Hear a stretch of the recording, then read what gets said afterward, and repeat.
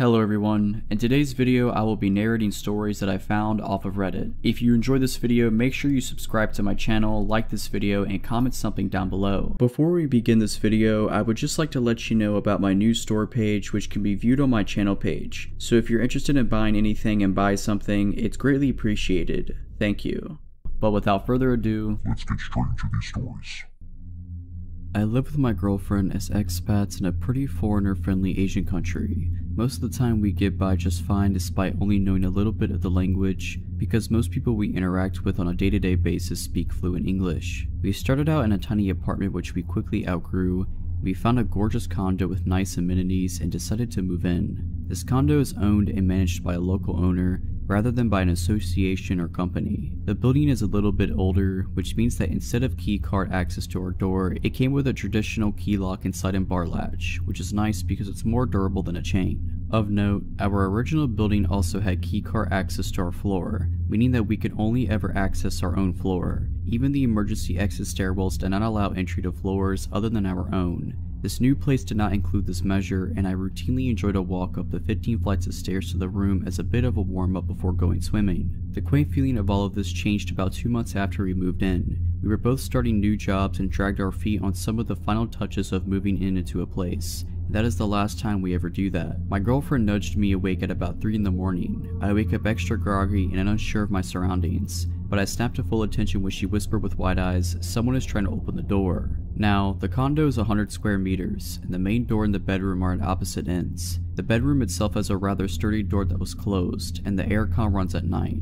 so this had to have been some sort of commotion for her to wake up. I sprung out of bed and made it to the door in seconds. There was some guy outside our door, studying very intently at our lock. He was about my height, though probably 15 kilos heavier, and he was not a foreigner like us. "Wrong room," I had to yell, because the door is pretty thick. There was a pause and then a thud, then a smaller tock tock tock as he was knocking. From experience, I know that it's hard to hear through the door, and if English was not his first language, then understanding me through the door was going to be a real challenge anyway. Looking through the peephole as he kept up steady knocking, I noticed he swayed back and forth slightly, so I figured he maybe had a couple drinks and had the wrong room. I turned to my girlfriend and told her so, and that I was going to open just the key lock but not the bar latch and tell him he had the wrong room. She didn't love the idea, but what was a good alternative? I took a deep breath and undid the key lock. My hand shook as I turned the handle, and one hand braced against the door while the other opened it slightly. He must have been leaning close because I saw his face right at the opening, and I could smell beer on his breath. "You've got the wrong," was what I got out before he pushed against the door as hard as he could. The bar latch held, but it was enough that my girlfriend threw herself against the door, and with our combined force we shut it again. "No," I yelled, "go away, wrong room." Then he muttered something that sent chills through me. The door muddled the noise. Having just woken up played tricks on my ears, and the language barrier filled in the gaps. But I could swear I heard him laugh a little and say, "Stupid boy." I froze. My girlfriend turned the key lock as he slammed his body into the door once, twice, 3 times, I lost count. Every time I pressed against it harder, but I could still swear the 4 screws that held the bar latch in place wiggled slightly. The thuds returned, and looking through the peephole, I could see that he was punching the door. His stoic face looked patient and annoyed as he swung his arm back over and over each time it hit my girlfriend, and I could feel the vibration through our entire bodies. After what felt like an eternity, the pounding stopped and I looked through the peephole. He wasn't there any longer. I listened closely and I could hear the long ding of the elevator down the hall. He might be leaving. My girlfriend had both our phones, texting the condo owner on hers and shoving mine at me. She was calling the owner, but at 3 AM there was no answer. Frantic text of "someone is trying to break in" spammed the other end when no one was picking up.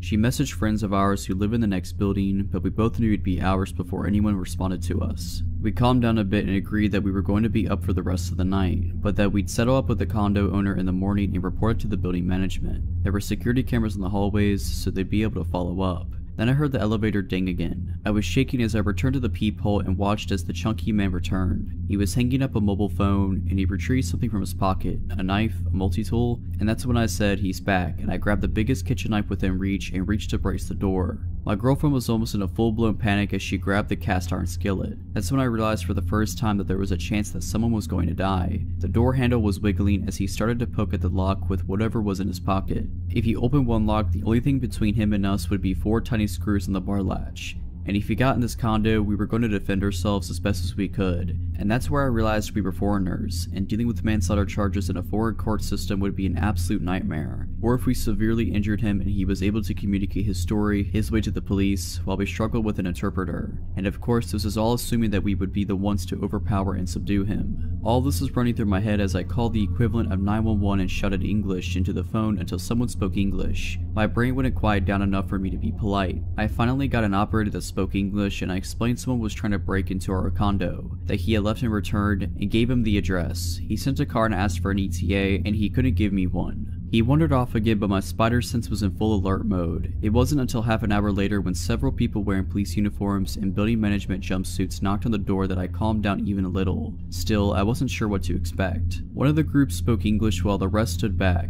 I explained everything in detail and pointed at the camera in our hallway, saying I wanted whoever it was found. One of the cops pointed at the nearby knife and raised an eyebrow, and I just confidently said, yeah, I would have if I needed to. After assurances and apologies and promises of follow-up, we received what we should have collected weeks ago: direct phone numbers to our building security room where cameras are monitored, as well as the local police station and the personal mobile number of our building security director. The sun was coming up and our condo owner called my girlfriend to comprehend what was going on. She promised us that she'd sent locksmiths there that day to install another deadbolt as well as a second bar lock if it helped us feel safe. The follow-up of everything was that the guy was indeed someone who got drunk and mistook the room. It was on the wrong floor. His wife had to come collect him more than once, and he would be fined for the cost of installing the extra locks. So while it is a bit comforting to know that he's a random drunk instead of a burglar, I still explained to building management that I have no desire for an apology from him. I don't care if he feels bad. Police reports here can be messy and locals can hold severe grudges that I did not want to deal with. I will only keep from a full police report if I literally never see or hear from him again.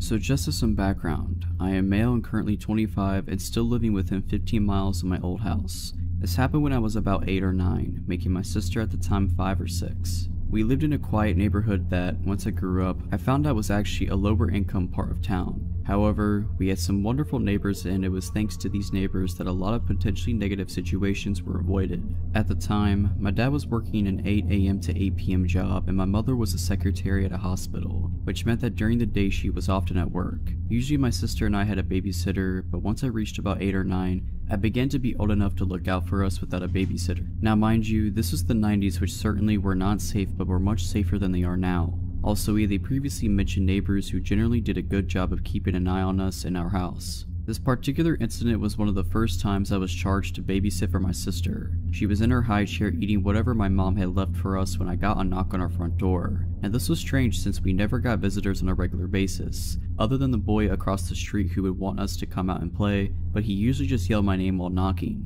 I was young and naive and decided to open the door. There was a locked screen door beyond that. I left that closed and locked. Outside was a middle-aged man. I hardly remember his facial features or even body type. I remember his yellow shirt and dirty jeans. "Can I help you?" I asked innocently, no alarm bells going off yet. "Hey there, are your parents home?" Alright, first alarm bell. My parents teaching me not to trust strangers rushed through my head, but I still didn't quite fully grasp the potential danger here. My mom went to the store. She'll be back any minute. Weird half lie. I could have said she was here but in the shower or that she was laying down upstairs. I'm glad I didn't tell him that she wouldn't be back for quite a few hours, but looking back it's scary how naive I was. "Well, that's no problem. Hey, so look, my dog went missing and I think it went into your backyard. Do you mind if I can come in and we can go check it out?" Okay, so I might have been dumb, but I wasn't that dumb. There was no way I was letting this stranger into my house, especially with my sister there. She was my first thought. Sure, I didn't want to have any harm follow me, but she was my sister and it was my job to keep her safe. I should have closed the door right then and there, but once again I went with the less safe but still not totally stupid route. Well, the gate should be unlocked. If you want to go check the backyard, you can. And promptly closed the door. Now, of course I was very curious if there was a stray dog in my backyard. Dogs are great. Even with the weird guy being around, I was pretty interested to see how his search in the backyard went. So I decided to go check the back window and see if there was actually a dog, and if so, if the man would catch it. Now at this point, I am sure you have figured out that there was no dog, and when I looked out the back window, I could see almost the entire yard, including the gate. The man wasn't there. This was mere seconds after I had closed the door on him. I waited for a few minutes, but he never showed up. After about 5 minutes, there was another knock on my door. This time I was much more wary and I didn't like this guy showing up. I was pretty tired of the whole ordeal, but I still hadn't fully grasped the situation. I kept the chain lock on the door and cracked it open. "Did you find your dog?" Again, I can't remember his facial features, so I can't really recall his expression, but I remember his tone was a bit desperate as well as annoyed. "No, I looked all over the yard and I couldn't find him. I have a picture in my car if you want to take it just in case you see him." Nope, no more. I still didn't understand abduction, but I certainly was not going to go anywhere outside of the house with a stranger. I told him that he can leave a picture in the mailbox and we will keep an eye out, once again promptly closing the door. What followed is what really creeps me out to this day. Looking back, I was freaked out that I had to come that close to exposing my sister and myself to danger, but this really scared me. Suddenly there was more knocking on my door. Not the screen door separating the door itself. Like I mentioned previously, the screen door was locked, and unless that was open, it was impossible to knock on the door itself. It freaked me out and I took my sister to my bedroom and crept back out to the kitchen where I could see out onto the front yard and saw the man quickly getting back into his car while my saint of a next door neighbor Joan stood on our front lawn smoking and watching him intently. It took a long time for me to add it all up, and honestly, I had forgotten about it for a long time. When I finally remembered it all, I couldn't even believe my own memories. Either way, Mr. Yellow Shirt Man, yeah, let's not ever meet again. Also, thank you Joan wherever you are. You saved me on multiple occasions and I didn't even know it. When I was in 4th grade, my family was still living in Denver, Colorado in a small condo near my school. My brother, kindergartner at the time, and I only had to cross the street and walk between a couple of apartment buildings to get to the football field attached to our school. It was normally a pretty quick and safe trip to and from. My mother was taking night classes at NAU at the time, and her boyfriend, whom we lived with, would usually watch us in the evenings, although he wasn't off work until about 6:30 p.m. We grew up as latchkey kids, so this wasn't a big deal. One day, my brother and I were walking home together after school like we'd usually do and had just gotten to the street in front of our home when a white car pulled up in front of us. The man driving the car didn't seem like your typical weirdo, maybe in his late 20s and looking pretty clean cut. Looking back, the fact that he was driving such a fancy car, a Benz I believe, and wearing such a crisp outfit didn't really fit with our neighborhood. He asked my brother and I if our parents were home. I immediately got a serious sensation of stranger danger from this dude. I looked at our apartment across the street, then back at him, and in the most I'm not stupid tone I could find, I asked why. "It doesn't matter," he replied dismissively. "Are they home?" He seemed a little more insistent with his question and glanced around. Yep, despite fully knowing they were not home and that my mom's boyfriend wouldn't be able to be there for another 2+ hours, I figured it was better to lie and say yes. "What are they doing?" he asked, really looking us over. I then turned to my brother and ordered him, "Let's go," but he wouldn't follow me. I went to grab his hand and he quickly withdrew with a sharp no and looked back at the guy. The guy then looked at both of us and then back to my brother, and with a facial expression that made my hair stand on end, he said, "Come closer, I have something for you." My brother started walking to the door of the car and the guy was reaching with his hand out, nothing in it, like he was about to grab him. I grabbed my brother's coat immediately and started hauling him towards our apartment as fast as I could. He was screaming for me to let him go, but I was terrified so I just kept dragging him. The guy quickly put his car into gear and literally peeled out of there. My mother's friends started picking us up from school after that and a PSA was issued to the community. I still get a little creeped out when cars slow down near me while I'm outside walking. Potential child abductor, let's not meet again. It was the middle of summer and my parents had left for the weekend to go to our house in the Cape Cod. It's about a 2-hour drive away, so it's no big deal for them to leave me alone for a few days. My mom had some pulled pork and pasta for me to heat up to eat whenever I had some money if I wanted to order a pizza. Things were all good. The first night I was alone, I stayed up till 3 in the morning playing Xbox, so I woke up really late the next day. I checked my phone when I woke up and saw it was a little past 1. I had made plans to play some street hockey with my friends at 3, so I threw myself out of bed and stumbled into the shower. I take really long showers, so when my parents are gone I go mental. I was in there for about 45 minutes on my phone scrolling through Reddit and Twitter and whatnot, when I heard my front door open. The bathroom is directly up the stairs from the back door, and the thing is pretty loud when it opens and closes. I immediately froze, since obviously I was supposed to be alone. I waited for about 2 minutes, ears trained and trying to hear anything else. Nothing. I figured it was just the wind or maybe my parents were home early, so I turned off the shower, wrapped my towel around myself, and slowly walked down the stairs to check it out. Even though my house is old and each step on the stairs makes a super loud creak, I still took my time and tried to be as quiet as possible. I probably took 45 seconds walking down all 12 of the stairs. So when I get to the second to last stair, right before I could see around the corner to the kitchen, I take a little breath to compose myself. In my mind, I knew I was being stupid. There obviously wasn't anything in the kitchen. There's no way I wouldn't have heard another noise, and there's no reason for them to still be in the kitchen even if they were burglars or something in the house. After sort of mentally chastising myself for being such a wuss, I sort of chuckled to myself for being so stupid and just normally walked the last 2 stairs and turned the corner to the kitchen. Standing about 2 feet away from me in the middle of my kitchen is a man staring straight at me, perfectly still, with a massive smile across his face, just staring at me. The thing I remember most vividly wasn't his face or his smile but his arms. They weren't just at his side. He held them in the strangest, most abnormal position I've ever seen. They were where one would normally hold their arms, but he had rotated them to the point where they were almost completely reversed, as well as lifting them up and a little behind himself. Honestly, I think I almost had a heart attack right there. Looking back, I can realize how creepy the situation was, but in the moment I just took a step towards him and punched him as hard as I could in the jaw, sort of half slapping / pushing him towards the ground. The second I connected, I beelined up the stairs, dropping my towel in the kitchen with my heart beating out of control. I sprinted into my room and locked the door behind me. I quickly put a chair up against the doorknob like you see in TV. Almost without thinking, I immediately called 911 and nearly in tears told the operator what happened. As I sat on the floor of my room in practically the fetal position, staring at the door praying that a cop would be here soon, I noticed the light coming from the gap between my door had stopped. The guy was standing outside of my door. There's no words to describe the feeling I had. I was paralyzed with fear, watching the shadow across the bottom of the door shift in tiny ways. I stayed balled up, staring at the gap, praying the man would go away for what seemed like an hour.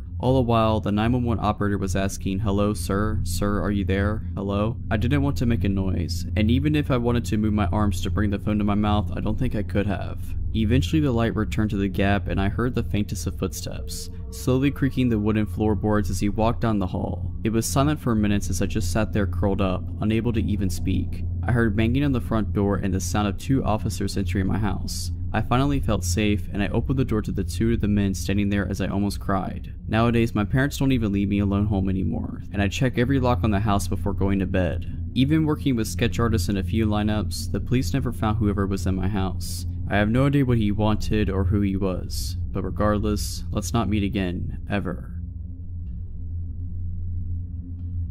I'm 29 now. This story happened 10 years ago. At the time I was jobless, and I found a job as a security guard in an office building. The office building was in a forested area, away from any busy streets, like secluded. The person who had the job before me had a car accident and apparently was paralyzed from the waist down. Nobody was interested in the job since you worked during the night and the office building was so big, it was just really boring. But hey, a job is a job. Once I started, a supervisor worked me in for a week, what to do, etc. This was my first night working by myself. I came to work and took the shift over from my colleague at 9 PM and he told me there will still be some people left in the building. Before I went up to the 15th floor, I closed the main entrance in such a way you could only exit when you're inside, so no outsiders could come in. After I did this, I went up to the 15th floor where these people still worked, to ask them if they needed to go anywhere else in the building, and if not, I could make my round and close off all the other floors, which I did. So I made my rounds and found nothing peculiar. I went back to my front desk. This was around 11:30 PM, and the last people who were working on the 15th floor were just leaving.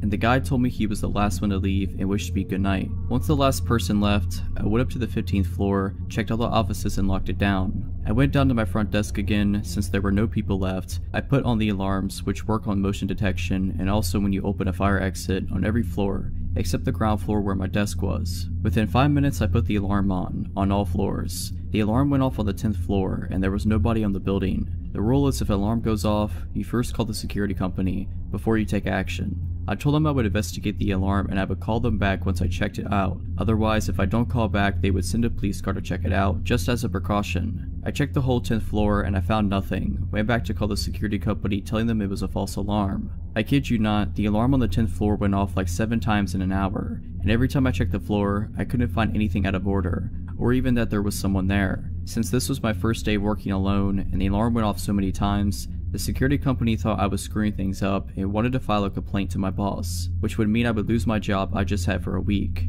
In retrospect, the following was the dumbest thing I could ever do, because the alarm went off again. Since I didn't want to call the security company again and cry wolf, I went up to the 10th floor without informing the security company. The only thing I had on me was a mag light, since security guards in the Netherlands are not allowed to carry guns. I went up to the 10th floor, checked the floor, and as before, found nothing. The only difference now was I pretended to leave, turned off the lights, and stayed on the 10th floor, listening if someone was there. In about 5 minutes, I heard someone or something moving. I was relieved and anxious at the same time. Relieved I wasn't wrong and that there was something on the floor. Anxious because of what was on the floor. I turned on the lights and tried to sound as manly as possible, saying something in the line of, "I know there is someone here, show yourself." As you can imagine, no response. So stupid I didn't go down to call for help, but stupid me went looking to whatever it was I heard on the 10th floor. I walked to the office I heard the sound from, turned on the lights, and found a little girl who couldn't be older than 13 with long brown hair, in white pajamas squatting and rocking front to back on a desk, looking straight at me. The scary thing was there was no emotion in her face or in her eyes. I collected my nerves and took the girl by the hand. I took her down to the front desk, offered her a Coke, but she didn't respond whatsoever. The only thing I could do was call my supervisor and told him about what I encountered. My supervisor's response was, "Stay there, I'll be right over." The time I hung up on the phone until my supervisor came, I just had this underbelly feeling with this girl, that there was something really wrong with her. Before my supervisor turned up, he called me and told me to call an asylum which was pretty close to the office building I worked at, just to check if someone was missing. Why would there be a 13-year-old girl in an office building with no houses nearby whatsoever? So that's what I did. I called the asylum, asking them if there was someone missing from the asylum, and I got the scariest response you can get. Yes, as a matter of fact, someone is missing. I gave them a description of the girl sitting next to me, and it was in fact the girl who was missing from the asylum. They told me she was really dangerous and that I should watch my back at all costs. They immediately sent people over to take the little girl with them. A week later, my supervisor told me the story of the girl I found, since he talked with the people from the asylum. It turns out the girl killed her mom and dad and little brother whilst they were asleep when she was 11. Even in the asylum, she wounded staff members, either by stabbing them with a pencil or in another case biting a piece of an ear off. To this day, we still have no clue how she ever came in the building. We checked all the cameras and there was no footage of her ever entering the building. I grew up in a very safe, very affluent neighborhood. It was unheard of for anyone to lock their cars or houses, and when someone new moved to the neighborhood, it was mere moments before they were welcomed with open arms and open doors. Despite being surrounded by what could be described as one large neighborhood family, my mom was very particular about house rules being followed, one of which was never going out alone. Walking to a friend's house, 3 of us had to go, so 2 could walk home together after dropping you off. It was rare, but occasionally just 2 of us would be able to sneak out from under her watchful eye and run to the corner store a few blocks down for some candy or soda. One sweltering day during the summer I turned 9. I found myself home alone and restless. I decided to take my sister's cool new 10 speed for a spin around the block a few times. Now, even though I was tall for my age, the bike was still a few inches too big for me. I decided that didn't matter, jumped on and started pedaling. My first lap around the neighborhood went off without a hitch. Birds were chirping, sun was shining, and the wind blowing through my curled hair felt wonderful. Second lap around the block, I passed an older, unfamiliar car parked on the side of the road, and the sun reflecting off the huge scrape down the side temporarily shocked my vision into bright blue stripes which I furiously tried to blink away. The third lap, I saw the car pull off the side of the road heading towards me, and a tiny pit of unease began to grow in my stomach as the driver slowed when he passed me. I chalked it up to being scared of being caught out being alone, and continued on my way. I picked up speed as I rounded the corner towards my house, and I decided to go for one more time around the block, but to make it quick so I'd beat my mom home and avoid the trouble I knew I'd be in if she caught me out alone. I hit the bottom of the hill next to our house with some speed and started to climb to the top, slowing more and more the closer I got. By the time I reached the top of the hill, I had to stop and catch my breath, teetering the too tall back at my hip. As I struggled to catch my breath, the hairs on the back of my neck stood up. My arms locked on the handlebars, and every inch of my body froze. I had been caught, I just knew it. I heard a car creeping up behind me, and it just had to be my mom, but it wasn't. When relief should have washed over me, the unknown dread only deepened, further stiffening my frozen still limbs.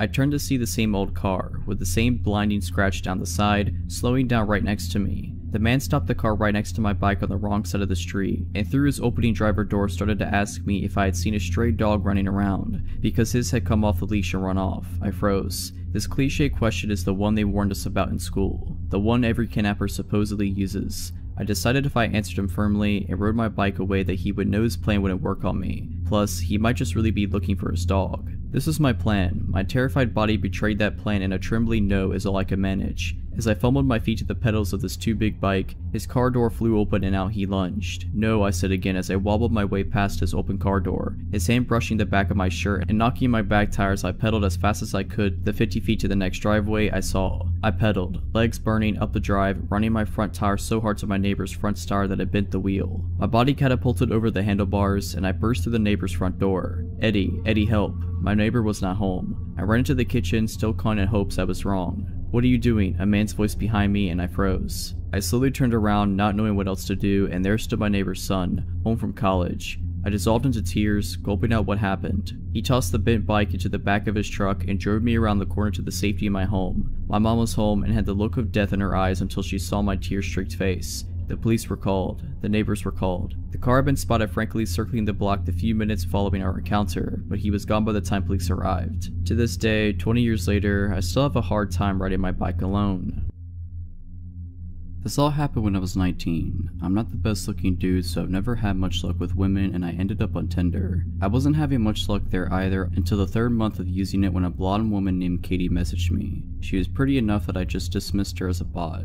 It wasn't until 3 days later that she messaged me again, which was odd because bots almost never message more than once. I clicked on her chat and replied, then looked at her profile. What I saw was pretty generic, but it definitely wasn't a bot's profile. We had been talking for like a month when she proposed the idea that I come see her. I was pretty reluctant as she lived nearly 8 hours from me by car, but I had to admit I really did like her quite a bit, and I had been thinking about asking her if I could come see her for a while now. After a bit more badgering from her, I finally said that I would take the drive to go see her. At this point, I had no reason to doubt she said who she said she was. We had video chatted every other week and called most days, and I just assumed I got really lucky. Things did get a little weird on the way there though. She kept messaging me, asking me where I was, and making sure I was still coming. At some points, when I took more than 30 minutes to respond, she would send me a slew of annoyed texts. Admittedly, I had chalked this all up to her being nervous about me coming to see her. I was pretty nervous too, so I couldn't blame her. I had a hard time finding the house at first. The directions she gave me were pretty confusing, and it was back through a series of gravel and dirt roads and a large thicket of trees.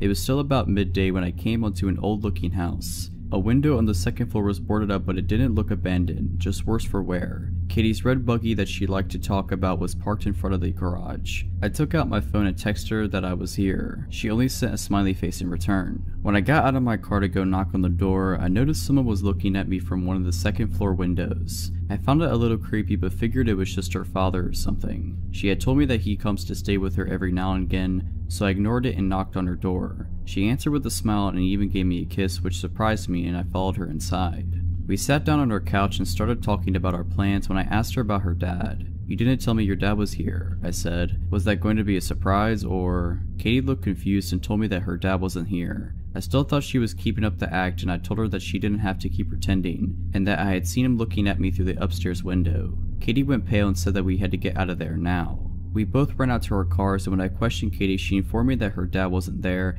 and that she had been home alone until I showed up.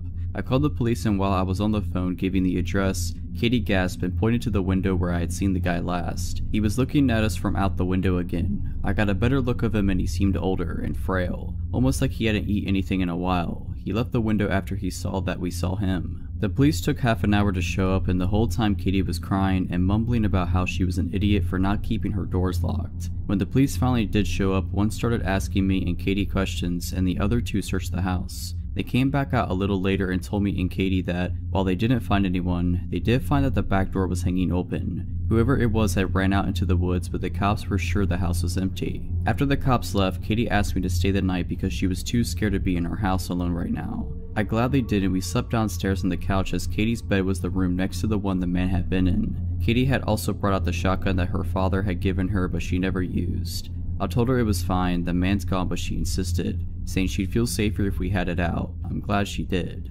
Later that night, I was still wide awake, watching TV. Katie had somehow managed to fall asleep. From the kitchen, I heard the sound of a doorknob being turned. At this point, I wasn't even scared, I was just pissed. I flipped on the light in the kitchen and pointed the gun at the kitchen door, and there he was. The guy that had been in the house before was standing on the other side of the glass door. He looked shocked, and I'm glad we had locked the door. The man unfroze and yet again ran into the woods. I woke up Katie and told her what happened and called the police yet again. When they arrived, they did a sweep of the woods and found no one yet again. They told Katie and me that it'd probably be a good idea to stay at somewhere else for the night. Me and Katie said our goodbyes. She was going to stay at our friend's house and I was going home. I left a little after Katie did, and I was on the phone with my brother telling him about what happened. My headlights were on. As I was talking, something caught my eye. That man was standing at the corner of the house just watching me. I gunned it out of there and didn't even bother calling the police again, but I did text Katie and she said she was going to call them again. I don't think Katie ever even went back into the house alone. I had to fly out to a small town I'd never been to in order to look for a place to live. A I'm moving there in the fall to start grad school. My boyfriend flew with me. Before the trip, I researched all sorts of apartments on Craigslist and set up a bunch of appointments. Our first appointment was in the afternoon in this sort of remote residential area. The landlord sounded fine over email and asked me to call him an hour before the appointment to confirm that I was coming. I called, he didn't answer, so my boyfriend and I started walking to the house and just hoped that he would show up.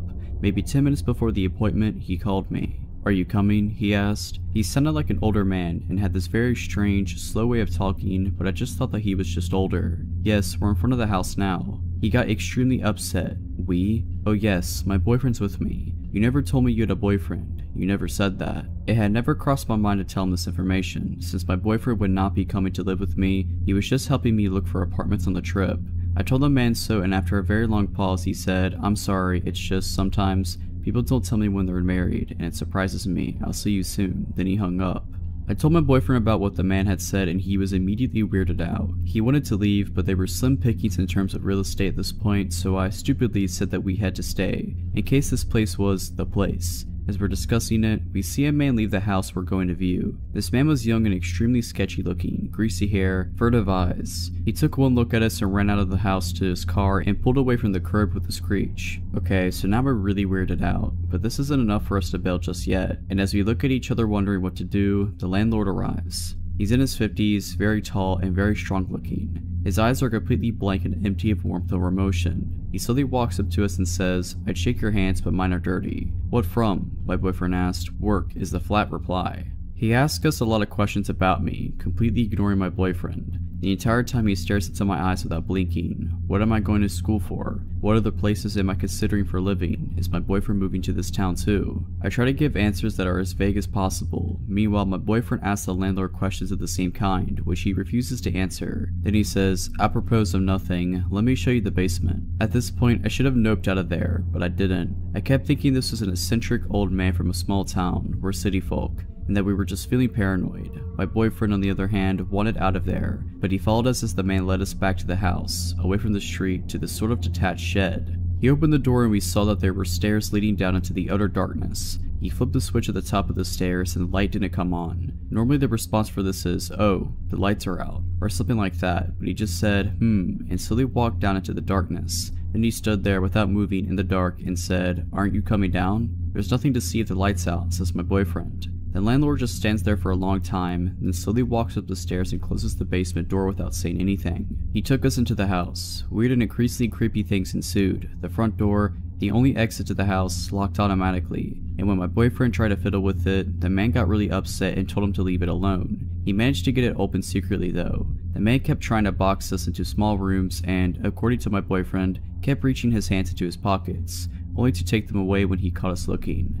On Craigslist and in person, the man claimed that there was a grad student already living in the house, but the evidence of that seemed arranged. There were neat piles of generic textbooks on the table, but not other things a 20-something might read. There was a bowl of fruit on the table, but no other food in the fridge or pantry, or utensils. There were maybe 3 t-shirts in the closet. This supposed grad student wasn't out of town, but the landlord couldn't say what school he went to or how long he'd been renting the house. Finally, the man had showed us every single room in the house but one. This one he refused to open, claiming it was just the attic and we didn't need to see anything up there. He gave us several reasons when we inquired. It was unfinished, there was furniture up there, it would smell bad. This last one I believed, because standing near the door, it smelled terrible. Finally, we made our excuses and bolted out of there. The man walked us out, pretended to go into his car to leave, and when he thought we had turned the corner, slowly sauntered back into the house. My boyfriend, fixated on the idea that there was something wrong with this guy, googled the man that night. We found out 3 things: that he was a pillar of the community, known by a lot of the townspeople, and that there was no evidence of him owning or managing a real estate company, as he claimed on Craigslist, and he had listed his home address as the very house we had been touring, the house where the grad student lived. Yeah, we won't be renting this place.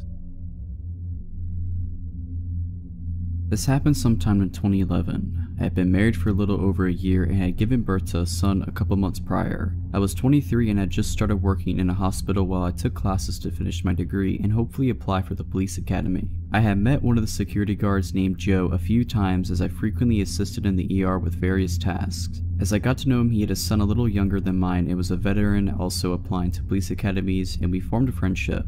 We exchanged numbers as he offered to help me train and give me pointers for the physical portion of the police test since I was out of shape after having a baby. One day while talking to him, I mentioned how where I would study when on break was so loud and wished I could find a quiet place to sit. He offered to give me a tour and show me some all the hidden places employees would use. It was a Sunday, so the hospital was quiet and I met up with him. We walked around and he showed me gray areas and offered to show me where the helipad was. We went through areas that were blocked to most staff. As we climbed the stairs and got closer to the roof, I started to get anxious and felt my stomach drop.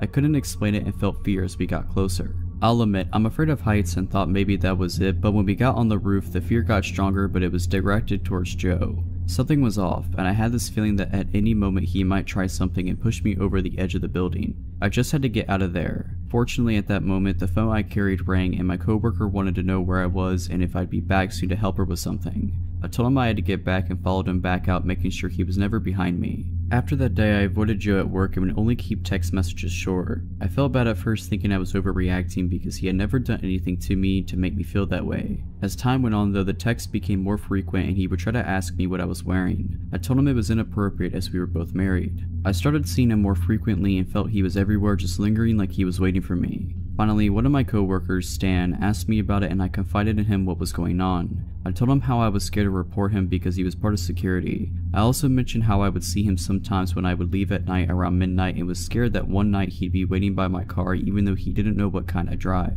After that, Stan walks to my car every night at work since we had the same shifts together. After he noticed I was never alone, he stopped bothering me. A few months later, I found out that he was fired for harassing another girl, who had the courage I didn't have to report him. I feel bad that I didn't speak up at the time and someone else had to experience it. So Joe, I hope we never meet again and I hope you never got into police academy. I grew up in a small town in the Midwest where you left your doors unlocked and came home when the street lights turned on at dusk. After moving away for college, I decided to move back to my quiet, sleepy hometown in one of the 2 apartment buildings. I'm living there for roughly 3 months when one night I go to sleep early on a Friday night. Now, I'm a reasonably hard sleeper, so when I wake in the middle of the night to noises, I'm immediately alarmed. I'm going to describe my apartment layout for a better understanding. As you walk in the front door, the kitchen is to the left and the living room is to the right. There's a hallway straight ahead with one bedroom at the end. A bathroom is to the left in the hall and my bedroom to the right. I get up from my bed, walk around the end of my bed, and peek my head out of the bedroom door. I look to the left to see my front door open to the outside hallway. There's a loud voice coming from my enlightened kitchen. From my vantage point, I'm unable to see into my kitchen. I froze. I come to my senses after realizing that I've stopped unconsciously breathing. I take a shallow breath to steady my mind and gather my bravery. There's no thought process about what to do at this point. I let my body and my instincts take over. I turn around and head back to the far side of my bed. I grab my phone from the nightstand and quietly remove it from the charger. Luckily, my bed frame is high enough for me to squeeze under without much difficulty. I immediately realize that there is no escape from my hiding spot if things turn south. I'll have to rely on luck to get me through this. I dial 911 and a woman answers and asks about my emergency. I briefly explain in a whisper that an unknown man is in my apartment and that I am currently safe. I lay there, listening to the chaos of my home, reassured by the presence of my cat, Marcy, laying under the bed with me. It seems to me that he's in a phone call based on the one-sided rambling. I tell the operator this fact and explain my fear that he's going to bring other people into my home. He was making enough sound to allow me to give a play-by-play on the call. He starts screaming about killing someone. I'm unsure at this point whether he's talking to the person on the phone or if he knows I'm there. The voice is unfamiliar, but this does little to ease my terror. He then starts ringing the doorbell in the outside hallway and yelling for me to come out. My blood runs cold as I realize that he might come try to find me. Marcy is alarmed by the doorbell that hasn't ceased ringing and she creeps out from under the bed. I panic. What if he hurts her? I start whispering as loudly as possible to get her attention without letting him know my location. She senses my unease and crawls back under the bed with me. At this point, it's felt like an eternity, and I ask the operator how long until the police arrive. She is unsure but assures me that they are on their way. My town is roughly a 30-minute drive to the nearest city police, but I assumed there's a highway patrol that would be coming soon. Little did I know that safety was in a rush to get to me. I hear him walking around my apartment and enters my extra bedroom, which is a storage room with a bed. He hasn't stopped yelling. I'm still unaware whether he is on the phone or not. I hear him mention that it must be a kid's room. I shush the operator because he's ceased his screaming for the moment. I hear more noises like he's going through boxes and throwing things. Then my fear is realized, as I hear him quietly enter my room. I see his feet walk closest to my vantage point. He starts going through my clothes and emptying my hamper onto the floor. He turns around and walks to my bed and sits down. I stopped breathing. I think he lays down at this point since the pressure of the bed lessens on top of me. He's deadly silent and I'm still holding my breath. They're shuffling and moving around and he gets up and walks out of my room. I take a shallow breath and steady my conviction. He starts making noise again like he's throwing and punching things. I inform the operator that he was just in my room and the police need to hurry. I don't know how long I can keep Marcy under the bed and concerned about what could happen if he finds me. He walks back into the kid's room quietly. I shush the operator again because she is continually asking for a play-by-play. I hear him breathing from the other room. After the quietest few minutes of my life, he yells, "Who's there?" I freeze again listening for movement, nothing. I'm starting to get lightheaded from my shallow breathing. The silence is deafening, and I fear he's trying to detect me. After a lifetime, I hear footsteps entering my apartment. I hear a man's voice say, "Hey bud, you're in the wrong house." I've never felt more relief in my life before this night or since. I hear my door close, and I crawl from under the bed and break down. The adrenaline and anxiety take over as soon as the feeling of safety washes over me. A female officer comes around to my side of the bed and puts her hands on my shoulders. I'm trying to keep it together and failing miserably. She let me put my clothes on, and I could hear 3 male voices coming from my apartment. The woman left and came back with a handful of clothes asking if any weren't mine. They all were, and I answered in kind. She shut the door behind her as she left again. I turned and looked out my window and see no lights from the cop car on the street. I look at my phone and realize the call to 911 took 19 minutes. I can't explain the feelings I had at this time since many hit me all at once. The door opened and the officer motioned to have me exit. Taking a first look at my home was almost as anxious as the event itself. My apartment was a complete mess. Clothes were everywhere mixed with garbage and other belongings from my shelves and counters. This man had removed items that he intended on taking and placed them in the outside hallway. They tell me that they found him on the floor in the second room completely naked, holding a bottle of lotion. In his vicinity, there was a winter hat with an unknown substance inside. They tell me to look and see if any of the clothes in the apartment do not belong to me. I tell them no. This man entered my home completely naked and destroyed my home. I noticed that the lid of my garage can was filled with cat poop. It seems that it had been separated from the rest of the bag. The rest of the garbage was littered across the outside hallway. They asked me if I would like to stay here or go elsewhere. They claimed my parents lived down the street and I had an officer drive me there. I explained to my parents what had just happened, and in the next few days, I have to explain the situation to what felt like half the town. The ridiculousness of the story catches people's attention and becomes a slight joke. Now I should feel better knowing that he is in custody, but the events after the break-in do little to comfort me. An officer shows up with a subpoena to appear in court to testify, but I receive a call for a postponement. I just want this to be behind me. After a month, I call the phone number on the paper I received and ask when they are rescheduling for since I hadn't heard anything. The woman informs me that they mailed another and I had not shown up. I asked where was it since I have not received a summons. She tells me that they sent it to my address, but the wrong town. It has been 2 years since this happened and I've since moved 3 times. I don't know if I'll ever be content and happy anywhere, but I'm hoping that is not the case. He was released 6 months after his conviction for some reason or another on parole. He immediately disappeared and fled from his parole officer. So naked man, I hope to never meet you again. So about 6 years ago, I was 21 and I was home from college for the summer and living with my parents. This is deep Texas suburbs, so the houses are all cookie cutter houses built around the same time by the same developer. Every few blocks there's a pool or a park of some sort. Well, every year the community people, I honestly don't know how this gets organized or by whom, have a Rock the Park event at one of the pools/parks within walking distance of my house. Some old guys bring their garage band and cover songs by Aerosmith and the Eagles, etc. The pool stays open late. There's a playground and you can hear the music from every corner of the park. It wasn't too loud though, unless you were nice and close. Well, my parents went on a dinner date that night, so I decided, with my 21-year-old brain, to pour some vodka into my Coca-Cola bottle and walk up to the park for some tunes and have a good time. It's only about a block away from me, so I get there pretty quick and down a good amount of vodka along the way. I'm feeling pretty good by the time I get there, so I head right up to the closest bench to the stage. They were just standing within some cones and speakers on the grass. There's a person sitting on the far edge of the bench, but I don't really pay attention to him first. There's a good 4 feet of empty bench between us. It didn't take long, however, for him to strike up a conversation. He had a bony face and looked to be about at least 30. He said hello, how are you, etc. I was polite back, but pulled out my phone so he might get the message that I didn't really want to talk. He asked if I'm having a good time, and like a fool, I tell him that of course I am. I'm a couple shots worth of vodka in. I shook my Coke bottle and the small amount left and it fizzed. That was when he started to ease his way in. I stayed on the far edge of the bench, but as he kept talking to me, he kept moving closer. He asked if I lived around here and I said, yeah, don't worry, I walked. I honestly thought he was asking because I was not sober enough to drive. He told me he lived in some vague direction and then asked if he could have my number. I started getting uncomfortable because for the first time in my life, I was alone somewhere and in a compromised state. I told him I didn't know him that well and he said something like, okay, well, get to know me. I told him I needed to walk around because the music was too loud and I had to make a phone call.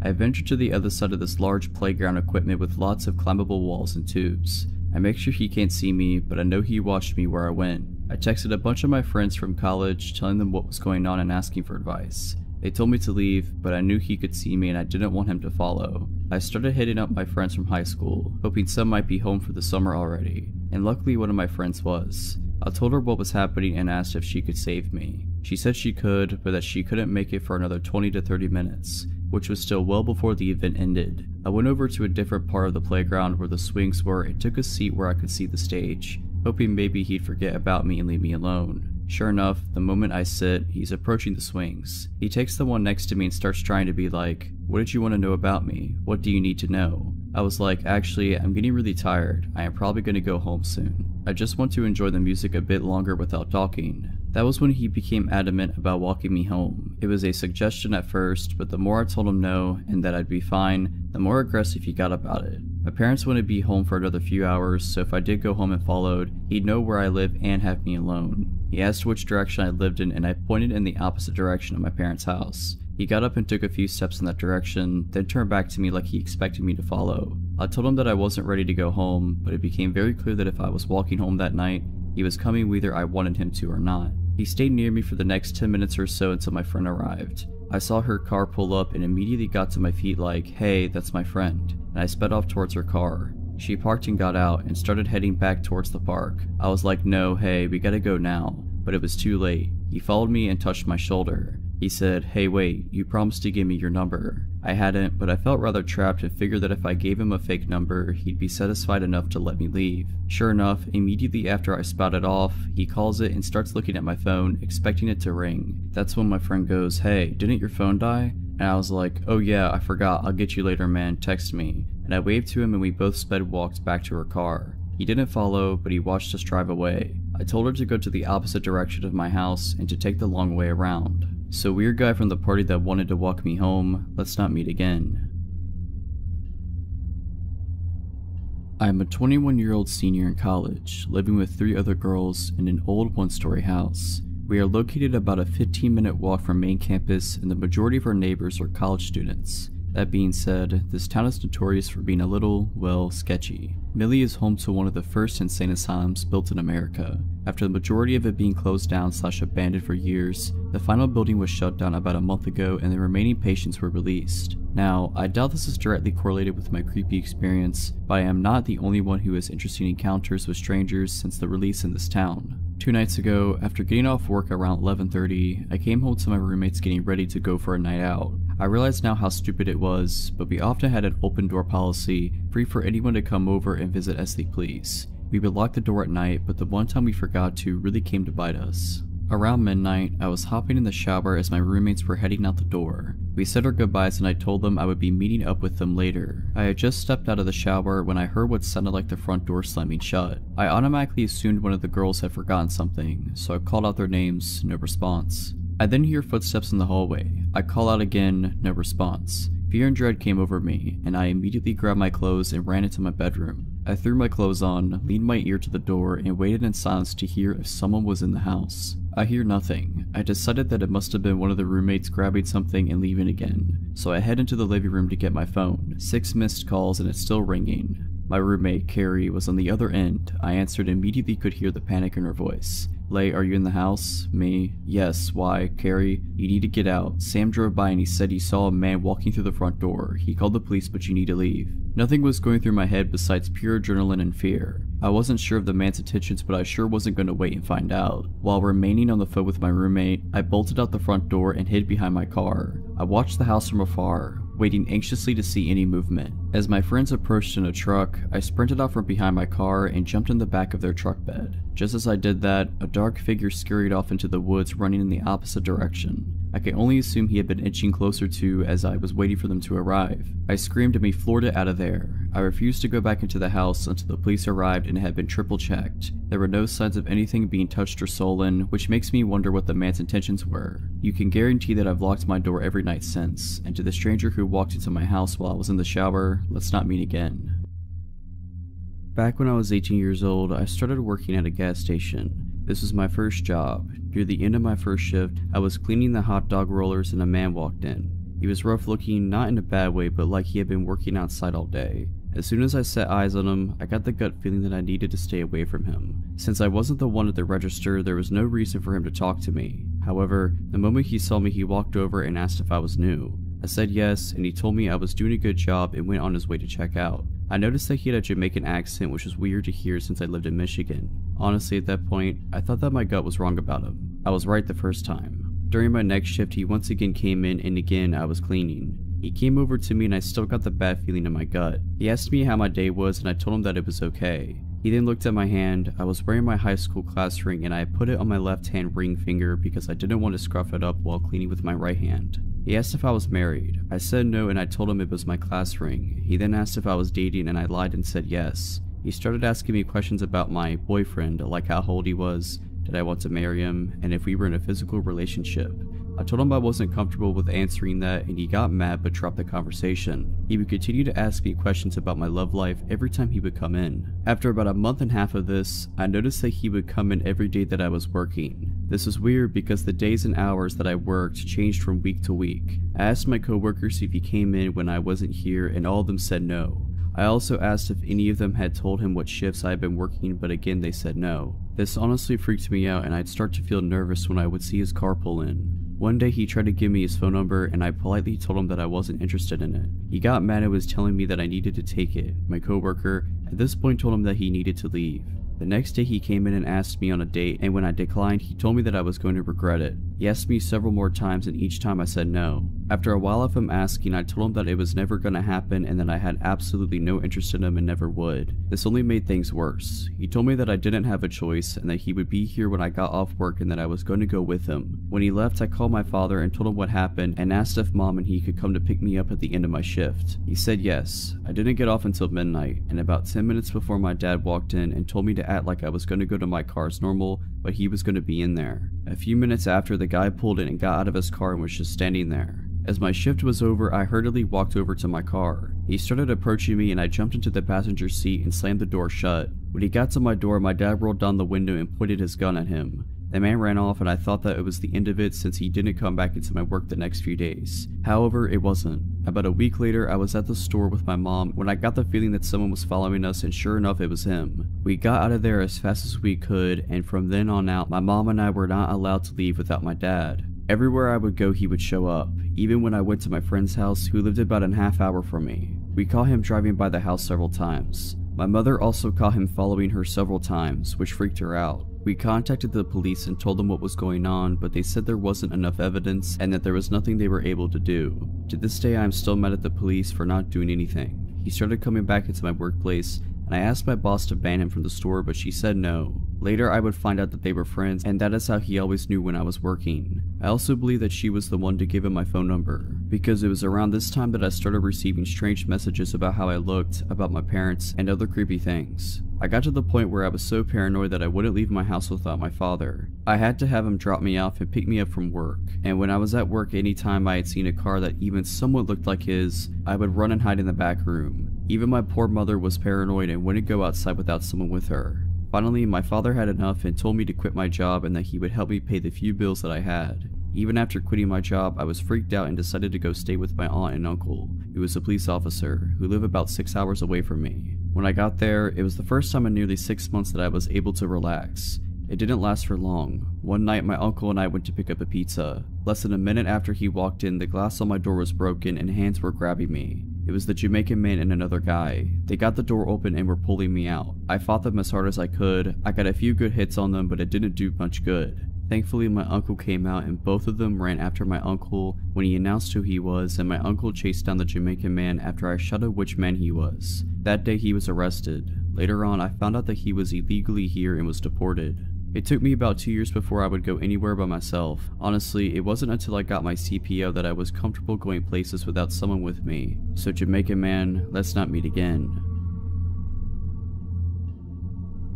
I was in college and I lived in a house with 5 roommates. I lived on the 2nd floor, and the way it was set up is important. There were 4 bedrooms on the 2nd floor and 2 bathrooms. 2 of the bedrooms each shared a bathroom, which was accessible only by the bedrooms, not the hall. So I could walk through the bathroom to my roommate's room and vice versa. My door had both a handle lock and a deadbolt, which I used every single night because it was a habit I'd had since freshman year. Because in dorms, drunk roommates or floor mates tend to wander in and wreak havoc if you don't. The door to the bathroom, however, didn't have a lock, so I could never secure that. One of my roommates had her boyfriend visiting, and he'd brought a friend with him. I hadn't spoken to the friend or gotten to know him at all, and I didn't really have any opportunities to since I didn't hang out in any of the common areas of the house, and frequently didn't even sleep there because I was casually seeing someone at the time. My first interaction with him was about 2 days into his visit. I was coming home around 6 AM from the house of the guy I was seeing, and I walked into the living room. When I came in, the visitor was alone and shirtless in my kitchen, which is open to the living room. He didn't even say hello, he just angrily asked me, "Where were you?" which I was taken aback by, because he sounded like a jealous boyfriend, but I told him I had been at my boyfriend's house and he said, "You didn't tell me you had a boyfriend." Well, of course I hadn't told him, I've never spoken to him. I made a weird face at him and went upstairs and didn't see him again for the rest of the day. I slept in my own room that same night, deadbolt secure. I woke up at around 7 in the next morning to him entering my room from the bathroom. Before I could say anything, he saw that he woke me up and said, "Sorry, I was looking for the bathroom." I replied, "Well, you're standing in it, so," and he retreated and closed the door. I didn't think much of it at the time because I was groggy and I just fell back to sleep. Now, despite all that, up to this point he didn't really creep me out, he just seemed weird. But later that day is when it got worse. I came home from my classes and went up to my room. He followed me and let himself into my room without knocking. The door had been closed, and I made it clear that that wasn't okay, but he was being friendly, so we chatted normally for a couple of minutes because I didn't want to be rude. Then he decided to say, "I think you're the one. The first moment I saw you, I knew you were the one and you're gonna marry me." Obviously, I was taken aback by this as this was only our 3rd interaction and we'd spoken for maybe 2 minutes total. I told him that I had no interest in marrying him, that I wasn't even attracted to him, and told him to leave me alone now. I decided to leave and called the guy I was seeing and told him what was going on, and he told me I could stay over at his house until this weirdo left. A couple of days go by and the weirdo was supposed to have left for good, so I went back to my house. I slept in my room that night with the door locked as usual. I woke up to hear someone trying to come in through my main door, but thought it was just one of my many roommates. Then, I hear the bathroom door open and someone walking into my room. I rolled over and he was standing maybe a foot away from my bed and said, "Hey beautiful, where have you been?" I said, "Weren't you supposed to leave? Why are you in my room?" He said, "I wanted to wait for you to come home. I couldn't leave without saying goodbye." And then he tried to climb into my bed with me and kept touching me while saying, "Scoot over, I want to say goodbye properly." To which I started yelling, "Get out of my room. I didn't invite you in. Leave now." I smacked his hands away from me and he got upset but left without much of a fight. I immediately left my house and went to my boyfriend's. The guy did finally leave later that morning. The next day, despite me yelling profanities at him and telling him how creepy he was when I last seen him in my bedroom, the guy still decided to find me on Facebook and try to add me. Nope, blocked immediately. So, creepy guy, let's not meet again. This is back in November of 2018 and takes place in North Carolina. I was 14 at the time. My family and I just moved across states. We had just gotten to the city where we planned on living after a long road trip.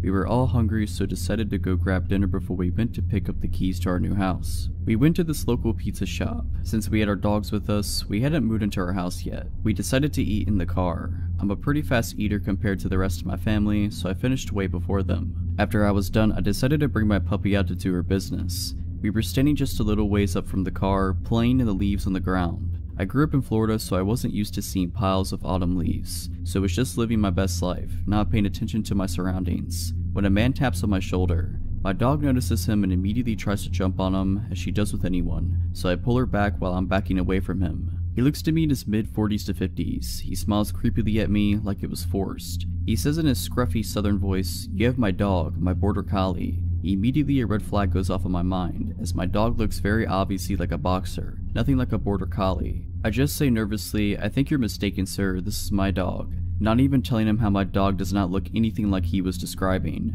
I look over to my parents' car that was just a couple feet ahead of me, unsure of what to do. They hadn't even noticed the man approach me. They were on their phones. The man now asked me, "Well, you would be able to come help me look for my dog, right?" I can feel my stomach drop in that moment. I still don't want to make a scene, as I'm probably overreacting.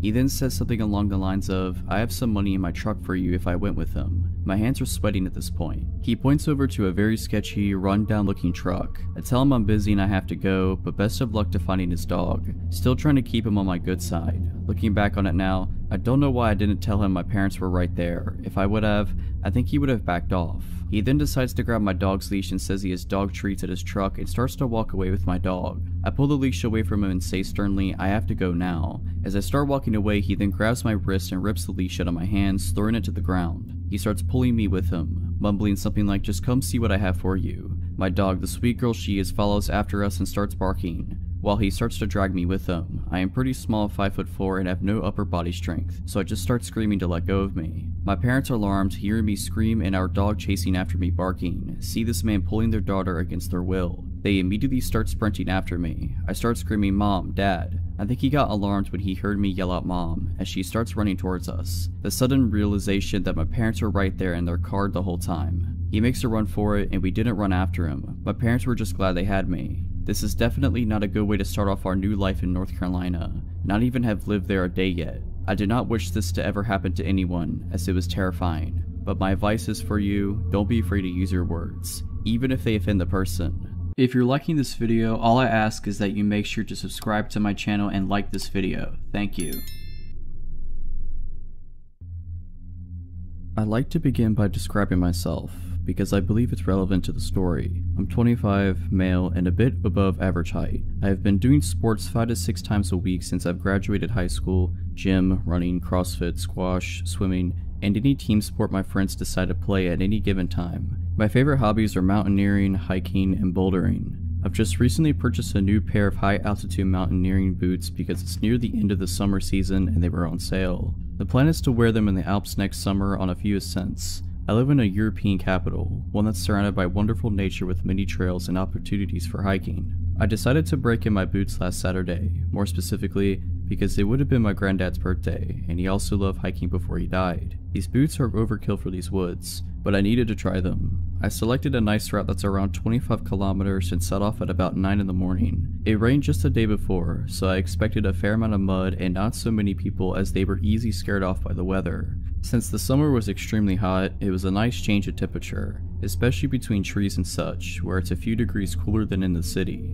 In the not so distant past, my dog would have definitely joined me on this hike, but she's turning 14 this year and she doesn't enjoy long distance walks anymore. My girlfriend had to do something for work on short notice, so I knew from the moment I woke up I would be doing the hike alone. The first half of the hike was perfect. The altitude difference along the trail is minimal, I barely broke a sweat, and I misjudged how many people would be out due to the storm the day before. I met at most 6 to 7 people during the first 2 to 3 hours, and most of them were cross-country runners. It's worth mentioning that I wasn't walking quickly. I stopped on many occasions to take pictures or study some animal tracks. There are deer and wild boars in these woods, nothing more menacing, not animals anyway, but I won't get ahead of myself. Between 12 and 1, the path ran into an actual road, one where cars can go. This road is asphalt, but deep in the forest and can only be used to reach certain landmarks that are also in the forest, so cars seldom go here. My trail required me to take this road for a few hundred meters. As I was walking along the road, I heard a car approach from behind me. It went past me, not too quickly or too slowly. It was an older, green SUV with a fresh registration. You could tell by the license plate. Probably an import. Anyway, I thought nothing of it at the time. Then I heard it come back. It drove me past for the second time, now very slowly, and I could clearly see 2 men sitting in the front seats, wearing baseball caps and sunglasses. Both had stubble beard game going on as well. I assumed they were gamekeepers, even though their cars have a crest on the hood and on both front doors. As I hike a fair amount, I know these things, I see them around quite a bit. They would also not be driving a car like this. They have Jeeps which are more suitable for the forest. Still, I felt no discomfort, and again, I thought nothing of it. Then, my trail left the asphalt road and began snaking in the woods again. I walked ahead serenely, gazing at trees and whatnot. Then, I suddenly had the strange sensation that something or someone was behind me. An engine sound was becoming more and more clear as well. At this point, the trail was quite narrow, but if, for whatever reason, you want to drive a car in it, you could, just about. Now when I turned around, the aforementioned SUV was basically in my face. It was an arm's length away from me, and it stopped just as I had. I looked at the driver, who was staring back, as I can only assume as he was wearing sunglasses. I calmly asked him, "What's wrong? Shall I let you go?" in a polite tone as his window was rolled down. He didn't speak. He slowly started reversing and he soon disappeared behind a curve. Now I was quite uncomfortable. I also noticed that he was alone in the car, unlike earlier. I listened intently, standing still since I wasn't sure what was going on. At this point, I was not scared, but there was a faint feeling of unease in the air and bad thoughts began gathering in the back of my mind. I heard the car and the engine stop just behind the curve. I heard a door open and shut, but nothing from that point on. I turned around and began walking towards my destination at a much faster pace than before. Now I was a bit scared. I didn't understand why he didn't answer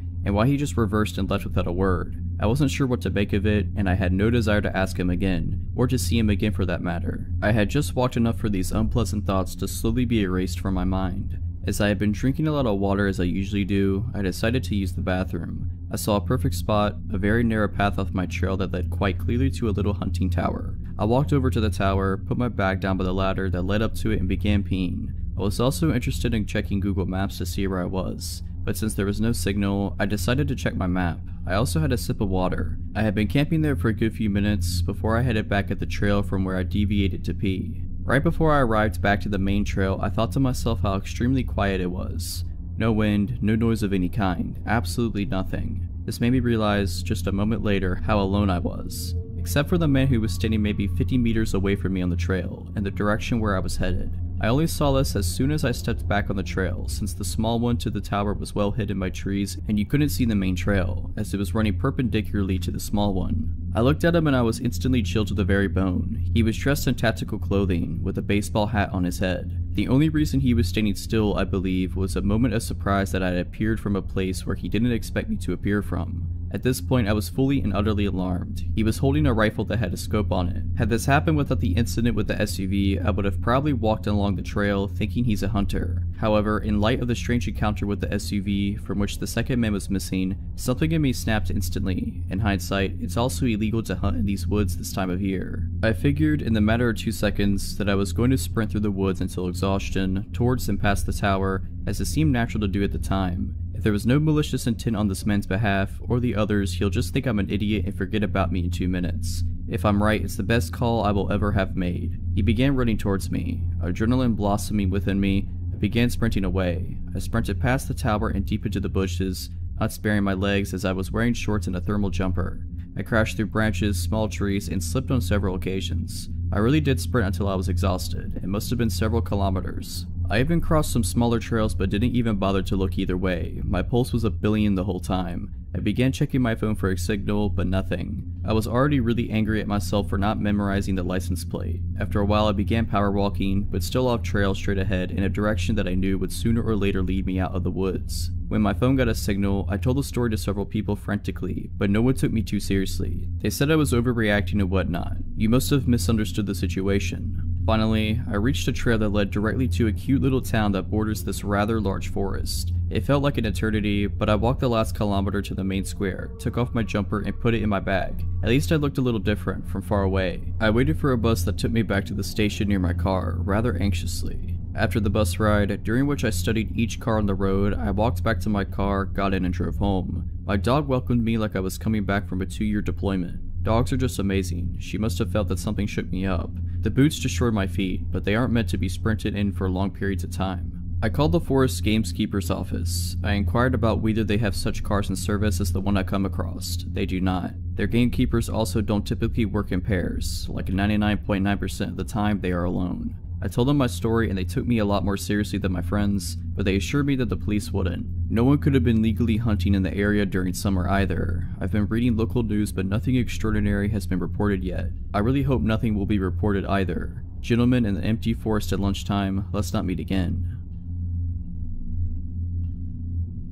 This happened a couple years ago. In 2016, I had just turned 18 and was in my second semester of community college. I was lucky to get to take a few specialized classes that were requirements for my major. These classes require me to drive about 45 minutes every Monday, Wednesday, and Friday to the main campus of my community college system. This is relevant because I was going to a town that I didn't know much about and didn't know anyone who lived there. There was a man in my class named Eddie. He was a big guy in his late 40s. We spent a lot of time in the lab for these classes, and he was stationed right across from me. I was a bit more naive and unsuspecting at the time and wanted to be nice, so I talked with him and my other classmates quite a bit. It was a lot friendlier to him than I would be nowadays. He started being overly friendly to me and would stand too close and ask too many personal questions. He'd flirt with me in class, to the point it seemed to make other people uncomfortable to watch. He also started staring at me a lot, with an intense look that scared me. Of course, being young and not wanting to hurt his feelings, I decided to ignore it as best as I could. I told my boyfriend about it, but again, Eddie hasn't actually done anything to me, so there wasn't a lot I felt like I could do. A few weeks after that started, all of us were hanging out in a small break room type area, studying for an exam in our next class, which was about 30 minutes away.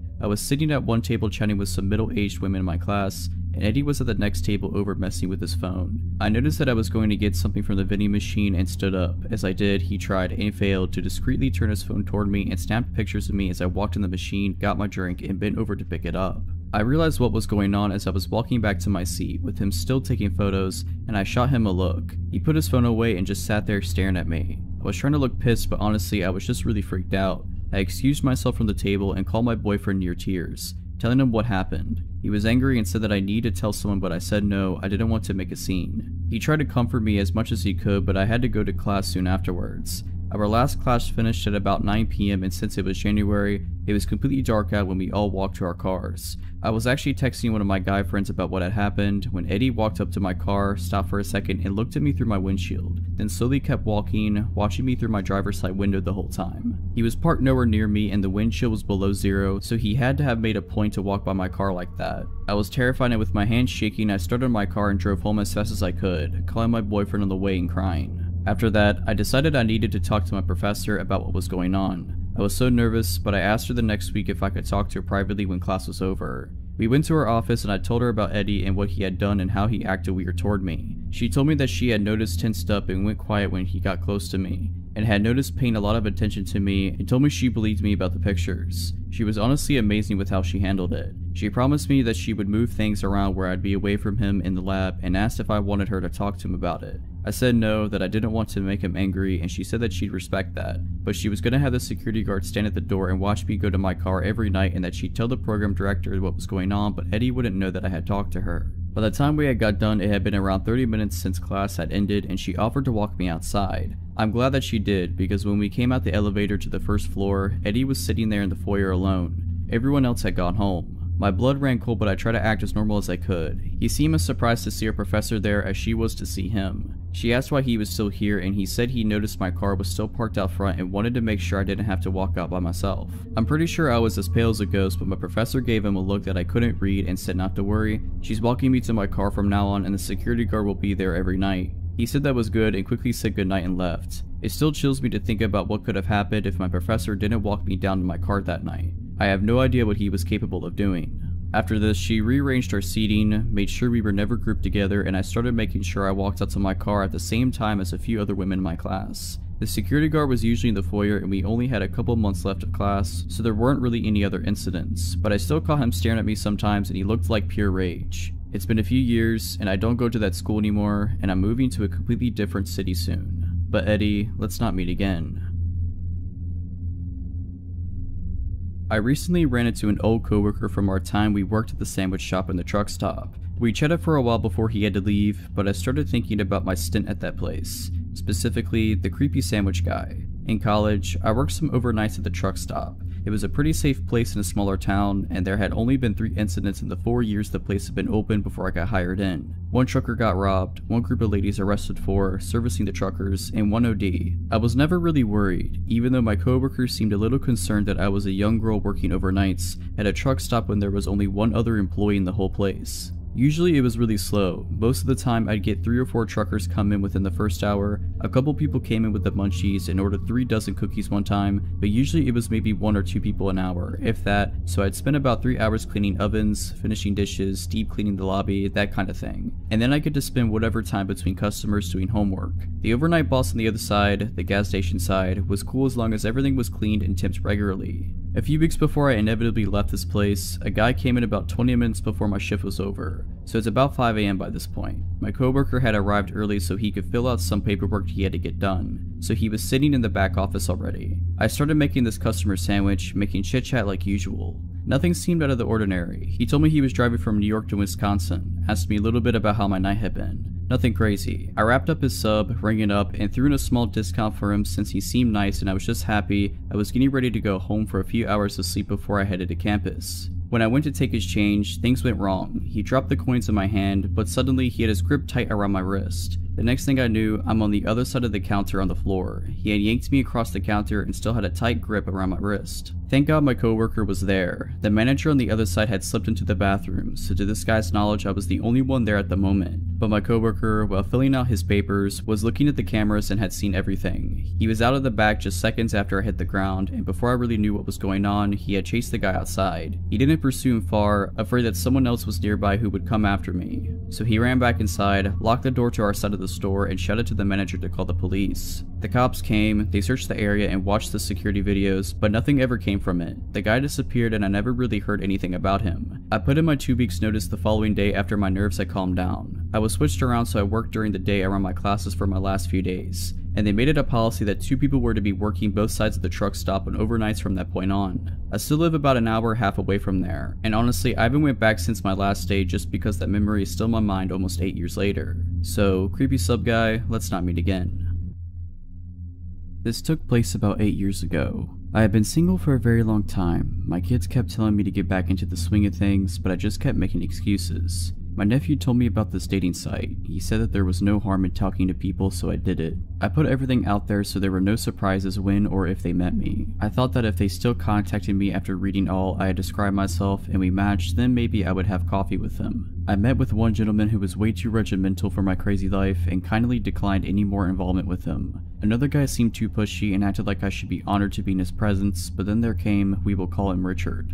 Now please keep in mind I had very low self-esteem at the time. That being said, Richard seemed great. We carried on conversations for hours. He lived an hour and a half away, so all we could really do was talk to each other. We talked about our kids, dreams, goals. My daughter even friended one of his sons on Facebook. I was a secretary for some self-help meetings in my town, and he was going to school to be a counselor. Perfect, right? We talked for at least 4 months, but after a while, I noticed that he kept having small problems come up. Arguments with his mom with whom he was living, no money for gas, his truck broke down, his oldest boy was mad at him, just little things, you know? Not anything that would set me off, but it was his poor me to heck with it attitude.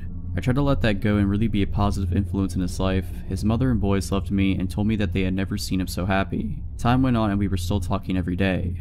I had an opportunity to come see him, and of course, my daughter went with me so she could meet his son in person as well. I took him and his son out to eat at the only little coffee shop in that town. He knew I was on a fixed income, but I paid anyway because he was going to school and didn't have an income as of yet. We had a good time. We met at his son's house in a hilltop town. We were having such a good time that we didn't notice that the snow was coming down hard and the roads were icing up, so my daughter and I stayed the night in one of the rooms. It seemed like the closer we got to his family, the more distant they became to him. It was odd. The next day the roads were clear, so we said our goodbyes and went home, but before we left, I received one extra hug from his son's mother-in-law. She whispered in my ear, "Don't fall for him." I thought that maybe there was something she didn't like about me. That came out of the left field. The next few days we didn't talk. I thought that was odd. Did I do something wrong? Someone from the self-help meeting told me that there was a man looking for me. She said he looked disheveled and smelled like alcohol. This wasn't a surprise to me because I helped quite a few people get back on their feet, and maybe this one fell off the wagon and just needed to talk. As I was driving down my street, I saw a truck in my driveway I didn't recognize at first. It was him. He found out where I lived and was sitting in the front of my house. At first I was happy until I looked in his truck and saw him slumped over reeking of booze.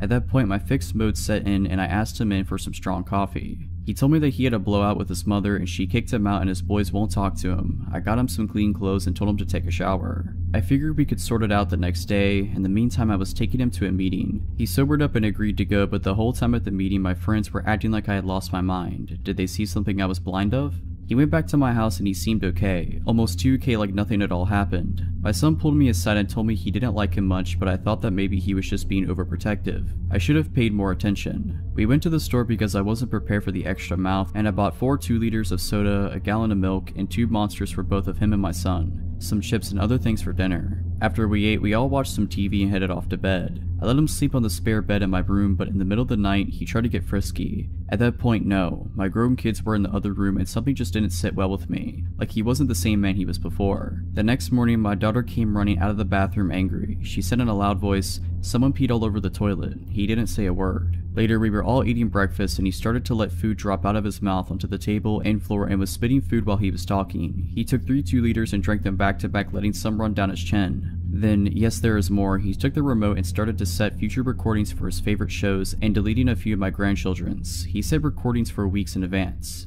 Wait, what are you doing, my friend? This is not cool. I told him, but he acted like I said nothing. Then he went to the refrigerator and told me that I had to go to the store and buy more soda and stuff because it was all gone. Like it was gone. He even drank my son's Monster and the whole gallon of milk. One day, mind you, only one. At this point, my daughter was also livid, so she contacted his son and he proceeded to tell her that Richard's mother kicked him out because he wouldn't get a job and was stealing money and eating her out of house and home. His other son won't talk to him because he keeps asking for money and won't pay it back. He himself was mad at him for lying to me by telling him that he was going to school when he wasn't and using me as his next big meal ticket. Well, that was it. I got all of his stuff together and took it to his truck and asked him to leave. It doesn't end there. He had loosened some bolts on his transmission, making it impossible to move. He begged and pleaded for me to let him stay. He was at that point snot was coming out of his nose. He said that he just wanted to be close to me and if that meant sleeping in his truck, he would do that and he couldn't live without me. Well no, I called his oldest son and told him that if they didn't come with a tow truck and get their dad, his fate was not going to be nice. They arrived 2 hours later apologizing for their father's actions. We found out that through his son that for many years he had gone through quite a few unhealthy relationships and took advantage of a lot of women that fell for his lies. He still tries to friend me on Facebook to this day.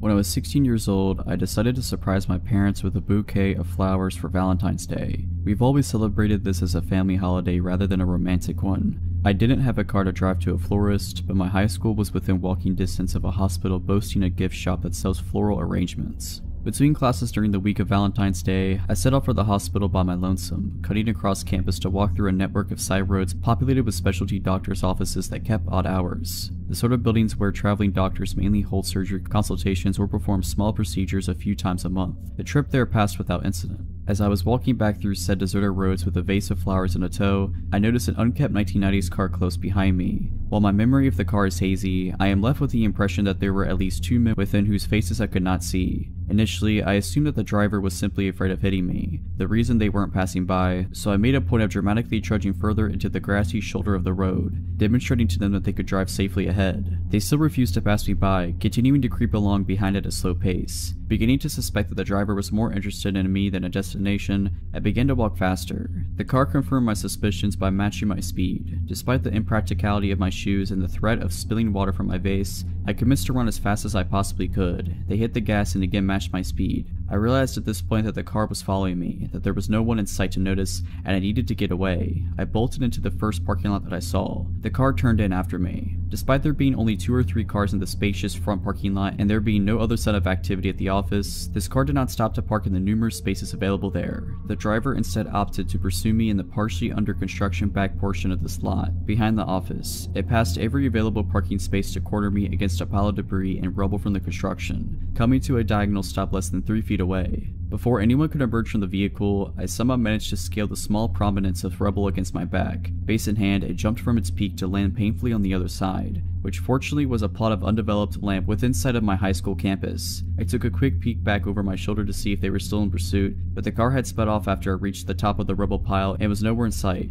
They had not parked in the lot at all. They had no business there. The driver was following me. I sprinted at top speed and didn't stop until I was soaked with sweat in the dead of winter and panting in the student lounge among my classmates, who didn't seem to care when I told them. In retrospect, I should have told an adult, alerted campus security, and called the non-emergency line at the local police station, but I was young, foolish, insecure, and afraid of getting in trouble for leaving campus when I didn't have a signed permission from permitting me to do so. I kept trying to convince myself that I had misread the situation or was overreacting. I don't know what I would have even told the police had I called them, as I was entirely ignorant of the subject of cars and I couldn't have identified the make of it if I had been asked, and I couldn't see the faces of the occupants. I was also worried that my parents would restrict my already extremely limited freedoms if they knew I had been in any danger. Whoever followed and tried to trap a 16-year-old girl with flowers at a doctor's office just before Valentine's Day of 2016, let's not meet again.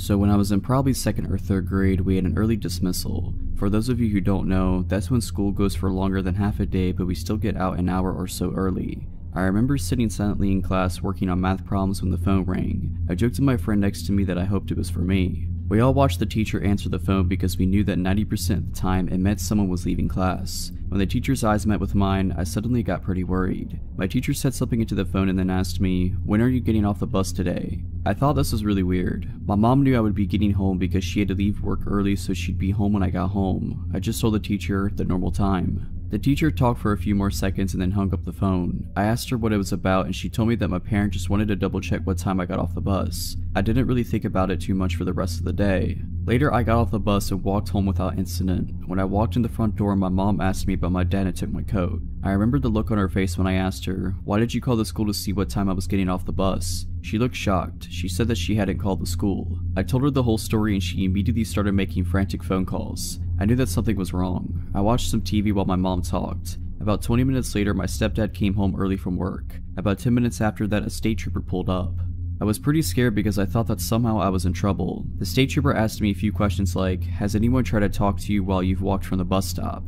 Have you seen anyone parked at the bus stop who didn't have a kid get into their car? Has anyone tried giving you a ride?" The answer to all of his questions was no. I had never seen anyone suspicious as we lived in a pretty nice neighborhood and it was mostly old retired folk who live around us. My mom asked me to go upstairs to pack my bag as it was my dad's weekend for visitation. When my dad got there to pick me up, he was questioned pretty heavily by the state trooper.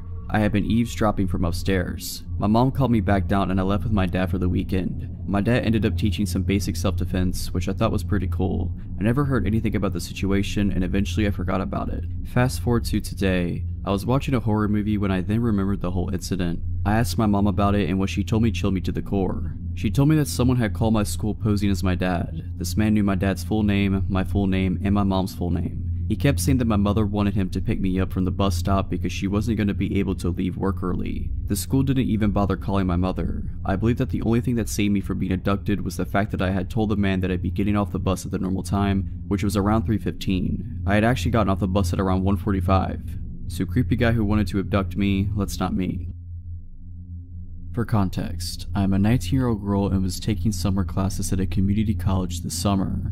One of the classes I took was public speaking, which meant Tuesdays and Thursdays. This guy, I don't even know his name, immediately gave off weird vibes. To get from our classroom that was on the 2nd floor, he had to go down a hallway, down a stairwell to the 1st floor, through the main lobby, and out the sliding doors. He started waiting for me after class and followed me all the way down this route to my car. Didn't matter if I pretended to be on the phone, had both earbuds in, kept my head down, literally power walked away from him, gave him bare minimum responses, etc. He would wait for me, follow me / try to walk with me, and the whole way would be talking to me and asking me questions. Like asking me about each of the cars I drove to the school, since my family has to share cars. Even after I suddenly dropped I had a boyfriend, so he definitely knows my car. I got a very bad feeling after a while of this happening and told the class's professor. She immediately took it seriously, notified camp security, and told me to always stay after class so she could walk me to my car. However, true to form, the guy stopped showing up to class for at least 2 weeks or so I thought it was fine and that the crisis was averted. And it was, until one day he showed up to class again. As soon as I saw him enter the room, my heart dropped. During this class, I slipped a note to my professor telling her he's the kid in the blue shirt, and she told me to hang around after class. I did, and so did the guy and another female student. Before he tried to talk to the professor about why he should pass the class despite never showing up or doing the work, the professor asked me and the other girl to wait in the hall. From the hall, we could hear him yelling aggressively at the professor. He eventually left and came out into the hallway we were waiting in and pointed at me and said, "Wait for me." Mind you, I have no idea who this kid is. I instantly got the creeps and rushed back into the room to tell my professor, who was equally creeped out. Having overheard our conversation, the other female student came back into the room approximately 10 minutes later and told me and the professor that the guy was just standing in the hall waiting for me. The professor called campus security multiple times, phoned the front desk multiple times, but she received no responses. So we took it to our own hands and came up with a plan to leave the classroom together, pretending to be in a very deep conversation with each other, walk past the guy without even looking at him, and walk down the stairwell to the main lobby. His eyes bored into us as we passed him, and we entered the stairwell. He stood up and followed us. The professor and I exchanged looks of terror but kept her cool act up. stopping at the main desk in the lobby and pretending to converse with the secretary. The guy passed us, still staring at us, and walked out the sliding doors where he was out of our field of vision. We literally had to track down the campus security ourselves and tell them everything that had happened, and my professor was furious. After we saw security camera footage of him lurking around, she contacted the local police because she and I both had that very strong gut feeling that this kid was not right and that we weren't safe around him. So that public speaking class was from 3 to 5 p.m. and I had another class from 6 to 8 p.m. So I would usually drive to Wawa or something in that hour gap.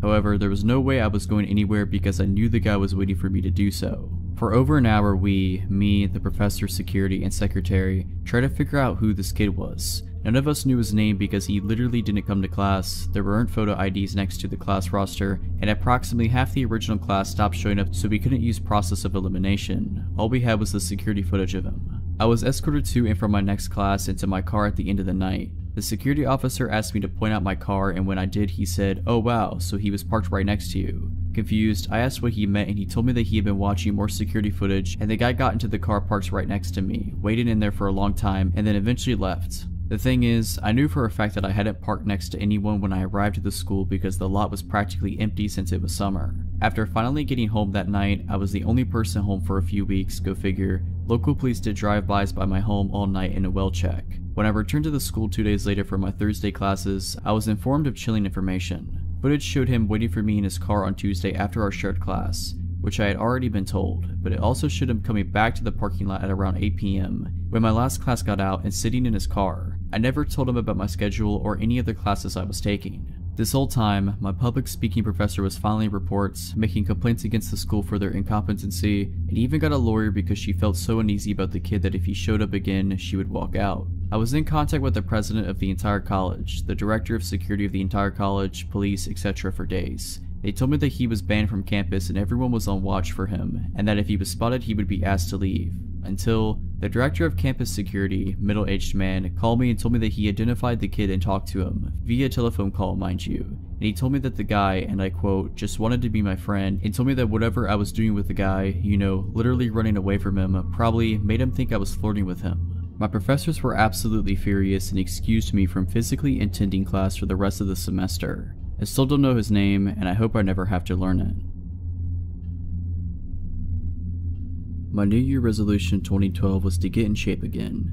After my first kid was born, I lost my athletic interest, but I had every intention of getting it back. So I started running 4 days a week with my friend Hannah, who is a great runner slash motivator. We would run after work, 5 to 10 kilometers, usually favoring the forest trail. It's the kind of trail that got lighting in the darker months of the year, so you could run there anytime really. Once you turn on the lights, you got 45 minutes to run the shorter trails, and longer to run the longer ones. Then the lights shut off automatically. We had been running for about 2 months when we started seeing the same man hanging around the parking lot every time we got there. Thin man, 25 to 30 years of age, always dressed in sports clothes but never actually running. He never looked you in the eye either. We speculated that he could be homeless camping nearby because he was constantly there. We got used to seeing him, sitting somewhere close by, silently and always on his own. We felt sorry for him. He never seemed to talk to anyone or interact at all, but there was something about him that made us hesitate to talk to him or ask if he was okay. Can't pinpoint what it was, but something wasn't completely right with him. One evening, Hannah didn't make it to our run and I decided to go on my own. I arrived at the parking lot, my car being the only car there. I did some stretching, turned on the lights, and set off on the 5-kilometer trail.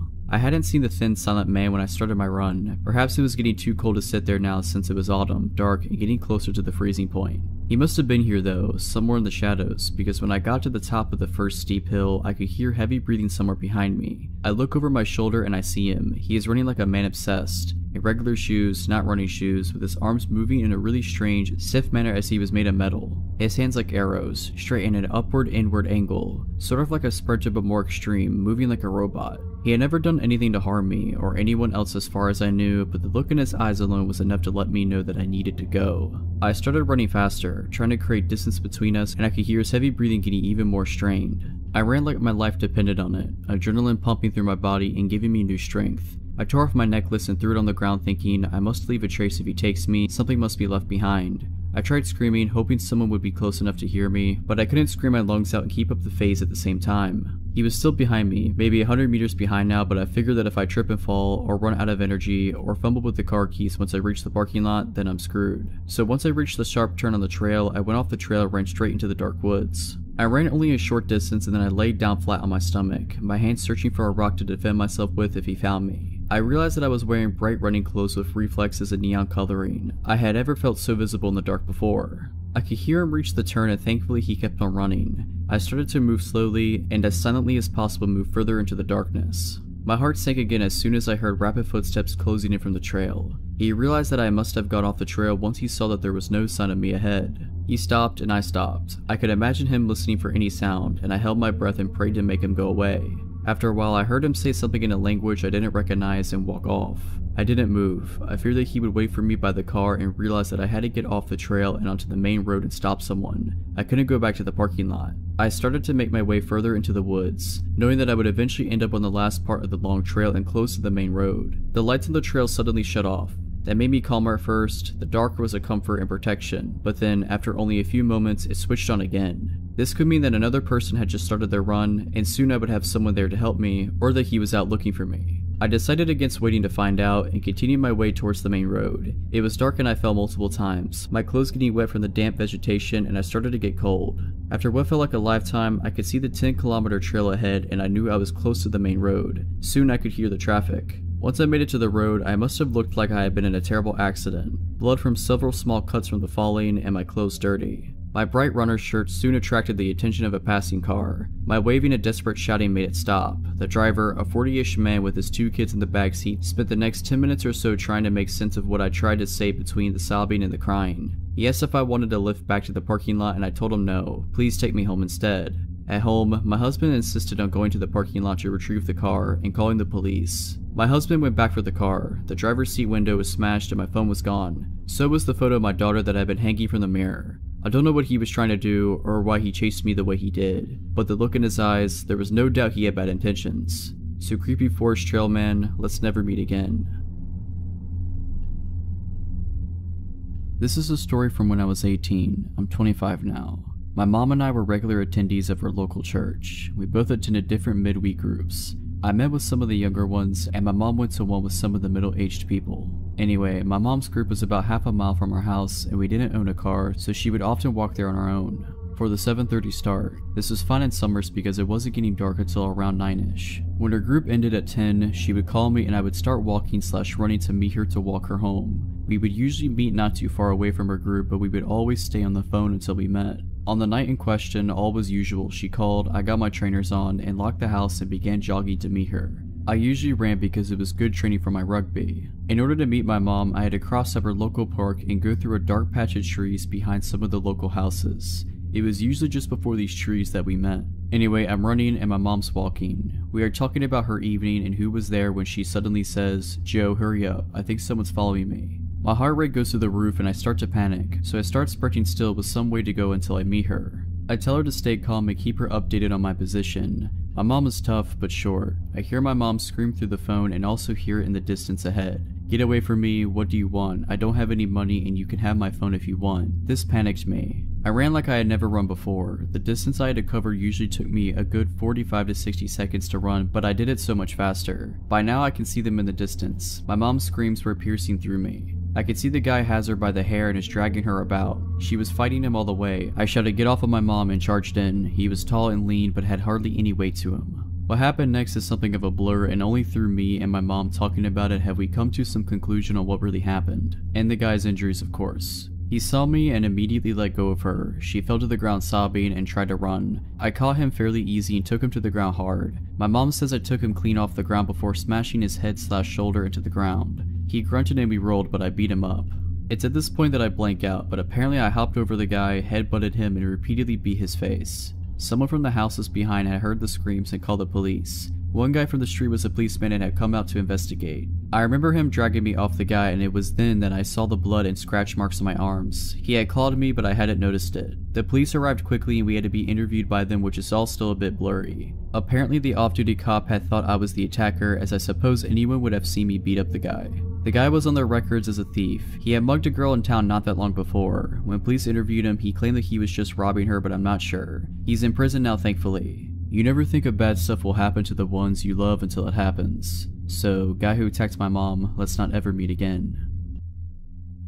In 2012, I worked at a tanning salon in a strip mall. It was across the street from a Walmart that was always crawling with strange people. The strip mall that my salon was located in was poorly lit at night. There was a sushi restaurant and an AutoZone, but other than that, the other stores were vacant. We were open until 10 p.m. while the other two businesses closed around 8 or 9. The salon was never overwhelmingly busy, so there was always only one person working at a time. My best friend also worked at the company, and the salon she worked at was a 15-minute drive from mine. This detail is important later. I'm a night owl, so I worked the 3 to 10 p.m. shift every weeknight. At some point in time, I started getting strange phone calls at 8 p.m. every night. It started off strange, but nothing to be alarmed about. The first time he called went something like this. Caller, hi, I am conducting a survey on women's shopping habits and I figured calling a tanning salon run by women would be a good place to start. We also send out a gift if you participate in our surveys. Okay, caller, do you typically wear jeans, yoga pants, leggings, skirts, shorts, or dresses? Feel free to list which of each you wear. Me, I wear all of those. Caller, great.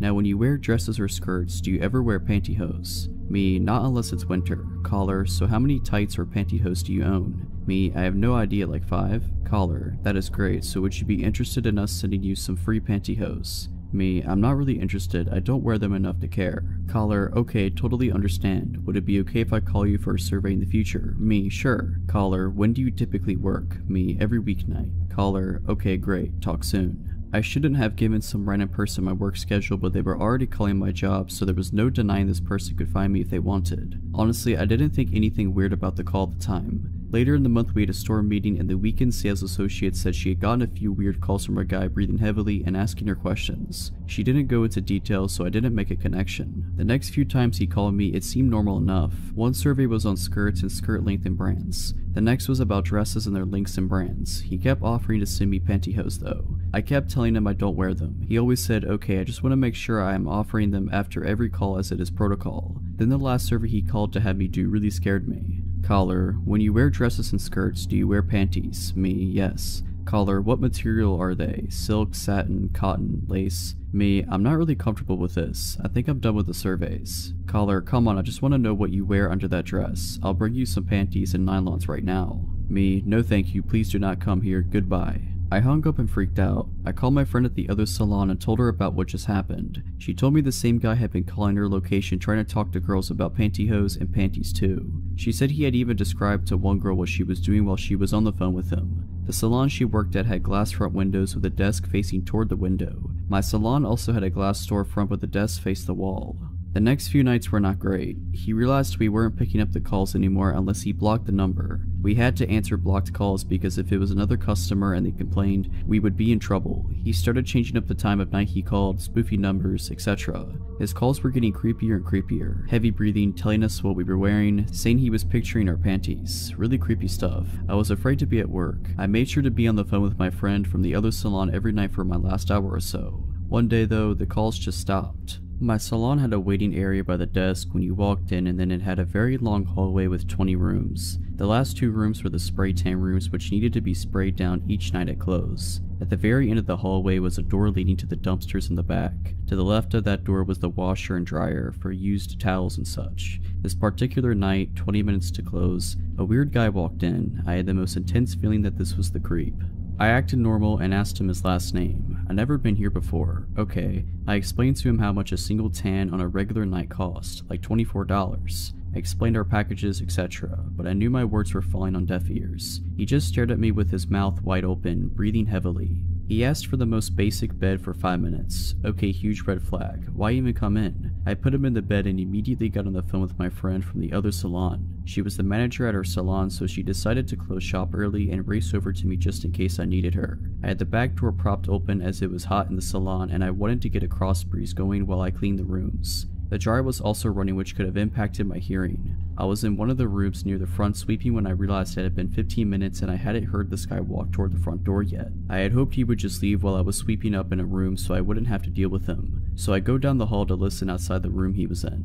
The room was empty. He clearly had not used the bed as there were no marks or anything and the glass remained clean. I called out to see if he was still in the salon. Sir, no response. I called my friend so fast, I had a horrible feeling of dread. Where are you? I yelled into the phone. I'm pulling up, relax. Did he leave yet? She asked. I frantically explained to her what happened and told her loudly so he would hear if he was still in the store. Bring your bat. My friend comes in about 3 minutes later with a steel bat. Together we started going in rooms one by one. When we got to the 6th room, we heard the back door slam shut hard. We ran to it and locked it. We still checked the other rooms, but we both knew what had happened. He had been hiding in one of the empty rooms and bolted when he realized what we were doing. I don't know what the guy's plans were for me that night, but I'm also thankful my friend was there to save me. So, tanning salon perv, let's not meet.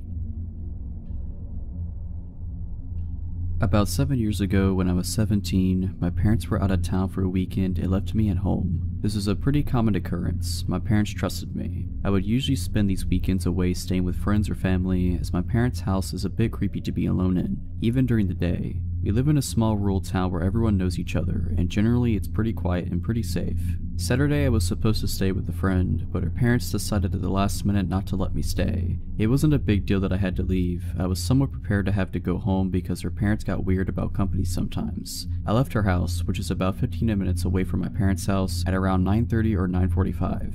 While I was on the way home, I got a weird feeling that I can't really explain. I just knew that I didn't want to go stay at my parents alone. I called my brother and asked if I could stay with him. At the time, he was living with a woman who had a small child. He told me it would be quieter and easier for him to just come stay with me, since his dog would bark if I tried to come in the house. He said he would be at our parents' house in 20 minutes. After hanging up, I decided to stop at a gas station and grab a snack before going home so that my brother would be there when I got there. I pulled into the gas station. There were only a few cars in the lot, which is typical because this is a small town in the rural south where everything pretty much stops after 8 p.m. I parked and walked up to the door. There was a man standing outside the door smoking. He opened the door for me without saying anything. This is normal southern hospitality. I smiled and thanked him. Inside there was another man standing by the door. I noticed him staring at me as soon as I came in. He gave me that gross up and down look and said something to the effect of, "Hey, what are you doing alone?" Creepy. I just ignored him and walked towards the back of the store. He yelled after me and called me a name. I still ignored him. I figured he was drunk or high or just a jerk. Most people around here talk a big game but rarely back it up. I wasn't scared, just annoyed. I got my snacks and paid at the counter. When I walked back up to the door, both of the men were gone. I was happy to not have to deal with any more catcalling. I began walking across the lot towards my car, which was probably around 100 feet away from my door. As I was walking, I looked down at my phone to see if enough time had passed for my brother to be at my parents'. When I looked up, the guy who had hit on me was standing at the pump staring. I looked at him for a second and continued walking. "Hey, you know you're supposed to answer a man when he speaks to you," he said. I remember saying something snarky back to him and getting in my car. He looked pissed at my sarcasm. I locked my doors as soon as I was in the car, started it, and was thinking of nothing but getting home to eat my snacks and hang out with my brother. I put my car in gear and realized the man had disappeared. I looked around before pulling out of my parking spot only to realize that both men were sitting in a car facing mine across the lot. They were both staring at me and talking, occasionally even pointing toward me. I just stared at them, defiant and pissed. I didn't want them to think they scared me at all. While we were sitting having our staring contest, the man who had opened the door for me smiled and gave me the finger across the throat gesture, as in, "You're dead." I rolled my eyes and pulled out the gas station, annoyed. To my dismay, they pulled out behind me. I hadn't been scared up until this point because, as I said, most people here are a lot of talk with no follow-through. Instead of going home, I took a few back roads that connect back in a sort of circle to see if they were really following me, which of course they were. When they realized I was testing them, they drove up really close to me and started laying on the horn. I couldn't see their headlights, they were so close. I called my brother and told him what was going on. He told me to come home and he would handle it. I started driving home. The two guys were still in my car blowing the horn. Even with my detours, I was only about 3 to 4 minutes from my parents' house. I slowed down to pull in the driveway and was immediately relieved. At the end of my driveway, my brother was standing hands crossed in front of his stomach, clearly holding a pistol. I drove around him into the yard. The two guys actually started to pull in behind me until they saw my brother, then they hightailed it out of there. I have no idea what they would have done if I had stopped somewhere alone or kept driving. I'm thankful my brother was there.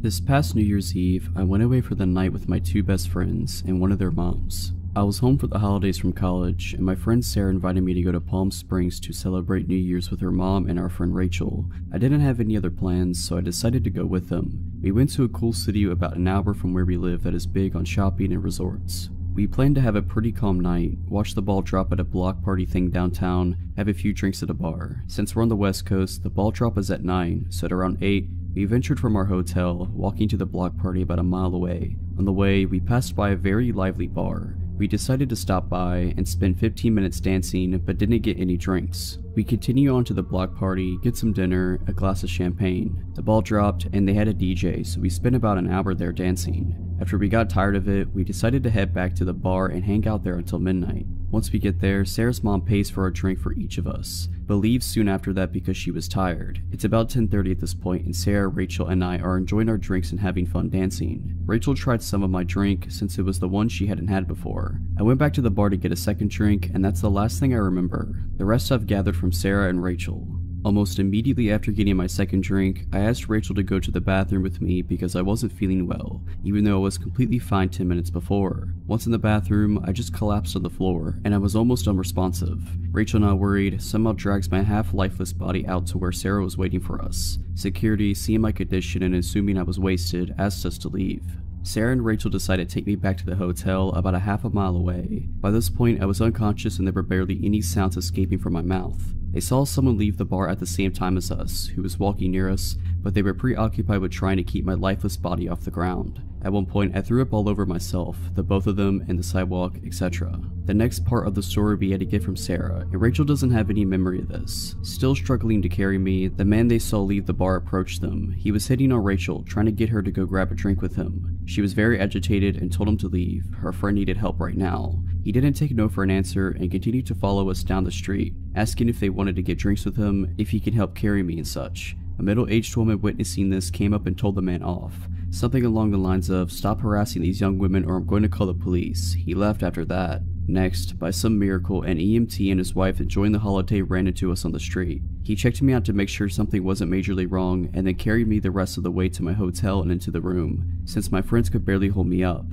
They thanked him profusely and him and his wife left. This is where Rachel's memory kicks back in. 5 minutes later, they get a knock on the door, and it's the EMT and his wife again. They came to let us know that a man followed us to the hotel, and they just saw him pop the gate and start to make his way to our room. My friends called hotel security, but they were unable to find him. My friends didn't get a glimpse of him, but I'm sure it was the same man from earlier. I spent the rest of the night vomiting everything in my body, and dry heaving after that. I woke up the next morning in a pile of pillows and blankets on the bathroom floor. My last memory was at the bar getting a second drink, and my friends filled me in on everything that had happened. Feeling bad, I thought I must have drank way too much, but I had never blacked out before in my life, and the amount of drinks I had, 2 in 2 hours since I didn't get to drink my second at the bar, didn't add up to me being completely unconscious. We decided my first drink had to have been drugged, since Rachel had some of it and had no memory of our walk home, even though she was fully functional. I'm sure that man that was talking to Rachel and then followed us back was the one that slipped something in my drink. To this day, I don't really know how it could have been slipped something. I got my drink from the bar and never set it down. My best guess was that it was already in the cup.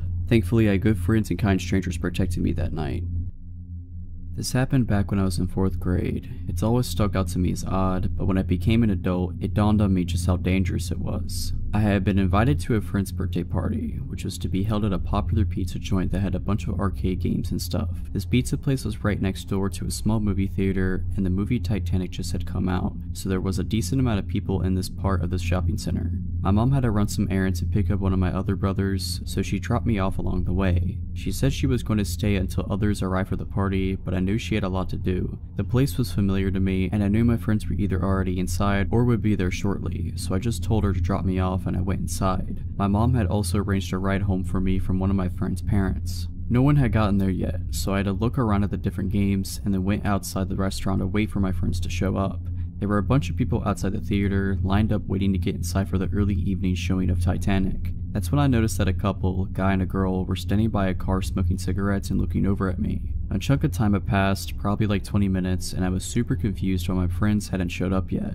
I knew for a fact that I was at the right place and that I showed up at the right time. I was going over all the reasons why they might be late when the cigarette-smoking couple came over to me and started talking to me. They asked me what or who I was waiting for. Obviously at first, I was hesitant to talk to strangers, but they looked to be my oldest brother's age, late teens, early 20s, so I had been around older people and wasn't too bashful or shy around them, conversationally. I explained to them I was waiting for my friends to show up for my birthday party, but they hadn't showed up yet, and they were all pretty late. The couple made some other small talk. They told me they were wanting to see Titanic, but when they showed up, all the tickets had sold off for the showing they wanted, so they were just going to hang out until the next showing, which they had successfully gotten tickets for. After a little while longer of waiting and talking with this couple, they asked if I was hungry. I said I was, and they offered to buy me pizza. As a hungry kid who was seriously looking forward to pizza but was unsure if the party was still going to happen, I wasn't about to pass it up. We went inside and ordered and sat down. I ended up hanging out with this couple for a long time. They were being super nice to me, gave me money for the arcade games, bought me as much pizza and soda as I wanted. I had almost completely forgotten about my friends and the party that was supposed to happen, until I saw what time it was. Almost 2 hours had passed, and I started to get pretty nervous/anxious. I wasn't sure how I was going to get home. I didn't have a cell phone, this was 1997, and neither did my parents. My mom would be furious that A, no one showed up to the party, and B, I didn't seek out help from the restaurant or some kind of security guard or police officer, and C, I'd spend the 2 last hours with strangers, accepting food and money from them. I decided to ask this couple what I should do. This is where things started to get really strange. The guy turned to me and said flatly, "You don't need to go home." Thinking back, I definitely couldn't fully comprehend the weight of what he said. I didn't know what to say, so I kind of shrugged in confusion and said I needed to find a phone. I went up to the counter and asked if I could use their phone, and they let me. I called home, but no one answered. I tried again, still nothing.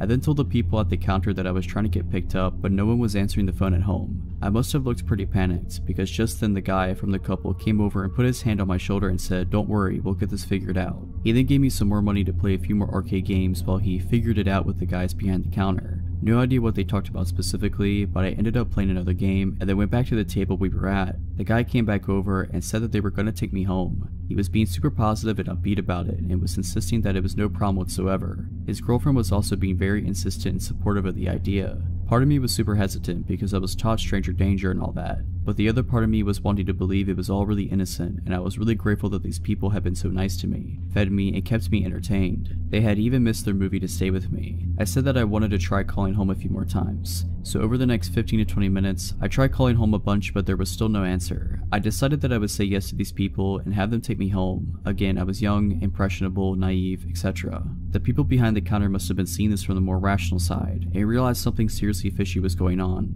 One of them had gone on break and called the police to come over and address the situation. Policeman shows up and comes over to figure out what's going on. I don't remember everything about the conversation, but what it ended up coming down to was who was going to take me home. The couple was still really insistent. Thinking about this as an adult, I find it strange that the cop was even considering letting this whole thing to be an option. As an adult, there is no question in my mind that the cops should have shut the conversation down and taken me home, but for some odd reason, they let me decide. I felt like I was being pressured. I remember going back and forth in my mind. These people had been so nice to me and had hung out with me, and I didn't want to be rude, and I also felt really intimidated by the police officer. I remember this part as if it was yesterday. As I was thinking, the cop went over to talk to some of the guys behind the counter, and while he was away, the guy from the couple looked at me with a smile and asked, "Do you want to go with him or us?" I told him I would go with them. Again, in hindsight, I still can't believe the cop let this happen. As we were getting our things to go, the officer did say that he was going to follow us the whole way, which was a redemptive assurance. The officer asked for my address and my parents' names. I got in the couple's car and told them where I lived, and we were on our way. The girl was driving and the guy was in the front passenger seat.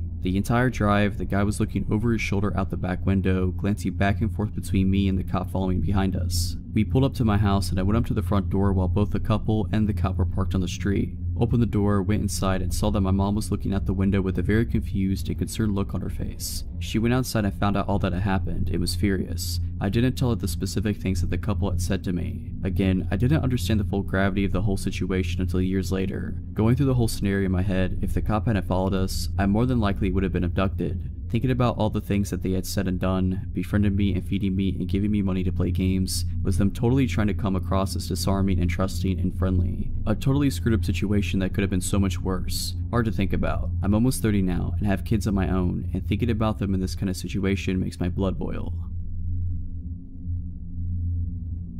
At about 8 p.m. last night, I was walking with a friend of mine, Sally, about a mile to the closest cafe. We're both girls in our early 20s, neither of us own cars, and Sally didn't have her Opal card, which is an automatic ticketing system for public transport, so walking was our only option. It's summer over here, so it was still fairly well lit and we were walking down main roads, so we weren't too concerned. We finally arrived at this cafe and sit down. I was paying, but I only had my credit card, and sure enough, it was cash only. Sally was on the phone when I got back from the counter, so I just gestured for her to stay put and guard the spot while I went to go get cash. This is my home suburb, so I know there's no ATMs around and my best bet is a gas station about a block away. I'm doing a light jog so I don't keep Sally waiting, and when a balding, sweating guy probably in his late 40s with a tank top and no shoes come pacing behind me as I pass the corner of the block. He walks behind me for about 100 meters. I didn't really think much of it. The gas station was the next building along. It seemed like he had just come out of a nice suburban house along the street and it wasn't the witching hour, so I just assumed he was going to the station like me. He didn't even cross my mind as I entered the tiny convenience store, nor did he follow me in. In my peripheral, I saw him walk past the door and out of sight. I looked around for an ATM they sometimes have inside. No such luck, so I go up to this man in his 30s at the desk and reluctantly ask if they're able to do cash out. He smiles and says, of course, and then asks, is he with you? I have no idea who he's talking about at first, and then he points to the man from earlier, pacing around outside the store. Keep in mind, he didn't look at all menacing. He wasn't going back and forth just outside the door. He was drifting in the space outside, from the pavement to the gas pumps to the storefront seemingly aimlessly. I assumed he was on drugs. I tell the clerk no, not thinking much of it at all. He says, oh, he was staring at you before. I thought he might have been your dad. I laugh it off. I honestly wasn't concerned at all. He was still ambling around outside and I couldn't imagine him having a fixed gaze on anything. I thank the clerk for the cash, but before I turn away to leave he says, just wait and see if he leaves first. We wait for a few minutes in silence and the guy begins to pace back and forth directly against the front wall of the store, looking straight ahead and never into the store. It still looked like the man was just on a drug-induced amble and seemed harmless. Not once did I catch his gaze, so I figured it would be safe to just slip out the door and walk back to the cafe in the fairly bright light of dusk, especially since Sally was texting me at this point asking, where are you? I thank the guy at the desk once again for his concern and assure him that I don't know the guy and I'm not involved in some weird scheme to rob the store and head for the door. The clerk asks if I want him to walk out with me. I say that I should be alright and begin walking away from the block. As I leave the store, the drifty man stops pacing and makes a beeline for me from the other end of the building. I seriously didn't think much of the guy at all until this point, but for the first time he was briskly walking in a straight line towards me. The hairs on the back of my neck stand up and I start power walking so that he doesn't think I'm actively trying to escape him. Still trying to convince myself that I'm just being paranoid and should be more casual. I don't look behind me to see how close he is. I've reached the pavement on the other side of the gas pumps when I heard the clerk run outside. He's yelling at me, go, run, run. I make a break for it, looking over my shoulder. He's grabbed the man by his shoulders from behind. The balding man isn't even glancing behind him or trying to escape. He's just watching me run away. I keep running until I've crossed the road and then turn around, standing still. The clerk is still holding onto the odd, staring man. The clerk and I are just looking at each other in bewilderment, not really knowing what to do. He makes a hand gesture to go and I gesture my hands thanks, you know, to clasp your hands together and shake them a bunch of times. I got back to Sally with the cash and bought food, before walking back home a different way. Overall, odd guy at the gas station, let's not meet. Nice gas station attendant who went well out of his way to help my naive self. I'm definitely glad we met. I was selling my old car as I had bought a new one. I posted it on a couple of selling sites and Facebook. I arranged 2 visits that day and was home alone. It was broad daylight, so I assumed everything would be fine. The first one that came made an offer a little lower than what I was looking for, so I said I would get back to him later as I had another viewing. The guy from Facebook pulled up in a blacked out Range Rover and 3 other guys got out. I opened the car and explained why I was selling the car. You know when you just get a bad feeling? I wasn't sure why 4 people would need to come view an 8-year-old car. He asked if he could take the car for a drive. At this point, I was not going to get in the car with him, so I said, yeah, take it, I'll wait here with your friends. He asked me to get in the car. What if you just took it? I said, well, it wouldn't matter, that's what insurance was for. I was not getting in the car with him. The 3 guys left and didn't even speak to me, just to themselves, and I found that odd, but it made me feel very unsure if the car would come back. The car was not putting up a fight for or arguing over. He then pulled back up. He got out and offered the same price as the other guys earlier buying the car for his daughter. He wanted me to get in the car with him to go collect the cash. I said it was fine, his friends could take him if he needed to go, but I had another viewing and I would contact him later. I didn't want to walk back to my house as I had now decided to sell to the other guy as they were just giving me the creeps. He then offered more than honestly the car was worth if I went with him now. I said no and locked the car and started walking towards the main street as I had seen my neighbor walking down and shouted to him and his dog. They spoke to each other and drove off.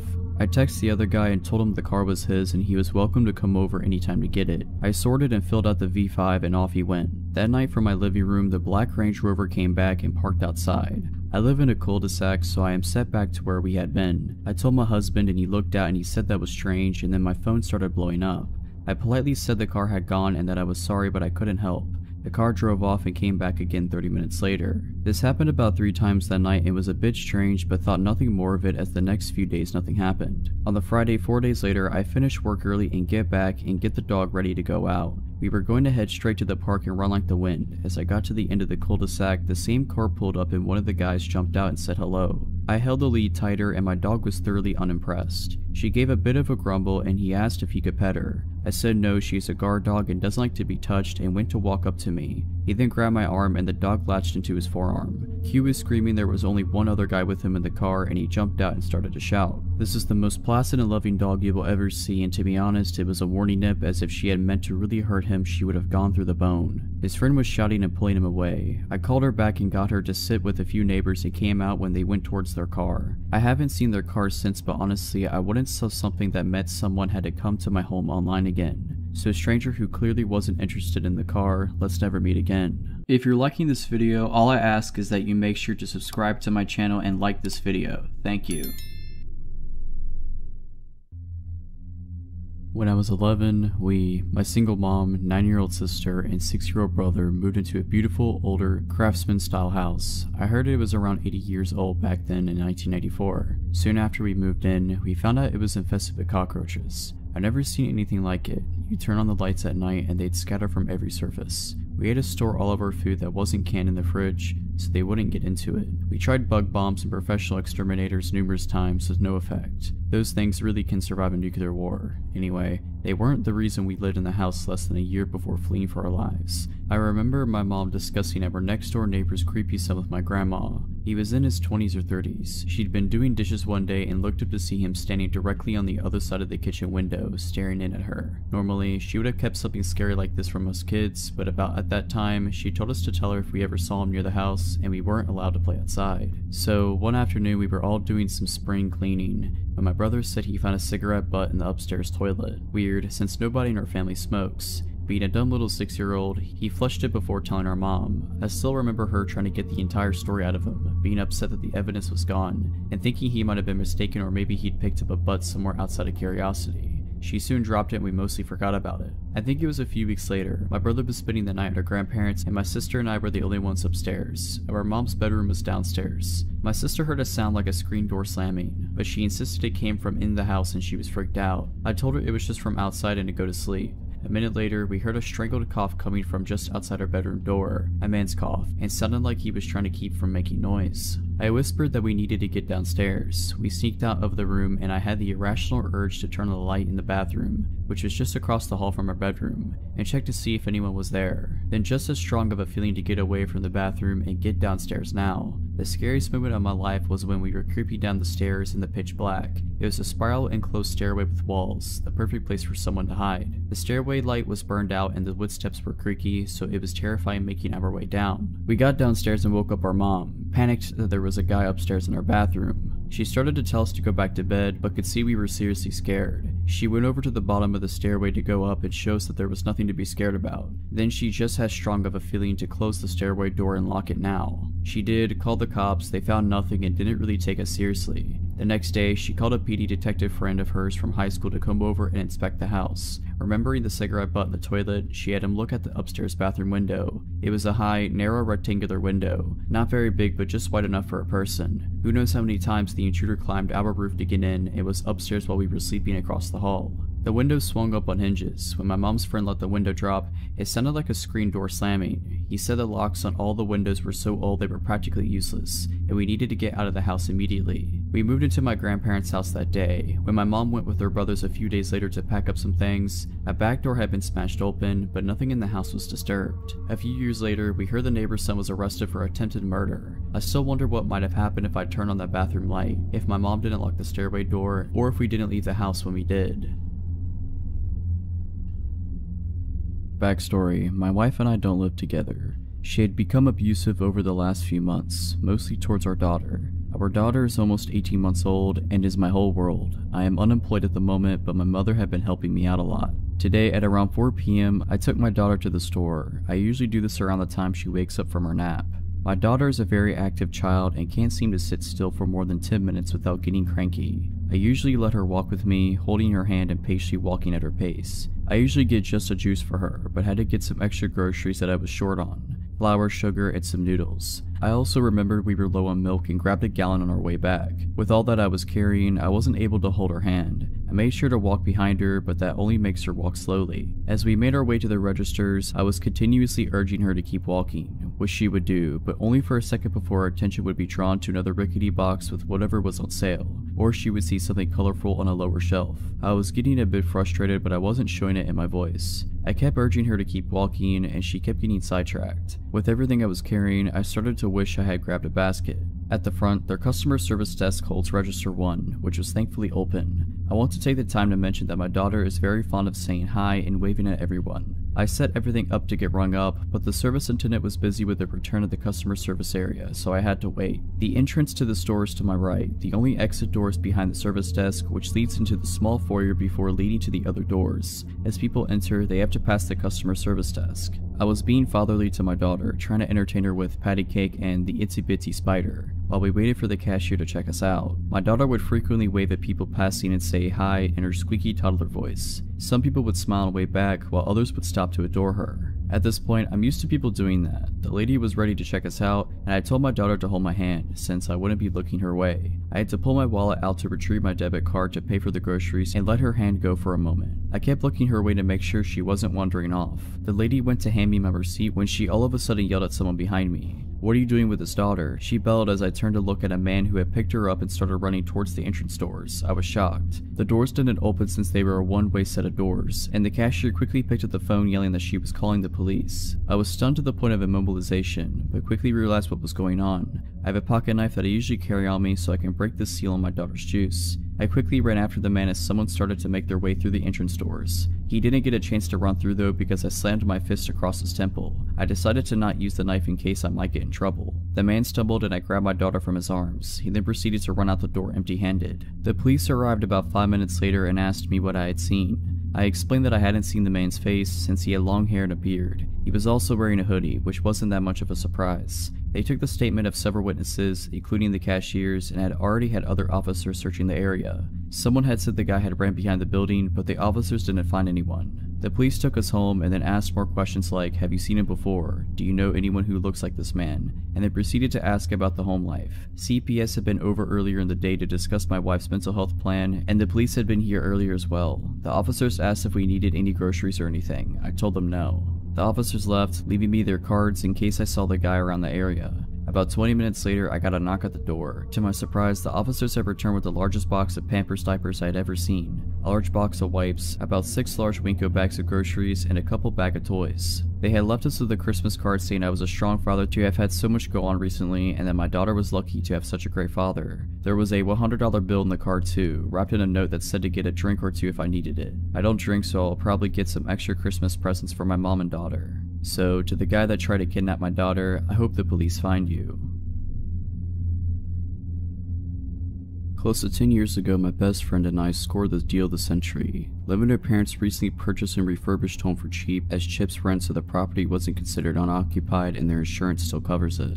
They were planning on selling their house in the country and moving closer to town in a year. But when they spotted this place, it was perfect, so they snapped it up. They couldn't be bothered dealing with random tenants for a year, so we offered it. It was a lovely old mid-Victorian style house with a hallway running the majority of the length on the left side, and 3 bedrooms and a bathroom coming off the hallway to the right. At the back of the house was an open-plan living room and kitchen and a backyard. It was an inner Melbourne suburb, so it was totally fenced in with 6-foot fence on 3 sides, and the front had a cutesy white picket fence. On the right side of the property, an outdoor gravel pathway was wedged beside the bedroom walls and the fence line. It began with a gate in the front yard and ran the length of the property to the backyard. This is important later. My friend obviously scored the master bedroom at the front, with lovely vertically opening bay windows facing the front garden and street. I had the next bedroom with the window facing the gravel path/fence, and the 3rd bedroom was our study. We lived here for close to 10 months in bliss. Great house, great company, and even though the area was considered a little dicey, the location was stellar. One hot summer night, we said our goodnights, and I went to bed and fell asleep immediately. My housemate stayed up in bed to read for a bit, with just her bedside light on. She was doing that just for over an hour before she heard a weird scratch in the front window of her bedroom. Initially, she put it down to an overhanging tree branch, till she realized there was no overhanging tree branch.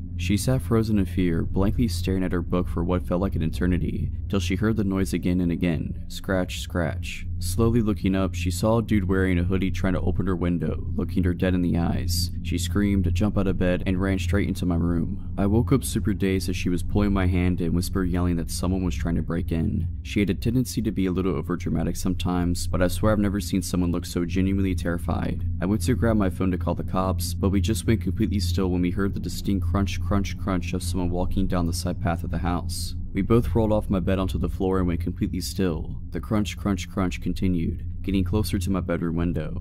I don't know what it is about distinct sounds at night when it's otherwise quiet, but it sounded deafening. And then I realized why it was so loud. My window was wide open. I jumped up, slid the window down, and slammed the lock shut just as he reached the window. He looked at me, but he didn't react at all. He just calmly tried to open the window, but when he realized he couldn't, he continued down the pathway to the backyard. I was extremely terrified now, and my housemate was crying. I sprinted to the back door to thankfully find it locked and ran back to my room and called the cops. I didn't know what the cops knew that we didn't, but they must have broken a land speed record to arrive all at 3 minutes later, lights and sirens off. We saw them go down the side path, guns drawn, straight to the backyard. There were some noises from the yard, then a knock at the back door a moment later, and the police identified themselves. Turns out the dude had vaulted the back fence, and another patrol car was headed to the next street over to look for him. The two cops at our place asked if we were okay, and then asked if they could come in and look around. They managed to calm us down whilst making sure the place was safe. They took our statements and they asked if there was anyone we could stay with tonight. My housemate and I stayed at our boyfriend's place for a few nights after that, and when we stayed in the house, it was never the same. We felt completely violated, and ended up moving out a few weeks later. We never found out if the dude was caught, but there was a random stabbing a few nights after the incident at the train station 2 streets over. If it was related or not, I don't know, but all I can think is that we were so lucky that it went the way it did.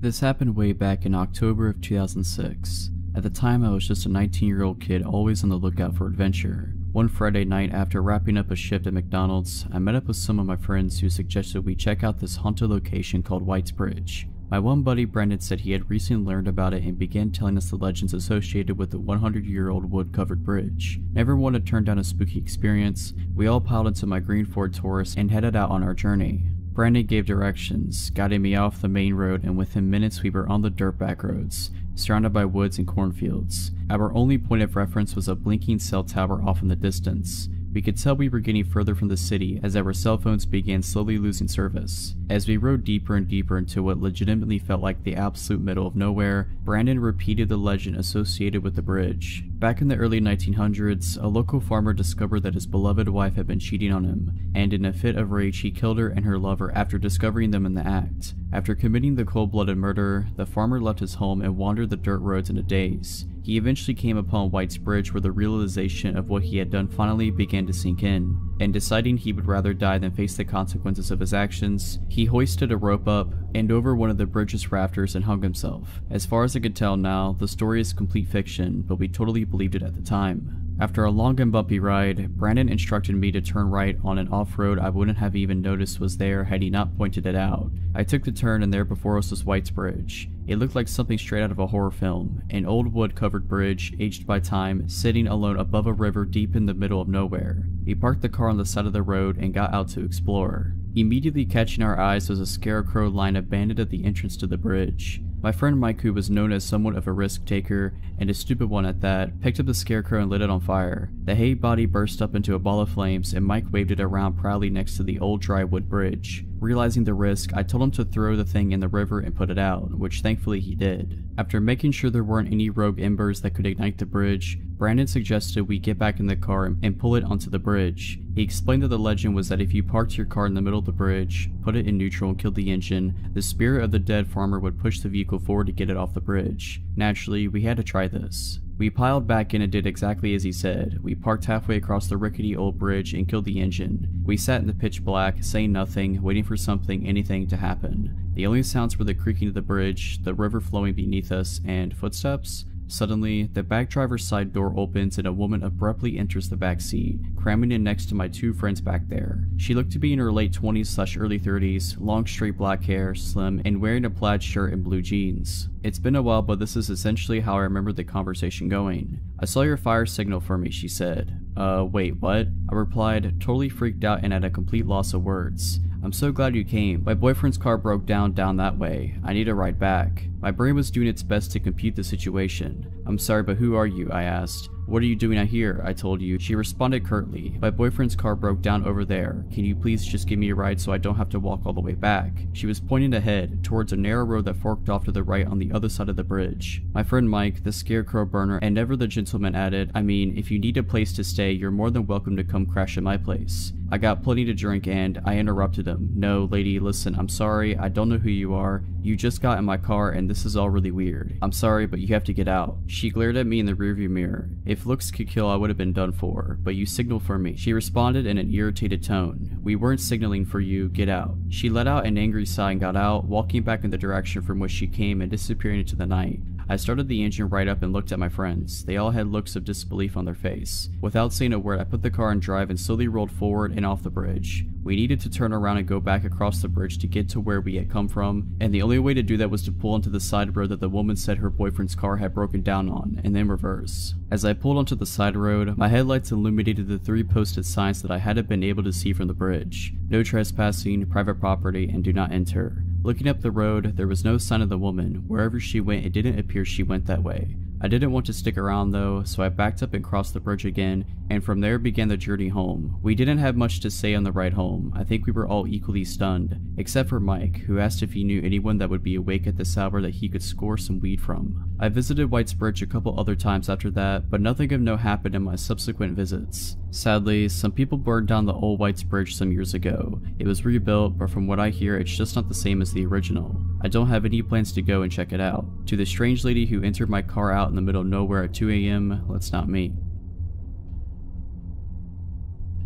This happened in 2019. I was in my second year of college and living in a townhome about a 10-minute walk from campus. I lived with 2 other girls at the time, but they were all back at their parents' house for the holiday. I work in healthcare and was working Christmas this year. A little bit of backstory. There used to be 4 of us living there, but one girl had moved out due to issues with her boyfriend. He was a jerk who abused our kindness and allowing him to stay there, was only supposed to come every so often but basically ended up living there. We told her she needed to kick him out after an incident with him one night after he got physical with her and verbally abusive with the rest of us. She wouldn't listen and we told her we would have to talk to the landlord then. Long story short, she ended up moving out and left on bad terms with us. At this point, it was affecting everyone and we didn't feel safe with him there, etc., so she moved out. Okay, so back to the story. It was Christmas Eve and I worked the next day, so I was getting ready for bed, locked the doors, turned the lights off, and went downstairs where my bedroom is. I was scrolling on my phone for about an hour. It was Christmas Day at this point, when I heard what sounded like the chairs in the kitchen move. The kitchen is right above my bedroom. I thought maybe I was hearing the neighbors next door as we share the same walls and sometimes they can be loud,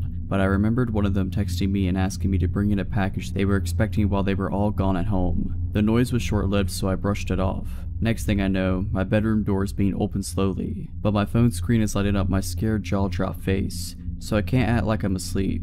Where I'm laying in bed faces directly to the door, so we're just looking right at each other. So there I was laying in my bed while this guy has 1 foot in my bedroom with the door cracked open. It felt like an eternity, but in reality it was probably more than like 10 seconds of us looking at one another. He slowly takes his foot out and closes my door. I sit there just in complete utter shock. I couldn't make out what he looked like as my eyes were adjusting to the dark again from the phone screen. All I could see was a backwards baseball cap. I knew I had to call the police, but my anxious self knew if I called, it would alert my parents' phones that I called. Me being dumb, I was like, well, I don't want to make them worry. Also, I was scared he might still be somewhere in the house, and I didn't know what he would do if he heard me call, so I texted the guy I was seeing at the time and tell him, some random guy just broke into my house and came into my room. He snapped me out of it and told me to call the police, and so I did. The dispatcher asked me if I felt comfortable to go unlock the front door for them so they didn't have to break it down, and I told her no way, I don't care if the door is broken, I'm not going up there alone. A couple minutes later I see flashlights shining through my window. I hear the police knocking at the door and announcing themselves. They got in and asked me where I was. I came out of my room and they came and got me. They told me to wait on the back porch while 2 of them searched the house and 1 stayed with me. They didn't find anyone and I said nothing looked like it had been taken. They even tried to get fingerprints but were unsuccessful. They then started asking me questions and informed me that the back door was unlocked and had no signs it had been broken. I told them I had locked it. Luckily the guy I was talking to stayed with me that night, but I still couldn't sleep. I kept having to go check every inch of the house over and over. I placed chairs under the door handles on the front door, back door, and my bedroom. The next day I informed our landlord and she refused to come out and change the locks, and she never ended up changing them for the rest of the time we lived there. Every time I go to bed now, I triple check all the doors have been locked, doesn't matter where I am. I have a dog now and he helps my anxiety of intruders, as well as a recent purchase of a Ring doorbell. I believe it was our old roommate's boyfriend. I think they may have made an extra key for him because he was basically living there, but I don't understand why he didn't do anything to me, the house, or our belongings. If it were someone random, I don't know why they wouldn't have done what they intended, and that could be many different possibilities. I don't know what their intentions were that night, but to the man who broke into my house on Christmas Eve, let's not meet again. Over the summer, me, my fiance, and my stepdaughter, then 2 years old, went on a vacation to Presque Isle in Pennsylvania. We stayed there throughout the afternoon and decided to get dinner in a nearby town, Erie, Pennsylvania. We go there and see a water fountain that kids play in. We think our kid would like that, so we get food and take her there. Now, it was kind of a pretty sketchy area, but there were also kids and it was still a little light out, like 6:37 p.m.-ish. Me and my fiance sit down and watch our kid play for a bit. At some points, our kid wants me to run in the water with her, so I do. I kinda keep going back and forth between playing with her and keeping my fiance company. After playing with my kid for a while, I come back to my fiance. She looked kinda pale and said, "Go get our kid. We need to leave right now." I didn't know what was going on, but I got my kid. As I was turning to go back and get her, I noticed a group of about 3 really weird guys staring intently at us. When I looked over, one of them stood up a little bit and was giving me a stare. I grab our kid and start following my fiance who is booking it. As we were walking away, she tells me that somebody is following us now. I look over and see the creepy looking, shirtless dude getting into his old, beige sedan behind us. My fiance explains to me that the same man kept approaching her whenever I would get up to run around with her kid. At first he introduced himself and tried talking to her. She thought he was being benign but just trying to hit on her. When I came back, he apparently bolted. I sat with her for a couple of minutes and then went back to play with our kid. Apparently, as soon as I went, he returned. He asked her if she was married to me. She said that we were going to be hoping that it was the end of that. He goes away before I came back to sit with her again. The third and final time I go to play with our kid, he apparently came back. He told her that she thought she was a beautiful lady and asked if that was her daughter, pointing to our kid. My fiance said yes, and the guy said that our kid was also a beautiful lady and that his night was going to be made, whatever that means. Q and I come in and we book it. We're walking back to our car, which is kind of far away. Erie in general was pretty abandoned outside of the park, and we noticed the car pull out and start driving extremely slowly in a street parallel to us. At this point, I don't think he knew we saw him. My fiance is freaking out, and I tell her to wait near the vestibule of a closed Starbucks where we weren't in this guy's vision. We stayed there for about 5 minutes and I was watching the roads, not seeing anything. We continue walking but are still on high alert. I found my car parked outside of a McDonald's and we're now power walking to it holding our kid. I look behind and lo and behold, the same beige car going at 3 miles per hour just barely inches out from the side street so I can see it. As my fiance and the kid are getting in, I turn around and stand at the back of the car and shoot this guy the death stare. After looking at his car for about 10 seconds solid, he peels out and speeds off past just nearly hitting me. Not sure what this guy's problem was. I assume that he wasn't tailing us for any good reason. Afterwards, I bring up the 3 guys that were staring at me. My fiance said that the pervert following us was sitting with them when he wasn't coming over to her and saying creepy stuff. During college, I dated a fairly well-known and talented local musician named Tim. In the beginning, he was a loving, attentive, charismatic, seemingly normal partner. He made me mixtapes, cooked me my favorite meals, and dedicated songs to me at open mics around town. However, over the course of our year-long relationship, his mental health severely declined. He had the ability to appear lucid and normal around other people, but in private he began suffering delusions, compulsively lying, and creating art that focused on themes of murder. I was worried sick and his condition was exhausting, but I did my best to be kind, understanding, and supportive. I loved him and believed that he shouldn't have to struggle with this mental illness alone. One time he vanished without a trace for a full day. I found his apartment empty, lights on, front door wide open, phone on his nightstand. I took a few deep breaths and called all around the city for hours before finally discovering he had been involuntarily checked into a mental hospital. I did my best to be strong for him, seeing him every day during supervised visitation hour, bringing him his favorite books to pass the time, and holding him as he sobbed that it was all a mistake, that he did not belong there. It was surreal to see my boyfriend surrounded by visibly insane long-term psych ward patients. In retrospect, none of the staff ever told me the real reason why he was there, and I was too polite and naive to ask. Our relationship ended a few months later. I found undeniable evidence that he was cheating on me and, secretly relieved, confronted him. I told him to leave my apartment and never come back. He cracked. The gentle Tim I had known and loved melted away to reveal a new dark persona. He threatened to off himself with pills unless I took him back, but I was so extremely done that I called the police. They weren't much help, but Tim left. I blocked him everywhere and never contacted him again, but he left me insane voicemails from different numbers for weeks afterwards. I was relatively unshaken and things returned to normalcy. I graduated and got a sweet job in the same cool college city. 6 months later, I woke up to concerned texts from mutual friends saying that they didn't want to freak me out, but Tim was off his meds, clearly manic, and was posting a newly written song all over his social media. His best friend, who hadn't been in touch since before the breakup, sent me an apology along with a screenshot of the lyrics. That got my attention. The song was pretty explicitly about my murder, but in a sort of clever, disguised way. I checked his profiles myself from a friend's account, and he was posting dozens and dozens of totally insane rambling statuses, most of them about me. They flip-flopped between flowery love prose and murder imagery. His friends were reacting with concern, but a few egged him on, probably thinking he was just venting about his ex. I decided it'd be best to continue ignoring him, but I saved screenshots just in case. A few days later, while at work, I looked up from my computer to see Tim enter into the far side of the studio. My blood turned to ice. He was talking to my creative director. It looked cordial enough, and I saw Tim begin to casually scan the studio. I dug down and bolted to my favorite project manager's office, slammed the door, and unleashed upon her what it must have been a nearly unintelligible explanation of what was happening.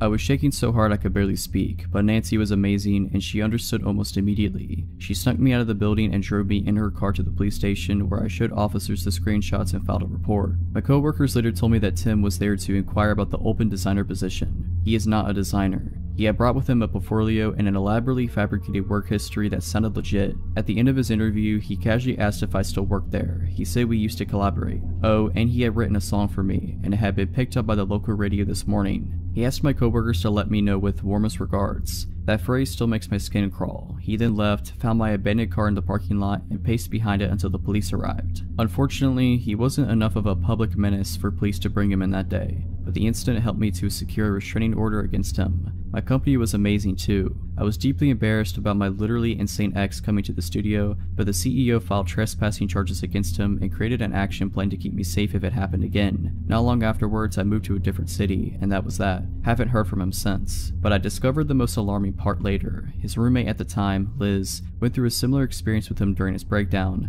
and when he compared notes much later, she said she had seen a large axe in Tim's car the same week it had all gone down. She said that she was worried about Tim's Facebook activity, so she removed the axe and hid it. Tim was so angry that he completely trashed their house and never came back. And if our timelines are correct, that must have been just before he came into my workplace for his interview.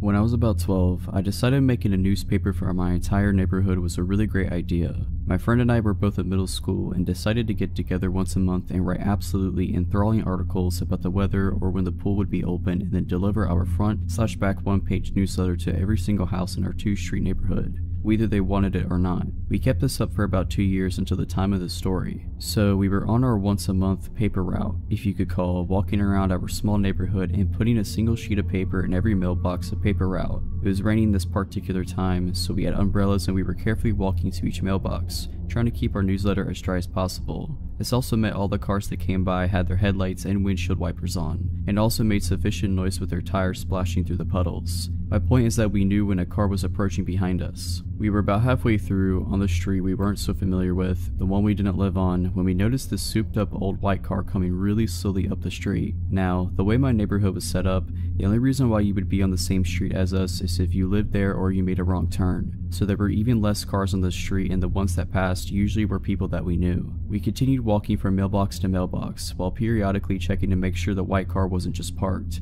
It was moving very slowly, and the headlights and windshield wipers were either broken or just not turned on. This car drove slowly past us as we walked, going roughly the same pace as our steps if not slower. Something was so off about everything. There was no reason for this car to be on this road in the first place. We definitely didn't recognize it or the driver inside, and it was going so incredibly slow. Car trouble? I don't know. We pretended one of the houses was ours and walked up the driveway to avoid the car as it got close to us. It continued at the same pace, and we watched it until it eventually disappeared around the corner. We laughed about it, thinking it was weird, but nothing happened. It was all well and good until the car showed up at the end of the street behind us again, going just as slowly as it had before. What was this person doing? We were so confused and walked a little farther from the curb to avoid the car again as it came by. We didn't laugh about it this time. The car showed up a third time at the end of the street, and at this point we decided we should cut through some yards to get home. Better safe than sorry, right? We crossed the street, but the car passed again and we shrugged it off and kept going. The fourth time this car came around, it pulled up right next to us and the driver had his window down. Being 12 and living in a bubble, my friend and I hadn't really experienced shady people, but we knew something was up with this guy. He had a white towel draped over half his head, was wearing a white tank top, while we were in long sleeves and rain jackets, had his window down, and when he spoke his speech was slurred. We were polite and said hello, and he asked us what we were doing through his open window. We continued walking as this interaction took place because we knew this dude seemed sketch, but at the same time we didn't want to assume anything and be rude. When we told him we ran a newspaper, he immediately perked up and enthusiastically asked us about placing an ad. He also took his hands off the steering wheel and leaned over so he could get closer to the window. He smelled of cigarettes. My friend and I looked at each other. We knew something was wrong. We told him no, we don't place ads in our newspaper, even though we did. He told us we were pretty girls and probably cold. Our idea to cut through some yards was decided. We hurriedly said something about needing to go home, and he began shouting at us from inside the car as we crossed the street. We bolted to a neighbor's backyard when we heard the car begin to move quickly and hid in some bushes until we were sure the car was gone. We stopped writing our newsletter after that. Meeting a creepy person while you're alone in the rain in your own neighborhood was a good deciding factor for calling it quits. So, weird and probably high dude that tried to talk to a 12-year-old me and my friend, let's never meet again. To start off, I'm a 16-year-old female. Okay, I was visiting my mom's apartment for the weekend with my sister. We go there every weekend or every other weekend to see her. We arrived at about 10 in the morning and brought in our pillows and movies or whatever from my grandma's car. We get inside and chill there for a couple hours watching TV before my sister says that she's hungry. My mom asked, okay, what do you want? I said I was okay with having a pizza, and my mom said that she would have to run to Kroger's, which is less than a mile away. She said she would also get some movies from Redbox. My sister then asked if she could go with my mom to Kroger's. My mom said she could and asked if I would be okay in the apartment by myself. I said I would because I knew I would. I'll be gone in 20 minutes tops, my mom said. She didn't like leaving me alone, but she thought it would be okay as she told me later. Now, my mom's apartment is kind of in a crappy place, where people have been spotted with drugs and thieves and stuff, but I was on the 3rd floor in one of the many surrounding apartment buildings, with tons of neighbors. I would be fine. Okay, lock the door, and you know not to open unless it's me. They left soon after, and I was sitting in the couch, on my phone with Jerry Springer playing in the background. It was about 10 minutes after they left when I heard the doorknob jiggle. I looked up, not feeling scared right away, but also feeling a little wary. I should mention that I carry a pocket knife everywhere with me, and the blade is about 3 to 4 inches long. It was sitting on the coffee table in front of me when I got up to go to the door. I'm only 5'3" and I knew not to open the door, so I grabbed a chair and stood on it to look through the peephole. That's when I got scared. On the other side was some guy, just standing there trying to open the door. Of course, being how I am, I try to laugh myself out of being afraid because I had no reason to think he was going to do something to me. Maybe he just had the wrong room. I'd never seen him before and I don't know everyone in the building personally, but I had seen them all at least once, and he wasn't one of them. Hey man, I think you got the wrong room. He froze, his eyes glued to the door handle, and then at the peephole. He probably could tell exactly where I was when I spoke. I swear we made eye contact and the whites of his eyes were so yellow I thought he had jaundice. Then he all of a sudden started ramming his shoulder into the door, like full-on shoulder ramming like in football. I jump off the chair and grab my phone and knife and run into a room with a window and lock the door. I call my mom's friend who lives in the apartment building across the street and start crying hysterically and said, Jess, someone's trying to break in, call the cops, bring Chris, please just get over here. She didn't even hesitate, I'll be right there. Within seconds of hanging up, I call my mom. The guy's still hitting the door and he's yelling in frustration now. My mom picks up after a few rings and I tell her what I told her friend, and she was coming with Chris and she needed to get here quick. She was frightened and yelled that she was almost there. By the time I saw Jess make her way down 2 flights of stairs and across the road with her boyfriend, my mom was flying down the road and was there within mere seconds of me calling. They all race inside and I hear everyone yelling in the hallway. I unlock the door and peek outside of the apartment and see Chris holding the guy against the wall while my mom hugs me and Jess is screaming at him. Long story short, the police arrived and took my statement, and the man first denied it by saying, I thought it was my room, but then he ended up confessing that he wanted to see me and talk to me because he thought I was pretty. The police officers had him in handcuffs and ran a background check on him, and what came up wasn't surprising. He had a warrant for an assault charge on a woman and had been arrested for kidnapping. Yeah, I hope I don't have to experience that again.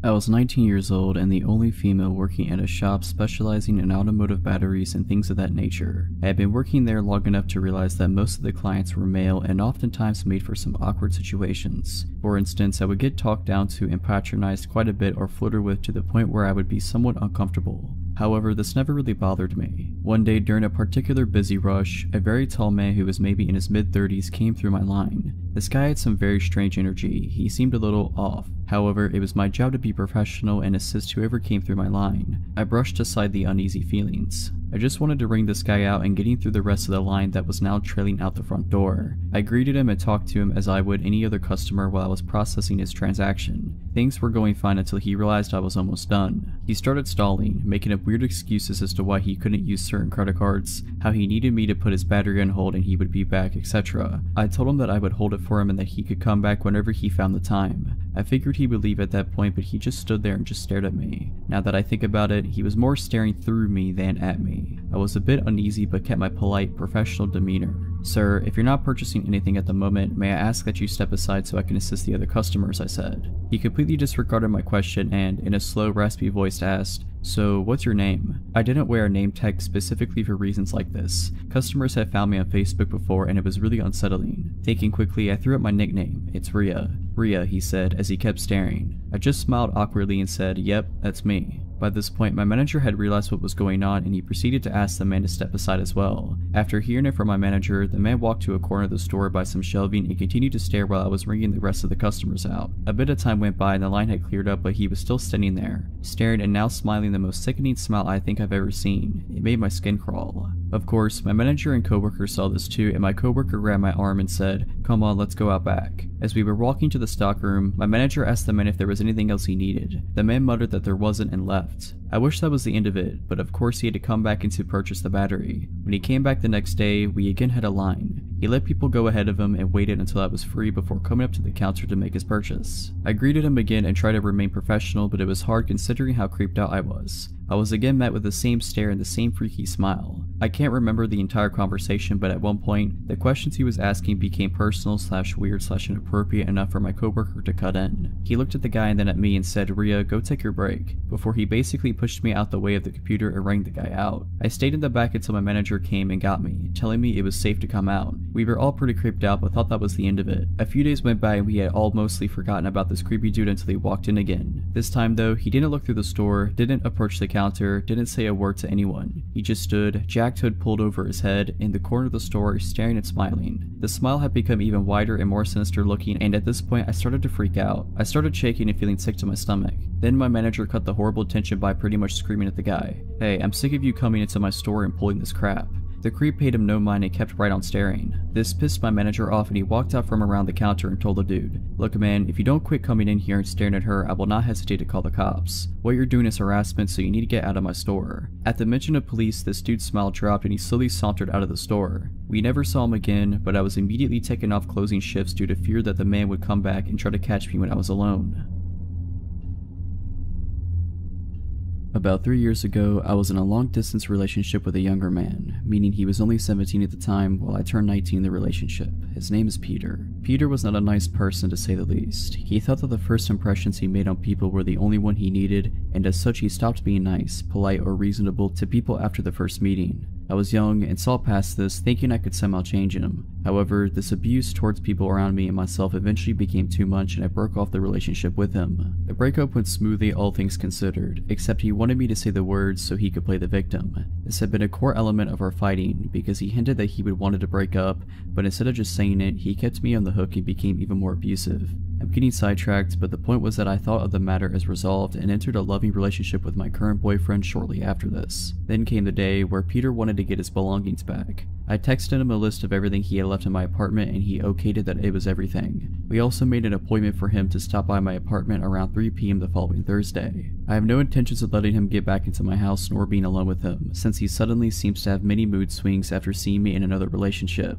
He has been blocked from my Facebook account, but somehow knew I was in a new relationship, which was a major red flag to me and my boyfriend. Thursday came and I felt eager just to be done with it. My boyfriend and I are walking home from high school when my phone rings. It's Peter. He yells at me that he has now been waiting at the train station for over an hour. I try to reason with him, agree to meet him there with his belongings since he needs to catch a train. My boyfriend walks with me to the train station, but we arrive only to find it vacant. I live in a small town and the train station is mostly used during rush hours in the morning and evening. It is also located rather bizarrely among normal residences, and there are a lot of off alleyways leading all over town from there. I get a text stating that Peter can see us, but won't come out of hiding when my boyfriend is there. We leave his stuff on a bench at the train station, calmly replying that I'm not actually interested in meeting him. When I say calmly, I mean that my reply is calm. I'm shaking and my boyfriend is furious over this child's play. On our way home, I receive another text. This time, he states that he has a gift for me and it is in my mailbox. This freaks us out even more, mostly because this indicates that he might be waiting at my home. It is entirely possible that he watched us on the train station and then ran all the way to my apartment. However, there is no trace of him and nothing except a bill in my mailbox. By now, we figure that he is acting out of spite and proceeds to ignore the bombardment of text, calls, and so forth that follows that day. After a while, life returns to normal. Then I get another call, this time from my ex-elder brother who is worried about his sibling. Apparently he has disappeared, taking one of his brother's gas pistols. I am speechless, but since I haven't seen anything, I shake it off as another childish act. The same day my boyfriend sees police officers walking around the basement staircase on the exterior of the house we lived in, while doing some grocery shopping. He did this every day around 4 p.m. The next day we are contacted by my boyfriend's mother. In the newspaper, there is a description of an unnamed young man from the same town as Peter, who has been arrested for attempted robbery of the pizza place I lived above.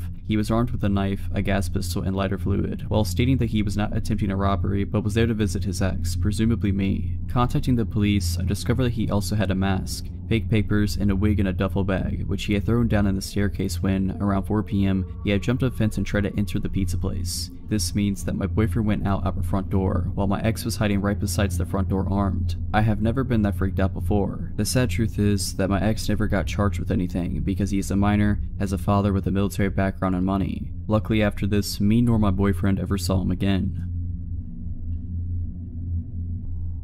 So this happened when I was in 7th grade, a 12-year-old kid. At the time, it was just my mom, my brother, and I living in a rental in a rundown low-income area. We moved in during the summer before the school year started, and we were welcomed by our next-door neighbors, which wasn't too uncommon, but not super common at the same time for that area in Oregon. My mom worked 8 a.m. to 5 p.m. every day, so my little brother and I would ride the bus home every day from school. My cousin would also sometime ride back to my house with us, and her parents would pick her up later. Important for later. One day when I came home, I noticed our small laptop we owned was gone off the counter. I figured my mom had moved it. Later when my mom came home later, we determined it was missing and that a lot of other things were missing, like my iPod and wallet and my mom's safe with her handgun in it, and lots of family valuables. We called the cops and reported a robbery, and they came to investigate. They determined the person probably slid through the doggy door leading into the garage and then entered the house through our unlocked garage door. Cops stayed in their cars on the curb all night and said they would stay on watch for our house more than normal. I was terrified all night, and my brother and I slept in my mom's room. The next day we locked all our doors. It was Wednesday and it was a random half day at my school, so I rode the bus home around noon, and my cousin came with, while my brother went to a friend's house for the afternoon to hang out.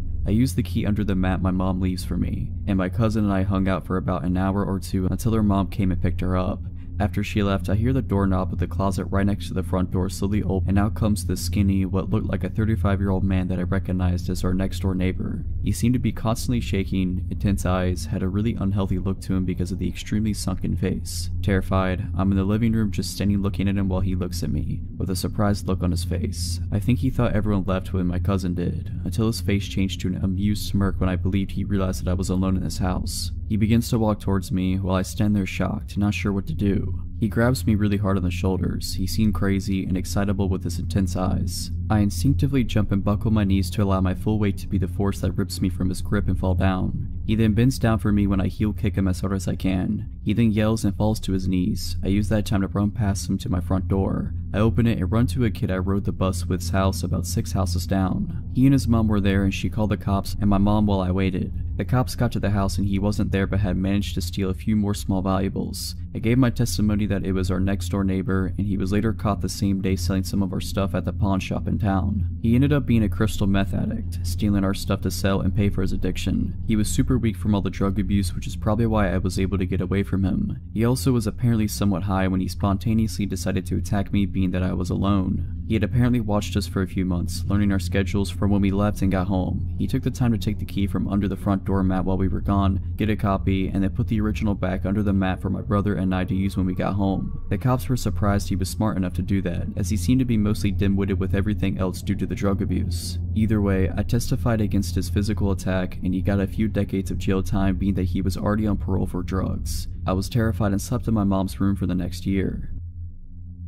About 25 years ago, when I was in middle school, 7th grade, I had a real bad problem with bullies. I couldn't handle the ridiculing I took while riding the school bus, so I started walking 3 miles to and from school every day. The path I walked was pretty safe, mostly on a sidewalk and always on a busy road, with the last 2.5 miles being a straight shot directly to the school. Back then, there wasn't a stigma attached to kids being outside on their own, so this wasn't deemed unsafe or noticed by anyone, or so I thought. I lived alone with my father, parents being divorced, and my mother saw me at weekends. He didn't see any harm in the walking, and my mother wasn't aware of the bullying or the walking. I did not want her to know, so I continued unimpeded for over half the school year. Now, I wasn't really an active kid, and I sure didn't like having to walk 6 miles every school day, so I assumed this was the motivation for the error I was about to make. One day on the way home, a car pulled up on the shoulder and stopped, about 100 feet ahead of me. That car looks familiar. Hey, it's my father. He's gonna drive me the rest of the way. I started to jog up to the car, seeing him in the driver's seat waiting patiently.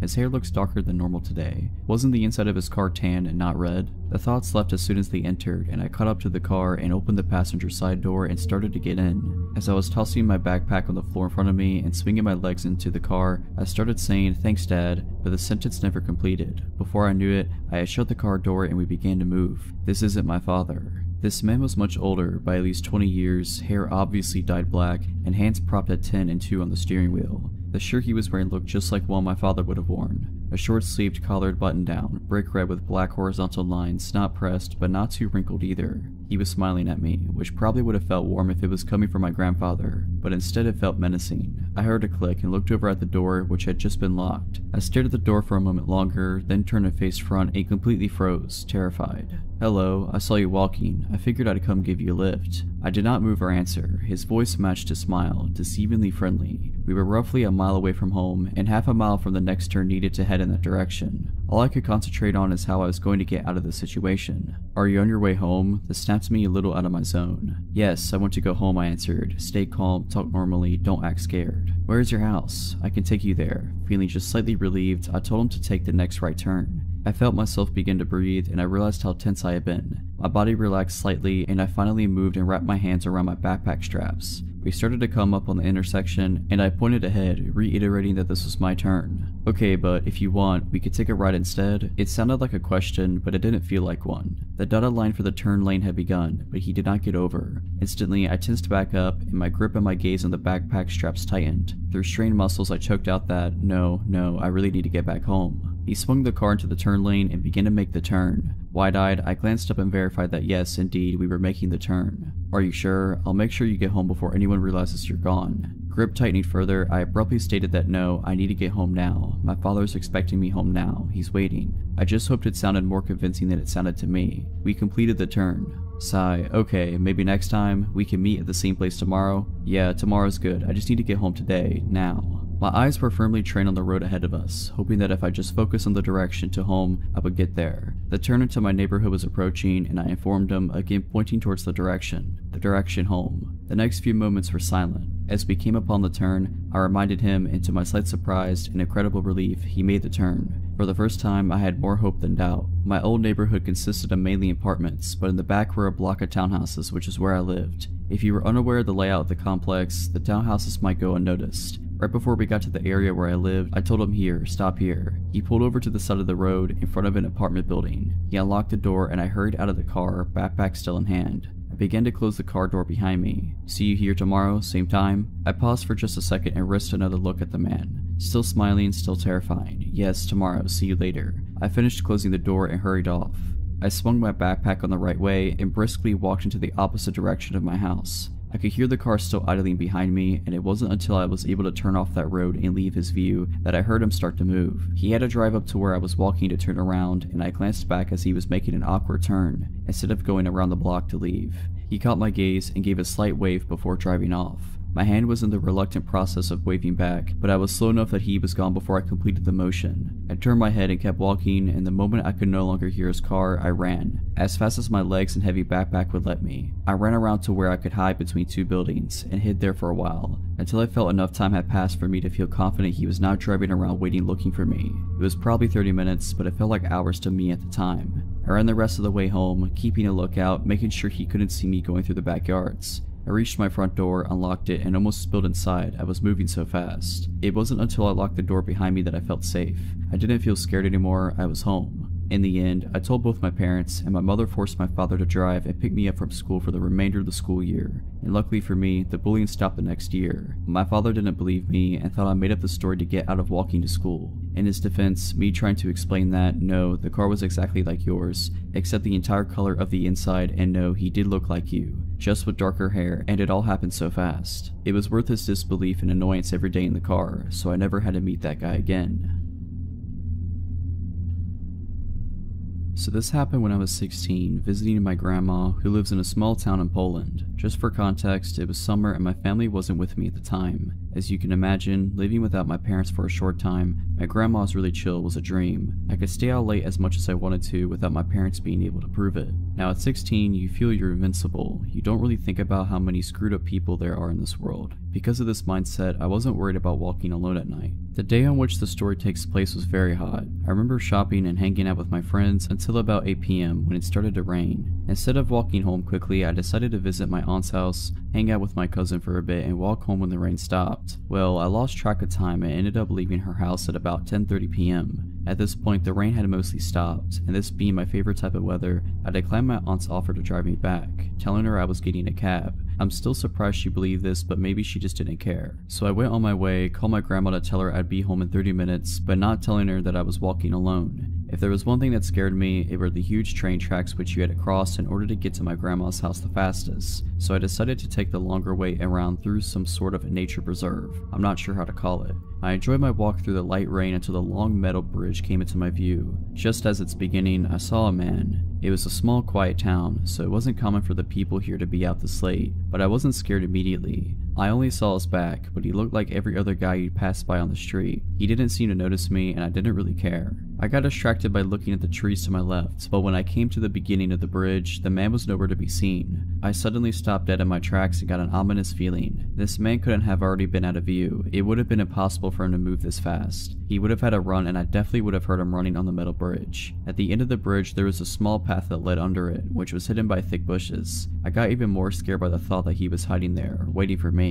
I slowly started to walk backwards, not taking my eyes off the bushes. I hid behind a tree and decided to wait a few minutes to see if he was hiding there. After about 10 minutes, my biggest fear came true. Suddenly, the man emerged from the bushes, looking in my direction. He was holding something big and shiny. I could make out in the dark that it was a knife. My mind started racing with 1,000 questions. How did he see me? Why didn't I see the knife before? Where was he hiding it? He suddenly started to run in my direction, so fast. He ran straight past me, hiding behind this tree, and I was so relieved. When he was out of sight, I ran faster than I ever ran, not stopping to look behind me, being frightened the whole way back, thinking that he'd somehow find me and do whatever sick thing he had in mind. Luckily, I arrived home safely, my grandma waiting for me already mad. Looking back, this was one of the most stupidest things I could have done because of what happened a month after this incident. 2 teenage girls about my age were stabbed dozens of times by this bridge. One body was found about 30 meters from it, and the other one was thrown into the nearby river. To this day, nobody knows who did it, but I'm pretty sure that it was the same man whom I've encountered. For context, this took place when I was 16 years old. I'm 24 now, so it's been a while, but this was one of the many stupid things I've done in my life where I could have ended up dead or even worse. I grew up in Portland, Oregon, and me and my friends would often go to the Lloyd Center to go shopping or just to hang around the food court being degenerates. I was walking around the mall with my friend Crystal and my mom when a man at a pop-up kiosk stopped us. He said that he represented a modeling company and wanted to talk to us about modeling for their clothing line. I considered myself better looking than the average duck. Spoiler alert, I am about as plain Jane as they come, and so I promptly announced that I wanted to sign up for the modeling agency, which my mom quickly shut down. I replied with a why, which got me in trouble later down the line with both parents, but that was the only start of my woes. I convinced my mom to allow me and Crystal to go off on our own, and with a reluctant sigh, she allowed us to go off. Me, being the dumb kid I was, marched right back over to the modeling agent and signed myself up with a phone number and email address. He said that he would be back in contact with me shortly to set up an interview with the company. That night, I went home and saw that I had a friend request from someone that shared no mutual friends with me. Hesitantly, I added the person and a message popped up.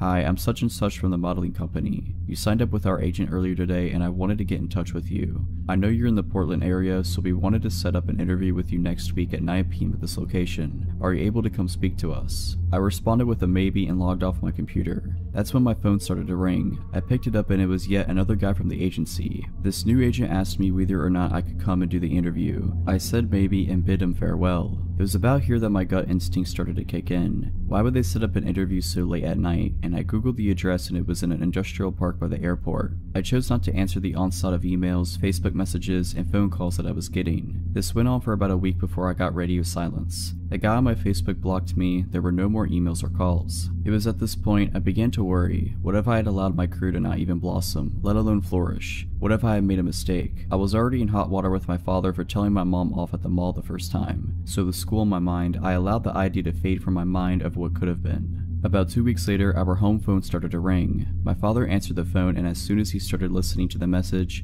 his face became ash and he instantly hung up the phone, turning me to demand what I had done. I tried to feign innocence, but I knew the jig was up. We had just gotten a phone call from the Portland Police Department to warn our family about a ring of traffickers who were targeting young girls with promises of modeling and acting. They had stumbled upon the name of one of the men who worked for the ring and through that started contacting families of young women whose information they had gotten a hold of.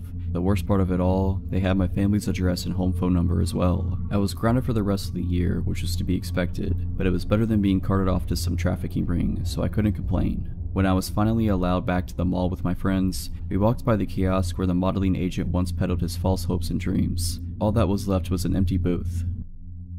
This happened about 4 years ago. I had just graduated from high school and was a month and a half into summer break. Needing money for college, I began working full-time for the school district I had just graduated from. Due to a music festival I wanted to attend as well as monetary concerns, I did not go with my family to North Carolina, which was fine by me. What 18-year-old doesn't want a house to themselves for a week? Furthermore, my parents' house is out in the country, so I had little to no fear about my neighbors complaining about parties or being bothered in any way whatsoever. But I was wrong. I often take the back roads home from my friend's house, but on that night I decided I wanted some McDonald's, so I took the main drag and came home on a different route. This way takes you past a mechanic shop not a mile away from our cul-de-sac. It was between midnight and 1 AM, and as I passed the mechanic shop I noticed the car's lights turning on. Or should I say light, for this car had only one headlight working. I remember thinking that it was strange that this car all of a sudden turned its lights on as I was passing, and began to become even more concerned when it pulled out behind me. But I tend to be paranoid by nature, nothing serious, but I always question the person behind me is following me and whether they mean me harm, so I brushed this off as an unfortunate coincidence.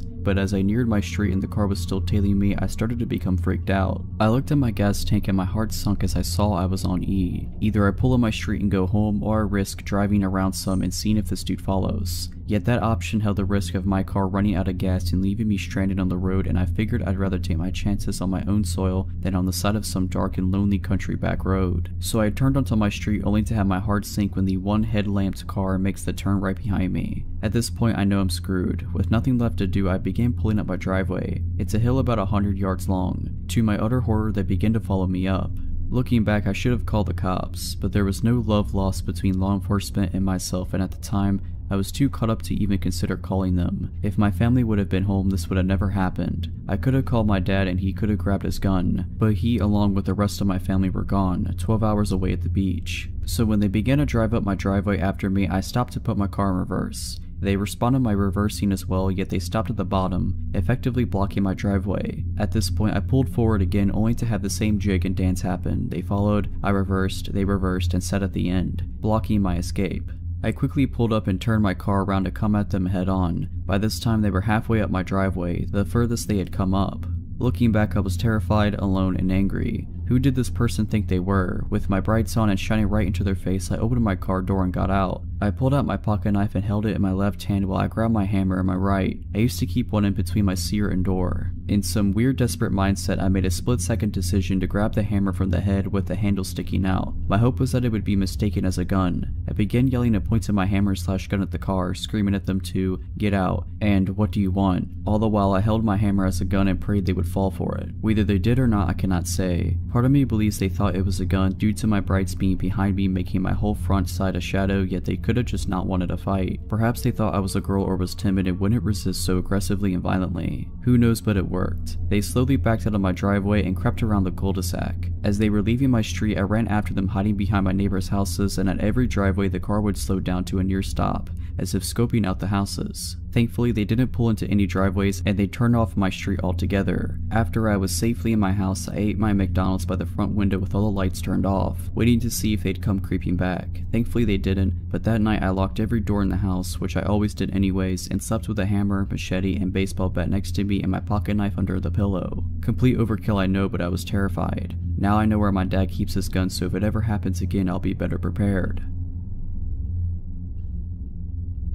Last year, I was dog sitting for my aunt. The dog is small, sweet, and a little skittish. I had worked most of the week, so I was just living in the house for the time being. It's a nice house, not big enough to feel empty if you're alone, but not small enough to feel cramped. The only rooms I used were the kitchen, bathroom, living room, and the guest bedroom. My last day of work this particular week was a double shift. I was excited because after this I had 2 days off. I planned on using them to introduce the dog to RuPaul's Drag Race. I usually try to keep good spirits for a double shift because regardless of the time and annoying customers, extra money is always needed. My old job was a barista and cashier. Mornings are always busy and nights are slow. On weekends, people are more concerned with coffee and breakfast than anything else we may have to offer. I was having a nice time, actually, because this day was turning out to be not as hectic as the previous ones that week, one even involving a small fire. As the morning rush line was dwindling, the limited tables in the restaurant came into view and I started people watching. As I slowly scanned the customers eating bagels and reading the paper, my eyes met a man at a laptop. He had long, dirty hair and a bit of a stubble. He stared at me with a little too much intensity.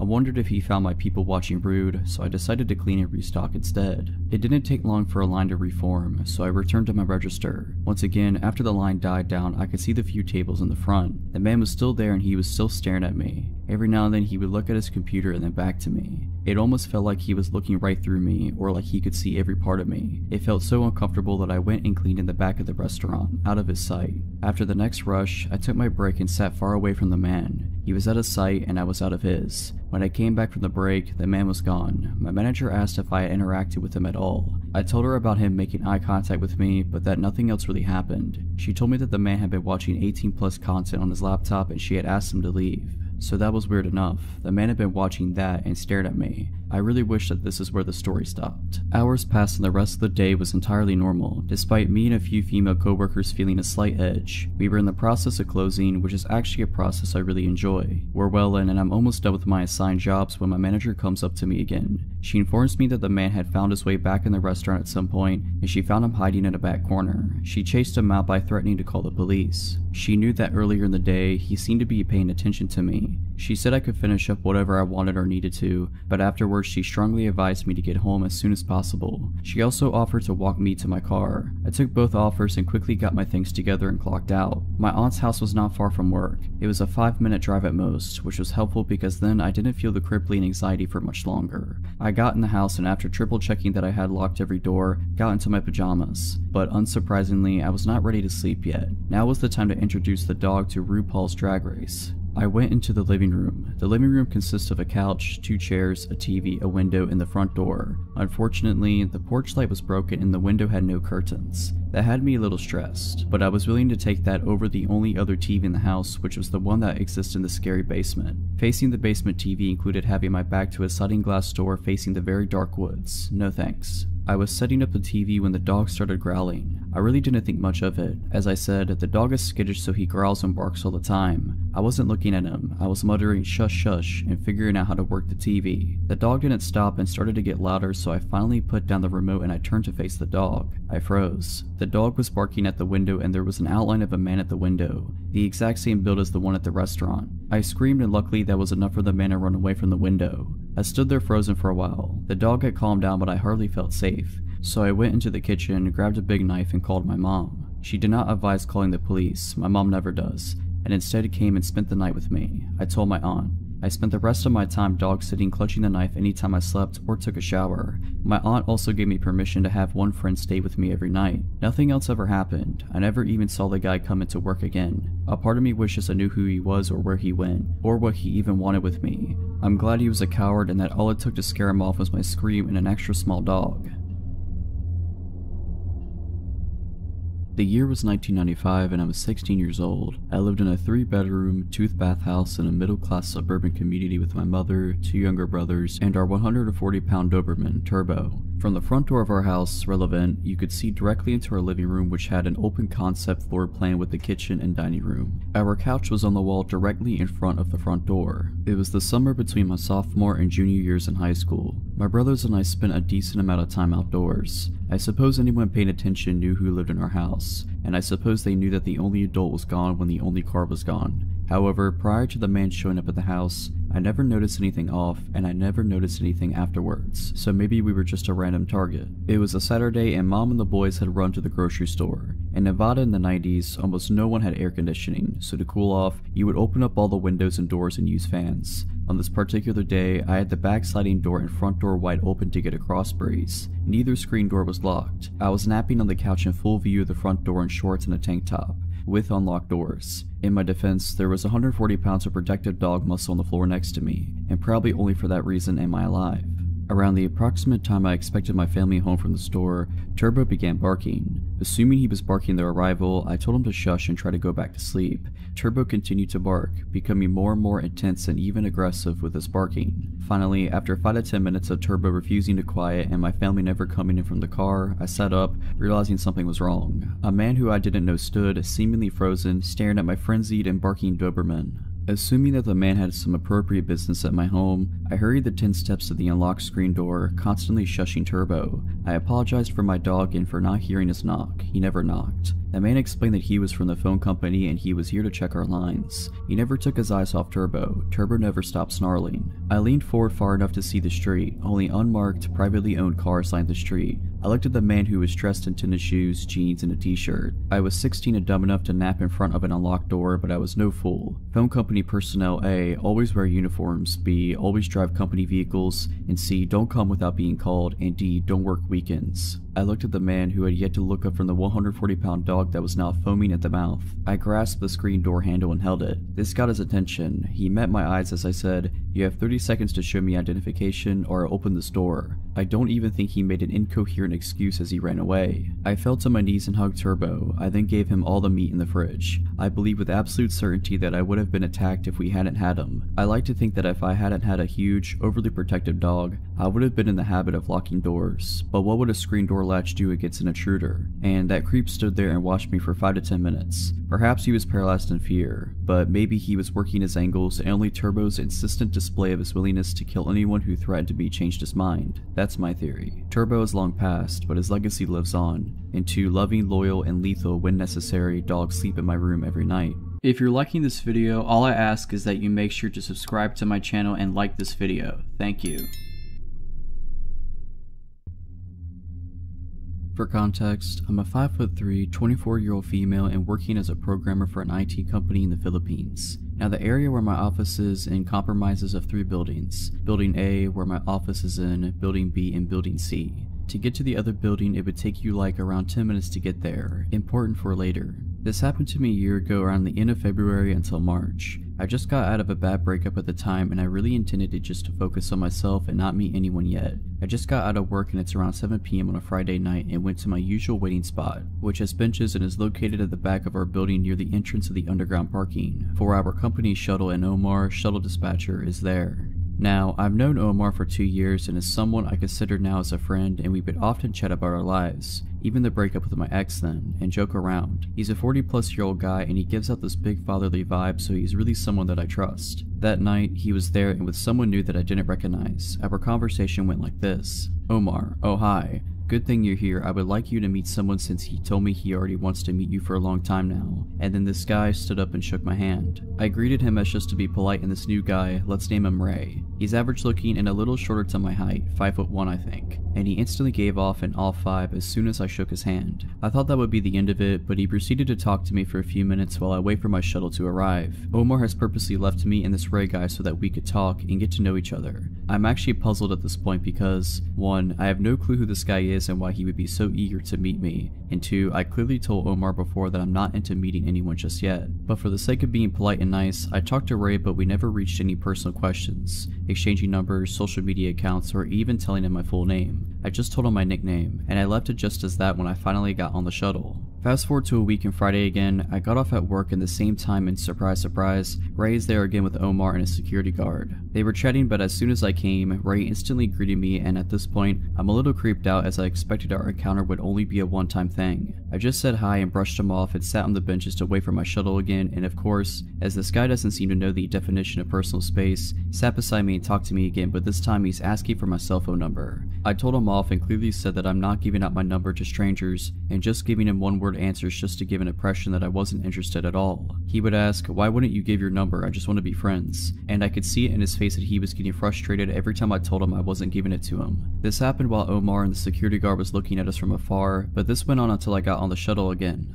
As soon as I got home, I mindlessly scrolled through my timeline and saw a notification that I have a new friend request, and guess what? It's Ray, and he even messaged me with a please accept my friend request. I just deleted his request, but now I'm pretty shocked since I didn't tell him my Facebook account, so how did he manage to find me? The following day was the last straw when I decided to get off at an earlier time so that I could avoid him, but to my surprise, he was there, again waiting for me, along with Omar and the security guard. Ray immediately ran up to me to say hi, but I brushed him off and dreaded the fact that I would have to wait with this creep again when I saw my shuttle isn't there yet. He immediately asked me if I accepted his Facebook request, and I decided to play dumb and said I haven't been active on Facebook and I haven't seen any requests. He got disappointed and he fiddled with his phone for a bit and then revealed his phone to show my Facebook profile and asked me if this was me. I said yes, and this time, I was completely ignoring him at this point and playing with my phone and told him that I wasn't going to accept his request because I don't know him. And then Ray grabbed my phone out of my hands angrily and said he was going to add himself using my Facebook account if I won't. I muttered a what the and grabbed my phone from him, and with perfect timing, I got on the shuttle in a hurry and told the driver to go.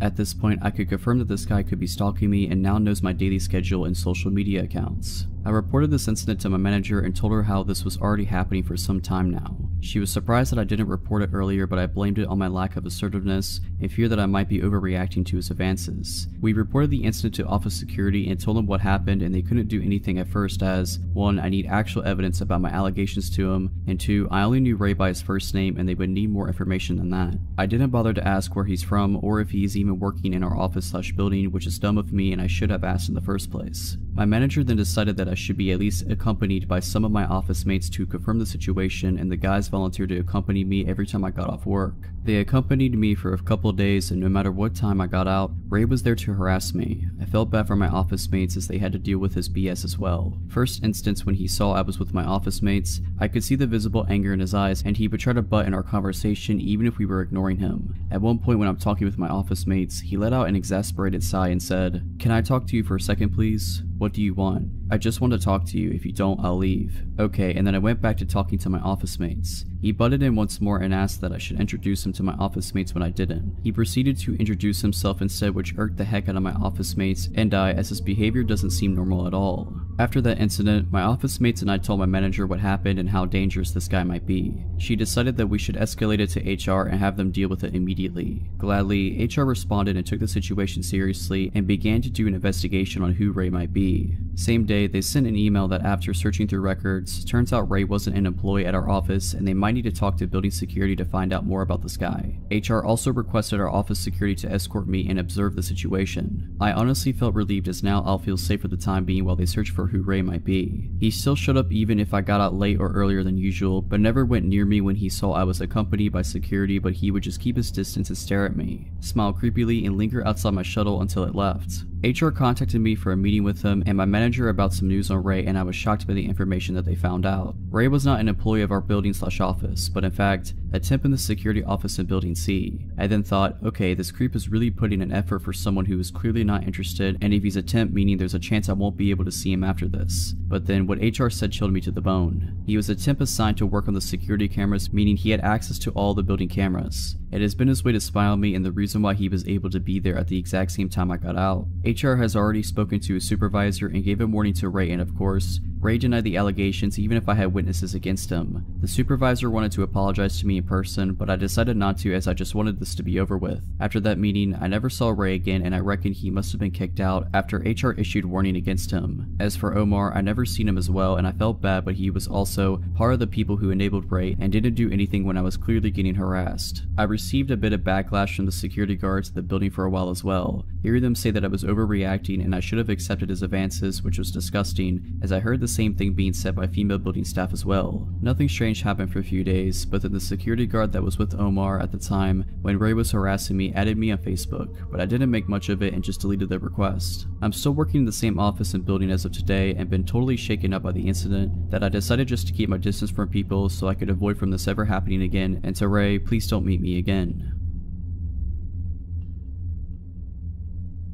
This story is of my brief friendship with a guy that near stalked me, and I'm sharing it for some closure, I think. I started my freshman year of college at a university in my hometown that's pretty nice. I'm not going to share too much about it, but it has a smaller amount of students but enough that you don't really run into people often. I lived on campus and I was only 17 at the time. I had Tinder, of course, as I was fresh out of a relationship and looking to experience new things in college. I matched with this one boy, Asher, who seemed nice enough, pretty socially awkward, but I never really minded because I have anxiety issues myself and I'm really sympathetic to it. Because of that, I ignored a lot of warning signs I shouldn't have. We texted for a while and he seemed really nice and caring. He wanted to know a lot about me, which I wasn't too keen on sharing, but I told him the basics and we texted kind of regularly. He lived on campus as well and invited me to hang out. At that time, things didn't seem too sketchy, so I was completely down. When I first met him, that's when things started to get uncomfortable. We hung out in his dorm, which is pretty standard overall. I got cozy with him on his couch. I'd say almost cuddling, but not quite. Still, really standard. When we started talking more, I realized how uncomfortable things really were. He kept making comments that just put me off, but I tried to ignore them. Things like, I've never really cuddled with anyone before, sorry if I'm doing it wrong.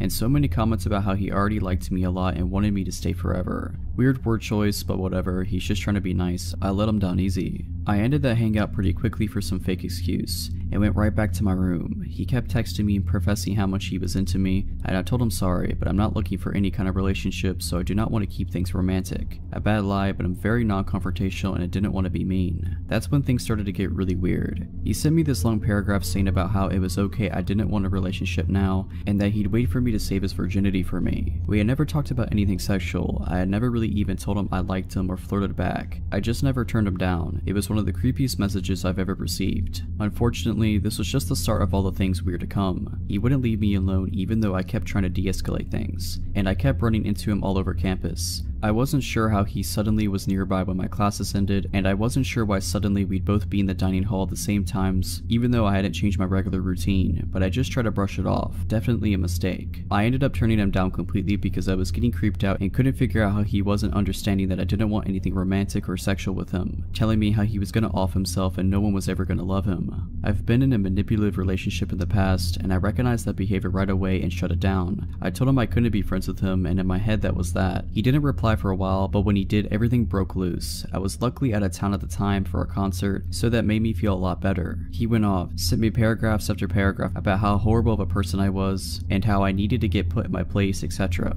I could handle that, I just ignored it. Then once the regret set in, he made it his mission to win my love however possible. He apologized profusely, told me how he couldn't be all alone and I was his only friend, and how much he loved me. Whatever, terrible, but I didn't care about that. Then, I guess to prove his dedication, he did the creepiest thing yet. First, he told me he was outside my room. We did not live in the same dorm building, and you can't get into the buildings unless you live there. I don't know who let him in. I wasn't there, and my roommate was out, so that was okay. I texted back at that point and told him to leave and how wrong and creepy that was, and he pulled out his last resort. He just sent me screenshots of my contact in his phone. On Apple devices, you can fill in tons of information and have a note section. Everything was entirely full. He knew my home address, my room number on campus, my parents and brother's names, my pets' names, my schedule. It was terrifying because I'm a fairly private person. My Instagram is my only social media and I do not share that much on it. I don't think I'll ever find out how he discovered all that about me. I blocked him on everything right away and reported him to school. The school did nothing at all. I still see him on campus, but it seems like he doesn't care about me anymore gladly.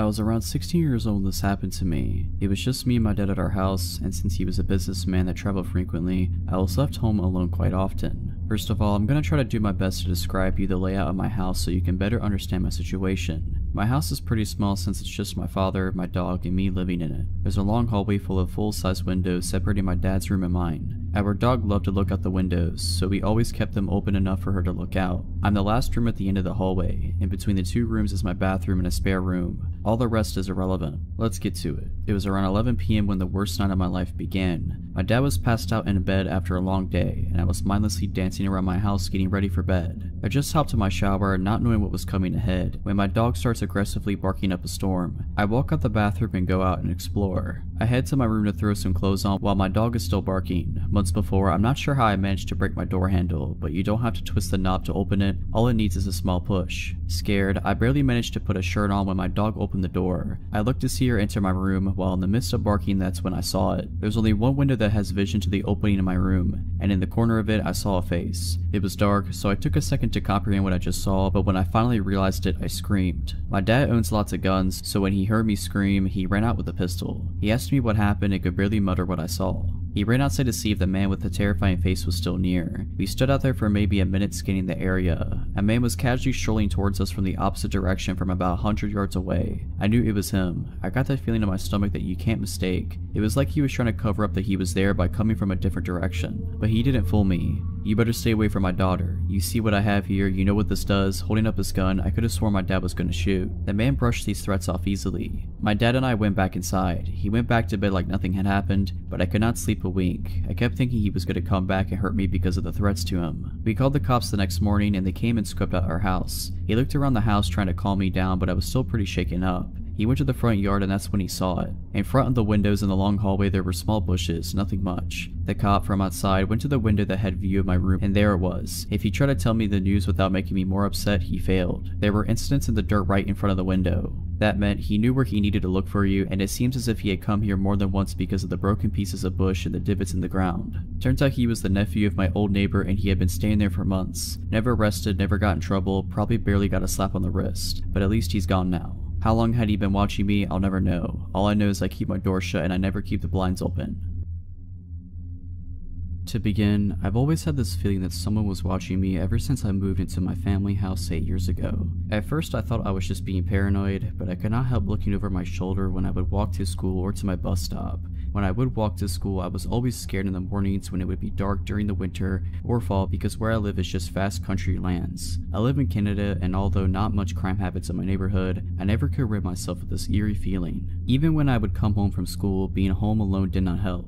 I would triple check my windows and locks to make sure everything was locked. However, in my basement, our garage door would never fully lock since the door hinge was broken and detached from the door. Therefore, it would never properly close. I always told my dad to fix this door, but because he would always go away for work, he never found the time to do so. Stupidly, I thought nothing bad would happen since my garage needed a 4-digit passcode to get in. Now, my theory is that he knew the passcode to my house. Therefore, he had free reign for 7 years to go through my things. At first, I thought I was being forgetful. Maybe I was the one who misplaced my underwear somewhere. Maybe I was the one who misplaced my favorite top, or maybe my dad accidentally donated it. But I should have known better. During my 4 years in high school, he never really contacted me. It was when I went to university that things started to change. Since I live in the countryside, I decided to go to a university an hour away. My dad did not want me to live on residence because he didn't want to leave the house unattended for long periods of time. So we came to the conclusion that it would be the best if I drive to and from school. Now, I would leave for university very early in the morning, around 6 a.m, and come back around 6 p.m. at night.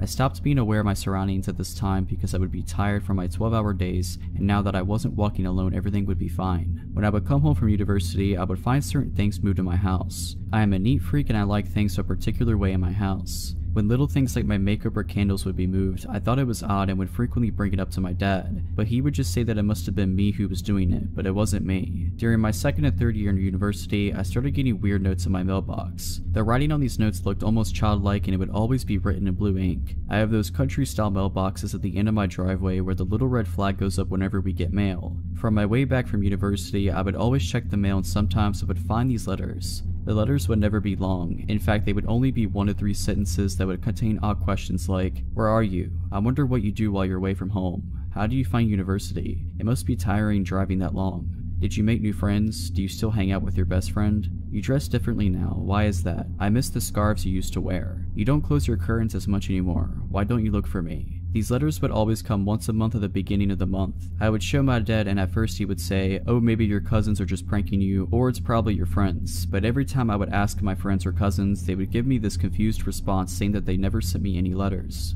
Now that I am in my 4th year at university, the letters do not come as frequently, but 2 weeks ago something happened that makes me think that things are escalating. I came back home from university at 7:45 p.m. and it was fairly dark outside. I saw that my mailbox flag was up, so I checked the mail and it was just bills. At this point, I haven't gotten a note for a little over 3 months now, so I'm thinking maybe the notes will not come anymore. As I settle in for bed, I change into my pajamas and I check the locks usually. As I checked my front door lock, I look out the glass panel on my door and I saw that the red flag on my mailbox is up. It's 10:30 at night, so no way the mail could have gotten dropped off, and plus I just checked the mail. I call my dad and tell him about it and he said not to freak out and that maybe one of our neighbors accidentally got our mail and just dropped it off since this happens frequently. I stay on the phone with my dad and quickly run down my driveway to check my mailbox. As I open the mailbox, I feel my heart drop because it's an unmarked manila envelope. I quickly run back inside and open the manila envelope, and although there is no written note, I find something more disturbing. It is a pair of my old blue panties that I haven't seen in years. At this point I scream and my dad tells me to hang up and call my aunt, who is a police officer. My aunt comes over and checks the inside and outside of my house, but she can't find anything. She tries to jog my memory and ask if I know anyone who could be doing this, but I honestly have no clue.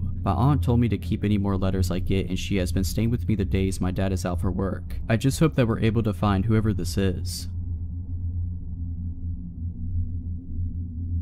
About 2 years ago when I was 17, I received a Facebook message from someone named Dan who I didn't recognize. I had mutual friends with him and he looked to be around the same age as me, so I wasn't alarmed. What follows is the messages. Dan, hello, how have you been? Haven't seen you in a few years. Me, hi, not trying to be rude, but do we know each other? Dan, yeah, you really don't know me? I didn't respond. Dan, wow, real nice way to treat a family friend. Me, sorry, I just don't recognize you. Dan then sent a picture of me and him together from when we were little, and I mean really little, like I looked maybe 2 or 3 and he looked 5 or 6. Me, oh wow, did our parents used to be friends or something? Dan, I was your neighbor, you really don't recognize me, come on, I didn't move that long ago. He had in fact moved a long time ago, at least 12 years ago, so I honestly feel like it's not that uncommon for me to not recognize someone who I hadn't seen or talked about since I was 4. Anyways, the conversation continued like that. I apologized for not remembering him and just started catching up. He was being nice enough and I was bored, so whatever, no harm, no foul. After we kept talking, I started remembering more about him. Like I remembered him coming over and swinging in my backyard and me going over to his house with my big brother and all of us hanging out together. Dan was a few years older than me, at least 2, but I can't remember exactly. Anyways, we kept talking on Facebook, just messaging back and forth about normal things until it started to get late and I was tired and had school the next day, so I told him I was going to bed. I closed my computer and just laid down and went to sleep. The next morning I woke up to a bunch of messages from him. Things like good night beautiful and sweet dreams, message me when you wake up, are you asleep yet, can't wait to talk to you. Literally there was almost 50 messages. I was creeped out, but I opened the messages and glanced through them and just didn't reply. On my phone I have it set to where I don't get notifications from Facebook Messenger. At the time I was in a lot of group chats with different team sports and group of friends, so it was just easier to at the end of the day check my messages versus getting a ton of notifications all day long. Some point during the day I had gotten more messages from him that I just hadn't noticed while I was at school. He was saying stuff like, do you still live at insert address here? I did still live there. Does your mom still freak out about you hanging with boys? My mom has never freaked out over boys. Let's go out and catch up. Let me take you out and treat you right. It just kept going on and on with really random questions that weren't necessarily threatening but just somewhat creepy. He then talked about wanting to go on dates even though he didn't even live in the same state anymore that I live in, so I have no idea how he would have planned on going on dates with me. The messages just kept continuing over the next week, him telling me he wants to go on dates and asking me really weird questions about my mom, my brother, and my house, and then he started asking about his house that he used to live in. I didn't reply to any of his messages, but I was getting at least 50 a day. Eventually I brought it up to my mom and just asked her if she remembered Dan from next door. Her face completely drained of color and she got super serious all of a sudden and she asked me why I was bringing him up. I told her that he had messaged me on Facebook and was trying to get me to go out on a date with him and was just trying to catch up. I didn't tell her he'd been messaging me 50 plus times a day and I wasn't responding at this point. She told me to block him and never message him again. I asked her why, and this is a summary of what she told me. When I was 3 or 4, I used to play over at his house a lot. His mom would always offer to babysit me if my mom had to go out and run errands, and he also had a little sister who was around my age, so my mom figured it was a perfect opportunity for a play date between Dan, my brother, me, and Dan's little sister. One day when I came home after one of these play dates, my mom was asking me and my brother what we had done that day. My brother started talking about how he had watched some movie. I apparently told my mom that Dan had brushed my hair for me. My mom thought that was a little weird that a 6-year-old boy wanted to brush a 3-year-old girl's hair, so she asked a couple more questions and it came out that he wasn't brushing my hair. He had been taking a brush and was rubbing it all over my body while I was only in my undies. My brother didn't know anything about this because we had been in Dan's room and my brother had been in the living room with Dan's little sister. After that, my mom didn't let me go back over to his house. Apparently when my mom confronted his mom about it, a huge fight broke out. Not physically, but a screaming match. It turns out that Dan had been doing similar stuff to his little sister, but it had escalated farther than that with me. My mom threatened to report them to the police or Child Protective Services. She did both, but before much could be done, they moved out and found somewhere else to live. They were renting the house. After hearing that from my mom, I immediately blocked Dan on Facebook. I wasn't quick enough, I guess, however, because he messaged a bunch of my friends on Facebook asking about me and had changed his relationship status to taken and in a relationship with me. He then followed me on Instagram and found my Snapchat somehow. He liked and commented on almost all of my Instagram pictures and sent me a bunch of Snapchats. I quickly blocked him on both and luckily he never figured out my phone number. Luckily I haven't heard from him since.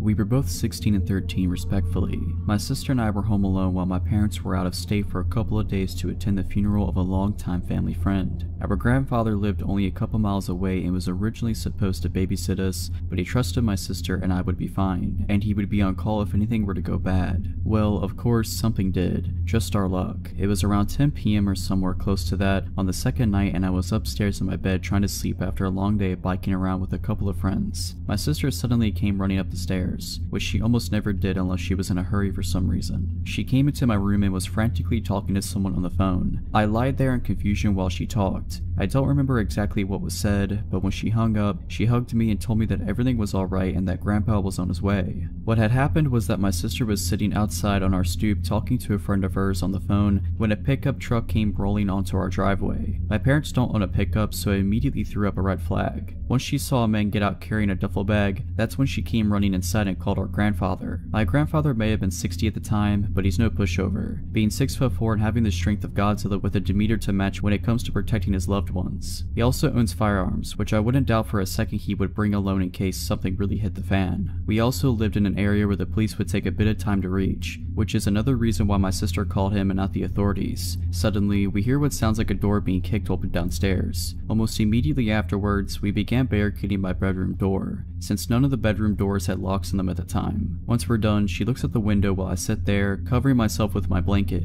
All the while we hear footsteps downstairs on our hardwood kitchen floor. My sister then looked around my room and asked if I had a bat or something, which I did in my closet. My Louisville slugger that I used when my parents made me play baseball when I was in elementary school. I also had a hockey stick, but who would use that as a weapon unless in a very circumstantial situation? She rummaged through my closet and found it, then stood next to the door while I ducked down behind her, thinking maybe I should grab the hockey stick, but it's much less intimidating than a bat. Unless this burglar has some sort of PTSD associated with hockey, then this is the ultimate weapon. We then hear the sound of a gunshot followed by a man yelling out in pain. The sound of both I can still hear even to this day when I think about it hard enough. My sister and I are standing by the door, almost sobbing, when about a minute later, we then hear my grandfather yell out our names, asking if we were alright, to which we both yelled out simultaneously that we were. My sister and I pulled the dresser and various other objects out the way of my door, and we both went out into the hallway. We heard my grandfather on the phone with 911 as we stood at the top of the stairs. When the police and ambulance arrived, the man who had broken in was taken out on a stretcher, to which I later learned was shot in the abdomen. My grandfather had come in through the same back door and found the man in our kitchen looking through drawers. When he came at my grandfather with one of our kitchen knives, that's when he was shot. The man almost died from blood loss, but ended up surviving, and I hope he's learned his lesson, both through being incarcerated and by being shot in the abdomen and almost losing his life. But, of course, you never know with certain people, especially the nefarious ones. This all started my sophomore year of high school. I was 15 and at a new school, so I didn't have many friends yet. I was in that phase where I thought I needed a boyfriend to have validation, so I was actively trying to find a date for the homecoming dance. A classmate suggested a junior in one of her classes, whom I will call David, to be my date and got him to ask me out. He seemed nice, so I said yes, a decision that would haunt me for the next 2 years. David and I had fun at homecoming, so when he asked me to be his girlfriend, I said yes. It's important to know that he was quite the loner. He was very much into science and often spent alone conducting experiments in his room and even at school at times. I just brushed it off as him being quirky and figured I shouldn't get in the way of his passions. but it wasn't long before I realized there was much more to his nice guy facade. Over the first several weeks of our relationship, we would talk over the phone and David would make increasingly inappropriate comments about things he wanted to do to me. I was 15 at the time and he was 17, so not only was I incredibly uncomfortable, but he was also nearly an adult making these comments to a younger girl. I kept telling him I wasn't comfortable with the things he was saying, but he always laughed it off as me being prude. I was fed up after a while and finally threatened to break up with him, and that finally made him stop. I should have recognized the red flags and bailed at that moment, but again, I was dumb and felt I wasn't worth anything unless I had a boyfriend. Although the inappropriate comments stopped for the time being, he would still become increasingly possessive and downright obsessed over what I was doing at all hours of the day. He would intrude on conversations I had with my friends and want to know things that frankly weren't any of his business. One day when I was getting into the shower, he called and my dad told him I would call him when I was done. Instead of simply waiting like any rational person would do, he called a total of 4 times over the next 10 to 15 minutes to see if I was out of the shower yet. I began to feel suffocated, but every time I asked him to back off, he would cry about how depressed he was and that he only wanted to talk to someone to feel like he was wanted. I always fell for it like the dummy I was, but now I recognize the clear manipulation that it was. One day I finally had enough. I broke up with him in person at school and he bawled like a child. I didn't let it get to me this time, however, and firmly told him that I didn't want to be his girlfriend anymore. Although he couldn't get his way, he still somehow convinced me to stay friends. I know I was an idiot, but things didn't end there. Over the next several months, David kept trying to get me to go out with him again, even going as far as to cry in front of other people to garner sympathy. Fortunately for me, David had earned a bad reputation throughout his school year, so no one really believed him. He would even try to trick me into a date by subtly suggesting we go see a movie as friends, which I always got around by inviting my friends to come along too. They knew what he was doing and never turned down the chance to help a girl out. In the last few weeks I spoke to him, he would sit on the phone for hours on end literally begging me to take him back, and thankfully I held on strong and kept refusing. One night his brother actually called me telling me he was crying hysterically. Eventually it came to a point where I told him I didn't want to hang out anymore, because it was clear that he would not stop until I became his girlfriend again. He agreed to not approach me anymore, but I wouldn't be writing this story if it ended here. The very next day at school, David came up to me like nothing had happened. I once again reminded him of the conversation we had the night before about how we agreed to not hang out anymore, but he acted offended that I would even suggest such a thing. Eventually, my friends and I convinced him to leave, but of course it didn't stop there. For 2 weeks straight, he would follow me around school, call my house and my cell phone. For 2 weeks straight, he would follow me around school and call my house. This was the days before smartphones, so blocking his number wasn't as easy. I tried to get help from the school staff, but the vice principal basically told me that there was nothing I could do because he wasn't trying to hurt me. I was frustrated, but thankfully David seemed to back off when it was clear that I wasn't going to give in. That is until I got another boyfriend. The following school year, my junior year, I started dating a senior named Justin. Not long after we went public with our relationship, I noticed David following me again. Now Justin was a football player and he was a pretty big guy with unresolved anger issues, so he didn't take kindly to this guy. He would hang out with me and my friends and David would hover over nearby, walking by every now and then and making it blatantly obvious that he was spying on me. One day, Justin walked straight up to David and confronted him. He didn't lay his hands on him or threaten him in any way, but he did ask, "What are you doing?" in a really angry tone. David simply muttered some kind of excuse and scurried away. We thought that was the end of it, but later in the day I was called to the principal's office. Turns out David claimed that Justin threatened him and blocked the doorway so he couldn't move. Justin denied it, of course, and told the principal I could back up his claim, which I did. Thankfully, nothing came of it, but this was only the first of a long line of incidents. Over the school year, David and his brother, who was a year younger than me, would try to get Justin in trouble every which way they could, even started rumors and threatening his life. A classmate of mine overheard them talking about ambushing Justin and hurting him, but even though I brought this to the staff, nothing was done about it. All the while, David kept following me when Justin wasn't around. There was even an incident in the school gym one day when a bunch of classes had to stay there for the period. He and I both were there and he made sure to sit on the bleachers nearby, even following me when I moved. I was on the verge of tears, but then I saw 2 guys I knew sitting on a few rows down from me. They were cool with me, so I got their attention and, after explaining what was going on, asked them if I could sit with them to feel safer. They accepted and we ended up having a good time talking about music. In spite of this, things just kept getting worse with David. Finally, it came to a head when David's brother wrote a letter to Justin's sister. They had been good friends before this whole mess started, and in the letter David's brother threatened physical harm to me and to Justin. The sister gave the letter to Justin, who then came to me, and we both brought it to the principal. That was when the principal called everyone involved into his office and had a nice little chat with us. The principal showed the letter to David's brother and said, "I can expel you for this right now, but I'm willing to let it go on one condition." David and Justin were both about to graduate, so the principal gave them the ultimatum. He stated that David and his brother were not to contact me or Justin in any way, shape, or form for the rest of the school year, or he would see to that neither of them would graduate. I was pissed because Justin did nothing wrong, but in the end, we just wanted this whole mess to be over with. From that point on, David didn't bother me again, thankfully. Justin and I ended up breaking up that summer for unrelated reasons, and the following year I didn't have to see either of them ever again. A few years later, however, David tried to send me friend requests on Facebook. I deleted the request and blocked him. I even unfriended and blocked the 2 mutual friends we had for good measure. Sure, I was being paranoid, but it made me feel better. There was one last incident involving David, not with me, but with my younger brother. When he was 14, he took his then girlfriend to see one of the Transformer movies and David walked in. Upon recognizing my brother, he sat behind him in his date and kept laughing uncontrollably at inappropriate times and even started kicking their seat. My brother tried confronting him, but it did no good. They didn't bother getting the manager because my brother's date was too afraid he would attack them if they tried to leave. Thankfully, that was the last incident I or anyone close to me ever had with him. I'm doing much better now. I'm 30 years old and, ironically, I ended up marrying one of the guys who sat with me in the gym that day. My advice to any teenagers reading this is that you should always pay attention to red flags and get rid of toxic people in your life. It's always better to end up alone than stuck with someone who makes you feel bad and treats you like your feelings don't matter.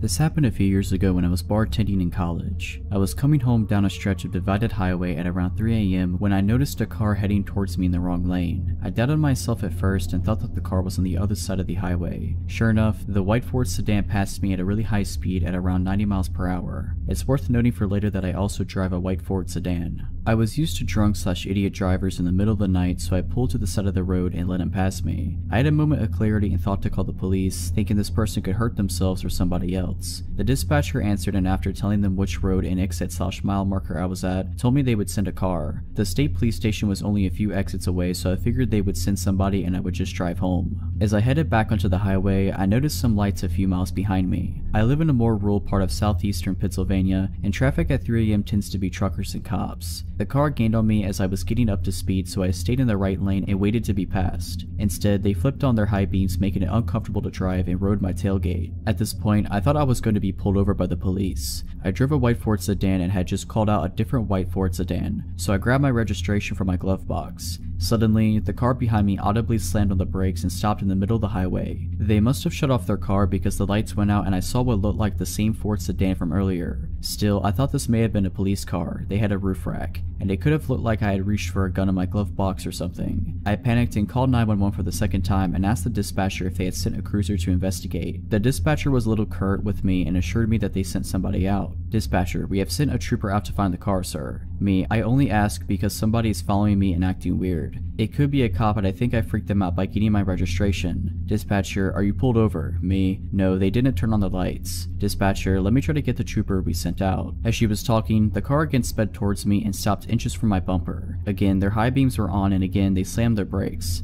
I told the dispatcher, I'm pretty sure this is not the police behind me. The car sped to my bumper again and turned their high beams on, this time laying on the horn. Hearing this, the dispatcher asked me what was happening. Dispatcher, what's happening? Did you honk? Me, that's the car behind me. I don't think it's a cop. Dispatcher, I'll try to get the trooper again, but I don't think that's him behind you. For some reason, this is what shook me. Before that, I was thinking I would get pulled over and maybe get a ticket. Up until then, I was going to the speed limit and trying to avoid getting pulled over. I told the dispatcher, I don't care if I get pulled over, I'm speeding, and if they put their lights on, then I'll pull over. I started to accelerate and the person behind me just kept up with me. The speed limit was 55 and they kept on my bumper the entire time, but this time they were swerving. I tried to signal for an exit then bail on it, but they followed. At the next exit, I took the off-ramp and continued onto the on-ramp, and the car behind me followed the whole time. I thought about trying to go to a Wawa gas station, but the dispatcher and I thought that it would be unsafe. She was calm and talking to another person trying to send police to me. The other person, maybe a supervisor, asked if I could drive to the state police station. Realizing that I was one exit away, I told her I was coming there and she said that she would have troopers meet me outside. As I pulled off to the exit, the car followed me. I blew a few red lights trying to get to the police station, and the car tried to pull into the other lane to pass me or pull up alongside me. Once the police station was in view, I put on my turn signal and the car slammed on its brakes again, turned off their lights, and turned into a parking lot. The story ends kind of anticlimactically as I pulled into the police station and met the troopers. Two of them went to find the car and I stayed with the third trooper. I think the dispatcher and her supervisor and the state trooper escorted me home after taking a statement from me. I was never called to follow up or testify, so I can only assume the person didn't get caught. I don't drink as a general rule, but once a month or so I'll go out with friends and binge. My friends and I had a great night at a bar in the city and they left. I was chatting up a cute guy, so I decided to stay. I went back to his place. After post-coitus, I'm ready to head home, so I call an Uber to pick me up. I don't know where I am, I know the city I'm in, but not my exact location. I ordered the Uber, but it's taking forever, so I cancel it and try again. Pretty soon a car pulls up. I drunkenly mumble something like, "Is this the Uber?" and I hop in. Mistake. Ubers apparently are supposed to have some kind of marking on their vehicle. The guy pulls away and starts driving. We're chatting, I'm fumbling for a cigarette, and the next thing I notice is that we're headed for the highway, but in the opposite direction of where I thought we needed to drive, and we're going at a solid 90 miles per hour. Then I get a call from an Uber driver. He's there and I'm not, because I'm in the car with someone else. I start texting my friend, frantically counting off mile markers for her. Then I realize that's going to do jack, because she's probably drunk too, so I call 911, but I realize this guy is crazy. He's refusing to let me out of the car, so I've got to do it on the sly. It's been about 40 minutes now. I'm terrified. I don't know where I am, I don't know who this is.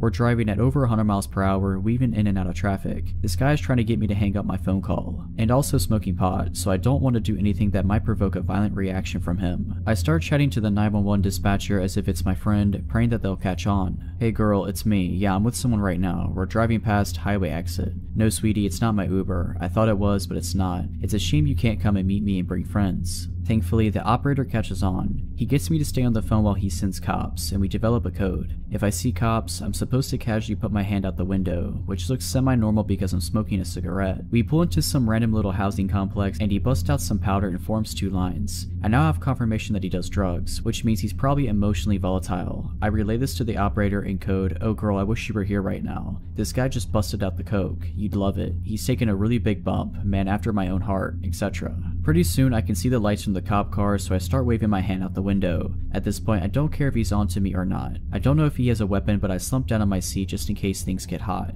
The cops surround us, get him out of the car, and then, once it's safe, they extricate me as well. They whisk me to the hospital for a drug test and evaluation, and that's where my story ends. On my way to the hospital, as I'm explaining all of this to the officer, I find out that of the guy's 40-ish years on this earth, he's been in federal prison for 30 of them, for violent offenses. I want people to learn from my mistakes, and if nothing else, call 911 and stay on the line. For background, I'm a 24-year-old woman living in Australia and work at an establishment that caters for an adult audience. One night, as my shift is coming to a close, one of the patrons asked me to buy a drink, which I accept because employer policy. I talk him up to a couple of expensive drinks for the 2 of us, have a quick conversation, and make my excuses about my shift being over, but he should come back to see me soon. He starts to gaze at me and it feels uncomfortable. He stands up and with this creepy grin asks to walk me to my car. I know never to put myself in that position and politely decline, and I tell him I might see him next time. I walk out past our biggest bouncer and the guy doesn't follow me. Great, nothing extraordinary, just standard par for the course of my profession. But sadly, this isn't where our story ends. For this creep, it's only just the beginning. I'm off for a week after that night, but when I come back into work, I'm told a patron has been coming in every night for the last week asking for me. Says he wants to buy me another drink. Naively, I think, oh great, a bigger pay this week, and get set for my shift. The night rolls on and who should roll in but our man of the hour, and he asks for me. So I saunter over and he buys me a drink. The whole thing I'm sitting there with him, he just has this creepy grin on his face. Not like a normal creepy grin, that's just normal. No, this is the kind of grin where he knows something you don't and is very pleased with himself about that fact. So we're talking and I'm getting him ordering himself drinks and trying to upsell him where I can. About half an hour goes by and I make my excuses to leave so I can try to spread the tips around. But this guy isn't having it. He won't let me leave, and the more I insist, the angrier he gets. He's practically hissy at me by the time I give a look to one of the bouncers, who promptly comes over and diffuses the situation, giving me an opportunity to walk away. Great, crisis averted. Wrong. Bouncer doesn't throw him out, just gives me a buffer so this guy starts following me around the place, even attempting to walk into an employee-only area, which is where another bouncer finally notices and kicks him out. I finish my shift and walk over to my car. There he is, I kid you not, sitting on the bonnet of my car. How he knew it was my car I will never know. He wants me to give him a ride and tells me how pretty I look. He's spewing greasy slimeball creep lines at this point and I'm not interested. I try to give him a hint nicely and decline to give him a ride, but again he just turns to me and grabs me by my arm, insisting I give him a ride. I tell him to screw off and jam my key in his shoulder as hard as I can. He lets go and I push him with all my might so he falls down. I jump in my car, lock the door, and shove that key in the ignition. He's back up and banging on the window angrily to let him in. And I mean hard, so hard I think his hands or my window might break. I gun the accelerator and I'm out of there. When I get 5 minutes down the road and I'm sure I'm not being followed, I pull over to the side of the road and call back to work. I tell them what's happened and alert them that the other girls need to be careful leaving tonight. As I hang up the phone, I break into tears. I eventually compose myself, pull back onto the road and head home. I cry myself to sleep. Next morning, word has gotten around and owner calls me to make sure I'm okay. I assure him I am, but he insists I take some time off in case this creep comes back. He wants to put some distance between us. Makes sense. A week goes by, then 2, he's coming in every night asking about me and being told I quit and don't work there anymore. I lie to get him to stop coming in, you know, but he just keeps coming in and asking, clearly not buying it, and then suddenly 2.5 weeks in, he stops. Great, I am really needing money at this point, so I'm happy to be able to go back to work the following week. Time goes on and everything seems to go back to normal. Same old chances, but the good kind that leads to higher paychecks. Abusive guy doesn't come back in, I'm happy. I start being forgetful though. I think I leave a door closed when I leave the house, but it's open when I get back. Lights on or off, food left out, things ending up in different places than I remember putting them sometimes moments before. I'm losing it, but it's probably just the stress of everything that's gone down. One of my close friends who works with me reassures me that it's normal after being grabbed like that and it will pass. This keeps up for a month until one day I head out to work, get 15 minutes down the road and realize I forgot some clothes I'll need that night at work. I head back home only to find the lights in my front room on and the TV visible as on from the outside. I really am losing it. Good thing I came back, I guess. I head inside, grab my stuff, make sure to turn the TV off and the light out and head to the door. Suddenly I freeze. There standing blocking the door is the creep that grabbed me. I'm stunned, jaw dropped on the floor. Then after what seems like a lifetime of standing in silence staring at each other, him smiling, I scream what the, I'm screaming for him to get out and ask him what he's doing here, how he knows where I lived, all in one jumbled mouthful of confusion. He just stands there with that smile on his face while I'm loudly freaking out but stupidly not moving. I start gasping for air in a mixture of panic attack and bewilderment, then he decides to speak in my wake. The words ooze out of him and leave me chilled. Welcome home, honey, you're back early. A switch goes off in my head. I throw everything I have on me at him and sprint to the back door. I'm out ski. I leg it faster than I have in my life, screaming bloody murder as I go. I hide in some bushes around the corner, tears running down my face, gasping for air. I check my pocket and my keys are still there. No phone though, I threw that at the stalker creep along with everything else. I sneak back to my house, jump in my car and dope out of there. I head to work, tell them what's happened and call the cops. Cops head to my house and send others to my work. Stalker guy is gone, but when they turn up, they search the house and turns out he's been living in my crawl space. I'm paranoid that's what all those doors and lights and misplaced things was about. I pack up whatever I can fit in my car while cops are still there, that they'll let me take, and I drive. Haven't been back since. I moved states, knew everything. This happened around 2006, when I was in my mid-20s and my sister, the unfortunate main character in the story, had just turned 21. At the time, she and her boyfriend lived with my fiance and I. On weekends, we went out to one of the 2 bars that had karaoke, air hockey, etc. This particular night, we were at the bar further out from where we lived in the city, a good half an hour by car. Everyone was having drinks, socializing with people we knew. It was one of those places, lots of regulars, singing karaoke, nothing out of the ordinary really. Except that night my sister started hanging out with these 2 older ladies who had a liquor store in their purses, and were quite sharing, although I didn't know it at the time. As she tended to drink a lot more than me, that was a score for her. Less money spent on drinks, but she ended up far more hammered than usual. Towards the end of the night, around 1:45, she was really very drunk. The aforementioned fiance, my sister's boyfriend, and I were in a heated air hockey game, planning to leave as soon as it was over. She walked up to us and said she was going to smoke a cigarette outside. Nothing unusual, everyone did until we were done. About 5 minutes later, we paid our tab and walked out, but she was not on the porch area where smokers congregated. Okay, weird, but not alarming. We went out back of the bar to check for her, inside in the restroom in the large parking lot. It is notable that this particular bar was in a business park, so there were multiple businesses that were closed, as well as the Mexican restaurant next door that had just closed as well. We searched, asked everyone that knew us and those who didn't if they had seen her. No one had. I asked the workers from the restaurant that were sitting outside as well. They seemed nervous when telling me they hadn't seen her, but I didn't think on that much until later. By then I was in a full-on panic after trying to call her cell about 15 times only to have it go to voicemail. Being a bit inebriated myself, I started searching for her. Went as far as to take off my heels and start running down the highway searching for her, as honestly there had been times she would start walking home in the past, though never from this place as it was so far away from where we lived. The fiance and her boyfriend thought we should go to the house to see if she got someone to bring her home. Seemed unlikely but not unheard of.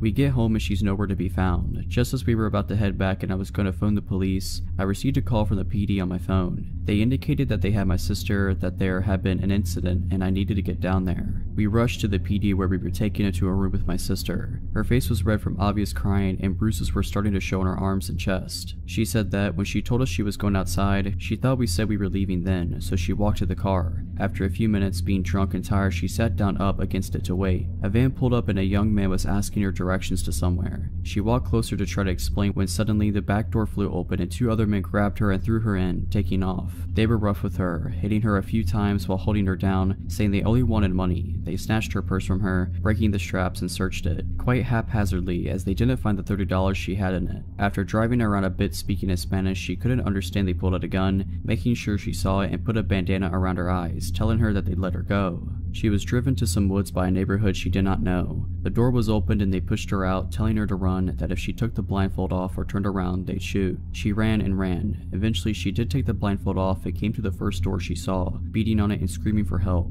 The police were called, she was picked up, and now we are back to my being there, hearing what I feared had happened. Report filed, police did a search and did locate the bandana she ripped off, but as she was so intoxicated and terrified, she was not able to give a clear description of the van other than white older model or the 3 occupants other than young Hispanic men. The investigation turned up nothing as no cameras caught any of this. We even had detectives in our home who said, look, we need the truth. If you got drunk and just went home with someone and didn't want your boyfriend to find out, we will file charges against you. Aside from the bruises, broken person or trauma, there was nothing concrete to go on. That was unpleasant. I am still fairly convinced someone at the restaurant knew something given their suspicious behaviors when I asked about her, but the police were never able to find that link. All said and done, the guys were never found. Eventually we just moved on, in different states. It's now just a story in our lives. It still makes me sick thinking of what could have happened, but thankfully it didn't.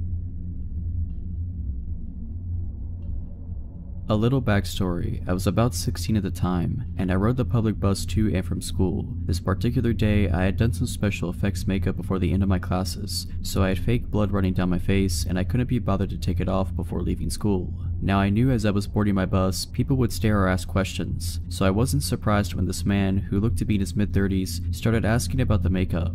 The conversation was normal at first, just the usual, oh wow, did you do that yourself kind of stuff. I answered the questions as normally as I would and expected the conversation to be done and over with. But I was wrong. This man, he mentioned his name was Joe, started steering the conversation into strange territory, asking me if I had a boyfriend, to which I lied and said I did. He then proceeded to ask if my boyfriend liked the makeup and if I was on my way to see him now. I again lied and said he likes the makeup and yes, I was going to see him, trying to get Joe to believe someone was expecting me. The conversation died down for a bit until he said this. You know, you remind me a lot of my sister, he said with a grin. I just smiled in response, not really knowing what to say. After not hearing anything from me, Joe continued, my sister was kind of a jerk. She was always lying about me to her parents. I had fantasies about breaking her jaw. Now at this point I was terrified. My bus stop was still another 20 minutes away and I just wanted to be out of that situation. Seeing that what he said made me uncomfortable, he switched the subject, telling me about where he worked and what he does there. I just nodded along to what he was saying, remaining silent the entire time. Closer to my bus stop, he says to me, why don't you come to my house? I have a freezer full of pizza and ice cream. Maybe we can hang out for a while. To which I politely declined, seeing my boyfriend was expecting me. Finally, I get to my bus stop and quickly get off the bus, speed walking all the way home, all the while calling a friend to inform them of what happened. Things were fine for a bit after that. I switched my bus route so I wouldn't run into him again. But one afternoon, I had to go to a store that was on my old route. I was nervous about getting on that bus again, but was happy when I didn't see Joe. I did my shopping, and as I was leaving the store, I saw Joe standing out by the doors staring at me. The second I was out the doors, he walked over to me, a grin on his face, and wrapped his arms around me. I pulled away from him, telling him I was very busy and had to go. He then asked, well, what are you doing? I have time, I can tag along. I was very persistent, saying I really couldn't, I had to go, and I walked away, heading into a neighboring store that I knew would be busy. Sure enough, Joe followed. I ignored him as I made my way down a heavily populated makeup aisle, keeping my attention on some cheap lipsticks in the hopes he'd get the hint and leave me alone. I was wrong. Joe reached over my shoulder, grabbing a red lipstick as he leaned in close and whispered, this color would look gorgeous on you. I can't wait to see you wearing it. He then placed the lipstick in my basket and walked away, leaving the store. I remained in the store for about 20 minutes after he left, afraid to leave and make the walk home. After I mustered up the courage, I put the lipstick back, put away the basket, and called a friend to stay on the line with me until I made it home. Now I don't know if he followed me home or not, but I can say that after that day, the motion detector porch lights started coming on at night, and I started hearing knocks at my bedroom window. Thankfully, I moved shortly after and haven't seen Joe since. If you're liking this video, all I ask is that you make sure to subscribe to my channel and like this video. Thank you. This happened 2 summers ago while I was house sitting out in California for an older couple I had met at a conference for work. It had seemed like a dream scenario. The couple wanted to vacation in Hawaii for 2 weeks but didn't want to board their cats, and I had been chatting with them about wanting to visit California again, where they happened to live, because I had loved it for the first time I went, and we figured that we could mutually benefit if I came out and house sat for them. So I flew out there and they showed me around for a few days, taught me how to take care of the cats, 2 of them, one that was extremely shy and I barely saw, which is important later, and their plants, gave me access to their house and cars. These people were so generous, and before I knew it I had dropped them off at the airport and I was on my own. At first, it was really the dream vacation. I was staying in Oakland and making forays into San Francisco, Sonoma, Monterey. In the mornings I could walk out the front door and shortly be hiking the paths surrounding nearby Mount Diablo, and I was just ultra content with the world. I was so enamored by the area that I had actually started looking into taking some steps to relocate out there even. But then one day, about halfway through my final week there, when I got back to the house I felt really odd, almost like I shouldn't go inside. I shook it off and went inside anyway because it was getting late and I needed to put out dinner for the cats. Once I was inside, I forced myself to ignore how off I felt, and I made some food for myself, went to bed, and was shocked to find the shy cat hiding under my bed and crying. This was the first time I had ever seen her close up. The entire time I had been there up to that point, she never left my host's bedroom unless she didn't realize I was around. Again, I ignored feeling weird and just assumed she had decided I was okay and went to bed. I did start locking my bedroom door that night though. I also remembered that about halfway through that night, I thought I heard someone walking around in the gravel outside my window, but after listening for a bit I didn't hear anything else and went back to sleep. The day after, in the morning, I still felt a little odd, but kept up with my plans for the day. I drove out to a little musical festival in Sonoma and went clothes shopping and had an overall great day. When I got back to the house though, I found the front door locked in a way that I hadn't left it. Basically, my host never locked the deadbolt, only the lower second lock, and that's the only lock my key worked on, so I never messed with the deadbolt, but it was definitely locked. So I had to call my host and find the hide key, which, to their credit safety-wise, was buried like a whole foot underneath a bush outside and had definitely not been unearthed for a long time. So I used that, went inside, and kept the key with me just in case it happened again. And it did, but with a different door. This time I had stepped out into the garage to get a drink, and when I turned around to go back into the house, the door was shut and locked. I could use my normal key on that door, but I was still getting pretty bewildered. My own cats are whack, so I think in my mind I was trying to come up with a way that the cats could be locking me out the house, but I was coming up empty. I decided I must have been misunderstanding how the locks worked and just wrote it off and started checking and triple checking locks when I went out of the house or into the garage. That night when I went to bed, the really awful feeling of unease was still there, and so was the shy cat, who was clearly unhappy to see me, but also wouldn't leave my room. But again, I just locked my bedroom door and went to sleep. The next morning I felt awful, nausea, body ache. I had no desire to leave the house, so I decided to stay in and Netflix for a day. This vacation stay was like a full 2 weeks, so I didn't feel like I was in any hurry to get all the touristy things in anyways. But as the days went on, I started to feel that feeling of wrongness again, and it morphed into feeling incredibly watched. Around mid-afternoon, it got to the point that I was so uneasy that, even feeling awful, I decided to get out of the house for a bit to shake it off. I was getting a bit low on food, so I went to the grocery store and bought a couple food items that I didn't think would hurt my stomach, and then I left. When I got to my car, I started crying and my entire body was telling me not to drive back to the house. I couldn't not though, because I didn't want to neglect the cats, so I drove back, parked in the driveway, and convinced myself after about half an hour to just go open the front door. Once I did that, I thought I would get over it and would be able to go in and at least feed the cats, and then maybe I'd go get a hotel room after, but my body physically would not let me inside. It was like I was stuck in the entryway. I then made a deal with myself. I would yell into the house saying I had already called the police and that they were on their way. In panic logic, I figured that would make anyone in the house leave, so I faced the inside of the house, looking down the hallway towards the bedrooms, and I did just that. The second I had finished saying, "They're almost here, so if you want to avoid being arrested, you need to leave now," the light in my host room turned on and I heard some banging. I immediately hightailed it back to the car, called the police for real, and proceeded to have a mental breakdown while talking to the dispatcher. Once they got there, they checked the house and didn't find anyone. The double doors in my host's bedroom were left wide open. I'm so glad the cats didn't get out, and there was a pile of food wrappers in the corner behind the blinds, so they said it looked like someone had been there. What makes it so scary to me is that nothing was taken, and that based on the shape of the house, that would have been the perfect vantage point to see me in the living room as I stayed home sick. To explain this, the house was in an L shape, and from the windows into the garden that were in my host's bedroom, you could see into the living room windows. Also, the minute the police were gone, they said they couldn't prove anyone was there were no signs of forced entry, and we couldn't get a hold of my host immediately to verify if anything had been taken, etc. Which once they were back, they verified that nothing had been taken, so they said they'd patrol a bit but nothing else. The shy cat was right back into my host's bedroom, and I didn't see her again until I left to go back home. So basically, I think the intruder had been there at least 2 days, forcing her to choose between two strangers, and leading her to choose the one that was at least a little less strange, me. It messed me up pretty bad, especially because they didn't catch the person, and didn't seem to have any desire to look, and I still had to stay in that house for the next 3 days. Nothing else odd happened, and I didn't feel off the rest of the time I was there, but the damage was done. I've never felt completely safe in a home without doing a complete search before bed since, but I am extremely glad my gut spoke up. I guess I'd rather have some residual anxiety than be dead.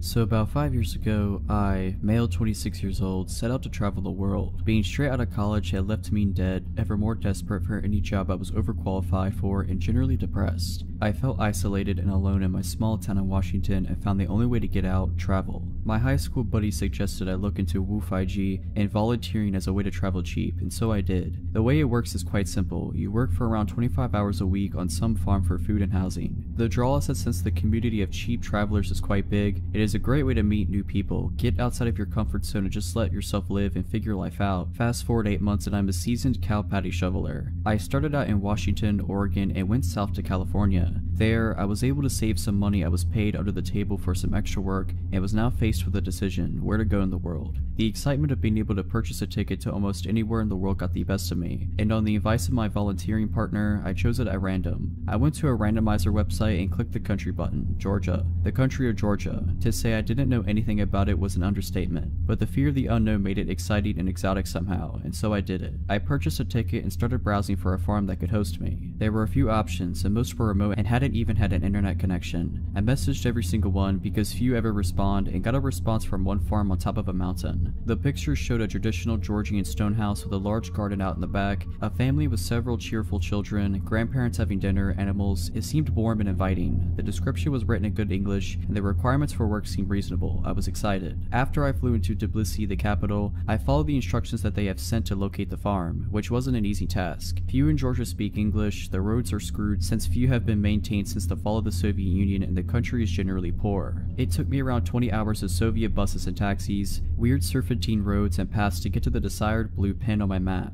It was a dirt path leading up a steep hill into a national park up in the north of the country. There was nothing for miles on end but trees and their silence. As I got up that hill, I saw the house about half a mile away on even a steeper hill, surrounded by the trees. From that viewpoint, it seemed abandoned, overgrown, brown, and dreary. As I walked past the gate, Giri, fake name, the apparent owner approached me. He was a heavy, small, middle-aged guy with a big smile on his face. He shook my hand and in broken English started to show me around. He also smelled of booze. As he was showing me around, I noticed that there wasn't anyone there but us. I asked about his wife and kids, and he brushed that aside and said something to the extent, "They're away right now." By this point, I am creeped out. From browsing around, it was apparent that the farm was in deep decline. Apple trees and crops were dying, the roof of the small barn caved in, and the house itself full of trash and smelling of mold. It was obvious that Giri was going through a rough patch, but I wasn't going to turn around and just leave in the middle of nowhere, without a plan, having not slept for the past 36 hours. It was evening, and after feeding me well and trying as best as he could to hold a conversation in English, Giri showed me my room on the second floor and I went to sleep.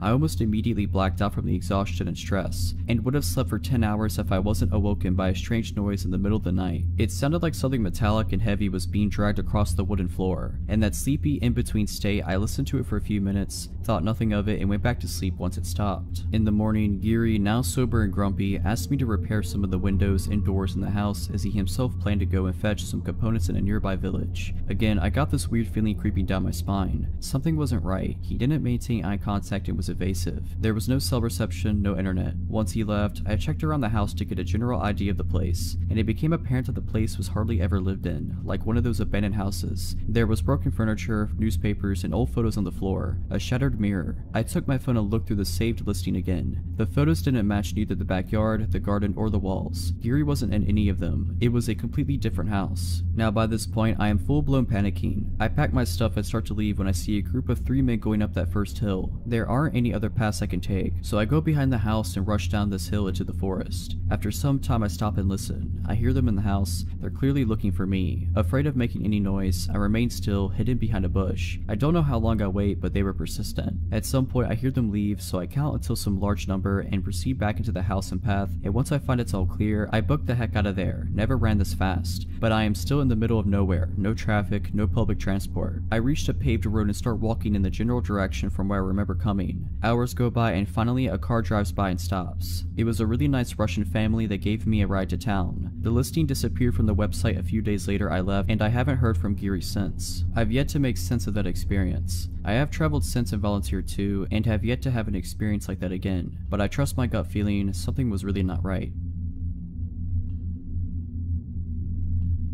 More than a few years ago, I was working as a burlesque entertainer in a gentleman's club. It was idly sitting at the end of the bar one night when a couple came in. Not unusual. I had no contact with them and thought nothing of their being there until later. A few days after that night, the doorman handed me a piece of paper that had 2 names and phone numbers written on it, Laura and Richard. I was supposed to call one of them, so I called Laura, who told me they had been the couple who'd been at the bar the other night, and they noticed me and thought I'd be perfect for a part in a movie Richard was producing. Would I be up for a meeting? Of course I would, who wouldn't? I was told Richard would pick me up the next night at 7 and to wear something wild. 7 o'clock came the next evening and I was ready in a white lace dress with ostrich feather trim when Richard showed up outside my building, so I went down, introduced myself, and got in the car. We agreed to go to a local bar I knew well from the meeting, but first we had to go back to his place so he could pick up some contracts he'd forgotten, so off we went. He went in the house and came back out with a few manila envelopes and an open bottle of beer, a brand that I didn't drink. Plus, it's against the law to drink alcohol in a vehicle here, so I stuck the beer into the window well of his Jeep and we went to the bar. At the bar, he showed me what were supposedly scripts from this movie he was producing. In some contracts, it looked pretty legit. Richard was very nice and I was interested. I had made some plans to go out later with my soon-to-be boyfriend, so I excused myself to go call him on the bar's payphone,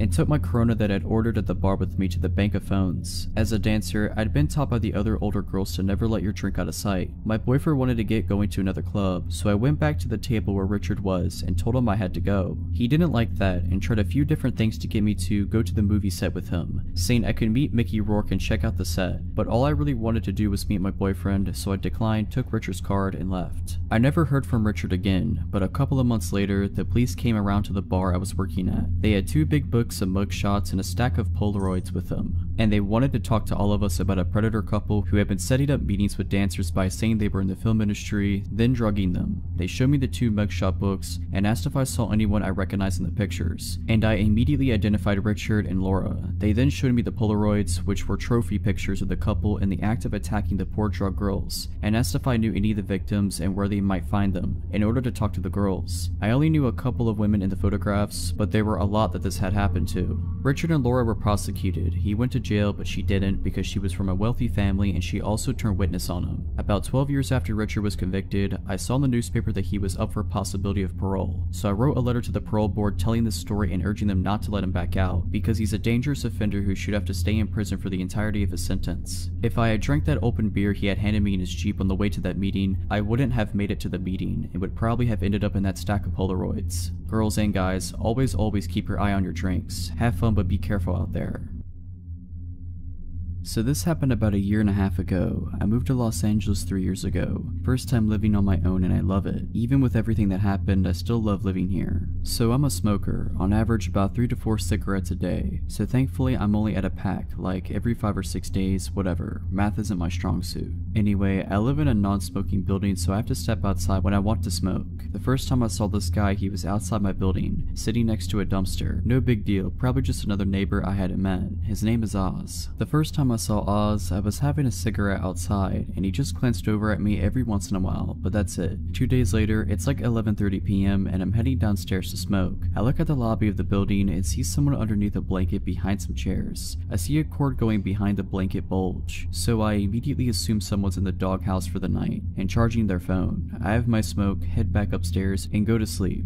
A week later, it's the middle of the day. I've gotten some work done and decided to take a smoke break. I go and sit outside like I always do. Oz is sitting outside as well. This time he's got some paperwork with him. A lot of paperwork. At this point, I feel like I should provide a description of Oz. He's about 6 feet tall, early to mid-30s. He has medium length hair that has been styled into dreadlocks. A full but short beard, if that makes sense. He was wearing worn down pants and jackets. Based on his face, he seemed like he cleaned himself up regularly, but his clothes made him look homeless, and sadly he was. So Oz is going over the paperwork in his hands when he looks over at me and says hi. So I responded kind. He then asked me how I'm doing today. I'm doing pretty okay, I respond. How are you? I'm good, man, I'm good. Good. It's a nice day, right? Yeah, it is. So when are you moving? Now that question came out of nowhere. Was he hoping to find a new place to live? Was he trying to move into this building? Was that what his paperwork was all about? I mean, if he's moving into a new apartment, great. I hope life works out well for him. But why was he asking me when I'm moving out? I know the building at the time had a vacancy or two, so if he was going to move in, why ask a question like that? Why make it sound like he's waiting for someone to move out so he can have a spot? My brain asked all those questions in less than a second of Oz asking me that. After a couple seconds of being stunned by Oz's question, I just said, I'm not moving anytime soon, man. My cigarette was over by then, so it was time for me to go to my apartment. Another week later, I go see a friend stand up set, and when I get back to my apartment at like 10 p.m, I see 2 police SUVs outside my building with lights on. I go inside because if there are 2 police vehicles already there, I can't do anything, so might as well stay out of the way. The cops are talking to one of my downstairs neighbors, and I can't catch anything they're talking about. 2 days later, notices have been put up next to the mailboxes that say, this man is not allowed in this building, and it has a photo of Oz. Turns out the blanket bulge I saw was actually Oz, when he somehow managed to get inside the building and sleep in the lobby with an electric blanket. A couple of months go by and I don't see Oz. I honestly forgot about him by that point. When finally one day, Oz is there again, sitting outside the building with somehow even more paperwork. This time when he sees me, he's almost immediately hostile. So when are you getting out of here? What? I want my apartment back, man. I don't know what you're talking about. You stole my apartment and I want it back.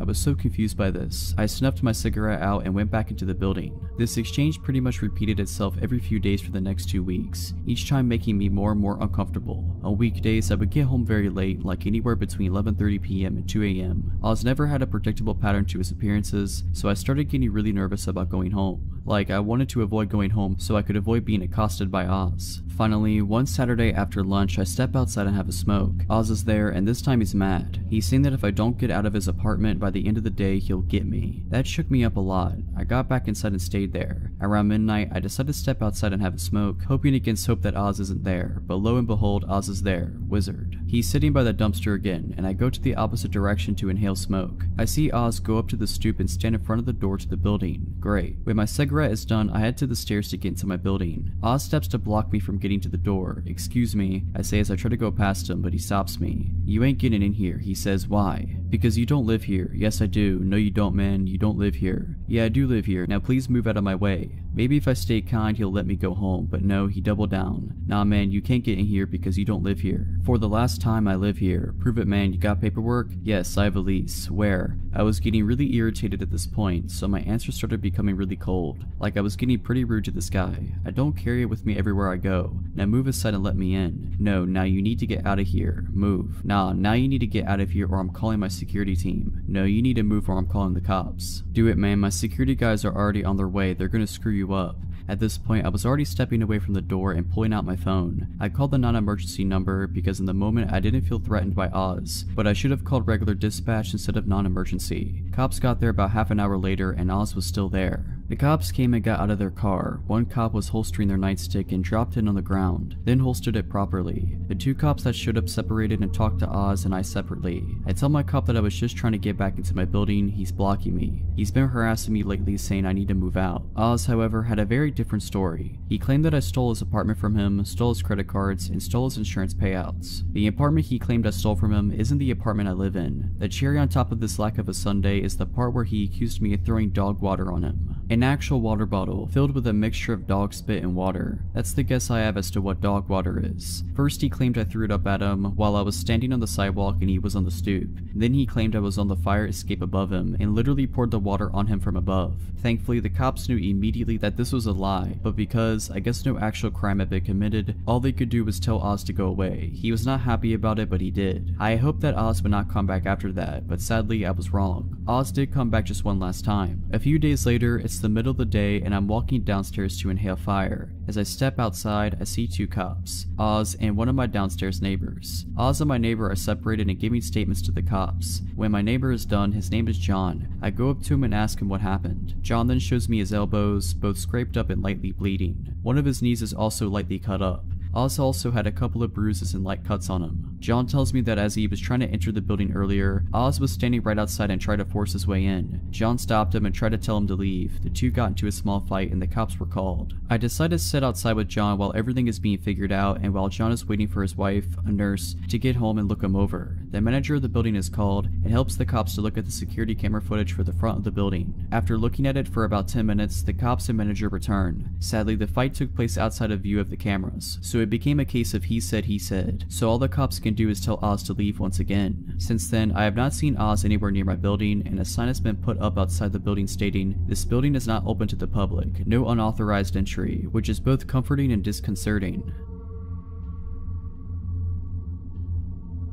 This event took place quite a few years ago, so unfortunately I don't remember everything that happened, but I remember nearly all of it. Anyways, this happened when I was around 4 to 5 years old and on Easter Sunday. My family always gathers at my grandmother's house to celebrate holidays, birthdays, etc. So as we do every holiday, my mother and I started our hour-long trip to her house. My mother prefers to live away from all the city commotion, which explains the long drive. We were probably around 20 minutes away from our destination when my mom noticed that we were a little low on gas, so we pulled into this old, almost rustic looking gas station with just a handful of customers inside. It was red and white with a few festive decorations outside and lots of Easter stickers on the two large glass windows that were on either side of the door. My mom, having taught me not to talk to strangers nor open the doors for anyone but her, trusted me enough to leave me in the car alone as she went inside briefly to pay for gas. She told me she would be right back before going into the gas station. It felt nice that day, so the windows in the car were down so we could feel the breeze while driving instead of the AC. While I was waiting on my mom, I remember adjusting the colorful paper clippings in my Easter basket next to me, then looking out of the backseat window. When I looked over, I saw a tall, older man, maybe around 30 or 40 years old, approaching my window.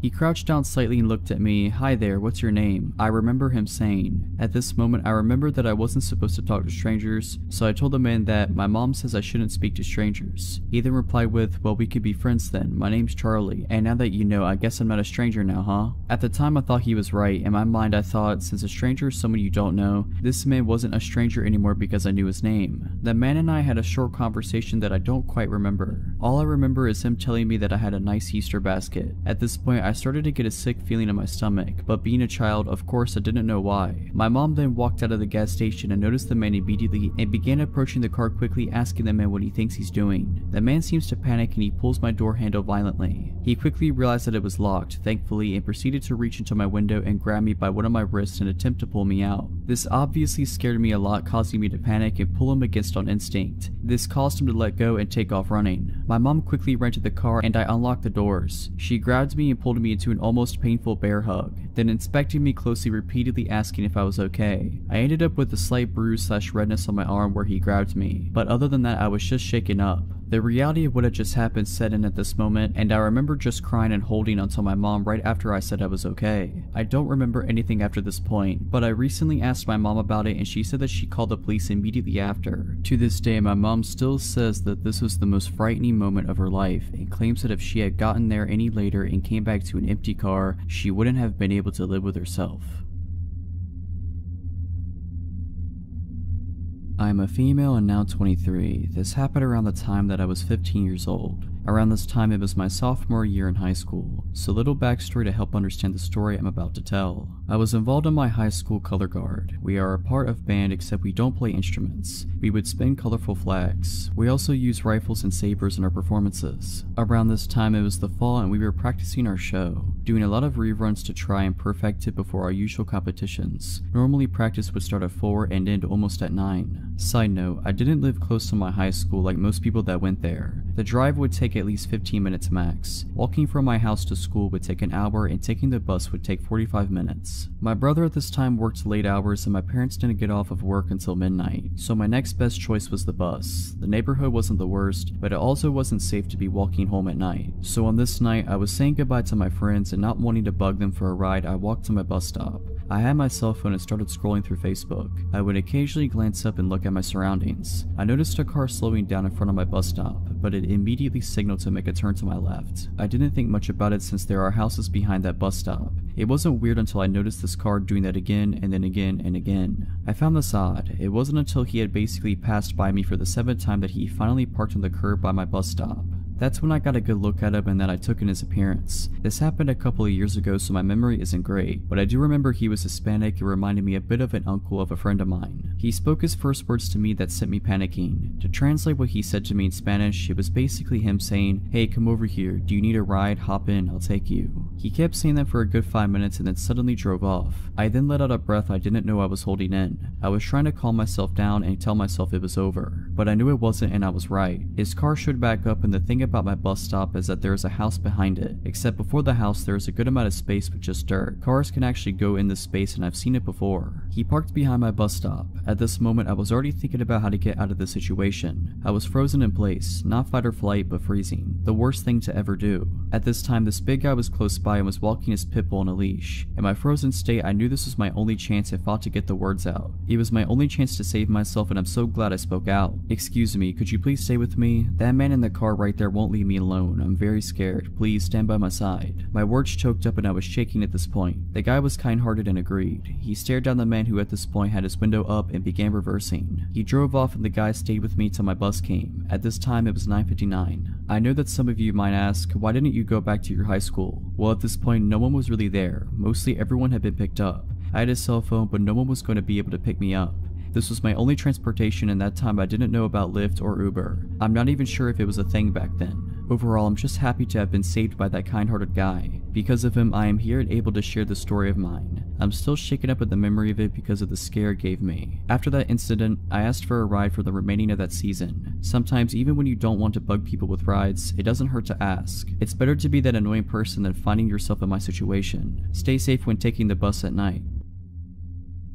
I work evenings as a dispatcher in a medium-sized Midwestern city. I was driving home at 2 a.m. when I stopped for gas. In retrospect, it was stupid to have stopped at all. The gas station was poorly lit and completely empty of any other customers, but I knew the shady areas of town and this was not usually one of them. As I was pumping gas, I noticed a middle-aged woman sitting on the curb across the parking lot. It was a cold night and had just started raining. The woman was not wearing weather-appropriate clothing, so she was drenched. When the woman saw that I was watching her, she called out to me from across the parking lot. My second of many stupid decisions that night was choosing to engage with her. I was worried for her, so I approached her to see what sort of help I could offer. "Hi beautiful, I'm just trying to get home, but no one will help me," she said. "I'm trying to get to City A, but the cab ride is $60 and I only have $40. Can you help me?" I don't usually give money to panhandlers, but this woman seemed genuine. The weather was terrible and my job centers around helping people, so I agreed. I told her I didn't have any cash, but if she would come with me inside, I'd take some money out of the ATM and give her a few dollars. But the ATM wasn't working. I apologized and told her there was nothing else I could do for her. She followed me back outside, idly chatting with me as I opened my driver's door to get in, and then she got in my car. I was too shocked to really say anything. I sat staring at her as she buckled herself into the passenger seat. As soon as she got into my car, her demeanor changed entirely. She no longer seemed forlorn, as much as she did extremely excited and restless. "Just take me to my aunt's house," she said. "She can give me money." Of course, alarm bells are going off in my head. Although my first instinct is to tell her to get out of my car, my gut tells me that would be dangerous. She'd already proven to be unpredictable, she seemed to be high, and I didn't know if she had any weapons on her. Forcing her out of my vehicle, I thought, had the potential to elicit a violent reaction. "Where are you asking me to take you?" I finally said. "Just start driving, I'll tell you where to turn." "No, if you want me to consider driving you somewhere, I need you to tell me where we're going," I say, with no real intention of driving her anywhere. "Don't worry, honey, I'm not gonna rob you or nothing, just drive." "No," I repeated. "Where's your aunt's address?" "Okay, it's on Street A. What's the house number?"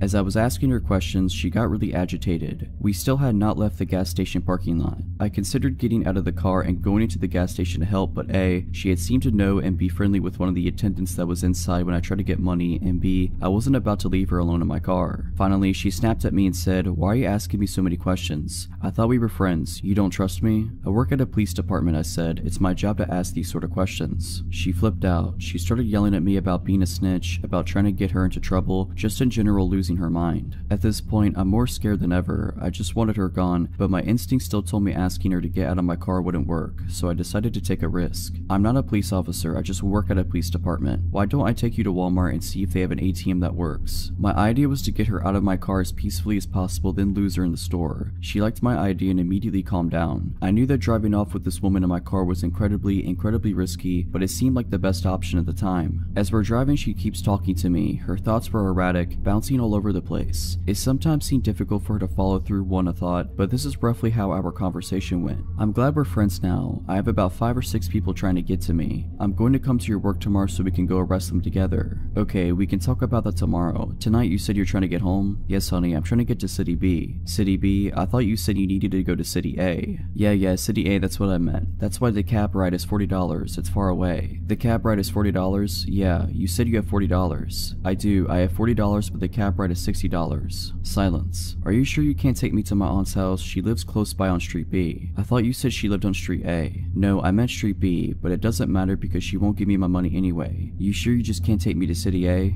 It was obvious that this woman was utterly full of it, because the details of her story were constantly changing. When we pulled into the Walmart parking lot, she finally got out of my car, only after I got out first, and followed me into the store. I told her before we went to find an ATM I needed to use the restroom. My plan was to call the police from inside a stall, but she followed me into the bathroom, and that's when things got really weird. She grabbed the crook of my arm and whispered into my ear, "If you don't got any money to give me, that's okay, but let me ask you something. Do you want to do it in the stall?" I told her no as forcefully as I could manage, bolted into a stall, and locked the door as fast as I could possibly manage. As soon as I had a barrier between us, I said, "You know, I have some friends at the police department that can probably help you better than I can. I'm just gonna call them and we can figure this out together." Again, at the mention of the cops, she started screaming at me. I just kept reiterating that the police would help her. She snapped at me that she was just going to leave and stormed out of the bathroom. But it wasn't over. I waited to make sure she was really gone. Sure enough, not 60 seconds after she left, she came back into the bathroom and started banging on the stall door. And she said something that scared me more than anything else. "Hey, come back to your car with me. I left my beer in your car." I blatantly tell her that no, I saw her get into my car and she had absolutely nothing with her other than the clothes on her back. After that, she left the bathroom again and didn't come back. I waited a good 5 minutes before exiting the bathroom. I immediately found a manager who called the police for me. Thankfully, I was in a different police jurisdiction from the one I work in because I was mortified at how entirely stupid I had been the whole night and would have died of embarrassment if any of my coworkers had responded. The officer that responded took my statement and advised me to be more careful in the future. He said that sometimes panhandlers turn violent and that just recently there had been a report of a woman who matched my description assaulting a good Samaritan that had stopped to try to help her. I definitely learned a lesson on stranger danger, and I'm lucky to have come out not harmed. I'm glad my stupidity didn't kill me.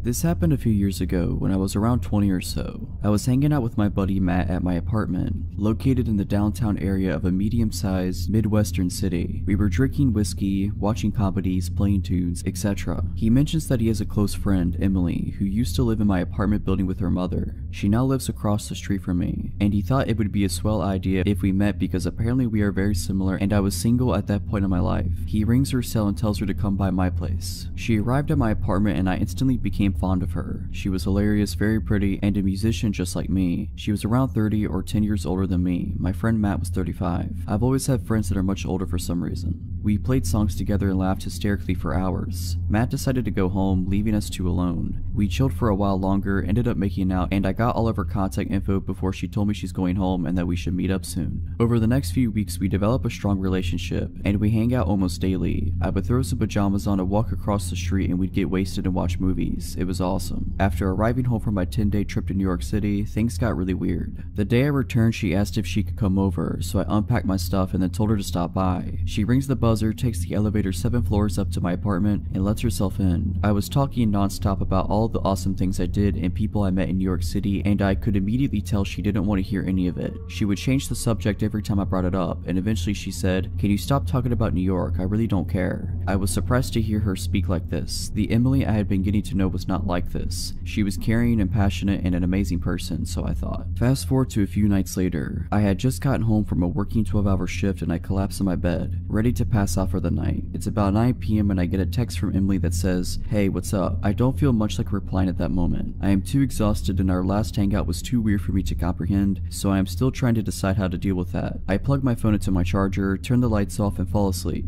Bang bang bang. I wake up to somebody pounding on my door and screaming at the top of their lungs. Open the door, let me in now. My entire apartment reeks like cigarette smoke. I grab my phone from beside my bed, my heart beating a million miles per hour. 27 missed phone calls, a bunch of text messages, all from Emily. I scan through the text while she's still at the door screaming, trying to break my door down. The most recent text from her is a long one claiming I'm a bad person for not responding to her text earlier, and that she's coming over to beat me up. For not doing so, she still had a key to the building still from when she used to live there. I get out of bed and nearly having a panic attack and try to decide what my next move should be. Should I open the door and calm her? Should I call the police? Should I just ignore her? I decide to open the door. She begins wailing on me, swinging her arms trying to hit me. She was smoking a cigarette and there were 3 cigarette butts on the ground next to her. Smoking indoors was prohibited in my apartment building. She was very obviously on some sort of drug. She kept screaming at me, telling me how awful I am for not responding to her text message, slurring her speech and losing her balance. I was somehow able to calm her down and I took her to the roof of the apartment building, which had a pretty nice little enclosed picnic table area. We sat beside one another. She was quiet now finally. She kept asking me how I could be such a jerk and that I need to explain myself. The look in her eyes was pure evil as she spoke to me in a calm demeanor now. I said to her, Emily, I don't ever want to speak to you again after tonight. This whole scenario is absolutely insane. You need help. Let me walk you home. I take her home and return to my apartment to attempt sleeping, at which I do not succeed. A couple of days later, I return home from work and there is an envelope taped to my door. I open it and it's a handwritten letter from Emily apologizing and saying that I'm a beautiful human who doesn't deserve an evil person like her in their life. There was a literal candy bar attached to the envelope, one that I had never heard of that she always told me I needed to try. I never spoke to her again. From what Matt tells me, which, by the way, he always knew she was a problematic person, she's a heavy user of crack now and is working as a food runner in a restaurant nearby.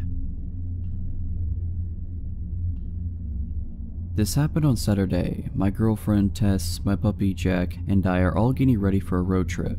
We're planning on meeting some friends at their house and then starting the trip from there. On our way to their house around 11 AM, a white car with all tinted windows cuts us off and brake checks us close enough that I had to slam the brakes and swerve to avoid an accident. In the immediate fury, I honked and flipped the driver off. I wish I hadn't done this. Immediately, the driver rolls down his window and waves his hand over. He slows down to go back to the other lane so that our cars are parallel to one another. The driver is gesturing wildly and yelling at us while we continue driving down the avenue. I proceed to make gestures to calm down and then try to ignore him and continue driving. He continues driving next to us. Eventually, I try speeding up and he revs in front of me and tries brake checking me again. At this point, I swerve to the other lane and he again slows down to match my vehicle speed. He is still gesturing and screaming while I try to ignore him. Suddenly, he reaches in his lap and I notice he is holding a glass bottle. He throws it and it shatters at the side of my vehicle. Tess is hysterical at this point and the pup had hidden under the passenger seat. I go into adrenaline mode and try turning into different streets as the chase ensues. He is following close behind when he throws another glass bottle that shatters against my back window. I tell Tess to call the police as we speed down a 2-lane street and up a hill. She calls 911 as I come to a stop at the light at the top of the hill. The guy chasing us slows down to a stop behind us. Suddenly, he hops out of his vehicle and in my rearview mirror I see him reach back into his car and grab something and puts it into his shorts. He begins walking towards the side of my car as the car in front of me drives away. I noped out of there, slammed the gas and turned into the next avenue. Within a minute, he has caught back up to us as I am now on speaker with 911 explaining the situation and giving them the details of his car and appearance. Tess is crying as we speed down a busy avenue, weaving in between cars at 20 above the speed limit.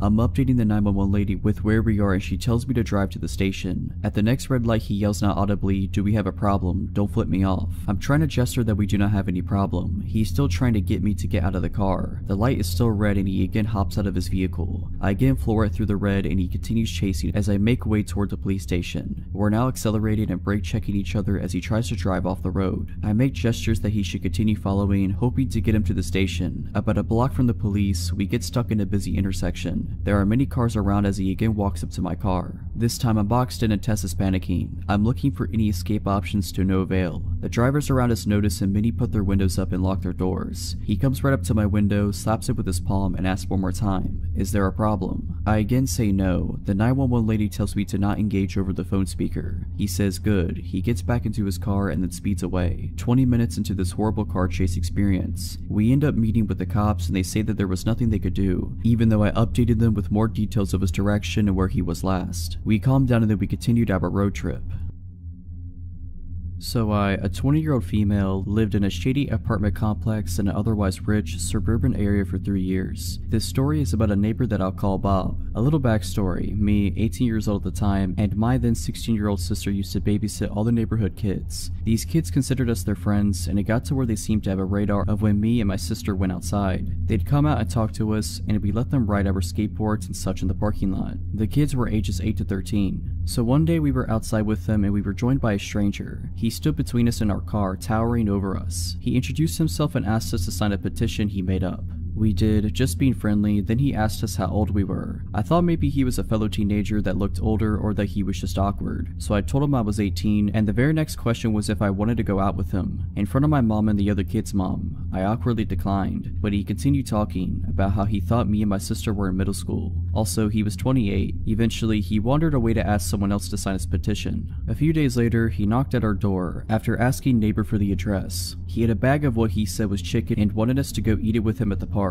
We declined because we both had schoolwork to do. He walked away and he was mumbling about how antisocial everyone was. Later, we look out our window and see him playing baseball with 2 girls. He kept physically moving their arms to different positions even though they shrugged away from him. Next day, one of the kids runs up to me. I'll call her Maddie. She's 8. She's got a new pair of Heelys and wanted help with them. I was holding her hand and guiding her along when Bob appears and says he can help better. Maddie says no, but he insists. He pushed me aside and reaches for Maddie, holding her tightly around the upper chest area. Her grandma was there too and flips out. He wanders away. The next day, Maddie's freaking out, saying Bob was just sitting on her porch when she left for school that morning. Her parents found out, and as they walked outside, he let himself in, and they said he went to their kitchen to make orange chicken. We later found out another neighbor had a similar story. Another time, we were helping a family move. They have a 2-year-old son. The garages are in a triangle shaped to the road, almost a roundabout. There's a flat patch of grass behind them. Well, here comes Bob to help us. He criticized the way we packed things and didn't help until our neighbor politely asked him to leave. Well, he left the garage, but instead of leaving, he asked the 2-year-old if he wanted to play. The kid said no, and it made him mad. He picked up the kid to play, and the kid slapped him. He asked the kid if he wanted to go behind the garages to play ball, so I go with him and guide the kid to his mom. The climax of the story is when me and my sister went on a walk with our 17-year-old friend and her other friend. Maddie found us and wanted to come along, so we are starting our walk when Bob comes out. He sees our friend and asks how old she is and how much she weighs because she's so skinny. He asks where we're going. My friend tells him we're going for ice cream on a girls trip.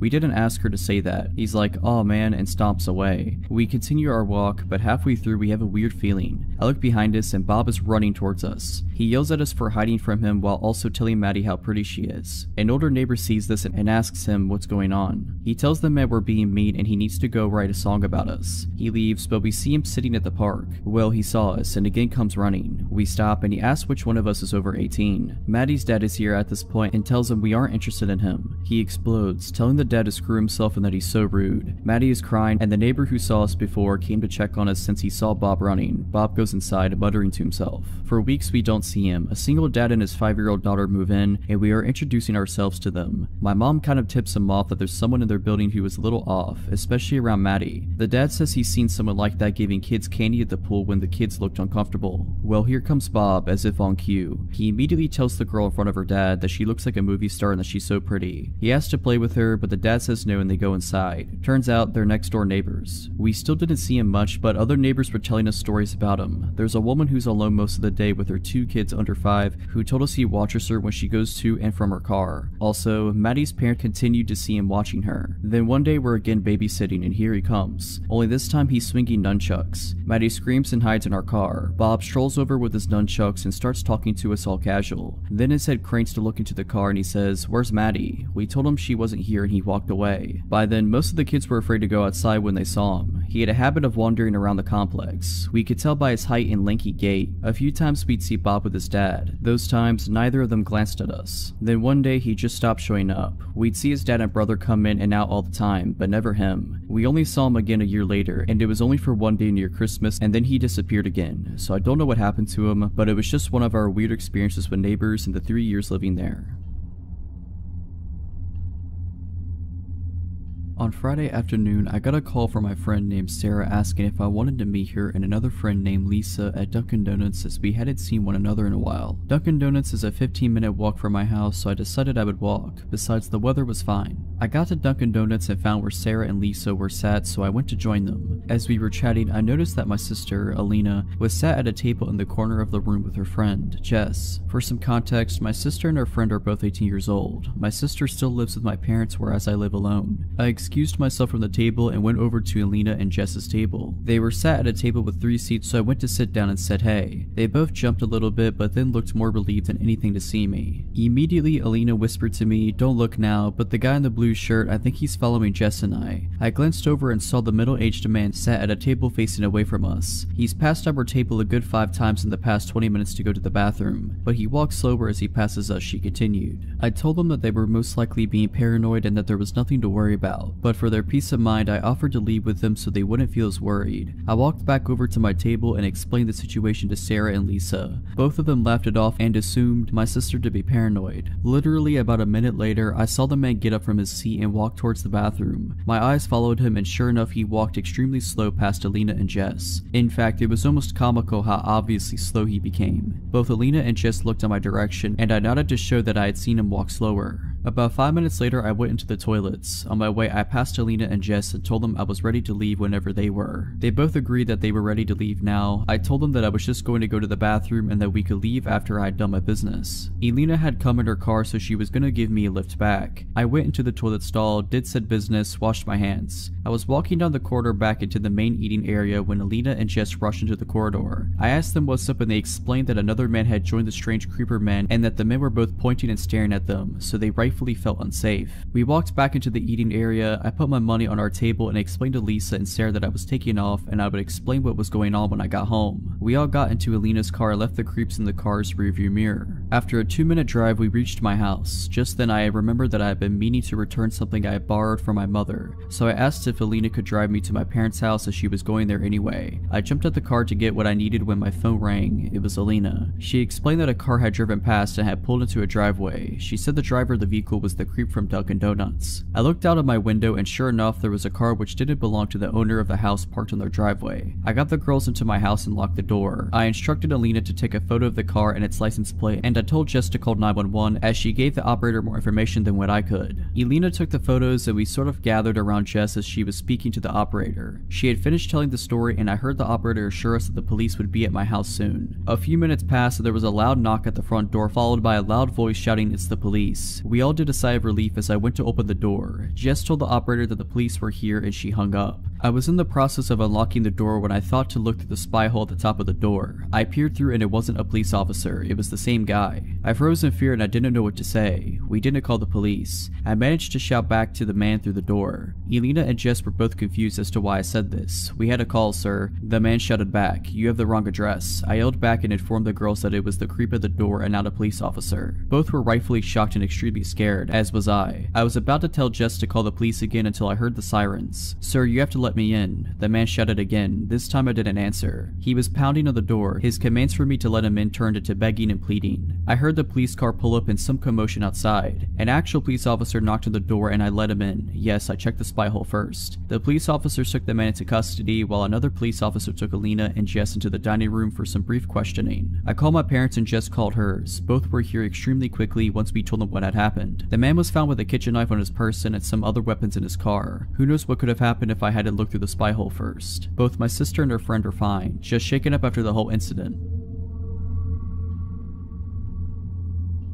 Back when I was 17 or 19, I worked at a small local bakery. There were less than 15 employees spread across all the night and day shifts, so we only had a few people working during the day. One of these people was Dave, the delivery driver. Dave immediately gave me an off vibe. He was in his mid-50s and way too friendly to a teenage girl, but the boss told me straight up that yes, he could be annoying, but no one worked harder than he did, so just ignore his antics. When I signed the paperwork, they never asked me to submit to a background check. In hindsight, that should have been red flag number 2. Over the course of the year or so that I worked with Dave, I tried very hard to ignore him. He was rarely outright creepy, but he was always just a bit too friendly. He would stick around long after his shift was over to talk to me and the other pastry chef on shift. He always wanted to lick the bowl after I made Rice Krispie treats. He would always stand in front of the racks of equipment or ingredients, just enough that sometimes my hand would brush him while reaching for something. He always stood just a little too close. He was constantly asking me about my life, what I liked, what I did for fun, if I had a boyfriend. Almost daily, he would tell me how a nice girl like me should have a boyfriend, how maybe a boyfriend would be good for me. I let this slide because sometimes older people can say things that were meant differently in their time. Then it was concert invites. Every other week he had tickets to one concert or another. Once he figured out my genre of music, it was almost exclusively tickets to bands I desperately wanted to see. But I also knew I should not go anywhere with him. I don't like to associate with coworkers outside of work anyway, and I had seen way too many red flags about Dave to trust him for even a second. My birthday came. He brought me a t-shirt. It was 2 sizes too small. He told me to try it on. I said no. He told me to try it on after work and text him a photo. He gave me his number. He asked for mine. I said no. He asked for the other pastry chef for my number. She had my back and refused as well. He also brought me 2 tickets to a band I'd been wanting to see. VIP section, 21+-year-old only. He said he could get me in, but I had to go with him and him alone. I refused. He told me he could get me booze. I declined. For months and months this continued. I brought it up to one of my bosses, but they laughed it off as classic Dave. When he wanted a hug on his birthday and hugged me without my consent. That's Dave for you. Offering to get me booze or pot? Ah, Dave, you scamp. When he pulled up his shirt and showed me his abdominal scar from a snowboarding accident, well, that's just Dave. No respect for boundaries, but a good worker. I seriously considered having one of my male friends come in under the guise of being my boyfriend just to placate Dave. I was repulsed by him, but he hadn't really done anything to classify himself as a predator. Besides asking for my number, he had never tried to harass me outside of work hours. And besides the odd hug or two that I was too afraid/shy to refuse, he hadn't gotten super physical. Then one day, Dave was gone. His name disappeared from the employee roster.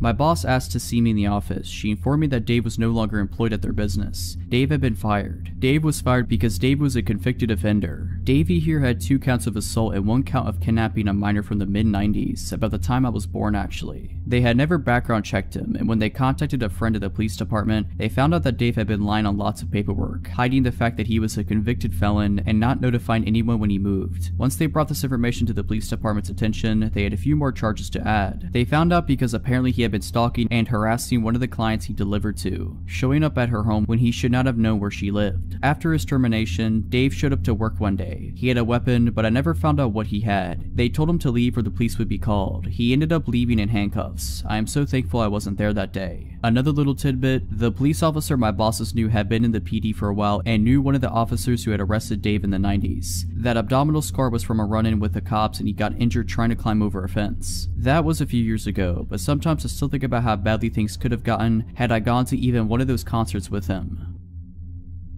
This happened when I was a bartender about 4 years ago, but I think about it often and has changed the way I operate throughout life. I now refuse to go to any store alone after midnight. For the story's sake, I will tell you that I was 25 and a blonde at the time. On a busy Friday night, I was bartending with the bar manager and he had noticed that they were very low on some bar necessities after the dinner rush. Lemons, limes, bitters, that kind of thing. So I was sent out to go to a 24-hour grocery store down the road to pick up the odds and ends that we would require to get us through the weekend. I picked up everything that was asked for me without trouble at the store, until I got to the liquor aisle. There were 2 country-looking guys that were probably around my age in the aisle and they were staring at me and whispering to each other in a way that made me uncomfortable, as I assumed they were making comments about me. All pretty innocent so far. Before they could approach me, I grabbed what I needed very quickly and power walked to the self-checkout. I really booked it out of there because when you're a bartender, it's kind of like you are on stage and are required to be charming and interact with people that you otherwise absolutely wouldn't be able to tolerate unless you're getting paid to. Thus why I am not a bartender anymore. I get to the self-checkout and the 2 guys are on me. I'm scanning my stuff and they use the scanning station next to me. I get a better look at them now that they are right next to me. One is taller, muscular, and average looking. The other is shorter and more plump.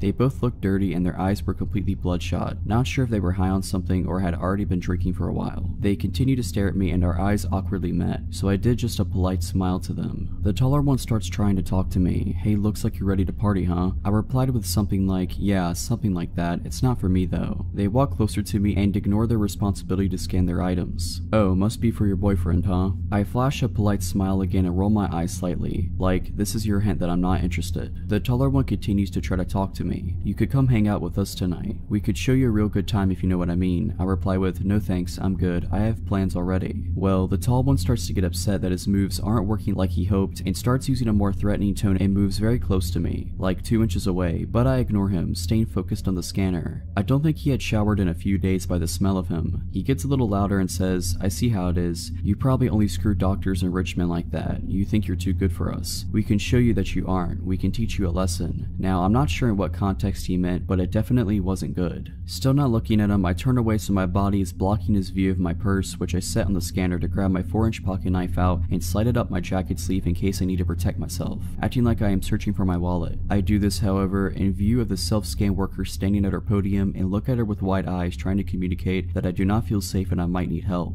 I turn back to the machine and slide my credit card to pay, while the creepy and hostile guys are practically standing on top of me. The machine malfunctions and starts beeping. The lady worker comes over immediately, and the guys standing next to me change their expressions from, I am planning to torture you for a couple of days and toss your body in a creek, to, just your friendly good old country boys making polite conversation over here. They actually try to act like I knew them and we were friends so the worker wouldn't be alerted to their ill intentions. They tried joking with the worker saying I was stealing something, and that's why the machine went off. The worker was definitely not buying it. She was a 6+ foot tall woman with some muscle on her, by the way. I wouldn't mess with her on my best day. Anyways, she presses a few buttons on the screen, shooting the guys a very unimpressed look when they were trying to act charming, and cancels the order completely. She turns to me and says, I am sorry for the inconvenience, ma'am. This machine seems to not be working correctly. Why don't you gather your things and I will bring you up at an actual register. She puts her hand on my back and gives me a wide-eyed look, like I gave her a minute earlier, letting me know that she sees I am in danger. I pick up my things to follow her to a register that is near the security office. The guys linger around the self-scan, still glaring at me, and eventually complete their purchase, but stand at the exit assuming they are waiting for me. I felt like I would be walking to my death if I made my exit in that moment. The worker keeps a close eye on the guys and scans my items. As she's scanning, she tells me that there wasn't really anything wrong with the machine I was using. It just misread my credit card. She said, I had a bad feeling about those guys from the moment they walked in, and I then saw them getting aggressive towards you. I already rang security to be ready to walk out to the parking lot and make sure you left safely when you were ready to leave. Then I saw you take that knife out and put it up your sleeve, getting ready to protect yourself. As much as I'd like to see you show them they picked the wrong chick to mess with, I'm glad I was able to pull you aside and make sure you are safe.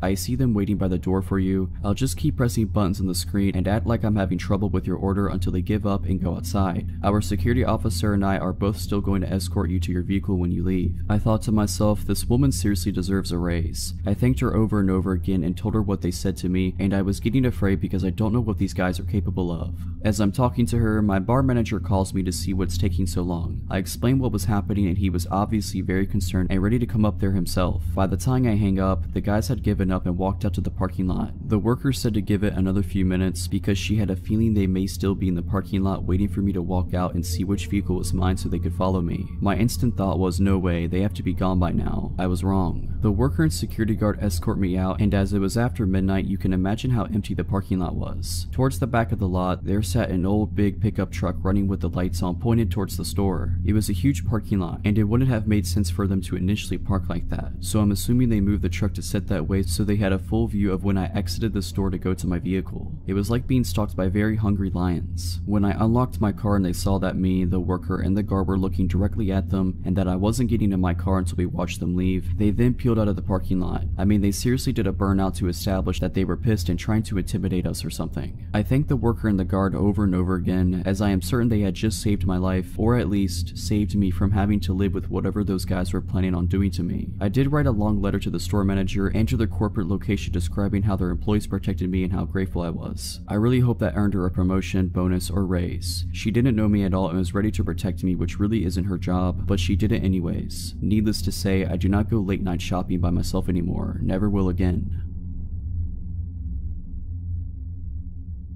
This is my brother's girlfriend's story. She doesn't have a Reddit account, but I told her about this subreddit and she wanted to share her story because it's creepy but also a good lesson to learn from. I go to a school in a big city that is one of the least safe cities in the US. I chose this school for nursing and definitely not for the location. I live in a row house off the campus with 4 other girls. Cheaper and nicer than dorms, or so we thought. I guess you get what you pay for. We're all sophomores in college. As you would guess, we go out and drink, come back to do things we don't remember. We had just started our rent in August, 3 floors plus a basement which was padlocked by the owners. Understandable, we would definitely have parties down there to avoid immediate cleanup. The house was great, amazing location to the school and work. I am a CNA who works odd hours, important for later. It was not expensive and in good condition. I had never lived with that many people before, just one roommate, so before we definitely knew if one of us had misplaced or changed something. I started to notice my snacks were either half gone or completely gone. I was getting annoyed, but a house with many people, it's too much work to go and figure out who ate what, so I ignored it. Slowly, we started making comments about someone eating our food, but passive aggressively. We all just let it go because none of us want a whole house fight. I work until about 11 in the NICU. I get home at about 11:30 mostly on weeknights. I started to notice pants left out or snack wrappers around. I thought it was odd cause none of my roommates had done that before, but just thought, oh, they probably drank a bottle of wine, then went to bed and forgot all about this. Again, my roommates started making comments. This time we started to ask because it was getting annoying that all of our food would disappear and things being left out. I knew it was one of them, but no one wants to admit that they ate someone else's snacks in college. We chalked it up to the girl who always smokes and eats her weight in food. She swore it wasn't her. This went on for about 2 months. It got more obvious that someone was clearly taking everyone's food. It definitely had to be the girl that always smokes. I see her eat her whole snack pantry in a night. Come to find out it was not her. One night at work, I was about to get off, but a situation happened and I ended up leaving about 12:30. I took the bus home. I got home and was about to collapse. I wanted to go to bed ASAP. I walked in the front door and the stairs are directly in front of you. You can also see down the side into the kitchen. I walked in and saw someone in the kitchen but was way too tired to say hi. I thought it could end in like a 30-minute conversation about nothing, so I went straight upstairs. When I got to the second floor, I noticed all of my roommates' doors were closed, which always means they're either all in their room for the night or asleep. I got a weird feeling, just something that made it click. I texted our house group chat asking if anyone was in the kitchen. I felt stupid for even asking. 2 responded no, and they said the other 2 had been asleep.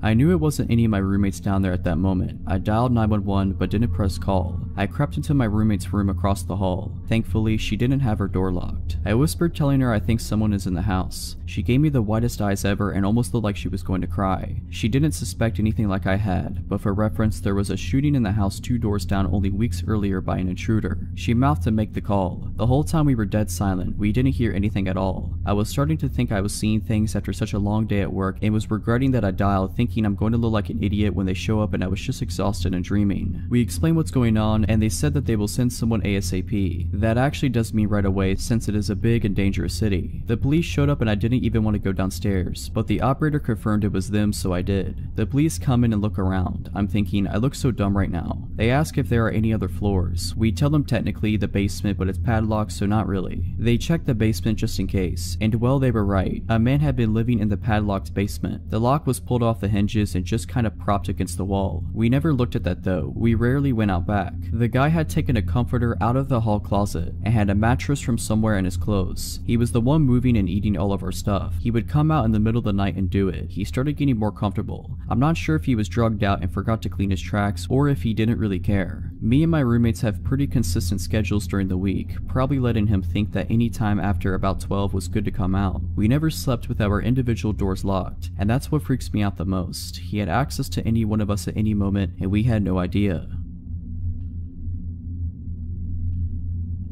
A little backstory. When I was 19, I lived with my mom in a ranch-style house on a road that backed up to a large field. On the other side was the main highway. About a half mile down from me was a loony farmer, and about a mile on the other side of me was pretty much a drug house. I guess someone used to live there, but it was run down. I will say that they were pretty quiet. Other than those 2 houses, we were isolated. At the time, I was working full-time and going to school full-time. One of my classes ended at 10:30 p.m. I often wouldn't get home that day of the week until about 11:15ish. I was driving home one night and I noticed some guy walking down the road. He had a yellow shirt and track pants. I remember his outfit because it was weird. It wasn't weird to see people walking down my road because of the whole drug house thing, but I instinctively looked over at him when I drove past. He turned and smiled and waved, which freaked me out. So I speed the half-mile home and pull into the driveway, weirded out. I made sure all the doors and windows were secure and then sat on the couch to be a paranoid freak and wait to make sure the dude walked past my house. Except he didn't, and there was another guy with him, dressed in darker clothes. They actually walked up my driveway and started playing around with my car, testing the handles and stuff. In my hurry, I forgot to grab my phone from my car, so I was kind of worried that's what they were after until the guy in yellow started approaching my door. I'm freaking out, so I go and wake my mom up.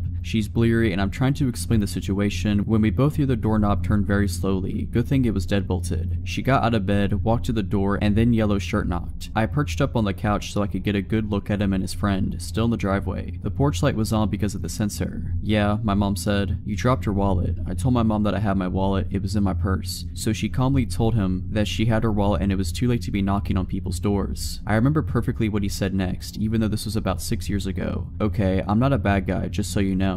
We were all pretty still, no one moved, not even the guy at the door, not even when the porch light went off. Then he tried the handle again. My mom told me to call the cops so she could get the gun and I told her I didn't have my phone. So she walked to the kitchen to grab hers from the charger. She handed me the phone and walked to the bathroom. I stared out of the window into the backyard, then she went to her room to grab her Ruger. I was talking to the cops and explaining the situation all while watching the two guys, explaining that they were two suspicious guys at our door when my mom came back out and said, "One in our backyard too," which explained why she had looked out the bathroom window. She glimpsed him from the kitchen and went to get a more discreet look. My mom walked back over to the door with her gun and loudly said, "If he tries the handle again, I'm just going to open the door and shoot him." I don't know why she said that instead of waiting for the cops to arrive, but the guys took off down the road. I told her and she rushed to the bathroom, where the guy apparently in the backyard saw his friends running down the road and sprinted off too. They were going in the direction of the drug house. The cops searched our house and our yard and went to the drug house, where they found 5 dudes hanging around. One was the yellow shirt guy and I'm assuming his friends were with him. They did get arrested and nothing weird like that ever happened again, but I was on edge for a while. I still make sure the doors are locked at all times every day, even though I live in a much nicer area now. If you're liking this video, all I ask is that you make sure to subscribe to my channel and like this video. Thank you.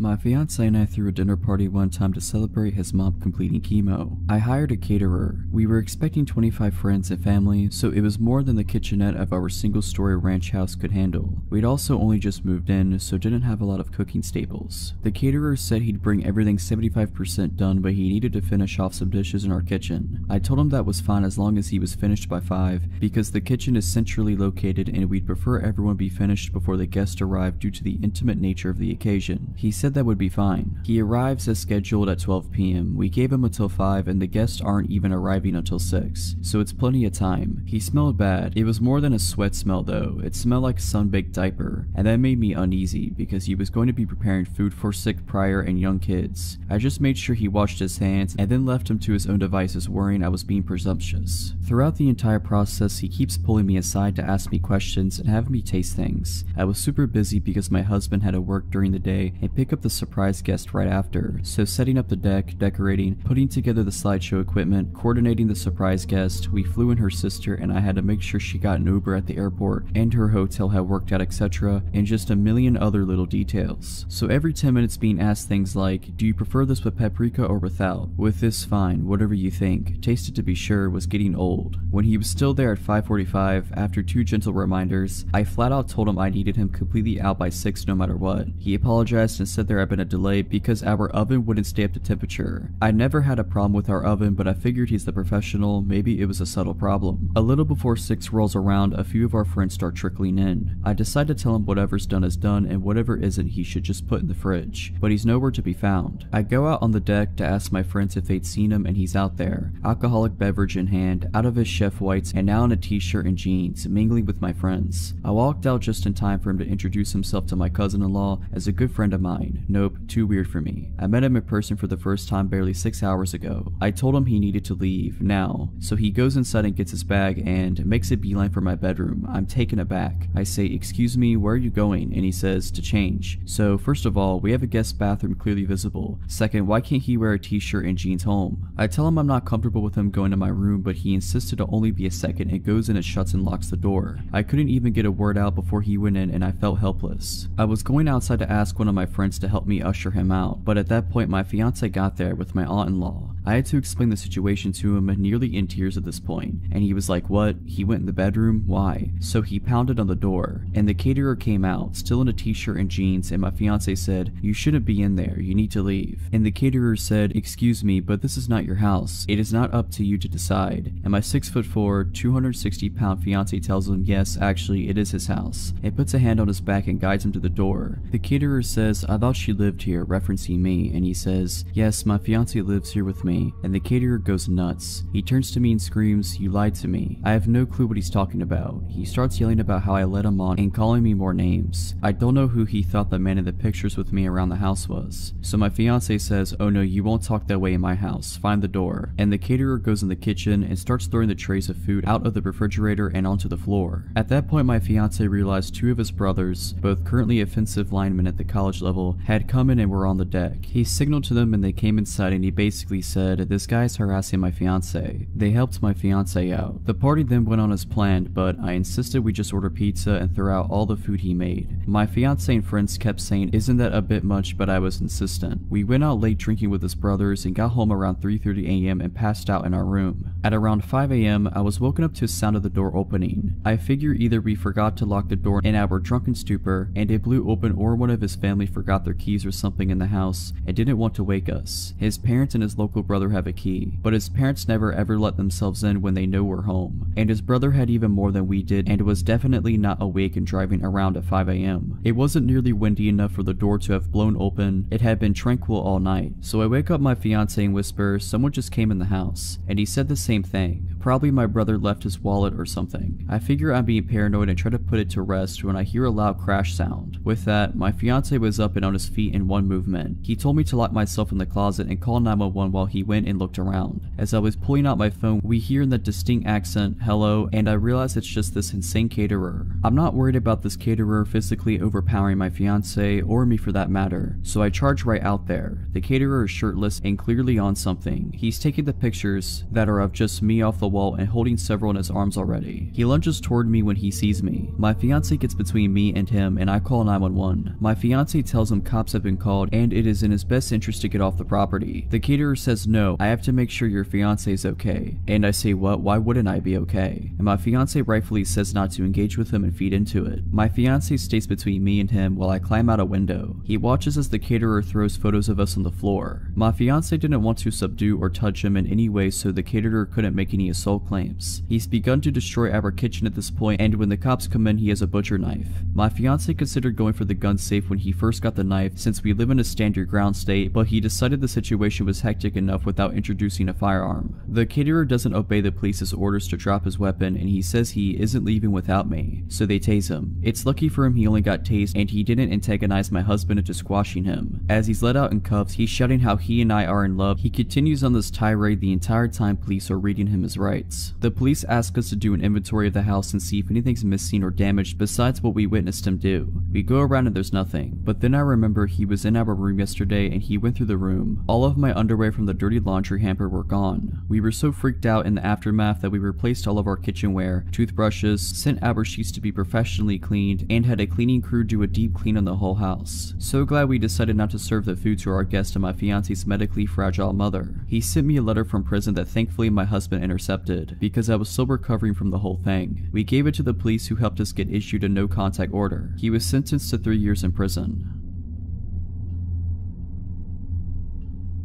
This happened in May of 2015 in California, which will help those of you who are familiar. I had graduated college in June of 2014, moved back into my old hometown, and started a consulting company with my boyfriend, which was going very well. We had just finished a contract in the Bay Area and were beginning a new one about 8 hours south in Torrance. He moved down there first to start setting up, while I took care of loose ends at our closing contract before moving down to meet him. The day comes and I pack my car and head down south to I-5. For the uninitiated, it's a straight highway with little in the way of scenery aside from the occasional strip mall, and its monotony has a reputation for putting drivers to sleep at the wheel. I pass a strip mall with gas and a fast food joint and decide to fill my car and my stomach. I go to park in the food venue's parking lot, but it's completely full, so I park across the street at a hotel, which at the time I didn't think anything of. I go inside to eat my meal, then cross the street to get back to my car. I'm well into the hotel parking lot when a pickup truck pulls down the aisle and cuts off my path and stops, with the passenger side facing me. The driver is alone and a clean-cut white male in his mid-30s. I don't remember anything about him except that he looked very generic and buttoned up.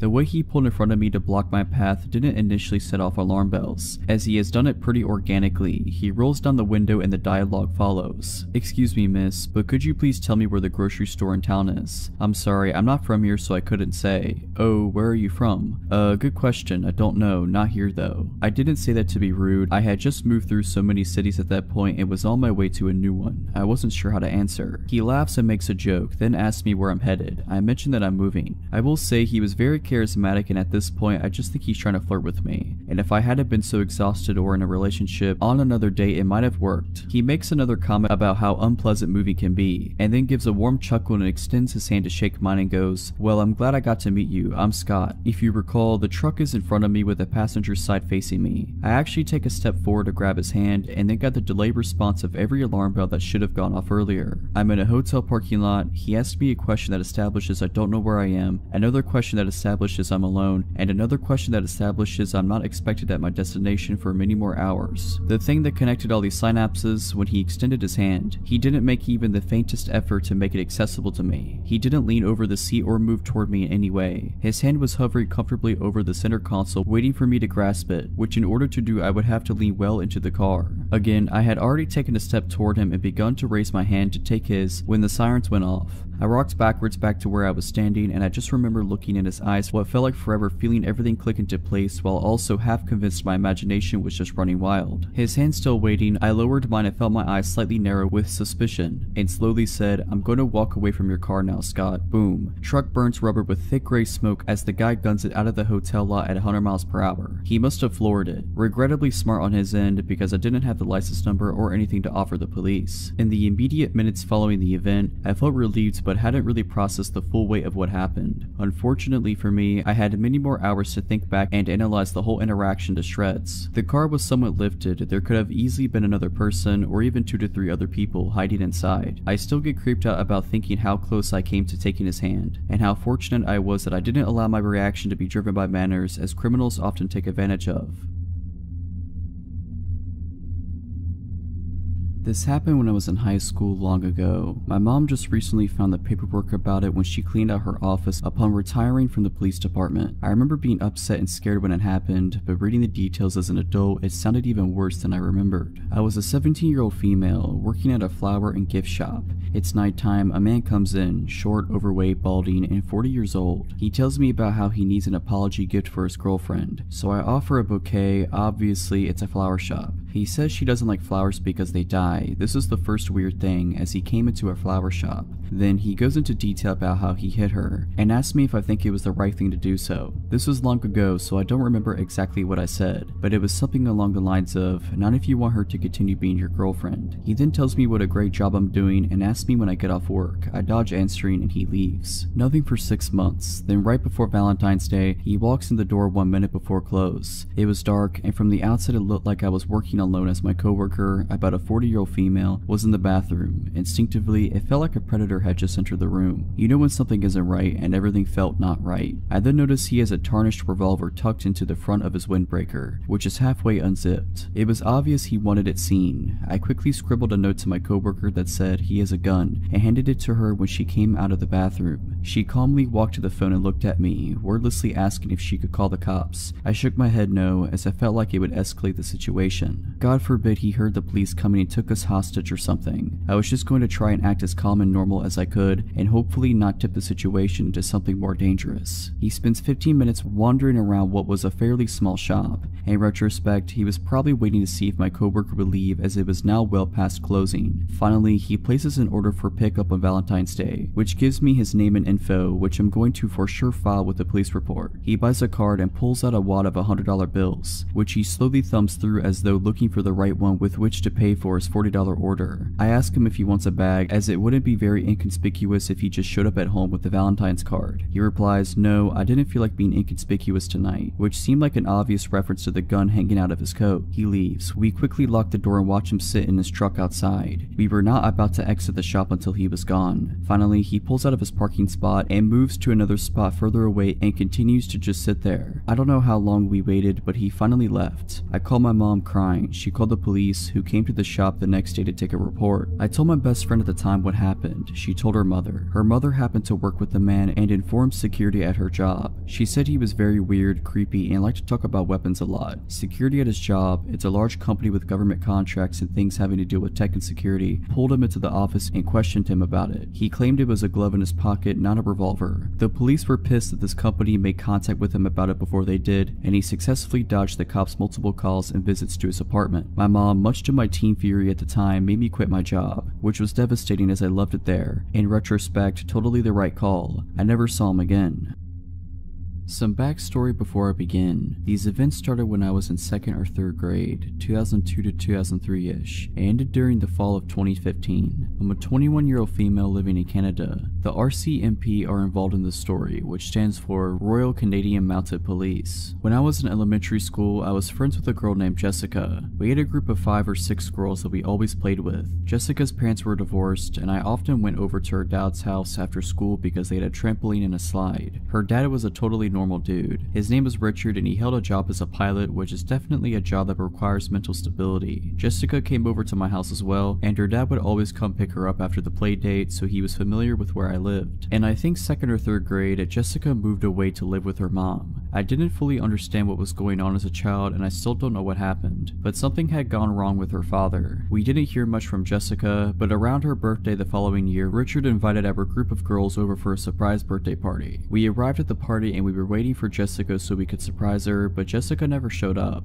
We were just hanging out with her dad for a while. As a child, this didn't seem as weird as it does to me now. When our parents picked us up, we obviously told them what happened, and we didn't hang out with Jessica or Richard again. After that, some of the girls started receiving presents from Richard at their homes. I never received them, but my mother told me about it years later. The presents usually consisted of cheap jewelry and notes. I have no idea what the notes said, but I'm not sure if I want to. After this, Richard goes away. My mom later told me he was in a mental institution. Years go by, I completely forget about the whole situation. Then, in the winter of 2013, I was out of town for a cheer competition. I was scrolling through Facebook one night when all of a sudden a new group chat popped up with 5 girls from my elementary school. I had not kept in touch with any of them, so this was weird. The chat was about how they had received messages from Richard on Facebook. I checked the other folder of my Facebook messages, and sure enough, I had some too. I had a variety of messages that did not make a lot of sense, including some strange poems. Many of the messages were descriptions of dreams he had about me, though some of them were nonsense. Others were understandable enough to come across as violently threatening. I don't feel comfortable sharing some of the more explicit messages, but here are a couple of the shorter and less scary messages. Hi little girl from not long ago, pristine of pristineness, I want you, I want you, I want you. We're gonna have planets to go to someday provided you don't melt them first. I'm so proud of you, stay happy, and I haven't found a way to keep you all off my mind. I clicked on Richard's Facebook profile and his whole profile was dedicated to his 5 girls. He didn't have any friends added, so clearly nobody had seen it. Unfortunately, we didn't have very good security settings on Facebook. He had saved dozens of photos of us, and then reposted them with nonsensical and inappropriate captions. The captions ranged from essays about his love for us, to a one-sentence caption that simply said, "She is so ugly." Here are some of the shorter photo captions. Emily, hopefully and not too soon I'm gonna find out your address, and I'm gonna show up as a man that knocks on your front doorstep and bite your bottom lip off before you can say a word. Kiara, because of my initial euphoria, turns into sucking depression when I realize that there is nothing I can do about anything beside you because you're inside me and I can't get you out of my mind. I love you so much. Melissa, can I paint your picture? I want to lift you around to see how heavy you are and we'll go for a drive on Hollywood Drive with the windows rolled down so we can get a crystal clear view. We were all freshly 18 at the time and didn't know what to do, so our moms contacted the RCMP. They told us not to block Richard on Facebook, but not to reply as the messages could be used as evidence. He continued to send us messages every single day, and we shared the screenshots with each other in the group chat and sent them off to the RCMP. He had several different Facebook accounts that were all variations of his name, along with one randomly named Esteban. One of the girls got in touch with Jessica to find out if she still had contact with her father. She only saw him on supervised visits every once in a while. She was very embarrassed and apologized a lot. She was a super sweet girl and obviously none of us were upset at her in any way. Eventually, Richard was charged with 5 counts of criminal harassment. He pled guilty and went to jail for around 5 months. When he got out, there was still a no contact order in place, meaning that he could not contact any of us girls or come within a certain radius of our homes. He was not allowed to use the internet either. I'm not sure how all of this works, but this is what the constable handling the case told me. However, not surprisingly, he started contacting us on Facebook again. He went back to jail for breaching his probation. It was the summer of 2015 and he got out again. I started receiving more messages. I immediately wrote on the group chat to see if the other girls had gotten anything. They hadn't. It was just me. I immediately contacted the police. It seems they had forgotten to include my name on the no contact order. He knew not to contact the other girls, but thought it was still safe for him to contact me. This time things got worse. I had just started working at a new job, and being the idiot that I am, I had my workplace public on my Facebook profile. One day I came into work and there was a package waiting for me. I was obviously confused because I would never order something to be delivered to my work.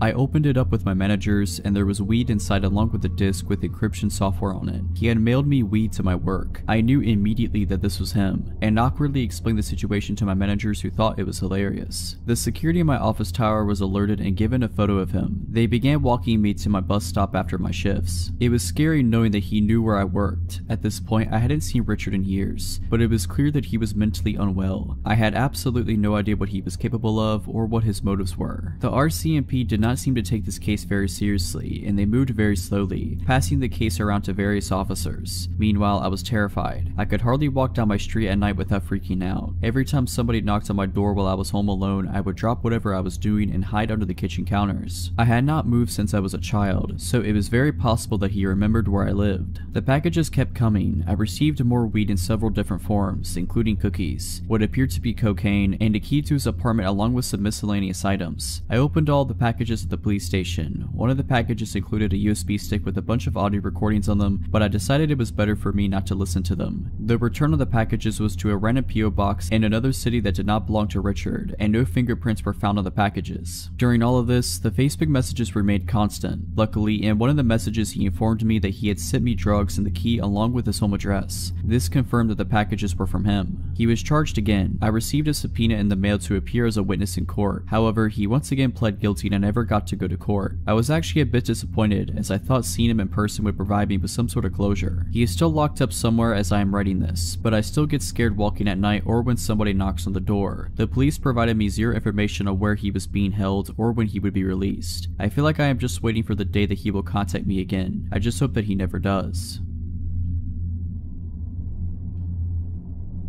I had just moved out of a share house in the suburbs and into my own one-bedroom apartment in the city. I'm a male and at the time was around 25 years old. My apartment, while old and small, was located about 500 meters from one of the most popular night spots in the inner city. As I was in my mid-20s and out on my own, this was the perfect place for me. This was because my friends and I were quite social and would frequent bars and nightclubs in the city, and the taxi fares were starting to add up. Also, this new apartment was close to my work, so it made sense. I got settled in right away and invited my friends over for pre-drinks before hitting the clubs. Due to the limited space in the apartment, this meant that some friends were inside and some were drinking on the walkway just out front. We had the music up and I just started drinking, but between songs, I could hear the couple next door arguing. Now, the apartment was old and bad, which meant thin walls too, so I pressed an ear to the wall in order to listen in. I hadn't met any of my new neighbors at this time as I didn't take long to move in and I didn't really see anyone during.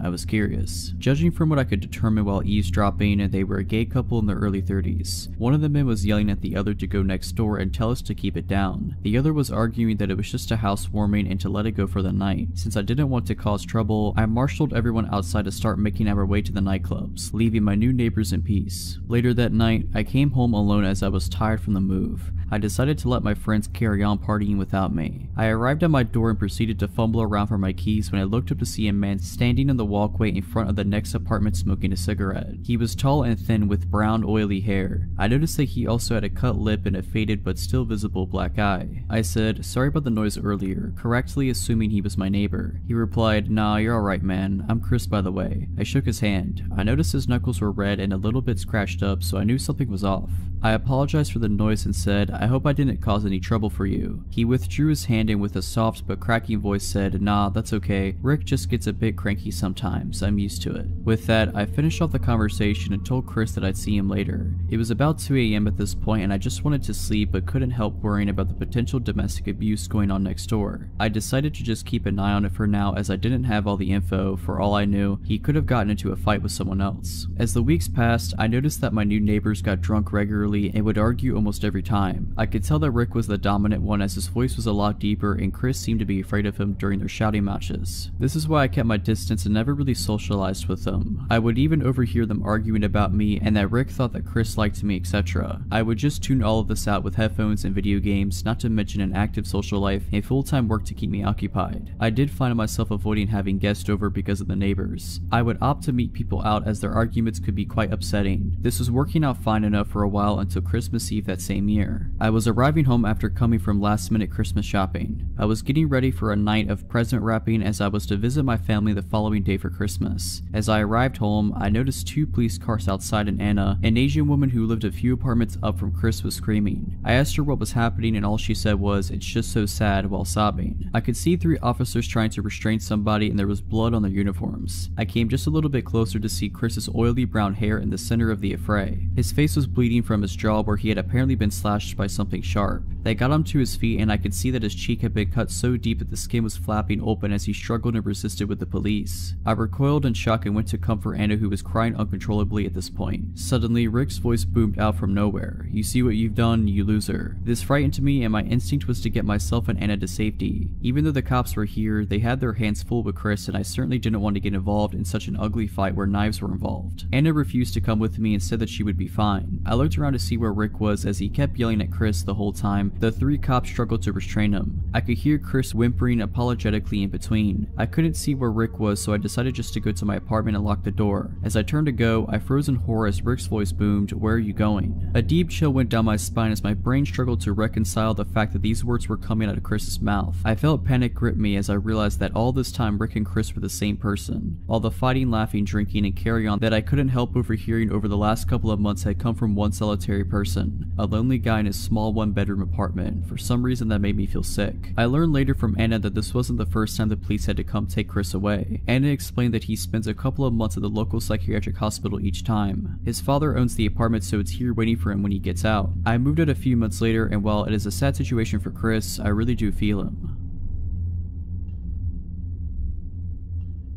Today was like any other, just another ordinary day, working by myself in the store, checking out customers, stocking shelves in my moments away from the register. A normal day. At some point while on register, I greeted a man with a large dark beard, bald, and wearing glasses as he came through the door. He immediately smiled and got that surprised look on his face after seeing me as if he had just found his next victim. Eventually, after about an hour or 2 of being on register, I'd pretty much cleaned the store out of my customers and moved on to stocking candy. The man before with the beard approaches me with a smile and holds up a large white trash can.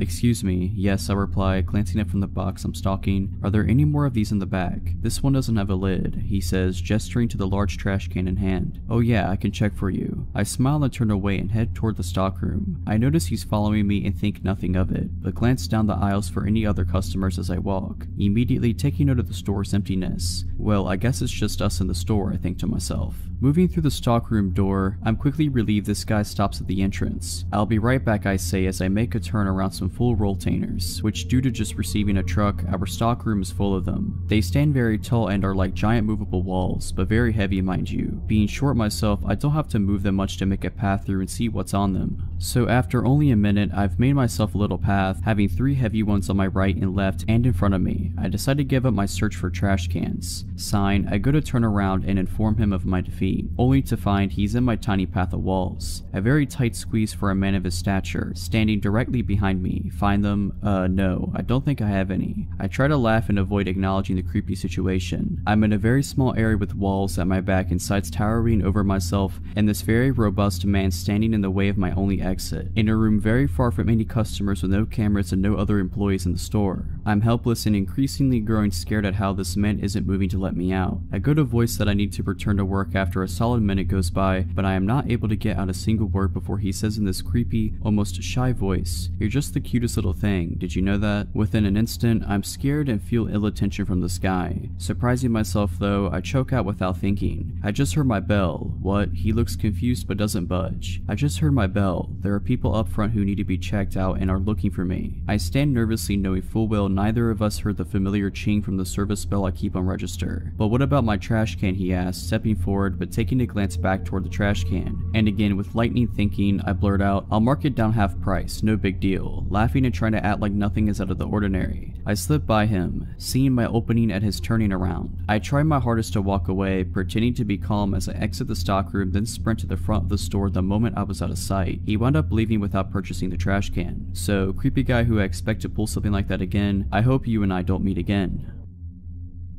This was back in 2015 or 2016. I'm a career tow truck driver. At this point, I've been towing cars for most of my adult life, and will likely do so until I either retire or die, whichever comes first. At the time, I was working for a pretty small towing company with only 2 employees, and we rotated who was on call each weekend. It was my weekend on call and it was summer, so with people being out and about late and whatnot, I was pretty busy, cleaning up accidents, towing broken down cars both in the city and off the highway. I was fine with it, as I was paid commission at the time, so the more calls I did, the more money I made. So it's Saturday night, now Sunday morning, and it's around 2:33 in the morning, and like I said, I've been busy. I'm tired, a little grumpy, and kinda wanna go home when my phone rings. It's an insurance company calling asking if we can do a tow for one of their customers who is broken down on the side of the highway. The breakdown location they gave me is about 15 miles out of town, which I normally wouldn't do, but the tow destination happens to be a dealership that's just a couple of minutes from my apartment. I contemplate rejecting the call, but because I'm paid commission, I figure screw it. I could run up and grab this car, drop it off around the corner from my place, then hopefully I can head home and get a couple of hours of shut-eye. So I take the call and hop on the highway. The insurance company provided me with the customer's first name, which we'll say was Kara, and gave me a phone number for her. Usually I try to make contact with people who are on the side of the highway to let them know I'm on my way and give them an ETA. I try calling her a couple of times, but she doesn't answer, not unusual.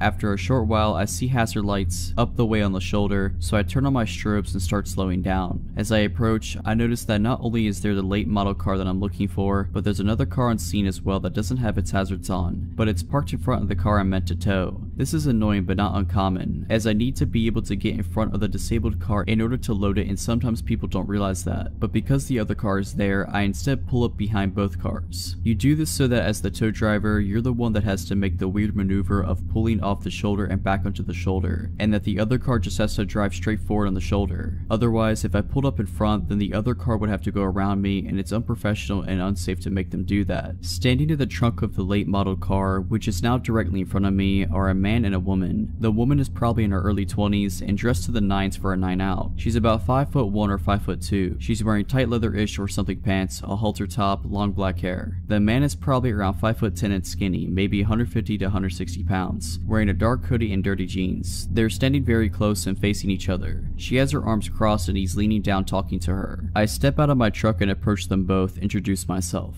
They separate a few feet and I look to the woman and say, "Are you Kara?" She nods. I say I'm here for her insurance company and I ask what's going on with the car. Immediately, the man pipes up and says, "Yeah, it's just having some fuel issues. It's an easy fix. Can you just drop it off at this commuter parking lot? I'm gonna fix it for her there." I'm rather annoyed at this because the commuter lot in question is further up the highway and I'm already 15 miles out of town. Like I said before, I only took this call because it was supposed to be coming back toward my apartment and I really wanted to go home. Not only that, but in order to change the original tow destination, I would have to call the insurance company back, wait on hold for who knows how long for a representative, and then let them know the change and try to get them to pay me extra for the deadhead miles back home after unloading, and I really didn't want to do any of this. And thirdly, this is a late model car. I'm no mechanic, but it's new enough that whatever's wrong with it is likely covered under warranty, so the dealership is really the best place for it to go anyways. I explain all of this to the guy, but he's really not having it. He gets stern with me, saying something like, "Look man, you just need to take the car where I tell you to take it." We go back and forth on this for maybe 60 seconds and he's just getting madder. Well, you know what man, you're not the name insured, Kara is. The easy way to settle this is to ask what she wants me to do with the car, and whatever she says is what I'll do. Fingers crossed she'll want to take it to the dealership so I can get home sooner. I turn to look at Kara to ask her that question and I don't see her right away. She's no longer standing where she just was a minute ago, which was slightly off to my right. I continue to not see her until I've turned almost all the way around, because she's standing directly behind me, and by directly I mean within an inch of my back, arms still crossed. I look down at her and she locks eyes with me. Her eyes are as wide as plates, almost owl-like, and immediately it feels like she's staring into my soul. She didn't say a word and she didn't have to. I took a step back and did what felt like a double take. I looked at him, then at her, then at him again, and then back at her, and it slowly started to dawn on me that maybe something isn't right. I asked her, "Do you know this guy?" and she ever so slightly shook her head dad no. Without a word, the guy starts to move for Kara, and I move to stay in between them. He tries to push me out of his way by shoving me in the chest, but because I believe he underestimated my weight, only pushed me hard enough to make me take a single step back. Immediately, I took that step forward towards him and body check him hard as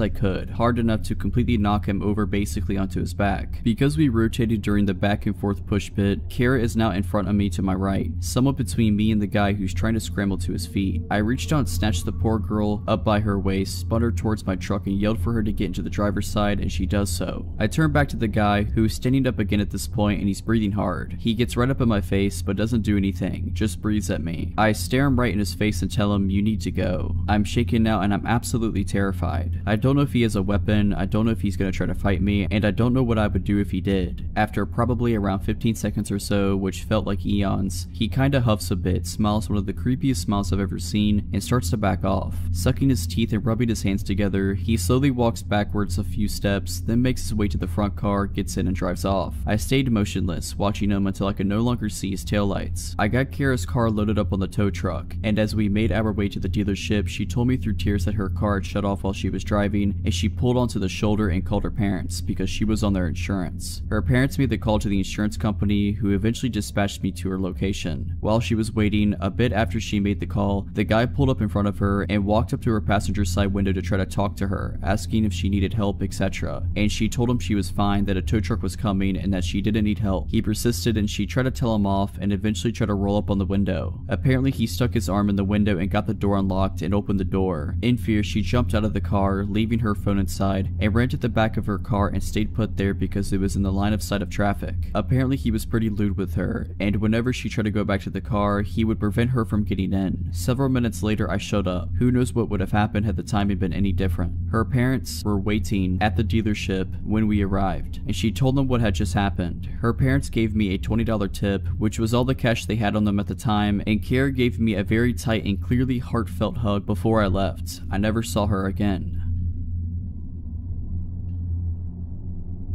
To set the tone, I always hated the town I lived in. I moved there alone when I was 18 for college and quickly regretted it. It was a decent sized town but full of not decent people. Nearly every gas station was robbed frequently, there were shootings in broad daylight, robberies, you name it. Well, for the first 3 years I lived with roommates on a side of town that wasn't awful, but it was sketchy. So when I was making decent enough money, I moved out on my own. The house was tiny, maybe 500 square feet if that, super old and poorly built. It was just me living there, so I didn't mind how small it was, but what originally sold me was that it was in the middle of nowhere. It was surrounded by a bunch of fields and some wooded areas with only a few houses nearby. Considering I hated being in the town due to the continuous paranoia of getting mugged or shot, I loved the idea of living out there, so at the beginning of July I moved in. Everything seemed super swell minus not being able to get good internet. A month goes by and everything is still swell to me, and I decided to get a dog to keep me company. He also loved the place and spent long amounts of time lounging about the yard and trying to convince the nearest neighbor to walk over and pet him. Important later. Roughly 2 months into living there, I started to notice things at a place. Something to note is that an old roommate of mine was using my spare room as a storage place until he got moved himself, so he had a key but was never there. He kind of just popped in every other week to grab something and usually let me know beforehand. But I'd come home to my kitchen chair being pulled away from my table or a bowl in the sink, things like that. There were such small things I wrote off as my roommate swinging by or just stuff I was forgetting. But then my dog developed this crazy bad separation anxiety. Up until now, he didn't even care when I left. He just lay on the couch and chew his toys. He never barked, never did anything weird. However, all of a sudden he began acting really awful every time I tried to leave. He'd literally cram his body through the door as I was closing it, screaming and barking, and wouldn't stop until I came back in the house. He didn't want me to leave him there alone, at all. I couldn't afford a kennel for him yet, so I decided one day that I'd put a movie in while I was out, thinking maybe the sound of people talking might keep him calmed down. I only had to finish one task up at work and knew I'd be home early, so I put in a copy of Hamlet. I know, boring, but I chose it because the copy I have is 5 hours long. I knew it would be playing when I came back. Flash forward 3 hours, long before Hamlet should have been over, but when I walked in the door, not only was the movie not playing, but the TV and the Xbox were completely off. I immediately called my roommate and asked if he had been over, and he wasn't even in town. I explained the TV situation to him and he shrugged it off as the TV powering off when it idles for a while. Even though this is true, there are several reasons I know this isn't the case. One, 1. It wasn't idling. A 5-hour movie was supposed to be playing. 2. Even if it had shut off, my Xbox wouldn't have. I have left it on by accident for weeks. I was gone out of town or whatever, and it was still on when I came home. Always. But it was completely powered down this time. The weird thing is none of my stuff was missing and the door was locked when I entered. I eventually convinced myself that it was something weird with the Xbox or whatever and shrugged it off. That is until my dog started acting even weirder. Remember earlier I mentioned he used to play with a neighbor? Well, all of a sudden, if she even walked by the house while he was out, he'd start yelping and running at me away from her. This was incredibly weird to me and made me incredibly cautious of her. I put some cheap alarms on my doors, the kind that go off when the door is opened, and slept with my pistol handy. The second night the alarms were on my doors, I was woken up by the one on the back door going off. I flew out of my bed with my pistol, trying to convince myself that I was about to shoot some intruder, but once I got to the door it was shut and there was nobody there. The alarm had been knocked all the way across the room. The door would have had to open for it to be chucked like that. It couldn't have fallen off and landed there. Something else weird, the door was locked, but not the way I had locked it. I always locked the knob and the deadbolt, but upon checking my lock after this, only the doorknob was locked. The police wouldn't do much as I had no witnesses, no lead, and they didn't have much to go on. Needless to say, I changed the locks. I didn't have any noticeable problems inside after that, but later found out that the close neighbor that my dog hated had previously lived in the house I was renting, and the locks had never been changed. I have no way to prove my theory, but it's pretty obvious she had a key and was coming and going as she pleased. Why though, I can't figure out. Nothing of mine ever went missing. The most unsettling part for me though, is that she had tried to come in at night until the alarm scared her off. How many times has she been in my house at night while I was asleep, and why? Not sure. Luckily though, I don't live there anymore and never plan to move back there.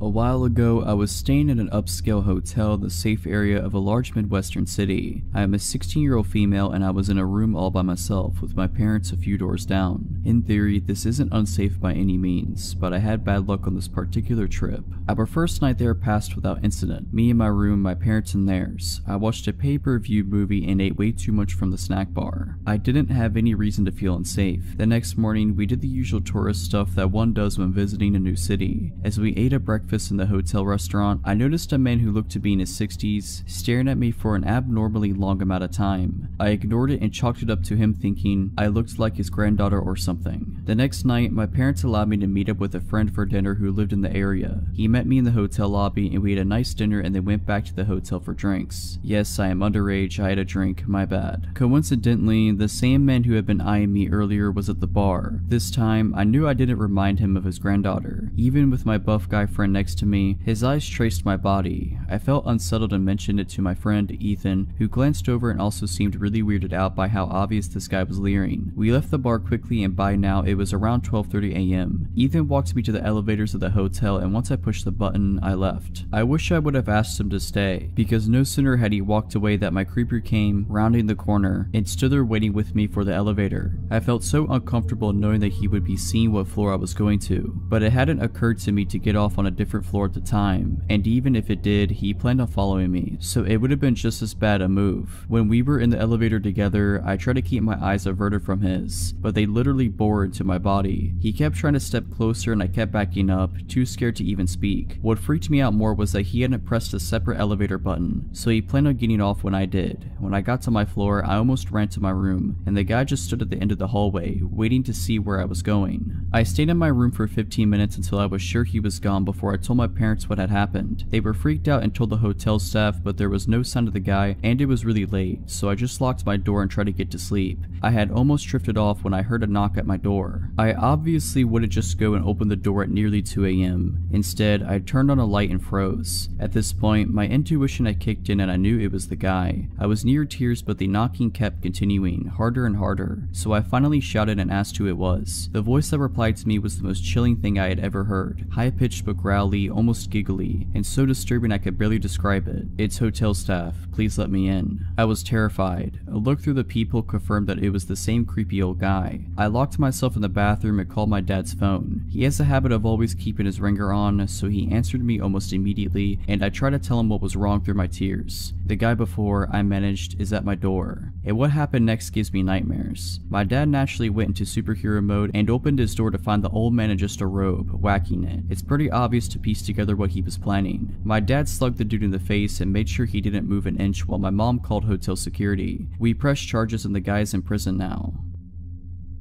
In my late teens and early 20s, I was friends with a girl named Lucy. She was a very lonely kind of girl whose parents were, well, honestly, not really great parents. Her mother was verbally abusive and her father really couldn't care less about anything. Because of the lack of love in her life, Lucy searched through dating sites for love and comfort from strange men, and she was not afraid of meeting them face to face even if they'd been chatting for only a few days. My friendship with Lucy was a strange one. I found her quite annoying sometimes, but I also felt awful for her because of her loneliness and lack of friends and love in her life. Sometimes I really didn't want to hang out with her, and some days I would accept her offer to hang out. When it was just her and I together, she was normal and okay to be around, but also very appreciative of having someone giving her attention. We had a small group of friends and she would try to get all of us together as often as possible, and honestly, the whole group together was really quite fun. When we were all together, Lucy was very hyper and you could just tell that she was happy to be around people who didn't insult her as her mother does. Suddenly, Lucy tells us she has a boyfriend. We were all surprised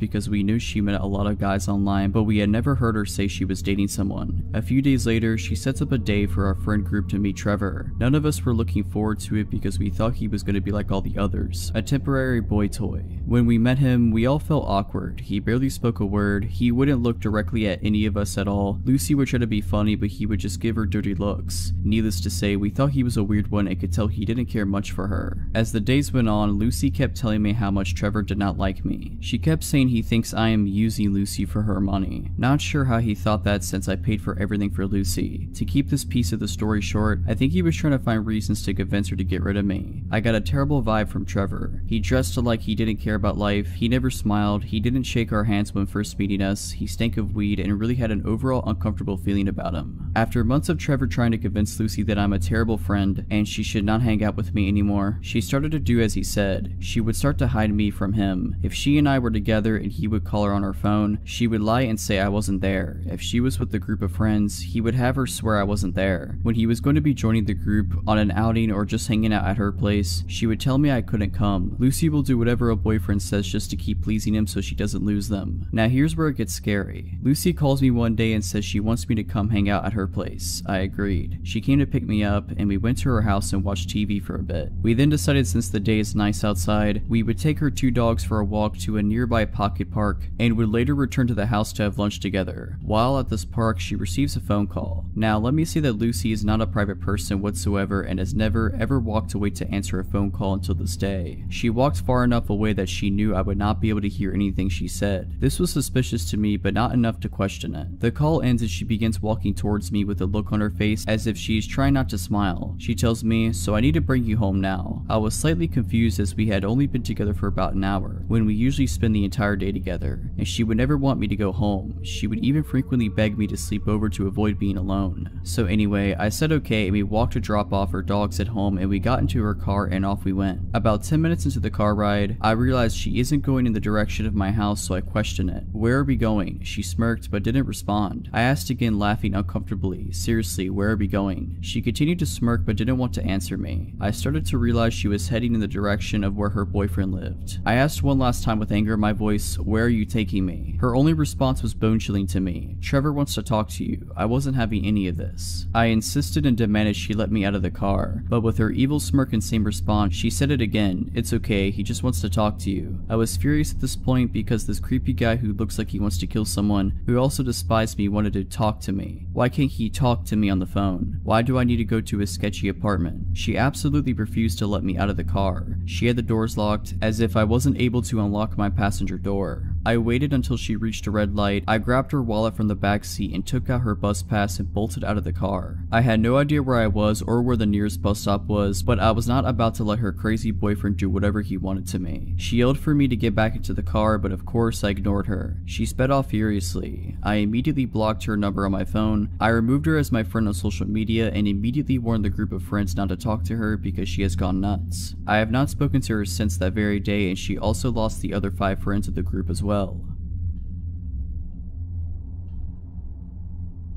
I've recently moved into a new apartment 3 weeks and I'm starting to share it with my sister. The only reason we know properly is a single mom who lives in the apartment next to us. Ever since we moved in, she's been giving us advice and helping us out with things, etc. We don't know any of the other neighbors properly yet. Today I was out with my friends, and after that I went to get my sister so we could go out for some food. We got home around 10 p.m. My sister and I got into our PJs and were sitting around watching TV when our buzzer rang. I jumped up to answer it and it turned out to be our neighbor, a single mom. I asked her what was up and she said that our dad is asking for us downstairs. Straight away my stomach dropped. I immediately asked her if she's sure he said that he was our dad. The reason I asked this was just to make sure that is what she actually said, but she replied that yeah, he said he was our dad and he was asking for us. The neighbor then asked me if she could let him up to our flat, but I told her no. I wanted to shout out to my sister, but I didn't want to worry her right away, so I asked the neighbor to not let him come up yet, and I heard her repeat this to him. I couldn't hear anything for a few minutes and I started to get really worried. At this point, my sister comes up to me and asks who it is. I called out to my neighbor a few times, but she didn't answer. It must have only been about a minute, but it honestly felt like ages when she didn't reply. I was about to tell my sister to call 911 because I was starting to panic and I didn't know what was happening out there. But then she came back on and told me that he was gone. She then came up to our flat and explained what went down. She said that she was walking back to her flat after finishing work and she saw a man by the buzzers. At first, she assumed that he was just someone who lived there, but when he noticed her walking up, he asked us by name and asked us if she could let him up to our flat. She asked him who he was, and he told her that he was our dad. Obviously, she buzzed us and told us first, since our neighbor doesn't know us that well, so she doesn't know what our dad looks like. She said that because we were young and on our own, and she didn't want to buzz an estranged man up to our flat. She said that her mom instincts kicked in when she heard me being hesitant to let him up to the flat. She said that apparently after he heard me say that he got really pushy with her and started trying to move her out the way. He kept on saying to her, "It's okay, I'm their dad, let me in, I'm not gonna do anything." She started arguing with him and told him that if I don't feel comfortable letting him in, there's no way he's getting in. He then got into the car and rode away. Now this is the reason why I hesitated. We haven't spoke to our dad since I was 16. We even considered getting a restraining order from him at one point. He's not even our biological father, but we were legally adopted by him when I was 9. He was very abusive. It got to the point where me, sister, and my mom had to leave him in the middle of the night. He was always really controlling, and after we left, he would secretly follow us around and leave threatening voicemails on the phone. I found out that he has a criminal record, as well as I believe he was convicted of manslaughter in the 80s. I have no idea of the backstory behind that, and I honestly don't really want to know. Like I said, we haven't from him since I was 16, which was 3 years ago,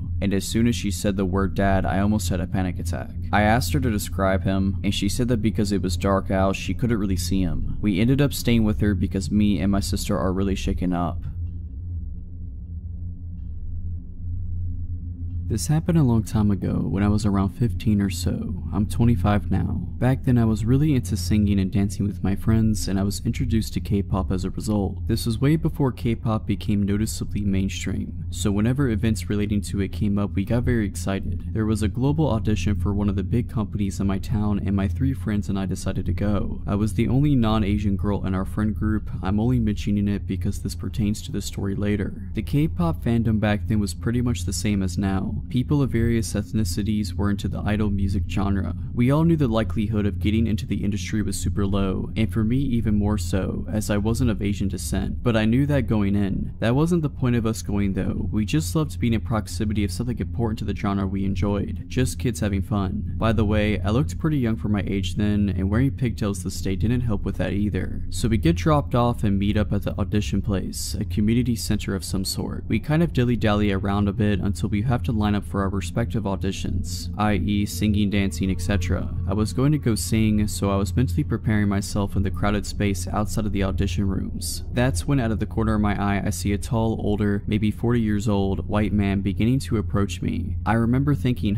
is he going to audition too? It was strange because everyone else in there was younger, maybe he was a parent. He walks up pretty close and goes, "Can you help me please?" I'm confused and I ask him what he needs help with. "Oh, the staff here, my son's trying to audition, but but they won't let him audition. Okay, this was weird. I then asked him why. He said, because he's not Korean. That was when I started to get creeped out. I looked around to see a pretty diverse crowd and then back at him. I don't know, that's terrible. You should talk to, and then I point towards the staff. They should be able to help. I knew he was lying, but I was too scared to say anything else. I went on, anyone can audition here. He didn't listen and insisted on me helping him. Then he said something that sent a chill down my spine. When I was trying for the 5th time to convince him to approach the staff instead of me, he beckoned me to come outside with him. My son's just outside in my car. Can you come talk to him, please? That was when I repeated what I said earlier and began to firmly walk in the opposite direction. He kept trying to coax me out to see his son. I managed to lose him in the crowd of people. Only seconds later, I see him talking to my friend about me and helping his son and all that. I was shocked. The man had clearly been watching me for a while to know who I came with. We were split up at that point. I went up and told her we should get going without looking at the man. He ignored me and kept on talking to her. Without speaking, I went up to her, grabbed her hand, and pulled her at once to get her away from him. She was super gullible and didn't understand why I was so worried. The man clearly was unnerved by what I did and left my friend and then disappeared into the crowd. So about 20 minutes later, I'm in the lineup for the audition when I get a cold feeling in my body, and I turn to look towards the entrance. My audition room was close to it, and there he was, standing. But he wasn't just standing, he had his arms crossed and he was glaring at me. I've never seen someone look at me with such vitriol. He looked like he wanted to kill me. It was terrifying. The crowd of people was sparse because we all had lined up outside our assigned rooms. This man waited there, staring at me nonstop for an hour.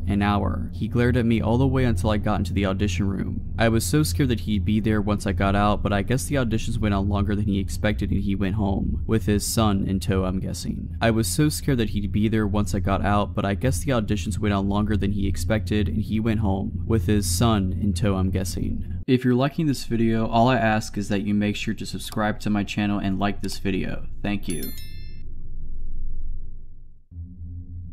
I've worked a few odd jobs in my life. My first job was a summer job at 16 during summer break at a dairy farm. I absolutely hated it there and made it harder for me to find the motivation to even try finding work again when the time came. I don't really remember how I was first referred to the job, but the following summer, I ended up working as an office assistant for a self-employed photographer. My parents knew her because she used to be a member of their church, and my sister attended her 4-H program when she had it. By that time, her health had begun to take a hit as she claimed it was a mixture of things from chronic Lyme to fibromyalgia. I had also been warned by my parents that she was a little off. She was very religious and claimed to have had real encounters with demons, even participated in a few exorcisms. I'm an atheist and a skeptic, so I never took her story seriously. Aside from the weird things she would tell me, she was mostly harmless and working for her was not hard. The job basically required me to do a lot of data entry, as well as help prep her photos with some minor touching up and the addition of her company watermark before uploading them to a site where her customers could browse them and then pick which ones they wanted to order. She primarily photographed horse events, dressage, stadium, and cross-country jumping, etc. And for the first several months, my job stayed in her living room, which is basically my office space at the time. Eventually, I was talked into tagging along at shows where she trained me as a photographer, and soon I was shooting at the events along with her. It was boring work, I won't lie. I'm not a horse person, but things didn't get weird until a year later when I learned the hard way it was not her that I needed to worry about. She had 2 sons, one who was out of state, the other one was in the Navy. The latter of the two, a guy called Nate, I had only heard small things about. When he finally returned home and I met him for the first time while working in her living room, he seemed like a nice guy, a little odd but not concerning. He was obsessed with movies, and being a bit of a movie buff myself, whenever he would venture to the living room to strike up a conversation, it would always be about whatever movies we were into or were excited to see. I should point out here that I was 18 by this point and he was in his mid-30s. At some point he got it in his head that I was interested in him, though he never said anything directly to me. I had to find out about it from my parents. My mom worked as the secretary at her church and Nate knew it. I can only guess my boss had told him. One afternoon, Nate showed up at my mom's desk and started gushing about me. He talked about how much fun I was, how he loved talking to me, how he was planning to take me to the movies and take me to this church, and all these other plans he had for me. My mom was beyond uncomfortable, as was the pastor who happened to overhear it, and when I got home that night, she told me what had happened and suggested I make sure not to lead him on. I was completely baffled because I hadn't done anything. We never even discussed the possibility of doing anything together. I made an effort to acknowledge him less when he was around around and keep the conversation short while stressing I had work to do. Eventually, he got his own place and moved out of his parents' house, so I figured the problem had solved itself.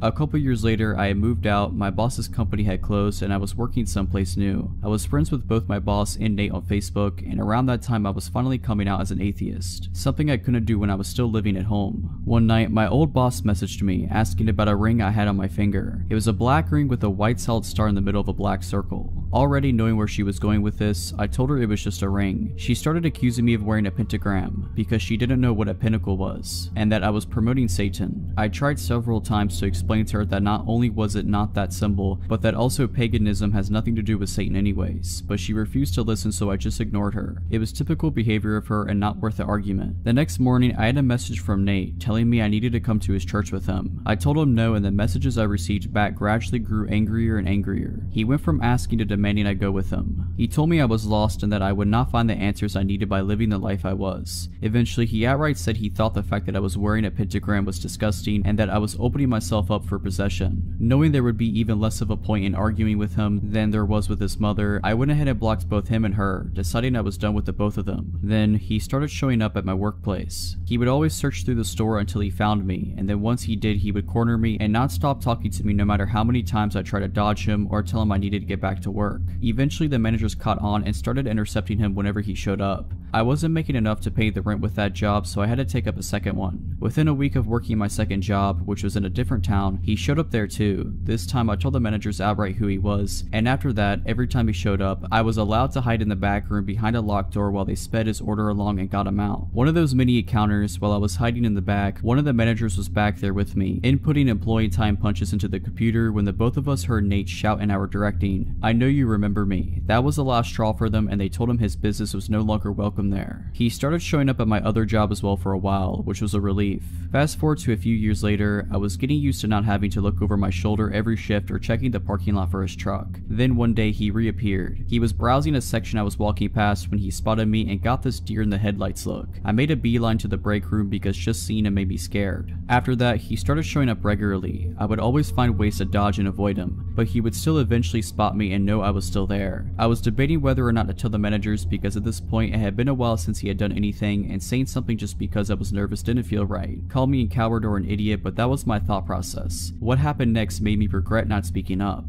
It was bound to happen eventually, but one night he managed to catch me while I was at the customer service desk. He approached me and said hi, and I immediately started to look for someone to signal over so I could make a break for it. But before I could say a word, he said something that made me feel sick. "How's your little girl doing? She's 3 now, right?" I looked at him horrified. I had him completely blocked from all of my social media, I had his number blocked, I was living at a new address, and I had not seen or spoken to his mother since she confronted me about my ring. I had not told either of them I was a parent now or that I was married, and I was not friends with anyone who knew them, but he knew. "How's your husband doing too?" he asked when I didn't answer. "He's good, he's a good man," I said, trying to reinforce the idea that I was not available to him and that I had no desire to have anything to do with him. "Where does he work?" At this point, I felt like I was going to pass out. Thankfully, another employee approached just to gather some reshelves, and I got out of there. As I was leaving, he called out behind me, "I'll see you again, we'll talk. We'll go out and do something together, we will." I reported him to the managers, telling them everything about the encounter, including all the information he had on me and my family that he should not have had. They were able to pull up his face on CCTV. I haven't seen him since the incident with my managers. I think he may have gotten scared off. Turned out one of my coworkers used to work with him too at a different job, and she also made a complaint about him to the managers. I don't know what they did with that information afterwards, but I know he hasn't shown up since. It sounds like they plan to call the cops if he sets foot in the store again. With 2 employee complaints of stalker-like behavior, they refuse to ignore that.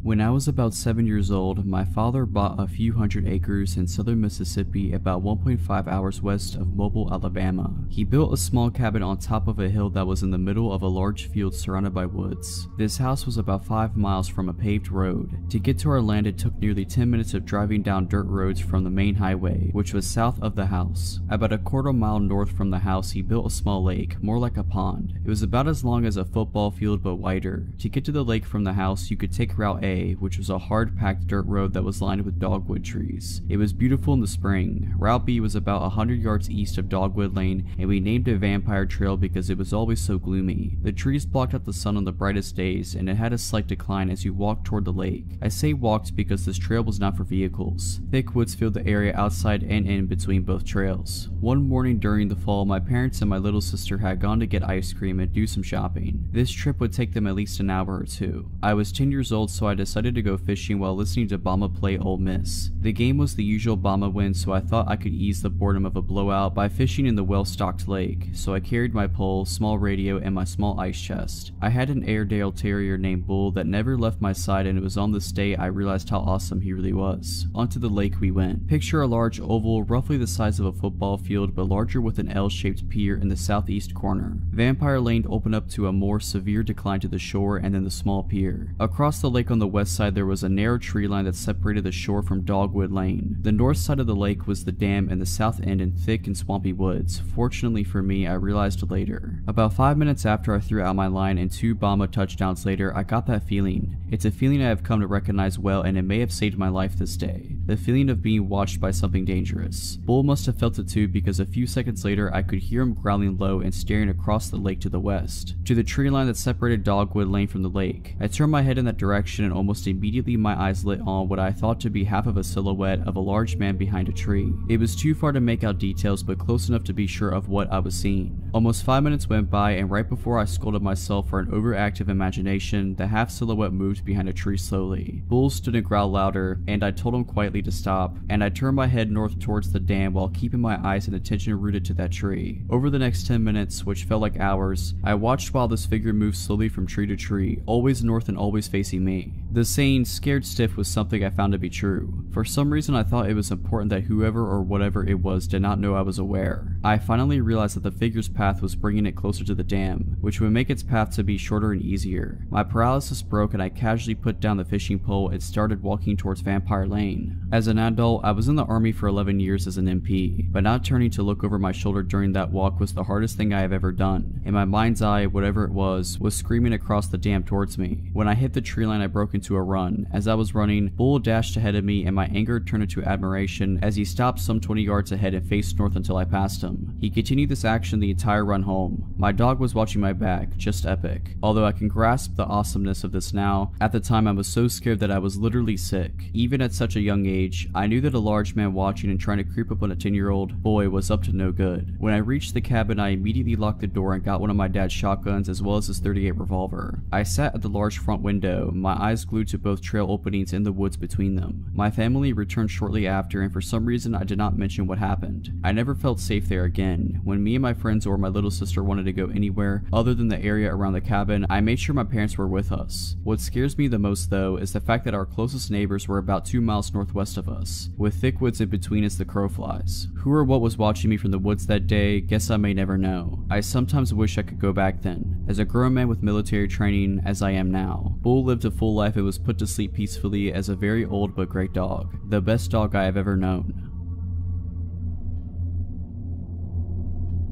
This happened a few years ago, and since then it has made me look at people very differently. I used to work in a strip mall out in a fairly rural area. Most people are recognizable even if you don't know them personally. People from out of the area frequently stop on their way through to other towns, so it's not like there are never out-of-towners, just that they might be easy to spot. Like in many places, we have a few homeless folks that hang around the shopping center, and they occasionally ask people for change or food. It could be a nuisance, but the folks that worked at the shops kind of kept an eye on them to help them out or to keep track of how they are doing. There's this one guy, let's call him Shane, that over the course of years has slowly gotten in worse and worse shape. He would be filthy and was clearly not doing well mentally, and was usually intoxicated. He always had several layers of clothing, and the pants that he wore on the outside of his other pants always sagged, making it hard for him to walk. He'd go missing for days and then show up again. We'd wonder what happened to Shane and ask around a bit, and a few days later he'd appear again. He was always so dirty. I always wished there was a way we could get him some help, but I didn't really know what to do. One day I was out in a major city that is about 80 or so miles away from where I work. I happened to see a well-dressed, very well-groomed gentleman that looked exactly like Shane, but at that moment I figured my eyes were deceiving me. This guy has an expensive looking shoulder bag, a new iPhone, and an Apple Watch. We were both in line at a popular food truck, and it was usually a long wait to order and get your food. Most people just mind their business and scroll on their phones while waiting. This guy, on the other hand, is staring daggers at me. I keep avoiding looking that way, but I keep glancing to see if he's still there, and at the time I want to look at him because I'm so curious about how much he looks like Shane. I glance his way and I have to stumble back because he's practically right up against me. He has such intense eyes. He sort of whispers to me, but really intensely, and tells me he knows where I'm from and what shop I work at. He gets closer and I can tell he smells good, and I can even smell his minty breath. I ask how he knows and he just smiles. I ask again and he smiles brighter, exposing a perfectly clean set of teeth, minus one tooth. I'm almost positive Shane is missing that tooth. I edge away, feeling more than a little uncomfortable. His order gets called up, but they say his name is James. The next few days I don't see Shane anywhere around the shopping center, and I ask around and no one had seen him for a few days. Someone says they hope he's okay, another person shrugs and says they wish they could do something to help him. The next day he is here, filthy as ever, grimy teeth, dirty fingernails, and wearing all his layers. He sits on the curb outside my shop and asks people for change. I decide to venture out and confront him. I'm 100% sure it's him, but I don't understand how he could get so filthy and smelly in such a short time. I ask him if he was in the city, and he looks at me through bloodshot eyes and mumbles that he'll kill me if I tell anyone. This takes me aback and I look at him puzzled. He slurs again that he will kill me if I tell anyone that he's not actually homeless. He starts to get worked up, but I ended up calling the police because I didn't know at that point what he was capable of. He wandered off and I haven't seen him since.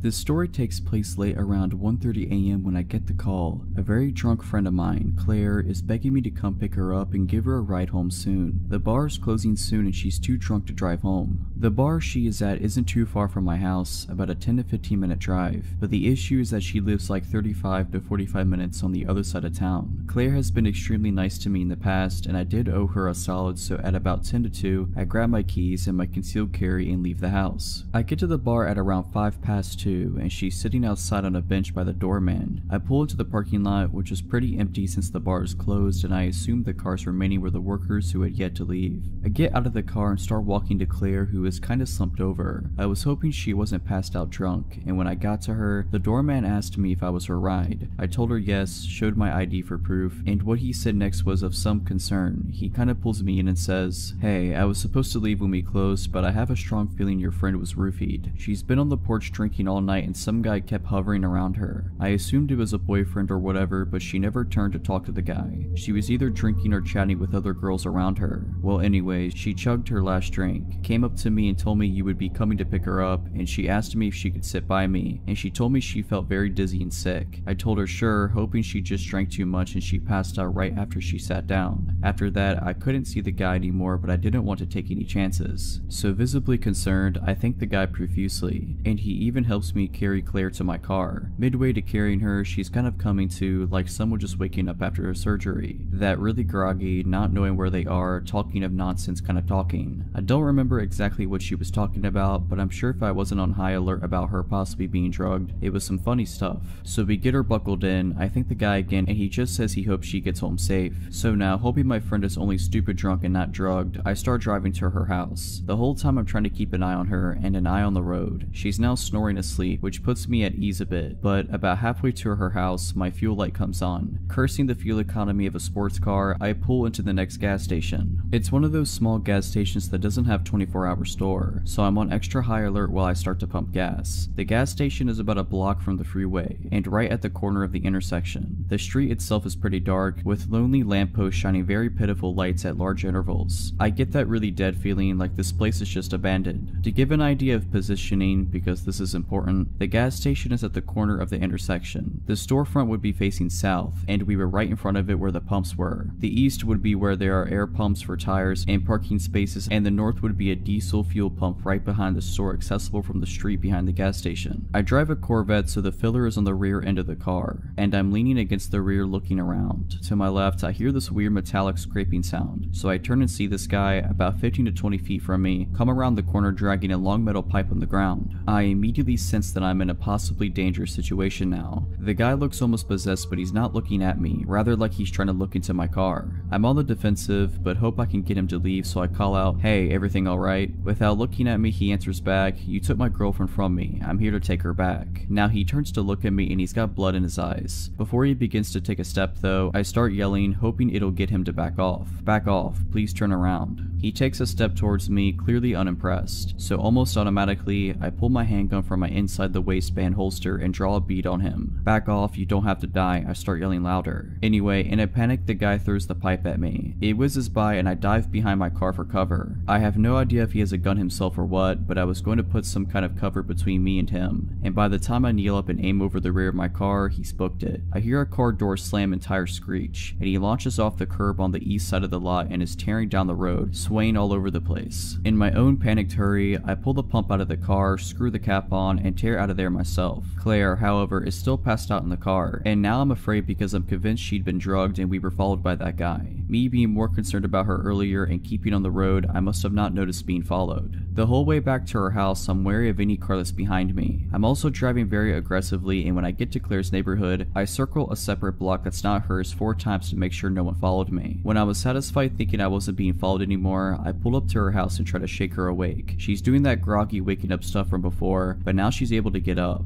I'm able to walk her. Thankfully, I was worried I was gonna have to call an ambulance if she didn't wake up, and I get her keys from her bag. I managed to walk her inside, and at this point she's kind of coming around, asking me what's going on, where she is, etc. I tell her she's home and get her to lie down. She's completely lost looking, and her eyes start welling up. She clings to me and starts sobbing. She's still very out of it, but I'm guessing she realizes something bad was going on or attempted on her. I was able to get her to lie down and get her to sleep. I write a note for her which pretty much said, "Hey, I'll be in the next room. We're going to the hospital in the morning to get you checked out." Fast forward to the morning, she's sick as a dog, and after she expelled some demons from her stomach, I drove her to the hospital where she got tested and treated. I still shudder to think what might have happened had I not had my CCW with me. Claire still doesn't remember much from the night except calling me and wanting to sit next to the doorman. They did a urine test at the hospital and found traces of rohypnol, roofies. In the days after we went to the bar and let them know what happened, I gave as good description I could of the guy. Claire decided against filing a police report, and I respectfully went with her wishes. My advice is, either be with friends you trust when you go out, or at least be vigilant if you're by yourself. That night could have ended badly in 1,000 different ways, but thankfully everyone made it out safe. I don't really know where to begin, but I suppose it started before I was born. My birth set in motion a series of actions that led to the threat on my life beyond my control. So pre my existence, my mother, Jane, dated an older guy named James when she was in her mid-teens. He adored her but wasn't of the same religion as her, so she ended up marrying a gentleman from her congregation instead, leaving James' brother put out. A year after being married, Jane gave birth to me and decided that she was unhappy with my father, Dave, and contacted James with the intent to go back to him. So Jane packed a bag one night, took me and left. As soon as she arrived at James, she was bombarded with messages from Dave telling her that he would take full custody of me if she didn't return. So with a heavy heart, she chose me over James, and therein lies my problem. She went back to my father, and after another year of failed attempts, they divorced and my mother moved south to be with family, completely forgetting about James. My childhood was fairly normal for the next 13 years. A few house moves, a new stepdad, and a few siblings. Mother's second marriage falls through and she's single again. The year is 2010 and she has just discovered Facebook. Being newly single and having sudden contact with all of her old school friends, she quickly strikes up a few romances out of nostalgia. Nothing sticks though until she finds him. James has a Facebook account, not very active, no profile picture, but my mom is sure it is him and immediately falls in love again. He comes down south and meets his kids and stays for my 16th birthday party. Looks wise, he is easily in his 50s with shaved gray hair and glasses. My mom leaves him a third time and he finally flips and the crazy comes out to play. He starts turning up at the house uninvited. He is told to leave every time. The visits become less frequent and we think maybe he's got the message. But then hand-delivered letters start arriving for my mom, and it's the contents of these letters that cause me alarm. In them he details how if she had never met my father, they could have been happy together, and he had a plan to get her back that was ruined by the untimely arrival of me. So he did what any crazy man would do and started plotting to get me out of the picture. Back in 1995, she had a near miss of a car accident, with baby me in the car when when a car clipped her at a junction. She didn't get the car's details but put it down to chance. In the letters, James tells her that the incident 15 years ago was him, and that he won't miss this time. He informs her that he still believes that there is a chance for them, but only with me out the picture. I'm not a baby anymore, my father's well and truly out of the picture, but the crazy in James' brain won't let it go. The next letter tells her that he will burn the house down. If he can't have her, no one else will. The next letter informs my mother that he has told social services that she is a drunk and that they will come and take me away. Not hard to prove that false, so we don't panic. The next letter tells her that he will burn the house down. If he can't have her, no one else will. This one she takes to the police. Upon investigation, it is revealed that an ex of James, with the same first name as my mother, has a restraining order against him for stalking and attempted arson. We are put on high alert and the process for a restraining order is begun. A few nights later, my mom hears someone outside the house. Thinking it's him, she calls the police. They arrive within 5 minutes and search the street. No James, but his car is found behind the resident garages. He doesn't return to it that night. The next day, the police contact a woman's hostel in a neighboring county. They have a room spare, so we pack our bags and head there. And so the summer of my life was spent in hiding, no friends, no social media. Well, I wasn't supposed to have social media, but using proxy servers on the computer in the teens rec room, I was the only teen in the hostel at this point, was easy, and possibly very stupid. James began messaging me through Facebook, playing nice, telling me how much he loved my mom, and needed to know that she was okay. I ignored him and blocked his account. I had a number of fake accounts try to befriend me, and they were all blocked also. After 3 months, they find us a new house. We have a week to go back and pack up our old lives. So that's what we do, and now it's 8 years later, and I've moved several times since, including for university, and honestly haven't given much thought to the man who wanted to kill me so he could be with my mother. 2 years ago, I moved back up north not far from my birthplace. 2 weeks ago, I received an email on an old email account for a rental agreement. At first, I thought it was spam, but upon opening it, the name at the top read to James Smith, and the rental address was not too far from me, only a town away. That sick guy gave my email to the renters as his so that I would know he was nearby. I've heard nothing else, but I seriously hope that we don't ever meet again. This just happened to me a few nights ago and I am still shaken up, so bear with me. I am a female bartender at a small cafe that doubles as a venue. During the day we serve coffee and lunch, and at night we have a full bar with bands, comedy shows, etc. On this night, there was an open mic comedy show. Not a lot of comedians showed up, so we ended up closing up shop early and I was ready to go home. I had a patron come in and order a single beer during the comedy show. He was acting nervous. I get customers that are shy or don't want to talk to people, so I didn't think much about it. He sat down, sipped his beer, and watched the show. Since we closed early, everyone was pretty much gone and I wanted to lock up and clean so I could get home. After I escorted the last couple out of the bar and got ready to lock the door, I see the man from earlier walk down the back hallway and into the men's restroom. Not even a minute later, he burst through the door yelling, "Hurry, come back here, I need help." I stood at the opposite end of the hallway and asked him what was wrong. "The toilet is overflowing, there's water all over the floor, help me clean this up." I could tell that something was wrong and I replied, "It's okay man, it happens, I'll mop it up, I'm just trying to close it up right now." He continued to argue with me, trying to get me to come into the bathroom with him as I stood about 20 feet away down the hallway. Finally, he walks towards me very aggressively and tries to grab my arm. "You need to come back here now," he says. I immediately put my hands out in front of me so he cannot come any closer and I tell him he has to leave. He walks outside and I lock the door behind him. I check the bathroom and it is completely spotless, no water on the floor at all. I flush the toilet and the urinal and they are both working fine. I start to get nervous and I take my large pocket knife and clip it to my waistband of my pants just in case. As I'm cleaning our espresso machine and putting toppers in the liquor bottles, I hear a tapping noise. I look up at the front of the store, which is one big window that has a few curtains covering it. The same man is tapping on the window, waving at me and laughing like a maniac. I watch him walk over to the door and pull on it. It doesn't open since I had locked it after he left. He starts screaming and pounding on the glass, saying, "Open the door, I'm gonna kill you." Fight overcame flight at this point and I walked around the counter and about 6 feet from the door. I pulled out my knife and locked eyes with him and yelled, "I'm calling the cops, get out of here." He smiled and walked out of the view of the window. At this point, all of my adrenaline had crashed. I locked myself in the office and called 911 crying, explaining that I'm alone and a man tried to lure me into the bathroom and was outside trying to get into my bar. I waited an hour and a half, no police showed up. I called my boyfriend and he drove up to the shop. My manager watched the security cameras from home, making sure that the man didn't come back. I did the deposit and immediately drove home, my boyfriend following close behind me. My male busboy has been coming in to work with me so I'm not alone, and the managers have been keeping an eye on the security cameras while I'm working.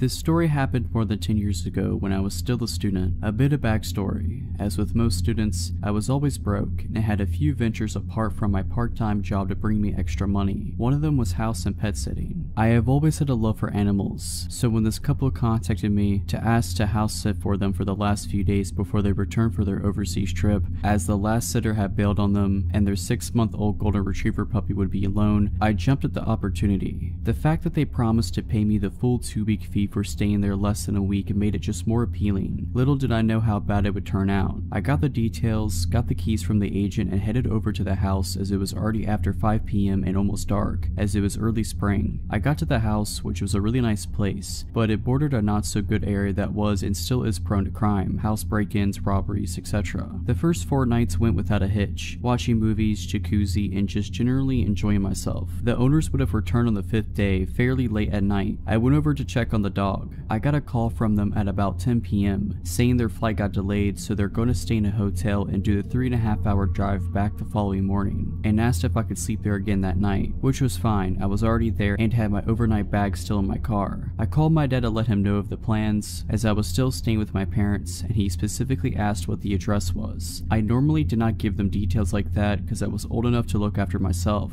I still believe to this day that probably saved my life. I eventually got to bed about 1 a.m. and it felt like I had only slept 5 minutes when I was awoken to a window breaking, and I could hear movement and what sounded like footsteps running down the hallway. The first thing I did was grab my phone and just hit redial. Thanks to my old Motorola phone, redialing was as simple as pressing one button, as my dad was the last number that I had called, hoping that he wakes up from the call. I then dropped the phone in between the headboard and mattress in case my dad picks up that he can hear what is going on. I had barely done that when the first guy stormed through the bedroom door. I could see a silhouette and he had a knife in his hand. When he saw it, he raised it and came at me. Now, one thing to those that are unfamiliar with South Africa and the crime, robberies and house invasions usually are very brutal and violent. People get murdered or tortured if they are in the slightest retaliate or don't cooperate with the robbers. Out of instinct, I raised my legs back when he came at me, and when he came within reach, I kicked both legs out as hard as I can. When I kicked and made contact with the guy, he completely lifted off the ground and shot into the wall. Luckily, the knife shot out of his hand as well. Before he got the chance to get up, I was on top of him, driving my right knee into his face and in return, his head into the wall. I knew that my life depended on it, so I put in some extra force. The guy dropped like a sack of potatoes, but before I could get up, I heard the sound of a pistol cock and I froze. It felt like all the blood drained from my body and I just became numb. He stood like that with the pistol against my head for probably less than 10 seconds. I did not move, and he eventually said in very broken English to get on the bed, face down. I panicked, but thought if he wanted to shoot me that he'd already would have done so I did as he said. He threw a blanket over me, and I turned into a fetal position with my back against the wall, just so if they wanted to stab me that I had my legs and arms in front to protect my body. Now by that time, I had forgotten that I had called my dad, and the guy that I had need is still down. I heard a third guy come into the room, and I could hear what sounded like Portuguese to me. I could not understand what they said, but I recognized it, as we used to go to Mozambique on holiday a lot, and that is the main language spoken there. The one guy tried to get the guy that I put down off the ground, while the others started to ransack the house, shoving valuables into a big bag. It was about at this time that I heard tires screeching and a car approaching at what sounded like Mach 2. The car skittled to a halt right in front of the gate, and I heard someone scream. It was my dad. The three inside the house panicked and ran out the back door and tried to jump the fence. My dad opened fire, shooting in their general direction. I grabbed the house keys and pressed the gate remote, and my dad called the police while he came in. I met him at the front door, and we walked out to the car to wait there for the police. It took them over an hour to get there, some excuse of no vehicle available. By that time, I had calmed down and started to look for the dog. I could not find her anywhere. I grabbed a flashlight from my dad and started scanning the surrounding yard, and as I got to the corner, I could see her laying on the ground. I got to her and saw she was dead. Later autopsies revealed she was poisoned, and the police found pieces of meat laced with poison near the fence. Poisoning is pretty standard practice in my country for dealing with dogs at a house or area that is targeted for a break-in or robbery. I was fuming and so sad. The police was also pretty useless and had a I don't give a crap attitude, and barely took our statements. By that time, it was starting to get light, and I retrieved my bag, phone, and locked the house as good as I can without touching anything, and drove home behind my dad. Only when I got home, I got the story from my dad's side. He said he answered my call, only to hear the shouting and what sounded like fighting going on, and when I did not respond, he flew out of the house and raced over. Luckily, he asked me for the address the previous night, and he knows the area well to know exactly which house it is. Now, my dad got there pretty quickly, and he said he stayed on the line the whole whole time, only hanging up when he stopped at the gate. My parents' house is about 6 miles from there, through a residential area. It's normally about a 20-minute drive. The call duration was 7 minutes and 13 seconds. I met the detective there later that day, gave my statement, they took fingerprints, etc., and the owners got back about the same thing. The rest of the day was a blur, as I came down from the shock and adrenaline. Now, that is not where the story ends. About 7 or 8 months later, I got a call from the detective telling me they caught the guys. The one that I had need apparently was the leader of the group.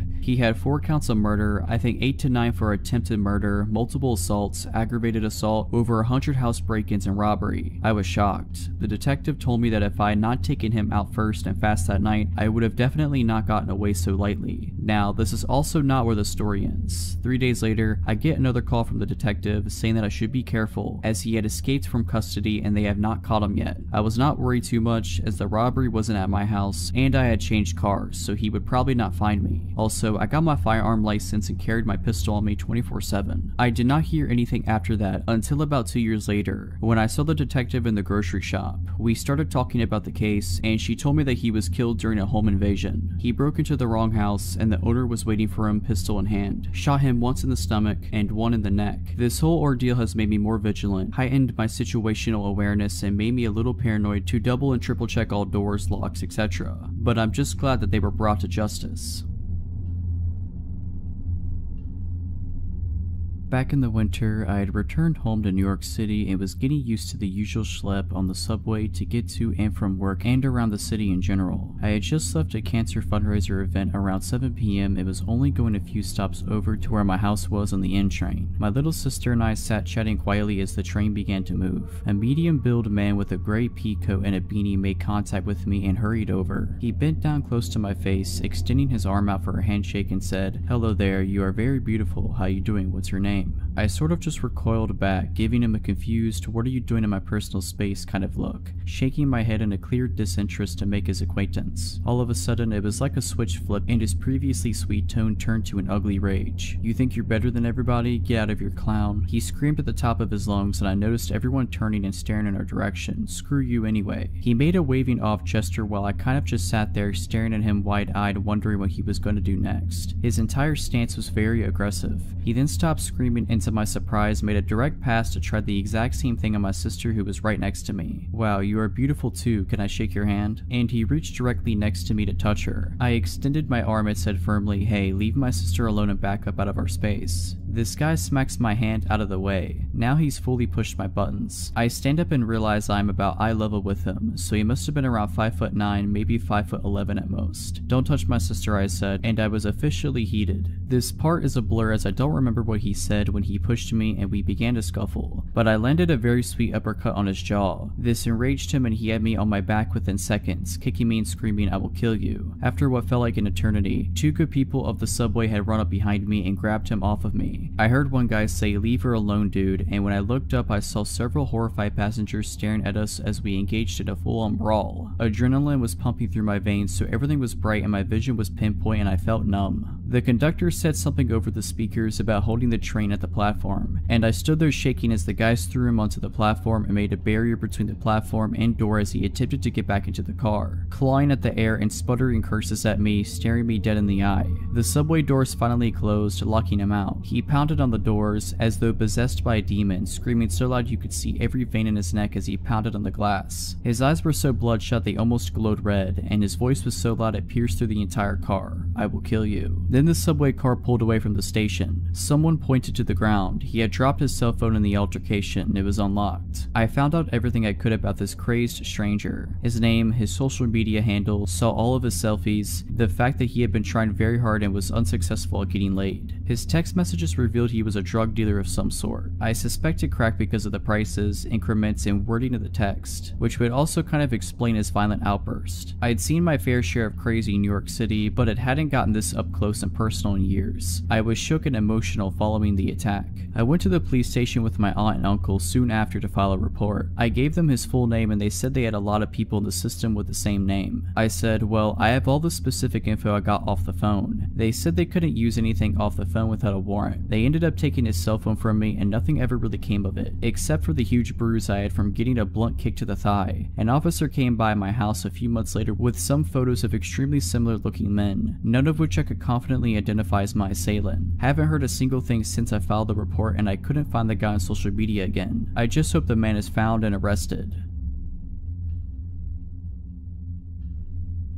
So, a little backstory. I was a dancer for 6 years. I have worked in many cities and clubs. At the time of the story, I wasn't a rookie. I was well versed in the industry. At the time this took place, I was like 20 or 21. It was also in Texas at one of the upscale clubs. I never imagined something like this would happen in this place, but apparently I was wrong. I started my shift at about 6 p.m. I like to get there early, meet with some of my regulars before the crowds come in. It was like 8:39 and this really good looking guy came in with some friends. They were all older, like 40 to 45. I grabbed some of my hustle friends and we went and sat with them. It wasn't hard to convince these guys into a VIP room with a bottle service. But this is where it kinda gets weird. The guy I was talking to wanted a separate room for just us. I thought maybe because his friends seemed rowdy and wanting to party hard, he wanted to have a more relaxed area. I wasn't complaining because this meant I wouldn't have to share my cut of the room, so stupid me saw dollar signs and went with it. We get some mixed drinks and shots. Now a lot of the guys that come into strip clubs really want to let loose and brought drugs as well. These guys had just about everything besides crack, meth, and heroin. I was definitely a party girl at the time too, so yes, I partook in some of these. So at this time, we were all hanging out in one room together. I took a little hit of coke off the back of my hand and continued drinking. After we were all hyped up and ready to party, my guy pulled me into the other room. This guy was like 6'4", obviously worked out a lot and was attractive. I, on the other hand, without my heels was 5'6" and was like 120. I sat down in his lap and I started talking to him and laying down my moves to get him to empty his wallet basically. We were having a really good conversation and my bouncers were really good about checking up on the girls in the rooms because they were pretty secluded on the second floor. After about 20 minutes of talking, something snapped and all of a sudden he literally put his hands around my neck, lifted me up and slammed me against the back of the couch. The couch backs were tall and padded, so it wouldn't have been heard on the other side plus with all the music. I was literally frozen in fear. After almost 3 years of dancing, I had never been in this situation. He started calling me names, spit in my face, and his grip on my neck would get tighter when he would feel me take a deep breath like I was going to scream. Luckily, there were also VIP rooms across the large overlook, and a bouncer noticed me kicking and flailing. I faintly remember, like all the bouncers, running into the room. They had to pry me out of his hands. When I was finally back sitting on the couch, they had him on the floor outside the room, and his buddies acted like they didn't even know him. My manager grabbed me and carried me like a baby to the dressing room, asked me if I needed any medical. I said no, I was just really shaken up.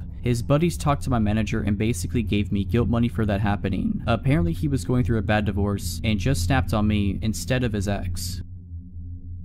When I was 18, I was living in a small town. I was friends with rowdy skaters around and they helped connect me with this dude who sold weed. He was 29 years old I think at the time. He gave me pretty good deals and lived nearby. I wasn't driving at the time, so this was convenient for me. His name was Max. Max had always struck me as a weird dude. We had normal weed buying interactions that never lasted more than 10 minutes. Buy some weed, maybe smoke a bowl, that's it. He'd often tell me he could drop it off at my house, but I never let him because, as I said before, he was weird. I wasn't afraid of him, but was definitely aware that his offers to deliver to me were weird. One day in May of 2018, I was invited to a bonfire by the same rowdy skaters that introduced me to this guy. I had no idea he'd be there, nor was it important to me at all. I brought the guy I was dating at the time. I said hey to everyone including Max. We stayed for a couple hours and some of them played some music on their guitars. Nearing the time I was leaving the bonfire around 11 p.m, Max was getting upset about something and threw his guitar into the bonfire. I didn't know what he was angry or upset about and paid no mind to it. This happened as I was leaving with the guy I was dating. I went to bed and woke up to paragraphs on paragraphs of crazy texts from Max ranging from 1 a.m. to 5 a.m. Like a constant stream of texts stating things such as, "You know how much I loved you, you are cruel." He would go back and forth between saying, "I would give you the world if you'd let me," and "You really do deserve him though." He said really scary things like, "You are a predator and should be snubbed out, just wait," and "You are stuck, I will either love you or hate you to the fullest extent my powers behold. Right now I pray the worst death on you and that guy you're with." To top it all off, he said, "Losing you is like losing a mother to me." He told me to tell him I never loved him and that I wouldn't hear from him again if I did. So that's what I did. I said, "I never loved you. Do not message me again." I left it at that. I didn't get a response, nor did I care to get one. Max had never expressed any romantic interest to me, asking me out or anything. This was all out of nowhere, and he was 11 years older than me. I was barely 18. That night he cut his long hair off and posted photos naked on Facebook, curled up in fetal position, talking about being a statue of shame. It's as if he had a breakdown, but I had no intention of causing that and didn't think I would even offend anyone by bringing this guy I was seeing. Everyone else seemed to like the guy that I brought. About a week later, Max texted me pretty late at night and asked if I had seen the flowers he spread along my sidewalk, saying that he stole every flower in the vicinity of my neighborhood that night. I asked how he knew where I lived and said I hadn't seen the flowers, so he must have had the wrong house. I also told him he shouldn't do that as I never felt anything for him and so on. He told me that he had heard I lived on the same block as another one of the skater guys I had, and he wasn't wrong. The skater guy I lived by was on the other side of the block, and I never walked that way, so I never saw the flowers. I blocked his number and didn't hear from him again for weeks. Weeks later, I woke up after a rough night and there were loads of flowers on the sidewalk right outside my house, along with a little bouquet at the top of my walkway. I was pissed. I wasn't scared yet, and stupidly, I unblocked his number and texted him asking why there were flowers outside of my house. This confirmed that this indeed was where I lived. I still to this day feel so stupid for texting him and making it known that after weeks he had found my house. He responded saying, sounds nice, that was me. I blocked his number again. About a week later, I was out of town and my roommate texted me a photo of a heart with a peace sign inside of it and my name written under it, drawn in chalk outside our house. When I got back into town, I went to the courthouse and began the process of getting a stalking order against him. When I left the courthouse, I went to Max's work and told him he needed to stop this behavior and that he was stalking me. He looked me in the eyes with no facial expression and said, "If you don't leave, I am calling the cops." I got angry and said loudly, "Call the cops, I was just talking to them about you," and left his work in a rage. Soon after this, I began driving again. I once drove by him and he noticed it was me. The next day, I woke up with my car covered in flowers. I presented my case to the judge and she put the stalking order in place. He was served with it by police officers and I thought that was that and he wouldn't be bothering me again. I was wrong. After the stalking order was served, he made several other chalk messages on my sidewalk, left random gifts for me like chalk, and beheaded my little pony heads on beer bottles. I always brought these things to the police station, but they said I needed to catch him doing it, take a photo or get a security camera.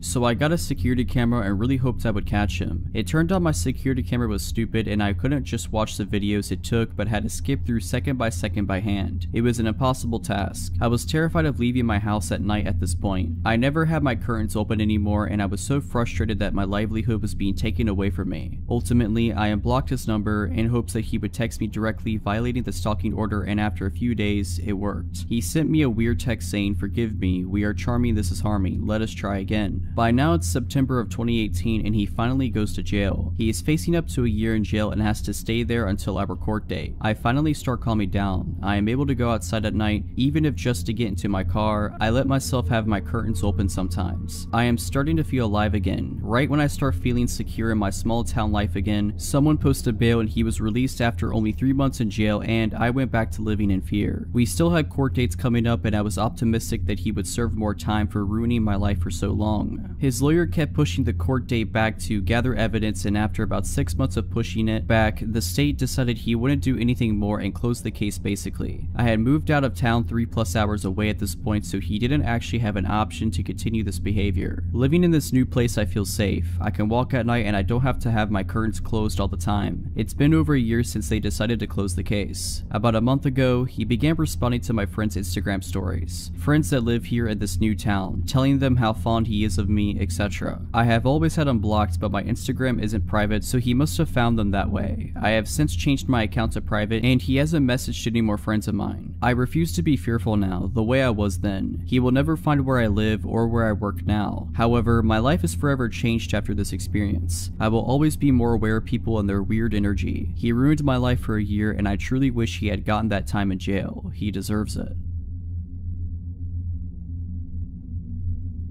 So a 19-year-old female, was at a house party a couple days ago. I only really knew a couple of people there, and it was packed. I hung around with my two friends there for a while, having some drinks. After a while, my friends went into this room that everyone was hotboxing. I didn't go because I really didn't feel like drinking and being stoned at a party where I barely knew anyone, so I just mingled for a bit, then went on my phone talking to my other friends. I noticed this guy that keeps staring at me up and down, and instantly felt my stomach sink. I instantly had a bad feeling about the guy. I looked back down at my phone and sent my location to my friends, just letting them know where I was because things were changing from feeling chill to sketchy. There were a bunch of cans of soda in the kitchen, so I got up to grab a Sprite instead of having any more drinks. As I'm there, the same guy that kept looking at me comes in and started trying to get me to take this drink in a red Solo cup. I was like, nah, I have a Sprite, thanks though. He kept trying though, and I was getting annoyed because he kept being super pushy about it, and I'm pretty blunt, so I just said, look, I don't want your drink or your company, and walked away. I thought that'd be the end of it, and pushed it to the back of my mind as one of my friends came out from the hotbox room stoned and happy. We hung out some more, and my friend wanted a cigarette, so I went out on the balcony with her. As we're there, she put her cigarettes on the ledge, and as she's talking gibberishly, her arm pushed her cigarettes off and they fell down into the yard. I was gonna go downstairs and outside with her to get them, but she told me she had to grab something from her car anyways and that she'd be right back. I decided just to wait there for her. I'm on my phone and hear the door open, and I expected it to be her. As I'm about to say that was quick, I spin around and now I'm face to face with that guy from earlier. He just grabbed my face and kissed me, and I pushed at his chest and said, dude, did you not hear what I said? He proceeded to say something in Spanish. I can't speak Spanish, but I could tell it was Spanish. I told him to screw off and went to push past him to go back inside, and he proceeded to push me up against the wall outside and try to kiss on my neck. That's when I pushed him away as hard as I could, but he then let go of my wrist and grabbed my throat hard while maintaining eye contact and smirking at me the whole time. Just when he used his other hand and grabbed my butt, my friend came back from getting her cigarettes, poked her head out, saw what was happening, and she tried to intervene, but he pushed her with his other hand. I heard her say, oh nah. She grabbed the closest guy to the door from inside and brought him out. Random heroic guy from inside then grabbed the crazy throat grabber, putting him in some type of hold, and started screaming at him. He got kicked out, pretty sure someone punched him in the face too. Everyone was super apologetic and said they didn't even know that guy and weren't sure who he even was. I wasn't about to call the cops or anything because I didn't want to get the party busted, but I went to the bathroom and immediately broke down crying. Called my friends. My friends here weren't sober enough to drive, and they came to get me. I have a couple finger mark bruises on my neck still, and I'd hate to think of what would have happened had my friend been distracted by something and not came outside when she did. All I know is I'm not going to a party where I barely know anyone anymore. That was scary.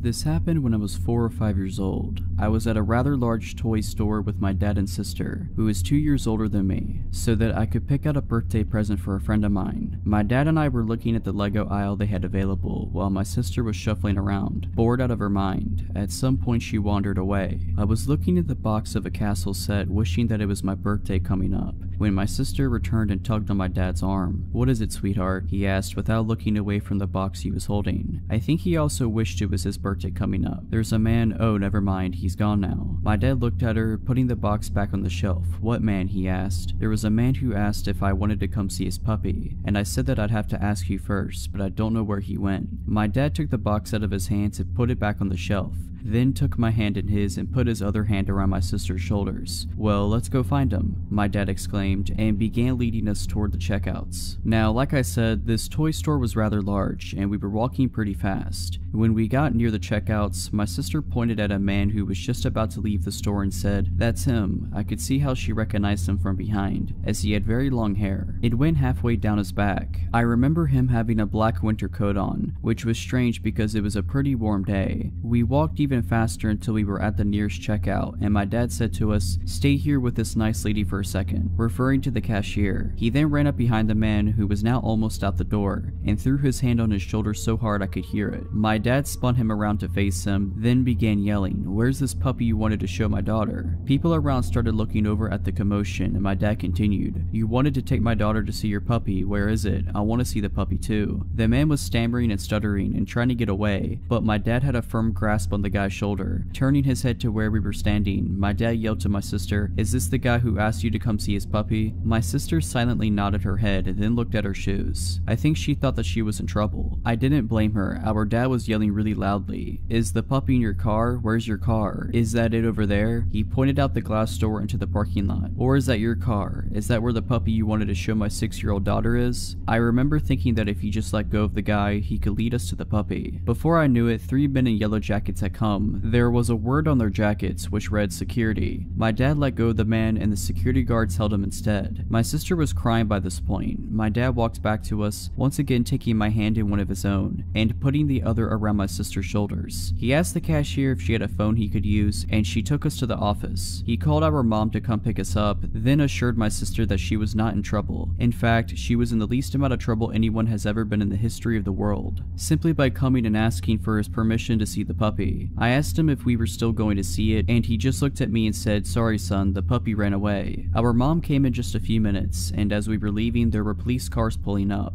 "Are they gonna help find the puppy?" my sister asked my mom, but she said no, they're here for something else. After a while, I remembered this incident and recently asked my dad about it. Apparently when the cops searched his car, they found rope, duct tape, a knife, pliers, and a hacksaw. My dad and sister testified at his trial, and the guy got 20 years.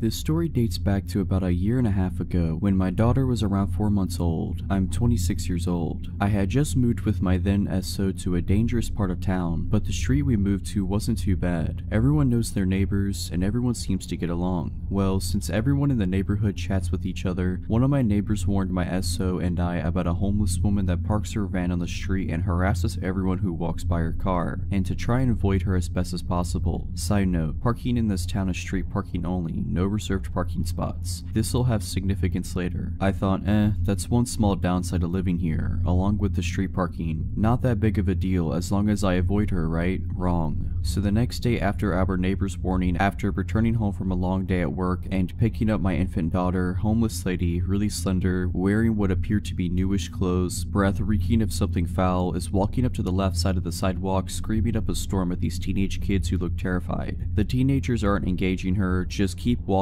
and looking at each other with uncertainty. I stay on the right side of the sidewalk, even though I knew I'd have to cross the small street to the left where my apartment was located. My daughter wakes up from her nap in my arms and begins to coo. Homeless lady spots me crossing the street with my purse, work bag, my baby, her baby bag, and decided it's a good idea to come up and chat me up about her conspiracy theories as I'm walking up to my apartment. Fine, no big deal. At least she's not bothering the kids anymore. Then as I'm fumbling to get my keys to open the gate that leads to my complex, she asked for money. I told her the truth, I'm sorry but I don't carry cash on me. All the while trying to hold onto my baby, find my keys, hold my bags. Her response, "Stuck up lady." And then she continues muttering under her breath, which I must repeat was bad, and starts harassing more kids down the block. A couple months go by and she continuously comes up to harass me, as if she doesn't recall who I am every single day. Every day I politely apologize and say I need to get home, or I don't have any money, still, or I simply don't have time to chat right now. Every answer I gave her was met with an insult both directly and under her breath. At this point, I am still not concerned. I've always had a soft spot for the homeless, and I am aware that this lady has severe mental illness. I always apologize for not having money to give, even through the insults. One night, around midnight, my daughter wakes up crying horribly. My SO and I take her temperature, 103 fever. I tell him it's time to take her to the emergency room immediately before it gets worse. We gather everything up, and I gently take her from bed and lay her against my chest. She's so helpless, weak, burning hot, and whimpering terribly. I still want to tear up thinking about it to this day. So as we walk out of the apartment, my SO says he will run down 3 blocks to grab the car. Remember, it's all street parking, so we often had to park blocks away. I say okay, I'll stand in front of the apartment so he could just pick us up and we can book it to the ER. Wrong choice. I watched as he ran all the way down the street and turned the corner out of sight. Then I look back at my baby and start rocking and shushing her, so that maybe she could get a little bit of sleep/rest before being up at the hospital all night. Moments later, when I look up, homeless lady walks around the same corner that SO just ran around and makes a beeline straight towards me. I get a little uneasy as I have a sick baby in my hands, but maybe she'll leave me alone this time, right? Nope, that was wishful thinking to the max. I'll label homeless lady as HL and me as me. Homeless lady, and a voice loud enough to wake up the entire block. Oh hey there sis, daddy just told me that baby's done sick and she needs a healer. Me, still trying to gently rock my baby as she startled back awake and wondering why he told this lady about my baby being sick. What? Sorry? Homeless lady, I'm a healer. My mama and I have been healers since birth. Give me that baby. Me, still trying to give her the benefit of the doubt, knowing she's mentally ill. Sorry, I'm waiting on her dad to bring the car around so we can take her to the hospital. Can you keep your voice down? She's trying to sleep. Homeless lady, nah girl, I'm a healer, didn't you hear me? I done said I was a healer. You know what a healer is, don't you? Give me that baby. Now at this point, she reached out and put her incredibly dirty hands on my daughter's leg/foot and wouldn't let go. Me, excuse me, let her go now. Homeless lady, give me that baby. Me, she's very sick, you're waking her up, stop. Her, let me heal her. Me, if you don't let go right now, I will kill you. It was at this point that she and I locked eye contact, and her facial expression was what I can only describe as the most terrifying, evil look a person can give, with her eyes and smile widening with every passing second. She then broke out in a laugh so loud and terrifying that I can't believe I didn't piss myself. By this time, my daughter was crying hysterically. My internal dialogue went something like this. Where is SO? I'm gonna have to set my sick infant daughter on the ground and beat this lady up just to get her to not kidnap my kid. It also crossed my mind that if I did that, I'd probably be the one arrested. Like a Hail Mary, my SO comes around the corner in the car and I reiterate to the lady that my SO is now here and if she doesn't stop harassing me, I will kill her. This finally struck some chord inside her brain and she took off running down the street, cursing profanities very loudly. My daughter's cry has me in tears too after being yanked so hard by this lady. I still wonder what could have happened if she yanked hard enough to take my sick daughter. My SO ended up admitting that he felt bad for her, so he told her that our baby was sick and even struck up a conversation with her about it. All the while his daughter and I were waiting outside past midnight alone in a bad area for him. Needless to say, he's now my ex. He even later laughed about the entire thing and told me I was exaggerating and she was harmless. He also still struck up regular conversations with the woman after that anytime he'd see her, and it infuriated me. I don't think anyone who would have seen the look in this woman's face would label her as harmless. She looked very much like she was ready to harm. From 2006 to 2011, I worked in the electronics department at the local Walmart in the small city I lived in. Through those 5 years I had worked there, I had plenty of creepy encounters with strange customers, especially considering the state hospital was directly across the road. This story isn't just a regular old creepy encounter, but something that would lead me to being stalked for nearly a year. It all started in 2010 on a night I was working second shift. I was doing my end of shift ritual when a woman in her late 40s interrupted me. She was with a little girl no more than 3 or 4 years old. Excuse me, I need help with my cell phone. She spoke softly and proceeded to tell me her problem. I need to turn my phone into a straight talk phone. The girl earlier said you could do it. I said sure, let me see what I can do. She handed me a 6-year-old phone from Verizon and I knew as soon as I saw it I wouldn't be able to do what she wanted. I explained that she would have to buy a new phone from Straight Talk and transfer her old number. Basic stuff really. Now, I always took my job seriously and held myself to the highest standard of customer service.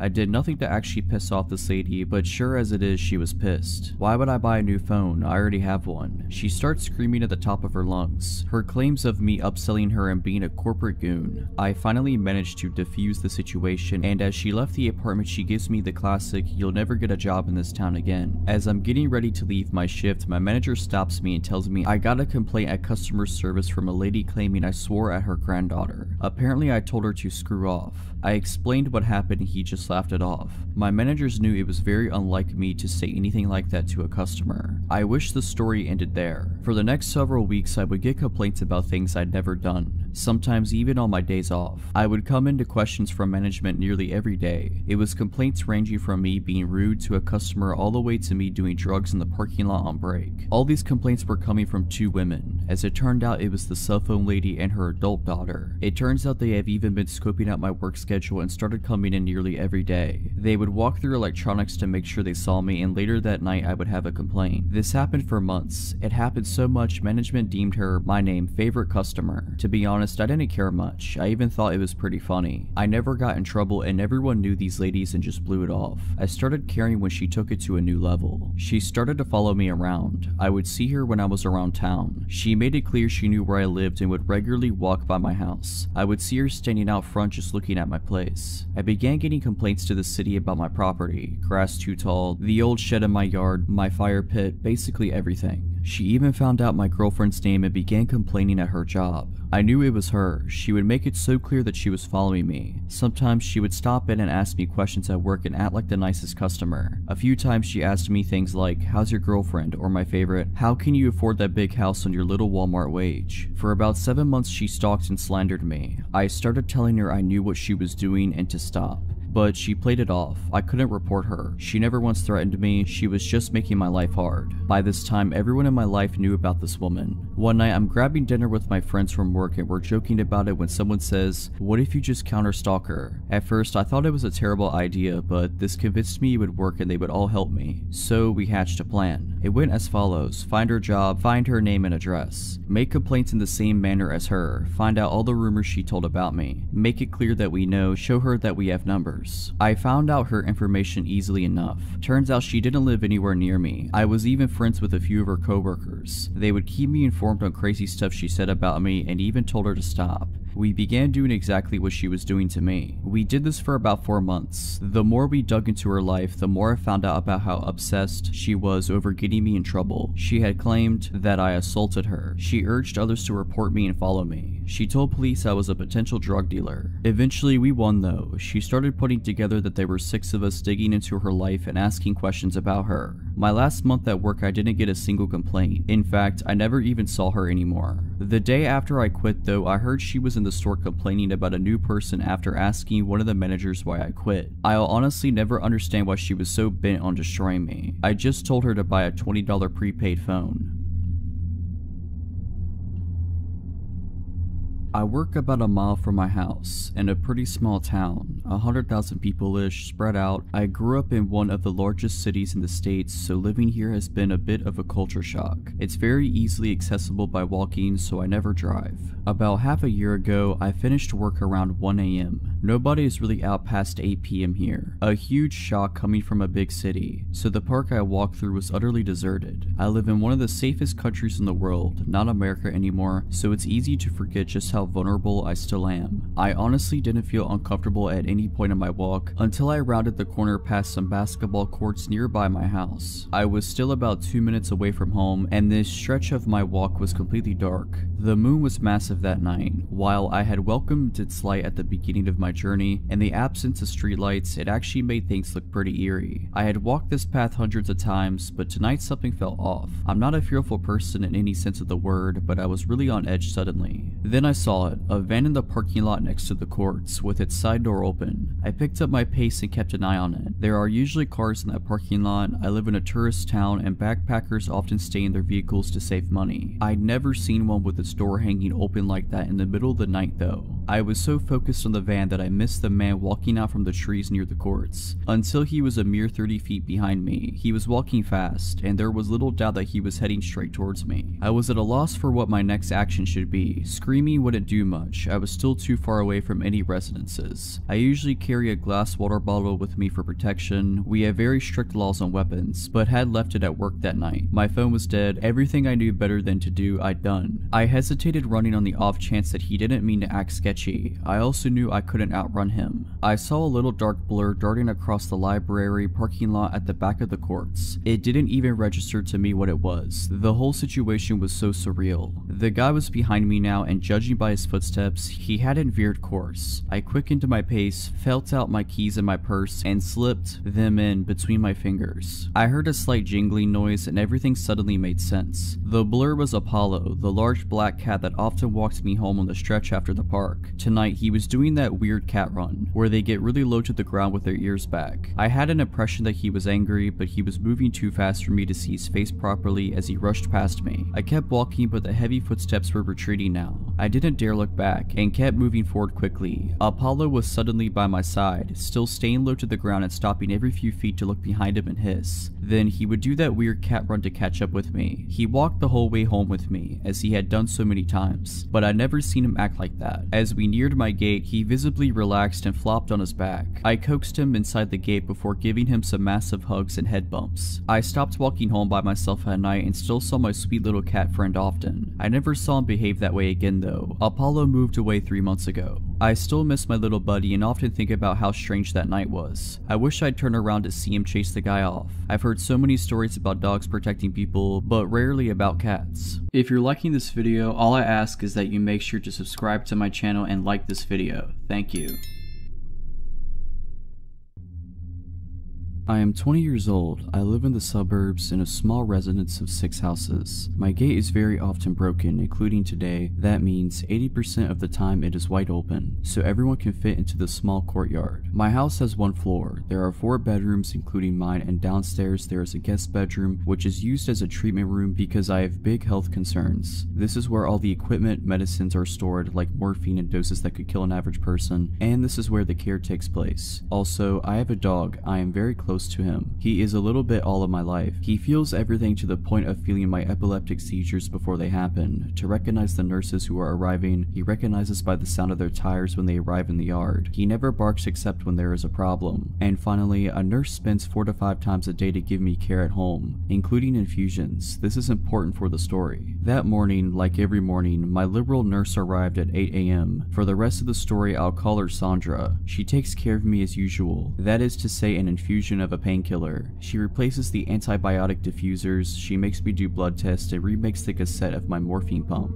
We usually chat about everything and nothing. She tells me stories with patients during the treatment. My nurses are an integral part of my life. They have looked after me for 6 years now. She leaves after 40 minutes and says, "See you later. I'm sure I'll be a little late, don't worry." That day, I have a medical appointment in the morning, and I'm alone all day because my parents are working, except the nurse's passage every 4 hours. Once back from my meeting, I sit on the sofa with my dog while waiting for my nurse. After a while, I hear the tire noises. I get up because I think it's the nurse, but my dog started to growl behind the door. I look at the time, 11:50 a.m. I tell myself that it is a bit early, but sometimes instead of going after, my nurse exchanges me with the patient from before. I hear a knock. Surprised, I go to open it. Usually the nurses come in like that, and I see a young woman standing, whom I have never seen. She said to me, "Hello, are you? My name. I'm Camille, a 3rd-year nursing student. Your nurse will be a little late, so she told me to come and start preparing and she will arrive." I'm not wary at all. I'm used to students coming, but I'm just a little surprised that Sandra didn't warn me, because usually she warns me in the morning or sends me a message, and then she never leaves a student alone when it's the first time we see each other. I tell myself she must have forgotten to tell me. I bring her in and show her the way to the treatment room. I take out the things for treatment while she washes her hands. My dog is weird. He growls at her as soon as she approaches me and he turns around me. I was embarrassed, so I left him in the living room and closed the door to be quiet. I don't really care what she does, so I let her do it. I'm on my phone at the moment. She begins to put the IV on the infusion stand and takes a syringe. Normally, we rinse my central catheter with a syringe of serum already made. You just have to open the packaging, and there I see it's not a pre-made syringe, but a syringe that she has prepared. I look up and see that the ampules for my treatments are intact and have not been opened, yet I did hear the sound of the ampules breaking. I'm starting to think it's weird, and there she starts to approach me to inject the syringe when I get a message from my nurse. "I'll be there in 5 minutes. Can you start pulling out the material? My blood has only run for 1 spin." I got up and said, "I'm just going to the toilet, I'll be right back."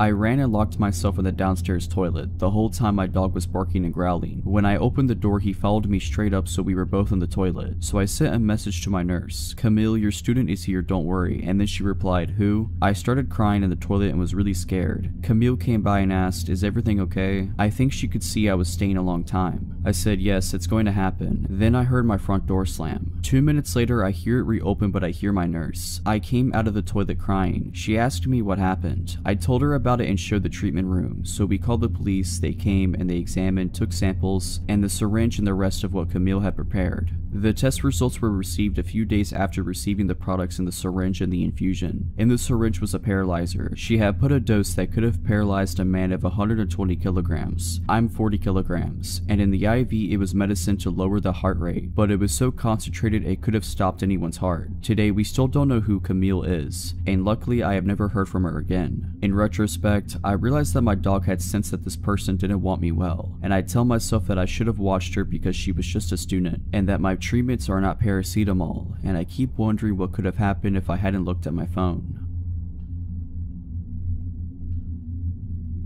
This happened about a year ago. There were so many terrible factors working against me that night. I am astounded I got away, at least physically. This all begins when I'm at my friend's apartment, who lives in a really rough part of town. In a series of poor decisions, that night I decided to get belligerently drunk and take a few pills of whatever knows what. I know, safe to say, after a solid night of partying, around 4 AM I was not in the right state of mind. My drugged brain decides that instead of staying the night at my friend's apartment like I normally would, I wanted to Uber back to my own apartment. My friend's apartment had two separate entrances / exits to the building, one in the back unlit parking lot of the building and one facing the street. They had two sets of keys for each door, and I only had keys to the one in the back of the apartment. Since my Uber would obviously arrive at the street and the door in the front of the building locks itself behind you, I exited this way when the driver was soon to arrive.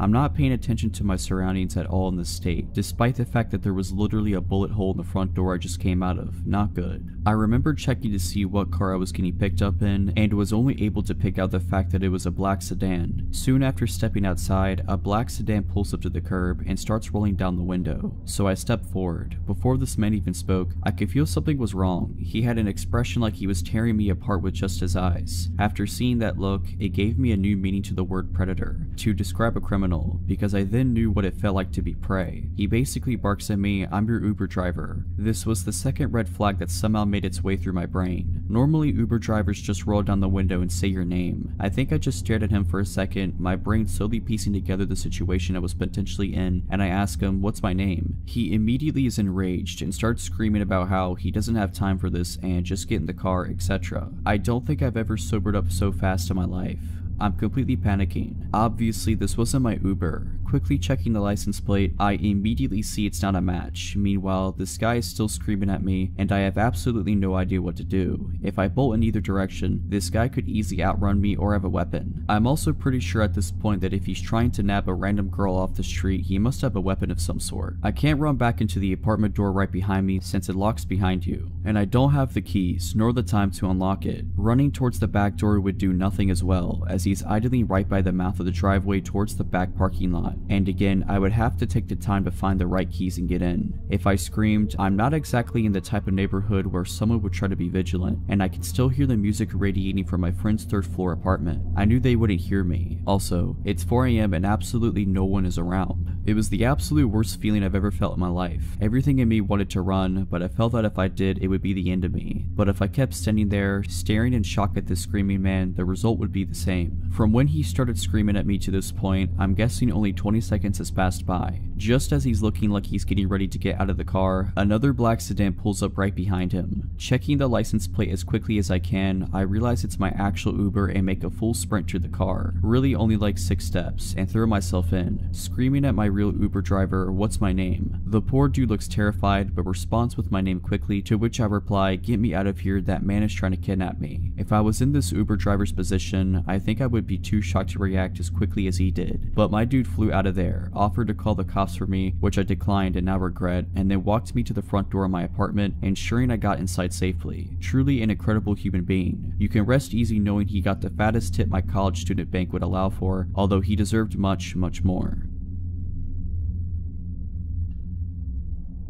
I was one of those kids you see walking around zoos or amusement parks wearing a leash. Those were already a thing 20 plus years ago, but less common, and were initially only tied around the wrist. In my case, it was a necessity. I would always start wandering off from the rest of the family no matter what situation. This is one of the stories that led to me earning my leash. It happened when I was about 6 years old, and I went to the zoo with my mom and sisters. Before every family outing, my mom made sure to give me the talk about not walking off again or face the consequences. My mom mom was a strict parent that made good on her promises she had to, being a single mother of 3. I didn't try to disobey her per se, but I often just didn't pay attention to the world and people around me. No different this day, I behaved and followed the group for a while, but then a butterfly garden caught my attention and off I was. When I finally realized I separated myself from my mom and sisters again, I panicked and started walking around the zoo looking for them, being afraid for my mom's reaction more than anything else. After a while, I somehow got it in my head that if I could just walk out, find our car and wait there, my family would eventually find me. So I did. I got lost within a couple of minutes, walking around a strange neighborhood looking for either our car or the way back to the zoo. Nothing looked familiar. I started crying. Then this man came up to me, just normal looking, about 40 years old, asking if I'm lost. I explained I lost my family when we were visiting the zoo and I'm looking for the way back. I couldn't believe my luck when the man told me he had just come from the zoo and saw a family there standing near the entrance who were waiting for a little girl with blonde hair and a baseball cap.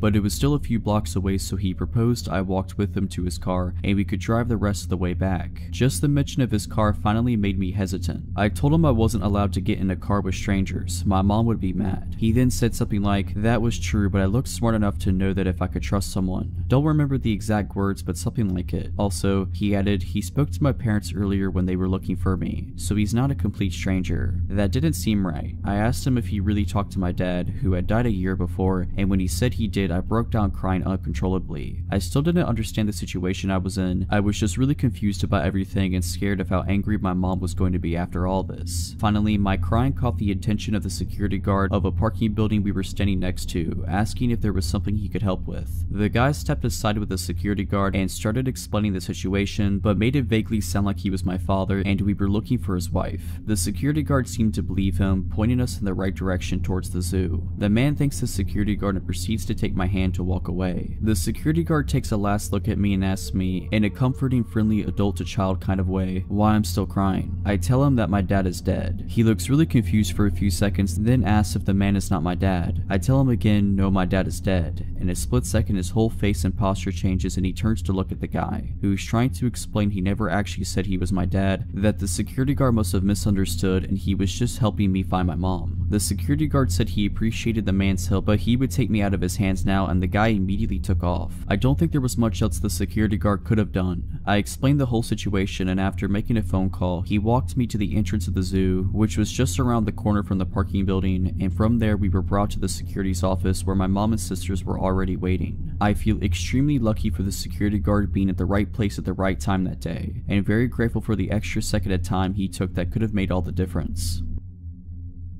I, a 24-year-old female at the time, was 21 years old. I lived in a larger small city in the Midwest. At the time, I had no car, a bicycle, and hardly enough money for the public buses. I worked at a retail battery, lighting, and repair store. I worked full-time and only lived a little over a mile from my job. Because of my willingness to learn and my close proximity to work, I often worked all sorts of hours, mostly by myself. This time I wasn't the person closing and had a coworker, Joey, 22-year-old male, who came in for a part-time shift after he wrapped up classes at the local college. We had a close friendship and we often stood up for each other and stood in when we were flustered or needed to go to the bathroom in the back. Joey received a phone call for a possible repair on a smartphone, possibly LG low-tier phone though, and he wasn't 100% sure if it was a phone that we could repair. He asked the young female caller to stop by for a consult. She had quickly agreed and said that she would stop by at around 5:30 p.m. This was a night that I was supposed to get done at 6 p.m. and catch the bus at 6:12.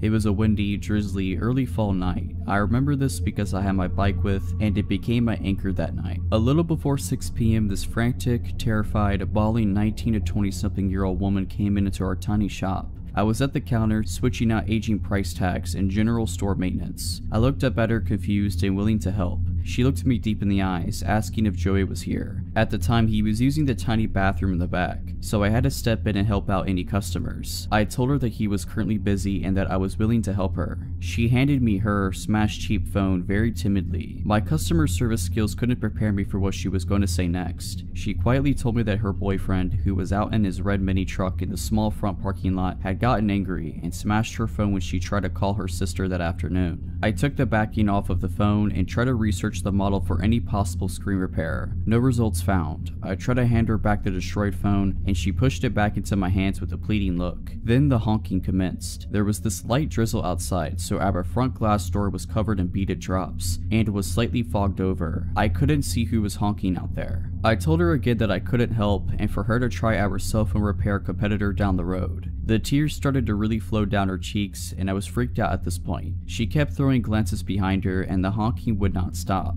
I shook with fear and rage at this point. I myself was in a domestic abuse situation at the time, and knew what this girl was experiencing. I broke my lock stare at her, and tried to look in our system a second time for a replacement screen. Nothing again. I looked up from my computer, and saw a shadowy figure of a young man pacing in front of the store. I was just happy that the honking stopped, but I was increasingly shook up. My whole body vibrated with fear, and I whispered across the counter if she needed me to call 911. She slammed her hands down on the counter and said that I couldn't do that. She begged me not to. At this point, Joey came out from the back and asked me what all the honking was from. We had a lot of elderly, farmers, lazy, and disabled customers that would honk their horns for us to pick up heavy battery cores from their cars. He thought that it was one of those situations, but with the looks on our faces, he knew something horrifying was happening. The young guy stopped pacing outside and began banging on our front door.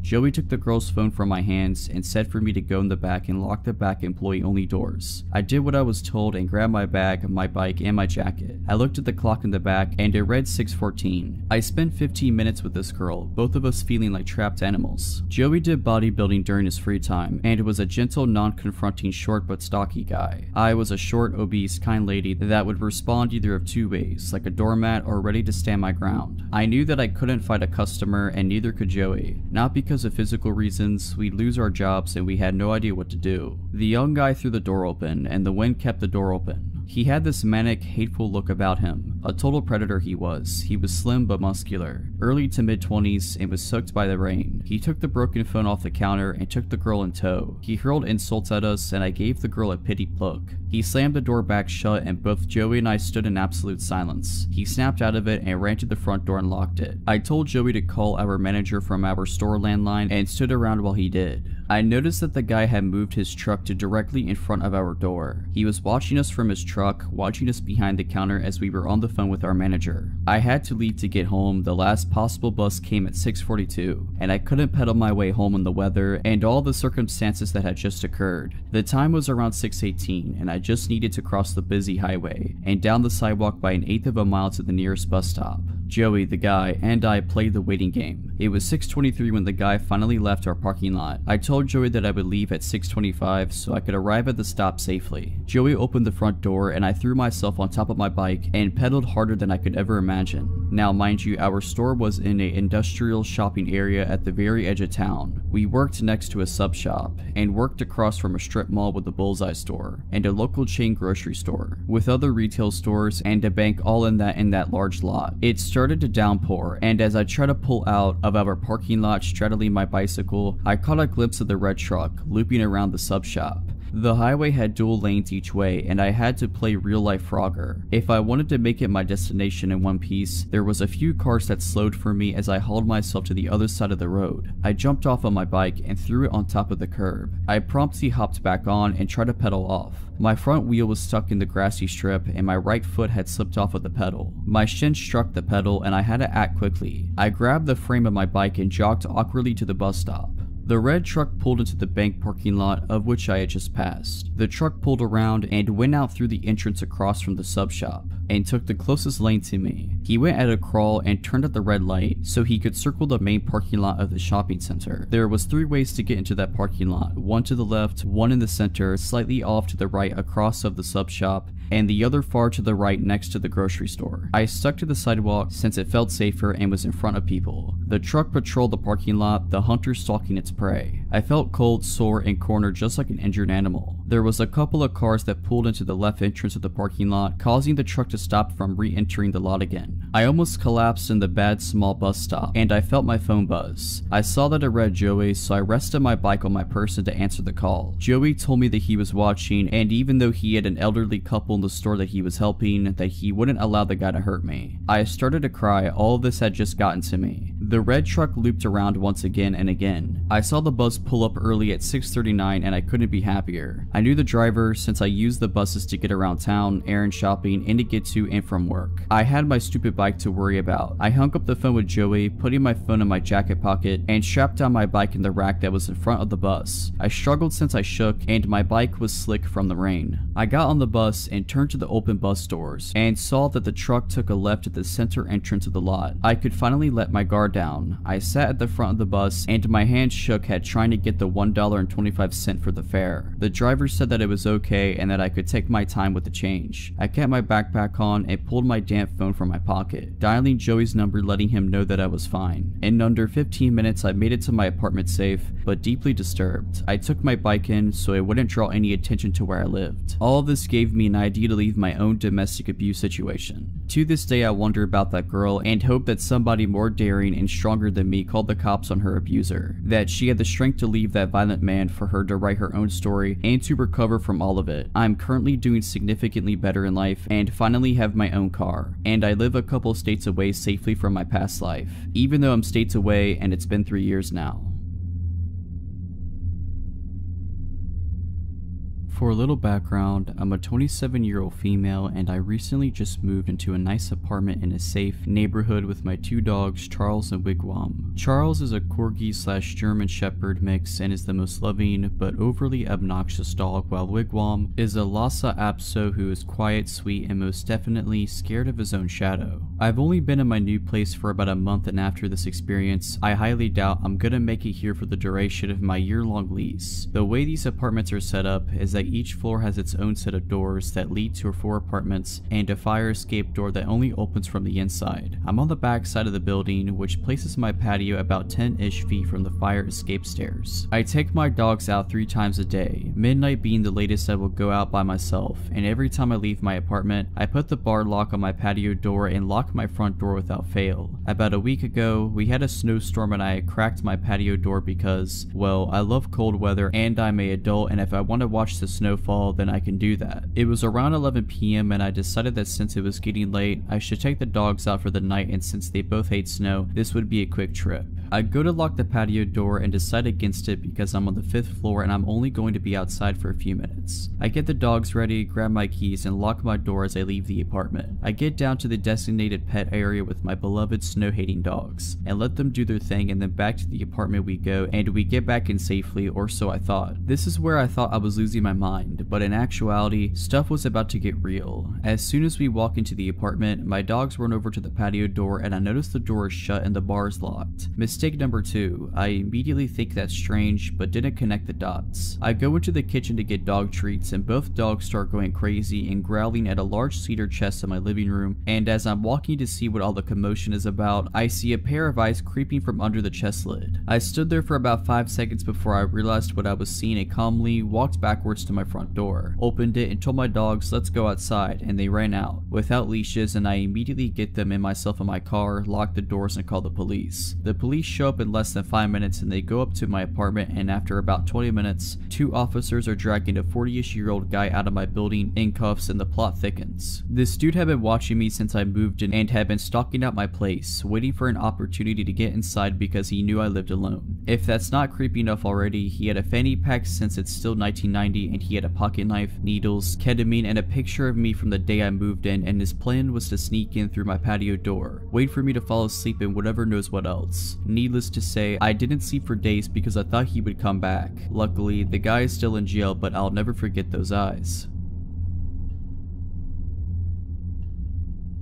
When I was 11, almost 12, the woman living above me was a coke dealer. The night of my 12th birthday, she went missing. Not long after, her boyfriend came down to ask if he could use our phone. This was 2004, so having a cell phone was more of an exception than a rule, at least in my area. For a little context, I was home alone at the time while my mom was at work about a 5-minute walk away. My mom had let our neighbor and her boyfriend come in to use our phone several other times before, so I assumed nothing was wrong with it and let him in, bringing him into to the living room, which is towards the front of our apartment, to use the phone in there. He picks up the receiver, dials a number, waits a few seconds, then hangs up on the phone. He does this a couple more times before the front door of the building opens. You can easily hear the front door open from where we were. It's a heavy door, the walls are thin, and the way our building is set up, it's a small, old single-family house converted into apartments. Me and my mom's apartment were the only ones on the first floor, and our upstairs neighbor's apartment was the only one above us. Irrelevant, but there was also a much smaller apartment below us. My neighbor's boyfriend looked at me, put his pointer finger to his lips like he was just trying to shush me, and told me not to tell anyone he was there before speed walking to my room at the other end of the apartment. I watched my bedroom door close right before there was a loud, hard, cop-like knock on the door. My jaw dropped as I opened the door to see a cop. He asked if my neighbor's boyfriend was there and, being scared, I stammered out, "Yeah, he just went into my room." The officer asked if he could come in, which I agreed to, and as he was coming in, he asked if I could let his partner in the back door and lead them into my room. We walked together to the back of the apartment and I let his partner in. The back door to the apartment was right next to my bedroom door, but we had to walk around the kitchen table to get there. There was just barely enough space between the two doors to fit a narrow, rectangular table against it without blocking the path to either door. After I let them into my room, I watched as they pulled my neighbor's boyfriend out of my bedroom closet. As they brought him out of my room and towards the back door, which just led to an enclosed fire escape, they told me to go wait in the living room while they brought him out the back door. I walked back to the living room and, after they closed the door, I couldn't hear what they were saying, but I could hear the distinct sound of metal clicking and quickly realized that he had just been handcuffed. Still scared, I waited for the police car to drive away before grabbing my keys, making sure the back door was locked, and locking the front door on my way out before running to my mom's work crying. Pretty sure I cut the 5-minute trip into about 2 minutes. And I've never been a fast runner. I was fueled entirely on adrenaline and fear at that point, and I just wanted my mom. When I told her what had happened, my mom was pissed that he had used me the way he had, hiding out in a child's bedroom closet of all places to try to keep the cops from finding him. She gave me a short but gentle lecture that night about not letting people in to use the phone, telling me that I was not to let people use up her phone even if I knew them unless she was home. I don't want to know what exactly he was wanted for, nor do I want to know what could have happened if the cops had not shown up.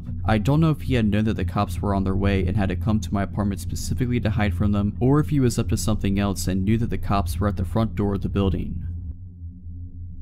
This happened back while I was in college a couple years ago. Me and my roommate moved into a beautiful apartment our junior year of college. Our parents made it extremely clear that us living alone together was not ideal for some of the cheaper, shady neighborhoods close to our college. We attended a college in our state capital, so we were in a city environment, and had certain criteria we had to meet in order for us to live there, and for them to co-sign our leases. Lit sidewalks, keyed entry into the apartment building, lit parking lot, X amount of blocks from campus, etc, etc. So we finally found one that fit our parents' criteria. Our apartment building had a keyed entry for both the front of the building and the back gate that led to the fire escape. Our apartment was an end unit that led to the fire escape, so there was 2 deadbolt locks on it. We loved our apartment. We felt safe, we had fun, truly living the college experience. And then my roommate's boyfriend starts slowly moving his things into the apartment and staying there way more often than he should. I finally tell my roommate if he wants to stay here and use the water, electric, and food I help pay for, then he needs to pay for it too, including our rent. I tell her a 3-way split, or I'm paying only my rent and he can pay the entire electric, water, and trash bill. I think I'm being pretty fair, and even though her boyfriend doesn't have a job, that's not my problem. I work and go to college. Your "I don't want to work at McDonald's, yes he actually said that" excuse is completely garbage. If you want a place to stay, then to the Golden Arches you shall go. So instead, my roommate starts sneaking him in really late at night after I go to sleep, and he leaves on days I'm home. While I'm in class he's there, then leaves before I come back. My schedule is extremely routine. Well, he can't have a key, so if my roommate is in class or at work, how is he getting in? He can't take my roommate's key because if he decides to leave halfway through the day, how will she get her key back? All good questions. The solution they came up with was to leave the back door unlocked that leads to the fire escape, and then he can just jump the fence at the bottom of the fire escape to get back on the fire escape when he's ready to come back, or stick a rock in between the door, whatever works for him. So I'm off of work and school one Thursday morning, and I decide I'm going to sleep in as long as I possibly can. My roommate and her boyfriend had already left for the day, so naturally they leave the door unlocked.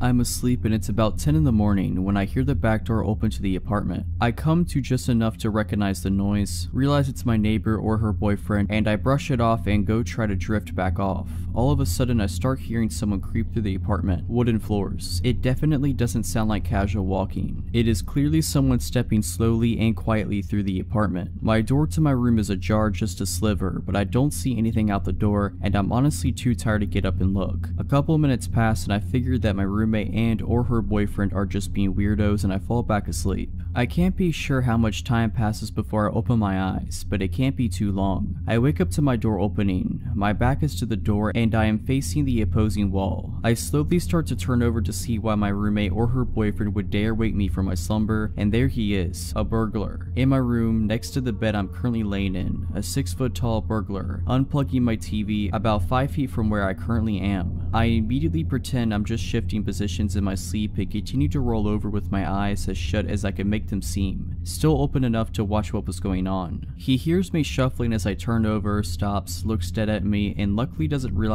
that my eyes are open just a tiny bit. He goes back to unplugging my TV, my DVD player, shoves it in his bag he's brought, like those bags from IKEA, and steals my change jar and casually starts walking out of the front door to my apartment, like he came in for a cup of tea or something. After I hear the door shut, I immediately spring out of bed, grab my phone, start dialing 911, all while locking the back and front doors. The dispatcher is trying to calm me down. At this point I am hysterical. I can't even catch my breath to tell her okay. Luckily, I told her my address before I started hyperventilating. I will take a second to commend the police department, both city and college, because they were there in less than 3 minutes. She tells me the cops are there, but they need me to go downstairs to let them in the building because they don't have the key to the front door of the building. I am so afraid to open the door to my apartment and even look down the hallway. I'm about to walk to the front door and extend my arm out to the handle when I hear, "Ma'am, it's the police." As if I didn't get scared enough already, they yell through the door. I am paranoid because the dispatcher just told me they couldn't get in and didn't realize someone probably let them in downstairs. I ask the dispatcher to confirm that the people at my door are actually police officers. She tells me that they are at my door. Okay, cool. I open the front door and I collapse right there. My legs completely turn into jello and I just hit the floor. I blacked out for a brief period of time, but they helped me up and sit me down on the couch. There's at least 10 officers in my apartment from both the city and college departments. When I look outside the living room window to the street below, there are 5 or 6 cop cars blocking the street. I later found out that they were doing a perimeter search around the immediate area. I'm being bombarded questions now. I have to try to find out what's missing besides the stuff from my room. I'm crying, I'm shaking. This is not at all how I saw my day off going. I tell them my roommate left the back door open for her boyfriend, they inspect the back door and blah blah. The next thing I know, my roommate and her boyfriend walk in and they both have the most dumbfounded looks on both of their faces. At this point now, there is a detective talking to me and I'm giving my statement, giving a description of the burglar, the stuff missing, looking at mugshots, etc. I immediately stop talking to the detective, look up at the both of them and blurt out, "Someone robbed us while I was asleep. He came into my room." 2 officers take her and her boyfriend aside and talk to them while I'm finishing up with the detective. I call my then boyfriend and he comes over to help me pack my stuff to stay over his house for a couple of days, which turned into staying until my lease at my place ended, around 4 months. After failing to recognize any suspects in a lineup, the cops slowly start leaving. After they all leave, I call my parents to tell them what had happened, gather my things, and head over to my boyfriend's house. My roommate and her boyfriend never once apologized. Not for leaving the door unlocked, but just a general "I'm sorry this happened to you" type of apology. They never asked me if I was okay, if I wanted to talk, nothing. The day my lease ended was the best day of that entire year. I couldn't wait to get away from my roommate, her boyfriend, and that apartment. They never found the guy who robbed me that day. I didn't even care about the materialistic things. He robbed me of my safety and security, and it took a good amount of counseling to get that back. I am also thankful he didn't try to attack me that morning. My friendship with my roommate was tarnished. I haven't spoken to her since. To this day, I don't sleep with my back to the door, and I always have a knife under my mattress. This happened to me 2 to 3 years ago. I was around 23 at the time. I am a female and I live in Romania. One night I was coming home from class, masters. Classes start after 6 p.m. and end at 10 p.m. At around 11 p.m. I had to take the subway for about 12 stops. The destination I have to get off at was the end of the line for the subway. At the time, there wouldn't be many people in the subway. All I need is my headset and my music and I am good to go. Said and done, I plug in my music. I pick the furthest chair in the subway, away from the only 2 people that were taking the subway with me at the time. So far so good, until I see, with the corner of my eye, a silhouette approaching me and sitting right next to me. It was a man, fairly built, dark hair, wearing glasses, a black shirt with a black hoodie, and a sickening smile. He doesn't engage in talking with me, but would just stare at my phone as I would browse through my music. I can hear him breathe heavily, not like painfully, but still like he was feeling something very strong. I feel uneasy, so I decide to change my seat and go even further behind, trying to avoid him. I pick a new chair, sit down, plug my headset again, and proceed with the remaining 6 to 12 stops on my way home. I see the silhouette growing bigger and bigger and a breeze running on my skin as I realize the guy is again sitting right next to me. Glancing in midair, dead eyes, a big smile, staring right into my phone. I panic. There are still 4 stops to go. I have nowhere to hide. I look after the other person in the subway trying to sit next to her, thinking that strength comes on numbers. She is no longer there. I start shaking a bit, but not allowing the creeper to notice me being vulnerable. I stand up, go to the door, and just decide to stand until my stop comes. This way he won't sit next to me, right? Wrong. He comes straight after me and sits on the chair right near the door because he couldn't see my phone, on which he was so focused so far from that angle. He fixates me right in my soul with his eyes and says, "Hi gorgeous, why are you avoiding me?" I am freaking out as I look at my phone trying to call my boyfriend or message him, and he stops me by saying, "I know no one will help you. You would have sent an SOS message by now. I know you didn't." That moment I realize I am cornered. He has been focusing on my phone to see who I was talking to, trying to figure out if I panicked, trying to see if I would ask someone for help. He cornered me bad. I had the luck to reach my stop as I would delay any reaction or ignore him so that he would repeat whatever he wanted to say. I drop off and run for the exit, not looking back. I get out at the surface and I don't see him anymore. At this moment, I put my phone in my purse and realize I had pepper spray with me all along. My heartbeat comes back to normal as I know at least I have something to defend myself with, but still a long way to get home, and who knows if he is alone or not. I walk rather fast for maybe 5 minutes from the metro and feel a hand grabbing my wrist hard and pulling me back. Another hand covering my mouth, disabling me from screaming my lungs out. It was him, the same black hoodie, dark hair, and dead-eyed stalker. He was furious and said, "How dare you run away from me? You should be honored I give you attention. Now, my phone is in my bag, I can't call the police, and I can't reach for the pepper spray." I panic. I can't punch him in the crotch. His hand is still in my mouth. What do? I did the most desperate and disgusting thing I could think of just to save my life. I played along. I used my other hand to touch the inside of his thigh and mumble a "I'm sorry" while his hand was on my mouth. He took his hand off my mouth and repeated that I'm sorry. I didn't realize he was just flirting. He let his guard down and took his hand off my wrist. He asked me for my phone number and address to drop me off, but I refused, saying I'd rather add him on Facebook, and he agreed. I told him I'd reach for my phone, but instead picked the pepper spray and got him sprayed all over his face. Made sure I'd cover both his eyes, nose, mouth, even his ears and hands. He instantly got all red, suffocating from the pepper and swelling. I called the police, told them what had happened and what I did. They asked me if he is immobilized, and I said yes, as the effect wears off in 45 minutes. The police arrived there 5 minutes later to see me shaking like a leaf and a man on the ground, swollen like a pumpkin, throwing up and swearing me between gasps of breath. He was arrested, and the police told me they had been looking for him for the past week as they discovered the body of a 24-year-old woman in his apartment, a lady with red hair. I have red hair too. The woman was his girlfriend, and ever since he's never gotten back to the apartment. I do not know what he wanted to do with me. I can understand why he targeted me due to the similarities, but I just hope I don't ever have to meet him again.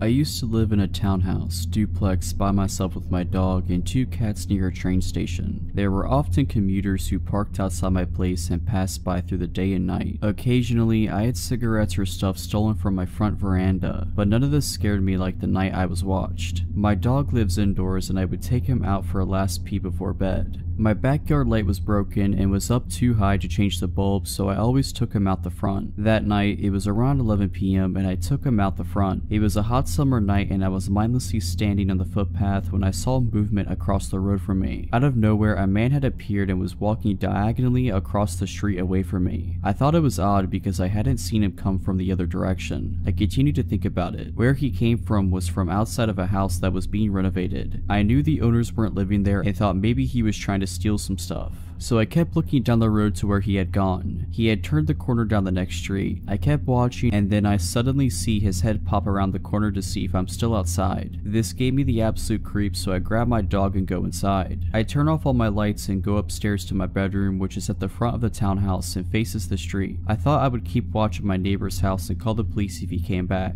I peer through my blinds, which cover sliding doors coming off a small balcony, and like clockwork, I see a dark figure walk down from the corner and down my street.